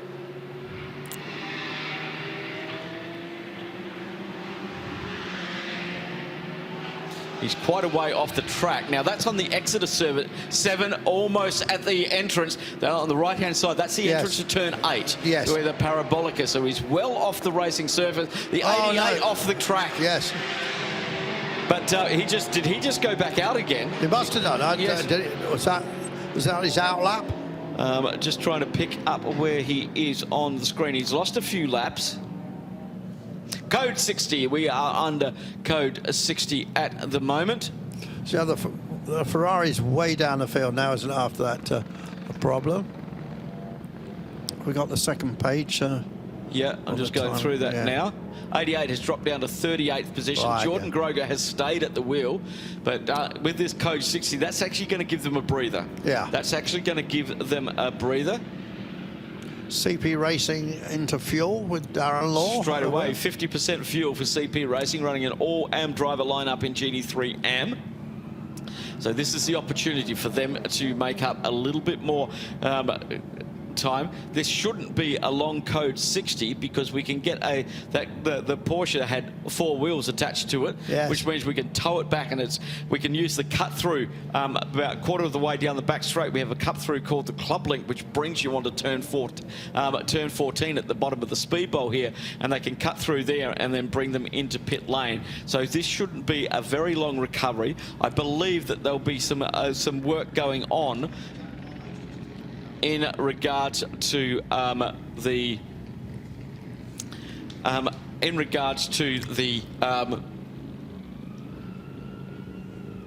tow back. Let's head down to Peter Snowden down in the pits. Yeah, just thank you, Andrew, for the comments about Jack Barlow. I'll go and Mickey take him in a minute. We've got Darren Law, who's just jumped out of 5th place, CP Racing Mercedes. You're quite fond of 24-hour races, aren't you? I am. I actually have quite a few under my belt, so I haven't done one in a while. But ever won any? What's that? Ever won any? I actually have. I've won one overall, 24 Hours of Daytona in 09. So I had to say that for you. Give you the choice. Just one that I've been trying all my life to get. See what we did there for you? Yeah. No, this is a great opportunity, a lot of fun. Fun to get back in the car. I've been busy running my own team, my own program for quite a while now, so... You've been out of the car a couple of years now, haven't you? And it was CP Racing last time you raced, wasn't it? Yeah, it actually was. CP Racing in 24 Hours of Barcelona. So that was the last time I ran, in 19. So what did you do to get match fit then? And when did you get the call? They called me just a few weeks back, actually. Once I was downgraded to bronze. They needed a bronze, so it worked in my favor. What was the answer phone message? Get down to the gym. I stay fit. I work out all the time. Of course you do. How silly of me. Of course I do. So, yeah. No, I stay in shape, and we do a lot of testing, so I'm behind the wheel, just not racing. And, 5th place in this, it's a good position now with the CP car. It's good. Obviously we'd like to be higher, but it just depends. We were P2 a while back. It just depends on the ebb and flow of traffic and code 60s and yellows and traffic. So we won't really know until the morning. It's a team effort and it's a long race. Very long race. Way too early to make any kind of call. The camera's facing the wrong way, but over your shoulder, there's the CP of CP Racing watching us. Look, there he is. Look, yes, there he is. There. Charles, you can have a quick word. Come on. You're standing over the shoulder there watching. It was. I want to make sure he's not saying anything. It's like being in the pen at F1. That was. You're just watching. I'm listening. I just want to make sure he's not saying anything to embarrass us here. He's only been with us, at a couple of races, and so, I want to make sure that he's on the CP page. Still on probation. Yeah. He's great. He's got a good CV, though, hasn't he? We love him. Yeah, it's great to have him with us. Charles, you were saying that you don't tend to do much of the driving at night these days now. You just do the daytime stuff. Well, that's kind of what I've gone to here lately. It's just it's a little tough at night. As the eyes get a little older and slower. So pragmatic as ever. I can do it, but it's just not as much fun as it used to be. So. Well, as you've always said with your team, if it's not fun, then you're not doing it right. That's what we're kind of about here. Yeah, we want to challenge, we want to race hard, but we want to enjoy what we're doing too. That's why we brought Darren in. Well done. Great job, Darren, and we'll see you very shortly. I'm going to run down to Sentry, which is just next door, if we can, I think, without getting run over, and see if I can catch Jack Barlow. We've got to change the camera. I've got a new cameraman, Peter, coming with me. That's the Grove Mercedes I don't want to get run over by. Just see if I can catch young Jack Barlow in here. Just bear with me, folks. In fact, I'll just throw back to you for a minute. Keep your mic live and we'll come down there. Well done, Snowy. Yeah. So Winkelhock in the lead still, and the Herbert car has now gone to fuel. Yep, and obviously because of the code. They didn't need to, but they using the code 60. And... I think the Get Speed Mercedes doing the same. A lot of people coming in, actually. A lot of people. Well, it won't be long because this car under tow, as we can see on the screen, is entering pit lane now. Okay, so maybe a race control will use this time also to do a little bit of track maintenance and track getting everything clear. Now you see that they tow them in off with the pit lane line, not to block people coming in, and they're waving the cars through. So to make sure that and the tow rope's broken off. Oh no! The tow rope's come off. How you feel? Let's head down to Peter Snowden with Jack Barlow. Now, Jack, we never thought this day would come because we were involved together 10 years ago, and then you went off and did your own things and a little bit of Australia and came back. And you were telling me a couple of days ago you've had 9 years out of racing, which I can't believe at the 10 age of 28. But you've come back and you absolutely stellar stint. We always knew you were good, mate. But boy, have you just proven your worth there. Yeah, thank you. Firstly, it's great to be back, and it's great to be with such an amazing team, Century Motorsport. We've got a great lineup with myself, Carl, Lewis, and Jake. Obviously, myself, Carl, and Lewis have been working together in the whole of the Middle East Creventic Championship this winter. Obviously, it's Jake's first time joining us. He's no stranger to the 24-hour race. He's done it before, but hey, it's great to be back. Hey, 9 years. I don't think you lose it, right? It's like riding a bike in some ways. 2 days we missed out on testing, and we've been on the back foot from the word go. I only completed 10 laps going into the race, so it's good to get the first stint under my belt, and then hopefully we can recover from the mistakes we made early on in the race. You're an absolute pro in and out of the car, Jack, and I know you well enough to know that look in your eye that you are loving this, aren't you? Yeah, mate. Look, I'm enjoying it. I'm loving being back racing. It's a huge passion of mine. I believe I'm born to do this, like most would say. But just going to enjoy it while it lasts. Hopefully, there's more to come this year, maybe next year. But just enjoying race by race. Enjoy it, mate. You know good to see you back where you belong. Good to see you. Well done, Jack. 30-lap stint for Jack Barlow in the Century Motorsport, running 4th in class in the BMW M4 GT3. Going very quickly indeed for a guy who's not had much time in that car. Yep. So Winkelhock is now, all the top runners, everyone pretty well that's in the running has gone into the fuel area. There's plenty of pumps there at the moment, look. Yep. So most of them will be back on the track. So we've got a little of a reset pause here, haven't we, with this? So we have less than a minute before we go back green, so everything seems to be have done. Look, a pit board in the refuelling. Excellent. Bascote and Racing. Now, I wonder what this has done to it. It'll just shake it up a little bit, I think. Well, Winkelhock, Renauer, Schiller, Plato, and Borisov, our top 5 are all on outlaps at the moment. So that sort of came in. They could only take 25% of the maximum fuel load. Joe Foster, on the other hand, could take 50%. Yeah. He's in the fuel bay now, running 6th in the CP Racing car number 85. Also, leading in Porsche 992, Red Camel, Jordans, of course, have been relying on the 3 Brooker's family members, but now Fabian Dans, who they love, and is their 4th driver, has gone in the car. Most of his experience really has been in TCR cars. There's a great success in this series in TCR, and so Dans is climbing into that car. But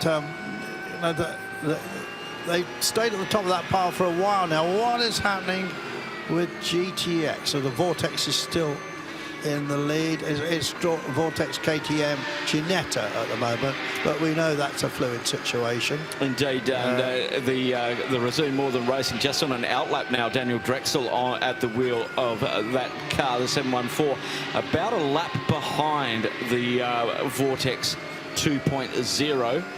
Currently down in fuel at the moment, the 701 with Arnaud Gomez at the wheel. And then the battle behind Daniel Drexel, Freddie Tomlinson in that gorgeous G56 Ginetta. We're just going to wait till he comes along. He's on an outlap as well.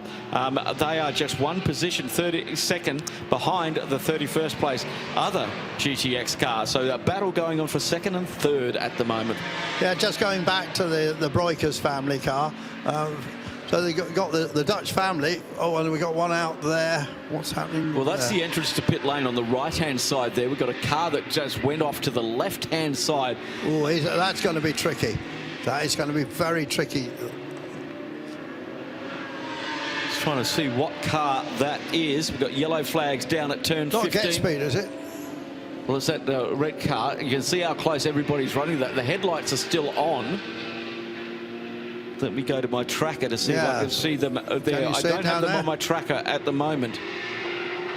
And it's a GT3 car. It's 76. It's the McLaren again. Yeah.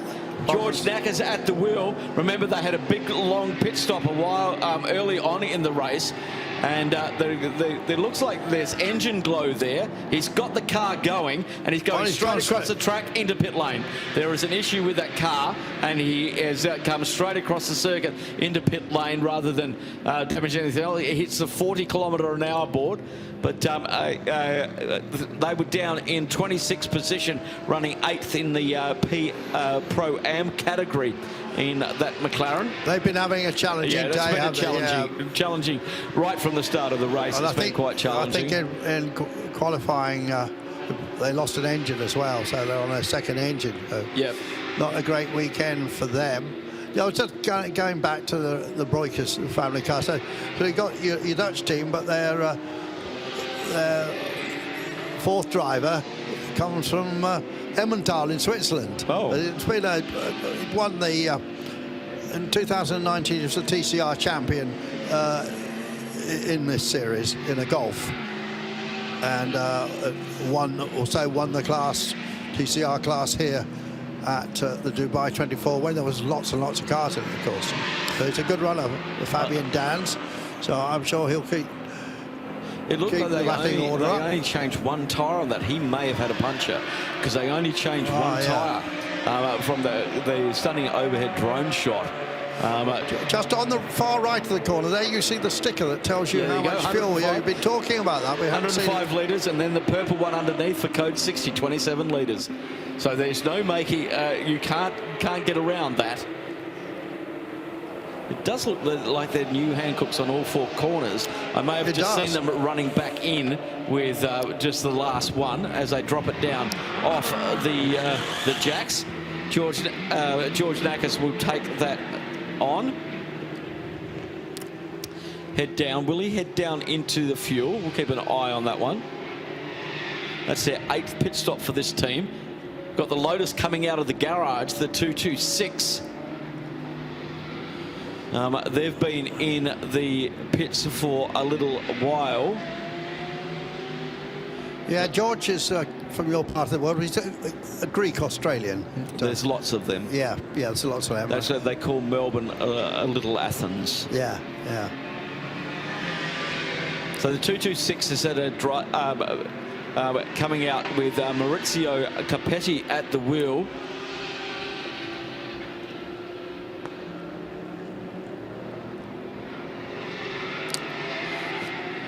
So at the sharp end, the gap between Marcus Winkelhock in the lead in the Easterland racing team Audi over Robert Renau in the Herbert Motorsport Porsche is just a tad under a minute and a half. So it's a decent lead.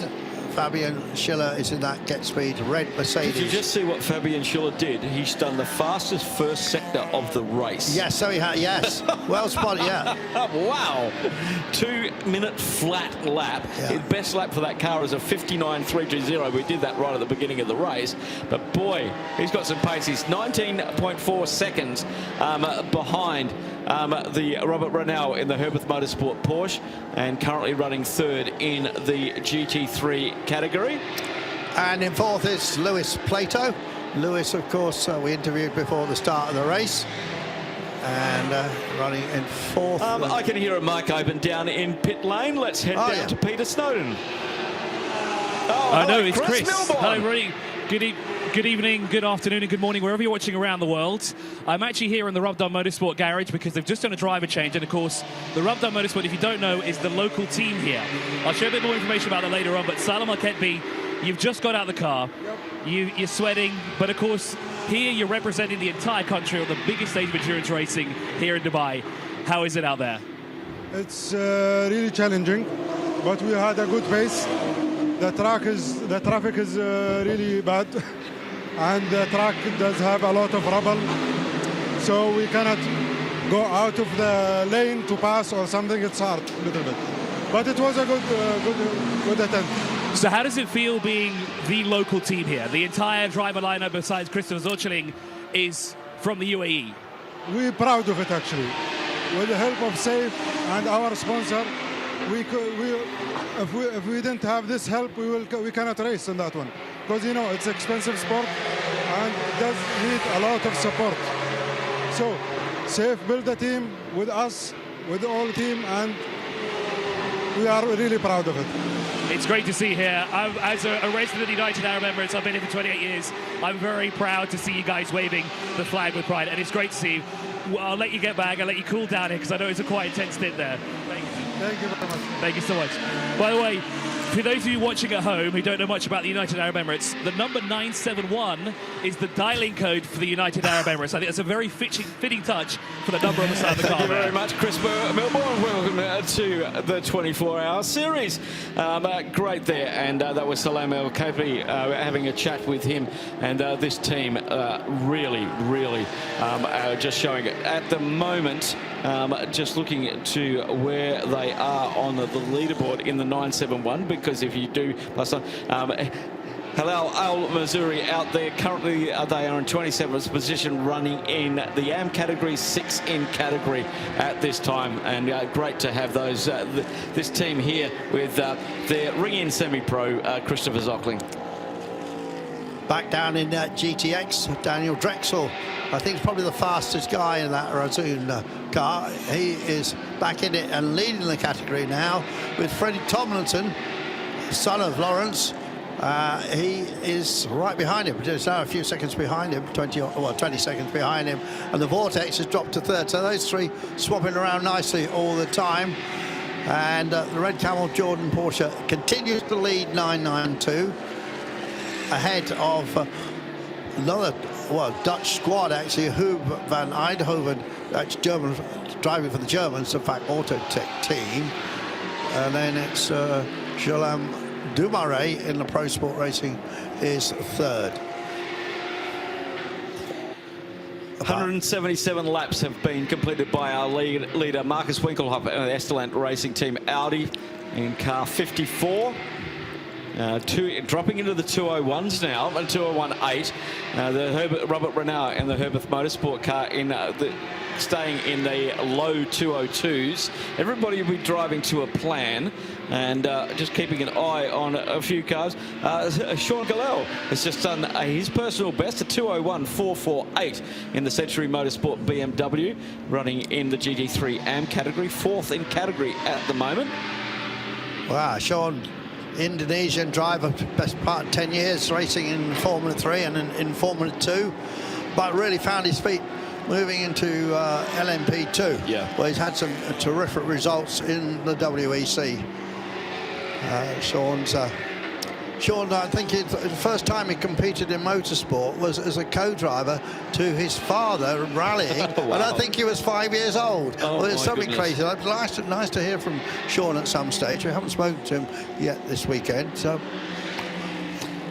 I'm just going to give a shout out to Flint Schering from Shepio Racing by Duo Motorsport, 205.308, his quickest lap of the night, currently running in the 992 AM category, 7th in class, 35th overall.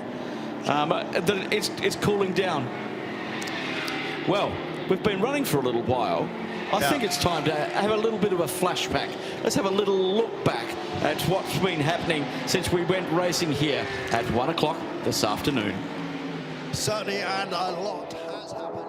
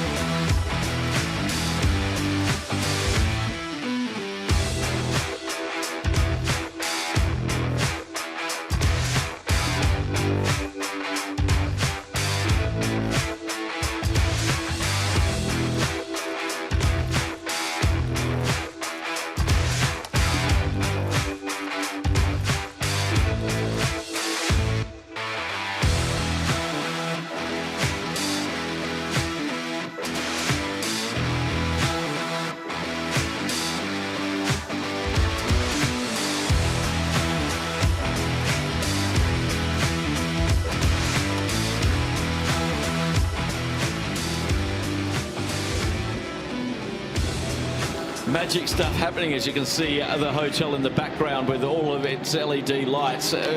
We used to be able to see up to the old management building, which doesn't exist anymore. That's been raised. So lots of things happening in around this circuit as the 921 back into the box again. Brian Sicily was at the wheel of the Mueller Motorsport car. We've heard from the guys regarding that. Chris Milbourne went down there and had a chat with them earlier on just to see what was the issue with the car. It was electrics, obviously.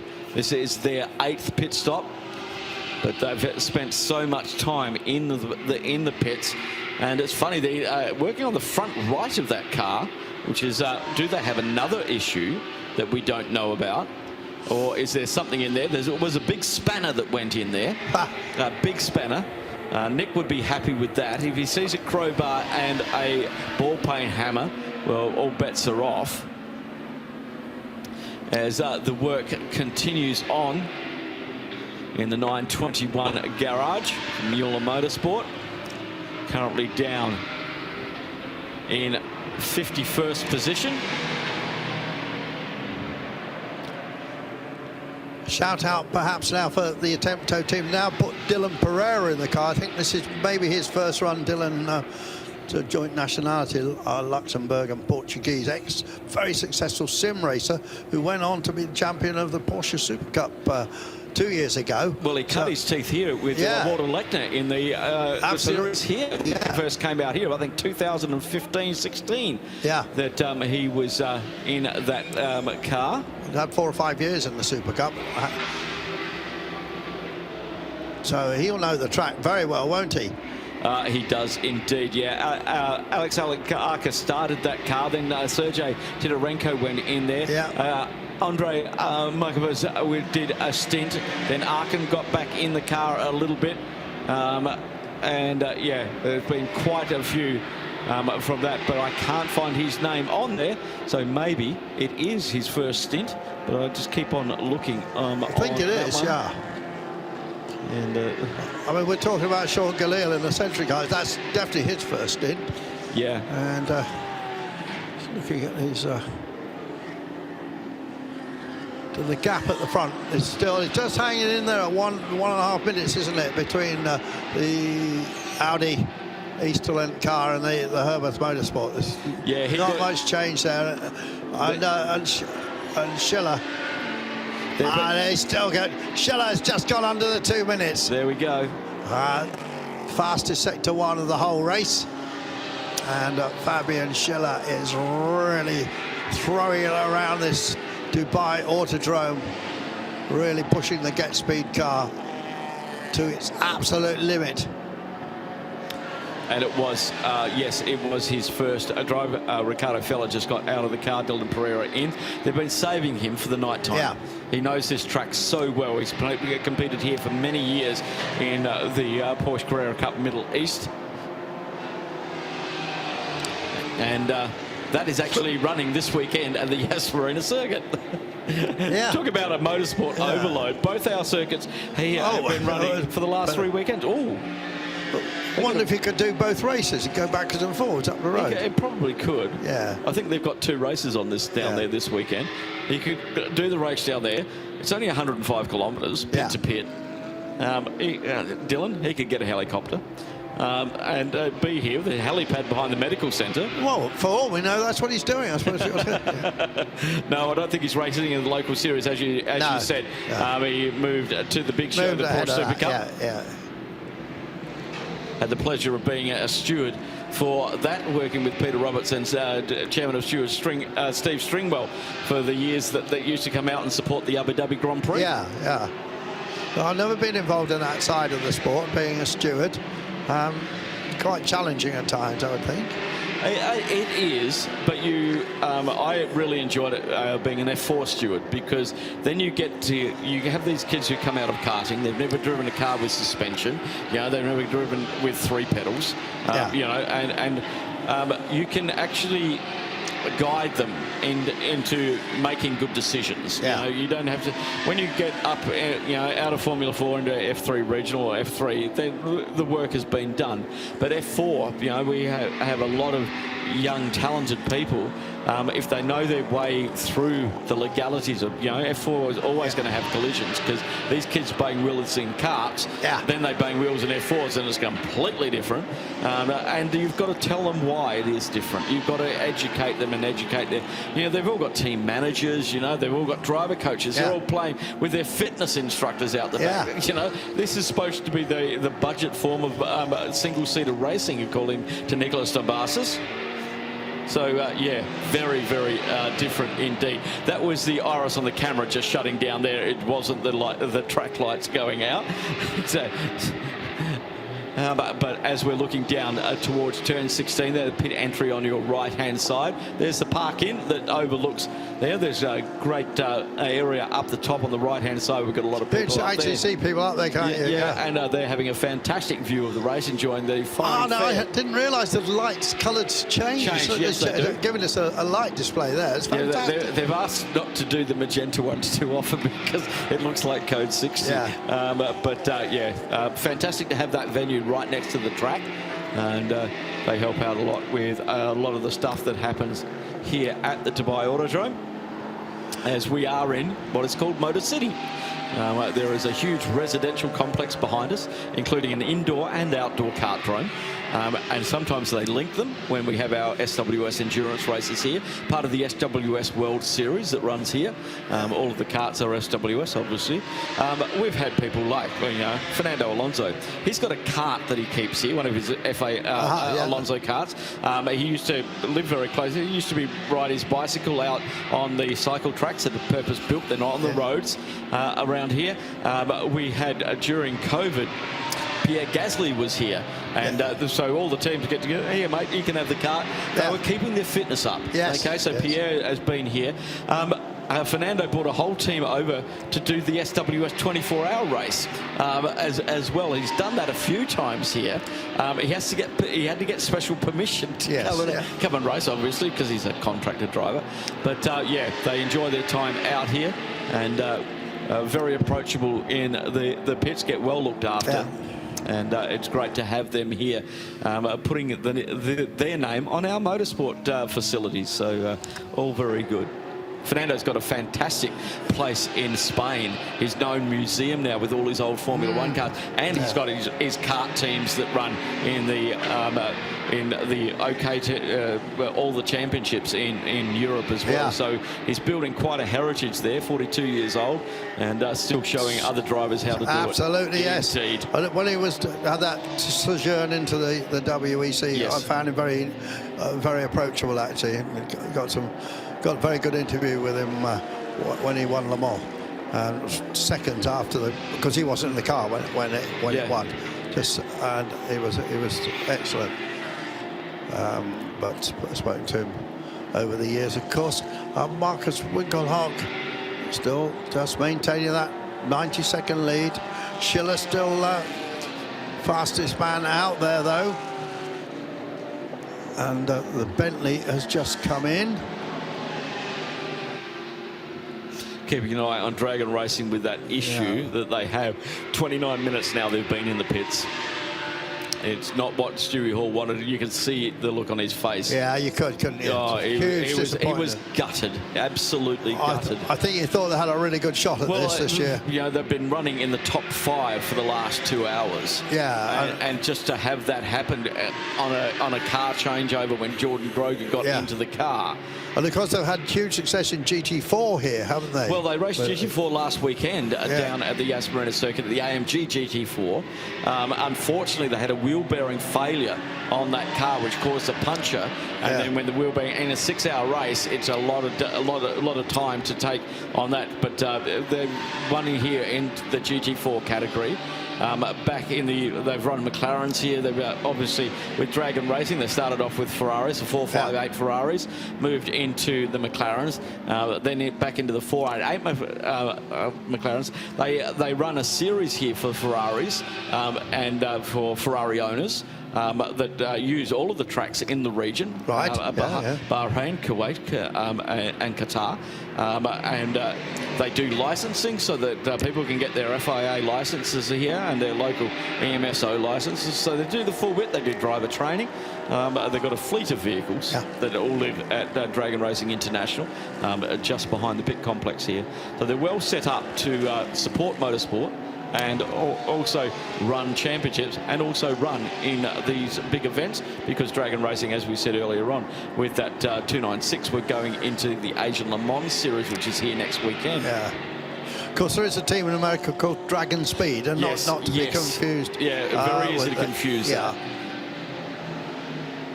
Well, they're Dragon Speed, because running at Daytona 24 this weekend in LMP2, I suppose.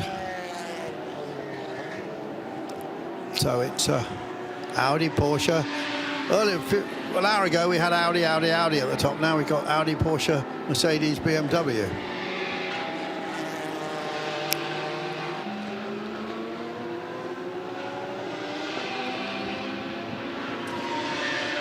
Still that Red Camels Jordan Porsche heading the 992 category from Hoob van Eindhoven, and the 992 AM, it's the 901 Pro Sport racing car, Pro Sport German team, who for a long time used to run what is now CP Racing. Yes. They ran there, remember Charlie and the boys, Espinal and so on, they ran Porsches for a long time in this series before they switched to Mercedes. Sean Lynn is back in the Bentley that he now owns.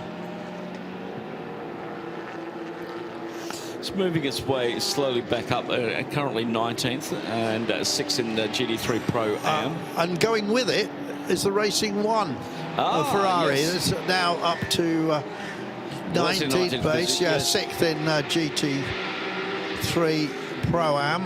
Yeah, Sean Lynn is just on his outlap at the moment from the pits, and just lost that position to Marco Pulsini in the Racing One of Ferrari. Currently 16th overall in the GT3 category, Pro-Am in 6th, as they make their way back out. You have both the 296s have struck trouble. One with more contact than anything else, and the other one with technical issues. 24-hour racing is, I mean, these guys have been driving around this circuit since Tuesday, okay? Getting a lot of miles on there. We've had private practice sessions and Dragon practice days, and then we've only really had the first of the Creventic practices yesterday on Friday morning. So, but they've been putting a lot of miles on these cars, you know, with 90-minute sessions. So you can sort of get where you are with your fuel load and start working things out as the track was rubbering in. I was just going to ask, it rubbers in here quite a lot, does it? It does. Presumably you've got... Then you've got the sand later when you're not racing. I suppose there's action on this track almost every day. Well, the thing is, and we're just going to talk about tyre brands here. Now, what we found out was the F4 UAE and the F3 regional run on the GT tyres, okay? Yeah. And the Porsche Carrera Cup Middle East run on Michelin tyres. Right. Now, when we had these cars after the F4 race, these Hankook tyres really gripped up to the GT tyre, what was left over. But they don't like the Michelin tyres. Right, okay? Yeah. So that's why the track was very, very slippery, because the Porsches were here last weekend. Yes. Okay, so they'd laid down some different rubber.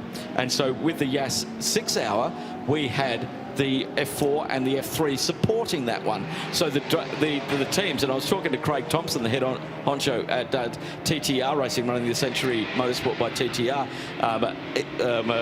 Toyota Supra this weekend, and he said it was really, really different how what rubber is laid down on the circuit plays a part in your strategy of going, the car is really slippery. When I went and talked to them on Thursday, he said, oh, the back end is all over the shop, you know. When they were down at Yas, it was really tight, the car. So it was working nicely, very nicely for everybody. So, yeah, it's a very strange situation. But we have so many championships in this region. And what gets laid down on the track reacts differently to what the tyre is on the car. Yeah, yeah. Let's head down to Chris Milbourne down in the pit lane. So I've got Rob Huff with me here. He's looking at what Sean Lynn is currently doing on track. Rob, that's a great stint from you, and you're in the Bentley, which is the only one in the field. It'd be nice if we could have a non-German manufacturer on the top step of the podium at the end of this one, but what are your thoughts about it so far? Yeah, I think that probably went out the window for us in the first 12 laps because we lost the ABS, but we've come up with a solution and it's working. The car's back on the pace, which is brilliant. Just had a really good stint out there. Still really hot, but the car ran faultlessly there. The setup's literally the best we've had all weekend. So during the night, the setup's definitely coming to us. And yeah, really happy with how we're now going. It was a bit worried to have such a big problem. You know, when you lose the ABS, you drop 2 or 3 seconds a lap because, you know, you rely on the ABS in a GT3 car so much. But it's back, it's working. We had 1 alarm, but no failure. So, yeah, pretty happy. I like how you said it's hot here. What's the temperature? It's about 25 degrees centigrade or something like that, right? 60 in the car. 60 in the car. But it's about 25 degrees centigrade. This is not hot. This is cold for us here. You don't notice how hot it is in the car because you've got cold air coming in or the fresh air coming in. Just when you get out, you sit down. I've got a rather large fan that I sit next to as soon as I get out of the car. But yeah, you know, it's hard work in a GT3. You're working hard. You're soaring away at the wheel. You know, the Bentley is just phenomenal. You know, huge thanks to Sean Lynn for inviting me this weekend. You know, it's a real pleasure to be out. The fans love the Bentley. You know, it's a bit old school. British car, all British lineup, and yeah, we're thoroughly enjoying it. It's a phenomenal piece of kit, to be honest. It's a fantastic looking car. I love the LEDs that you have on the front of it as well. You can see it from a mile away. Yeah, we made sure that you were going to see us coming. We made sure you can hear us coming, and we've definitely got the quickest car on the straight at the moment. So it's just a joy to drive. You know, the last few years I've done it in TCR, and to get back in a GT3 car, it's just so much fun just cutting through the traffic and just enjoying it. So when are you back behind the wheel again? Not sure yet. I've not really spoken to the engineers as yet, but probably in about 4 hours. Right, so quick nap and then back in the car in 4 hours. Bite to eat, little nap, straight back out. Sounds good. Sounds like a plan. Thank you so much for talking to us. Have a good one. Thanks very much. Chris will join us in the commentary box. Is a man who about an hour ago we saw being interviewed down there and with a face like thunder because the Ferrari Stuart Hall just had a big problem. Yeah, unfortunately that's us done. Heartbreaking, but yeah, we had an alternator failure, quite a massive one, and it took a load of the electronics with it. So when it fell apart. Yeah, basically the belt took a load of electronics with it, and yeah, we could fix it. The guys at Dragon have done a phenomenal job this weekend. You know, I can't thank them enough, but unfortunately Lady Luck just hasn't been on our side. You know, the car was really quick. Benji, Ollie rolled, Geordie, you know, we did a fantastic job. We were running a solid third, you know, but unfortunately that's the game, isn't it? It is. I mean, you came into this race knowing you had a shot at victory. You had all that success here, of course, in GT4 and Mercedes, but this new Ferrari is a super piece of kit. It's brand new, of course, and you've got other races to go to now. Yeah, I mean, I don't think we'll be in the Ferrari again in the short term because you know, Ollie's F3 program starts in earnest in a couple of weeks in his Red Bull Junior, and Benji goes back to being a McLaren Junior. So you know, it was a bit of a one-off this weekend, but you know, we had a shot. So did a lot of people, but unfortunately. This time it just hasn't worked out for us. It's, you know, it's not for want of trying. It's motor racing. You talked about Ollie and Benji. You know them since they were little kids. You've taught them, you've trained them, and now they're fine racing drivers, both of them. You know, it's very rewarding, especially driving with them now. You know, I remember, you know, picking them out of gravel traps in kart circuits when they were sort of 7 and 8 years old, just looking up at me, grinning, and now. You know, they're two very fine drivers. One's, you know, on the books at Red Bull and the other's on the books at McLaren. So extremely proud. you know, it definitely keeps me on my toes when I'm in a car with them nowadays. Makes me feel my age. Absolutely. Now, Ollie had to test a Formula 2 car in Abu Dhabi in November with Trident. I think, is that where you're heading for? I mean, you just said he's doing Formula 3 again, actually, this coming season. Yeah, no, he's doing F3 again. He's now been signed as a Red Bull Junior, so that was partly their decision. But it's always good to get a bit of mileage in an F2 car because, you know, that's the goal. So we did 3 days in Abu Dhabi at the end of last year. He did a super job, acclimatised well. But, you know, I think we've got unfinished business in FIF3. It's a real honour to carry the Red Bull colours for him. And, you know, thoroughly looking forward to the challenge, you know. He's working extremely hard in the off-season. You know, he's been out on training camps and things like that. So, yeah, it's very exciting, but we've certainly got to work very hard this year to make the most of it. And his brother, he prefers the sports cars, really. I mean, obviously, we remember seeing him racing a Formula 4 car here at the start of his career, but he's gone the sports car route. Yeah, no, Benji's a fine GT driver in his own right. You know, McLaren Junior, you know, big front runner in the GT World Challenge, and he's been leading our car this weekend in impeccable fashion. You know, he hasn't put a foot wrong, played a tremendous team game. So, you know, Benji's going great guns. I'm extremely proud of him as well. You know, but again, for him, it's a very important year. To have that tag of a McLaren Junior is something that he's got to live up to, and he certainly is at the moment. Going back to your career, Stuart, I saw you were still on it, actually. You were still putting in those times, but of course, where you become the star of the show is the Monaco Historic. And 2 years ago, you won 2 of the races. If I know, you won in the M19 McLaren and the M23, is that right? Have I got that right? Yeah, no, I'd like to think, you know, I think Fernando Alonso saying that, you know, no one's too old yet in their 40s, and I'm not even in my 40s yet. So, you know, pushing hard, and I've certainly got unfinished business in GT3. I don't think I was treated particularly well at WRT, and you know, I've been champing at the bit to get back, and very fortunate of the opportunity here with Dragon, and it was nice to show a bit of pace. It's nice to show that I've still got it against all these young boys. And then historic wise, yeah, Monaco Historic this year. It's always the same cars? No, this year we're going to run the M23 for myself, and we're bringing a March 821 that we actually won the Dubai Historic. All right, yes, I saw that. A month or so ago. But yeah, I love Monaco. You know, it's nice to be the historic sort of lap record holder around there, and always a privilege to drive such amazing cars, and the guys at Rofco do an absolutely incredible job at prepping them, you know.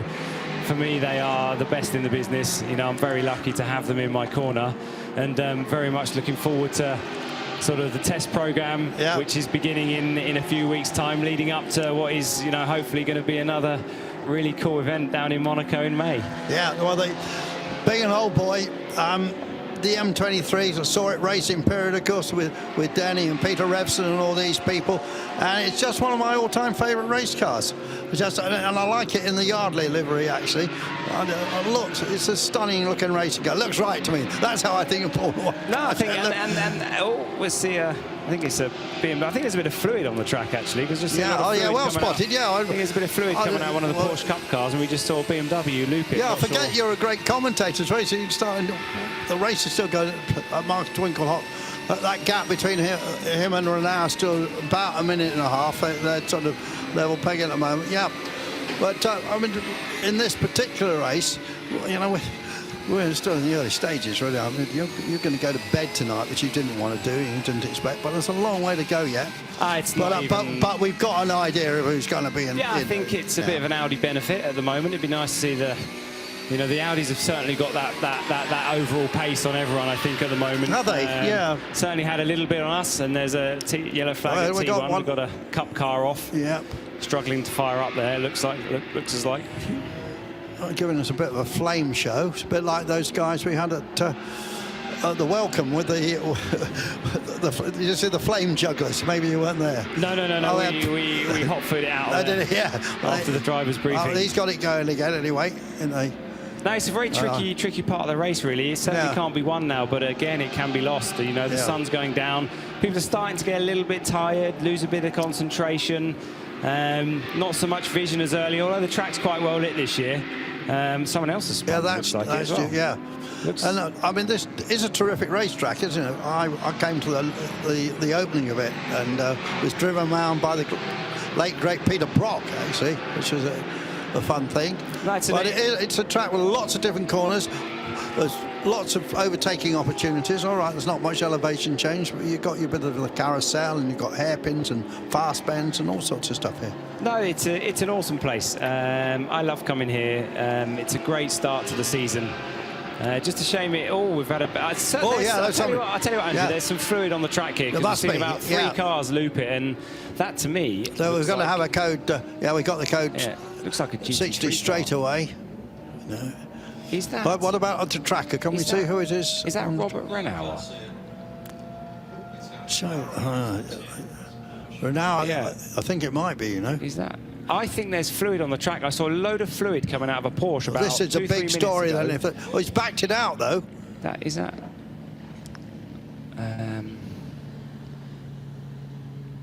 So you only gold on the car? Can't. It's gone in quite hard. Yeah. That's for sure. I can't get a... So that is... It is. It is definitely. So it's definitely Robert Renauer. I've still got an eye for it, Andrew. That's for sure. Well done. Well called. It looks like there's a bit of fluid going into turn 1, and especially at turn 1, it's like a downhill entry. So the car's generally loose on the way in anyway, and you're generally on the limit. So it looks like something's gone on there, and a man that doesn't often make mistakes, Robert Renauer, you know, he's hugely fast. He famously crashed on Sebring on a warming up lap when he drove at Sebring 12 hours about 10 years ago, and he wasn't in one of his own cars, and he went off on cold tyres before the race started. That's the only time I can remember him doing something like that. No, normally, for sure, there must be fluid there. There must be fluid there. Now, is it as bad as we thought? It seems to be running. No, that's a cup car. That's a cup car. Sorry, that's a 9. That's not. So there was a lot of damage to the Porsche, that's for sure. Chris will get down there, I'm sure, to see it coming in. And it's always the race sort of settles down.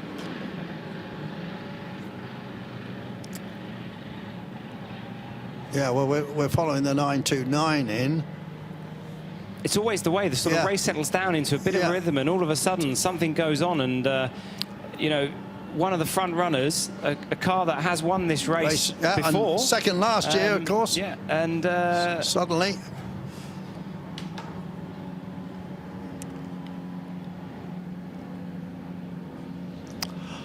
So here we are, the 929 Cup car comes in. That's an HRT entry, but we're still trying to get a visual on the Renauer number 91. That's a 936. A lot of these Porsches in this category have numbers of famous old racing Porsches, of course. They like to do that. That's the K. Kramer car that's going out, and they had a very good run at the Nürburgring 24-hour race last year, but we still haven't seen where Herbert is. Yeah, we haven't picked it up yet. No. Well, there's so much going on. There's a lot of cars out there. There's trucks out there. There's a 929. I'm sure Chris will be in the Herbert pit by now. He's in sector 2.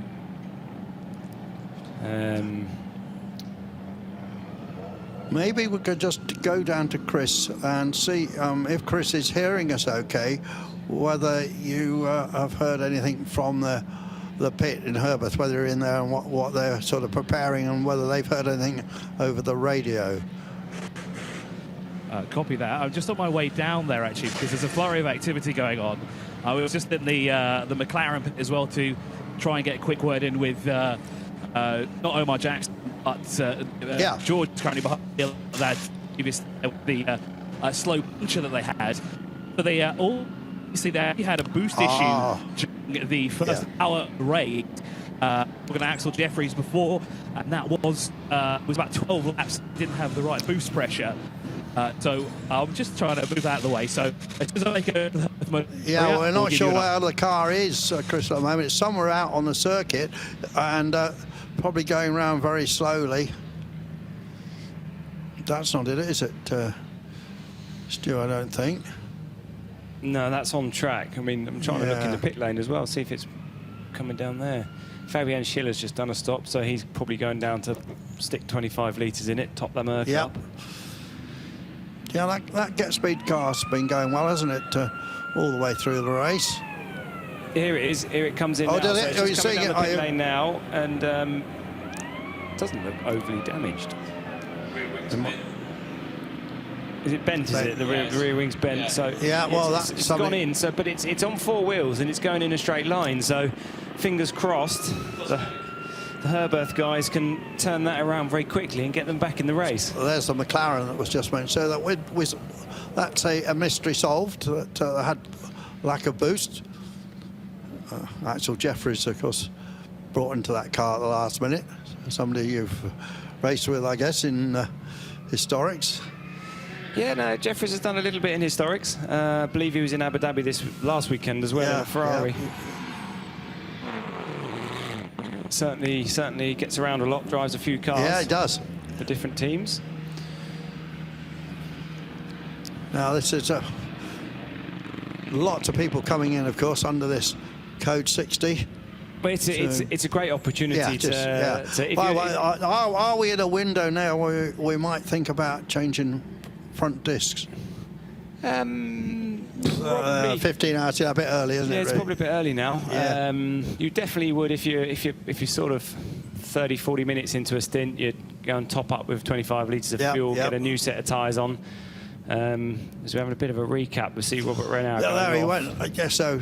Back end in. So 2 possibilities. He's got caught up with a back marker because we only saw the end of it, and there was a back marker there, or he's been on some fluid. Yeah. Be great if we could get a word with him if he's out the car at all at some point. Chris, I'm sure he'll hustle that one. And here is the current result. And the Get Speed car now shown in the lead with Fabian Schiller. Second place, Herbert. Well, that's going to all change, isn't it? And then in third place, Eastland Racing Team Audi with Gilles Magnus. Has been one of the surprises of this race for me. Anyway, lots of speed from him. Then the Proton Huber competition car of Sergei Borisov currently. Temto Racing is in 5th place, Dylan Pereira, followed by Haas, the Antiguan team, and Mika Panu is at the wheel of that car at the moment. Car Collection is 7th, then 8th is a Century Motorsport BMW. That's been up as far as near as 4th place early on, and then Huber 9th. CP Racing Team, All-Am squad of Americans having a good run in 10th place. Century Motorsport, their second car in 11th. British GT champion Darren Leung at the wheel. 12th is the Peter Cox entry. Then it's the Santa Lock Junior team, their second car. Obviously, the first one went out. 14th is the Ebby Motors entry with the Romanian leader there. Then the Heart of Racing by SBS. And in 16th place, the Red Camel Jordan car leading a GT Cup category with the Broikers family and Fabian Dans at the wheel at the moment. 17th is FAC Auto. Then 18th is Racing One Ferrari, the other Ferrari, which is moving up the field. Then Pro Sport, followed by MRS Racing. Team Parker, the Bentley we talked about a lot. And 22nd place, Tracy Crone, the oil billionaire there in that green car. 23rd is Team Captain America by Bascotent, tongue tire there. 24th is the Qatari car with group of Qatari drivers plus Julian Hanses. And then the next page in 25th place. We'll see it in just a moment coming up. Lots of Porsches in that. looking for 25th place, and it's the Toro Verde Tomlinson Ginetta, with Nico Prost, of course, has been in that car. The K. Kramer Racing Porsche, the Red Ant in 27th, the Razoon More Than Racing. KTM leads the category in GTX, but that's been moving around. 29th, the HRT Performance. 30, the Ragdown, the local car. We just heard from them recently. Then Neuhofer Rennsport MRS car. 31. 32nd place is the McLaren. We just heard it had boost problems. That's why it's right down there. George Nakas at the wheel. Then 33, the Vortex, our little French car that we love. And then the Seb Lajou car in the 34th Porsche. Then the SMP Racing, the Russian ex-Formula 1 drivers, 2 of them in that car. 35th, 36th, the second in the Bas Koten car, 37. Lots of problems for a car that usually goes well. That team having moved into the Porsche, it's new for them. They're usually in TCR, home car from Denmark. 38th is VAC Auto, Swiss group in that car. And they're all guys that race mainly in historic racing, or not Nico Verdonk though.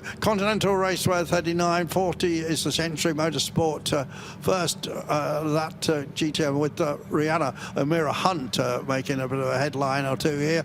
Then the Simpson Motorsport M4 GT, the Colin White's car, 42nd, the G55, the HRT Performance car. Simpson Motorsport, we saw that car in the pits with problems. The 45th, the AC Motorsport. In the 46th place, the SRS Team Song Rennsport. Then the Dragon car, obviously we know it's out. Stewart's with us at the moment. Then the Lotus number 48. The last 2 or 3 cars coming there. CWS, the second Ginetta, then Grove Racing. They obviously had the big problems with that car.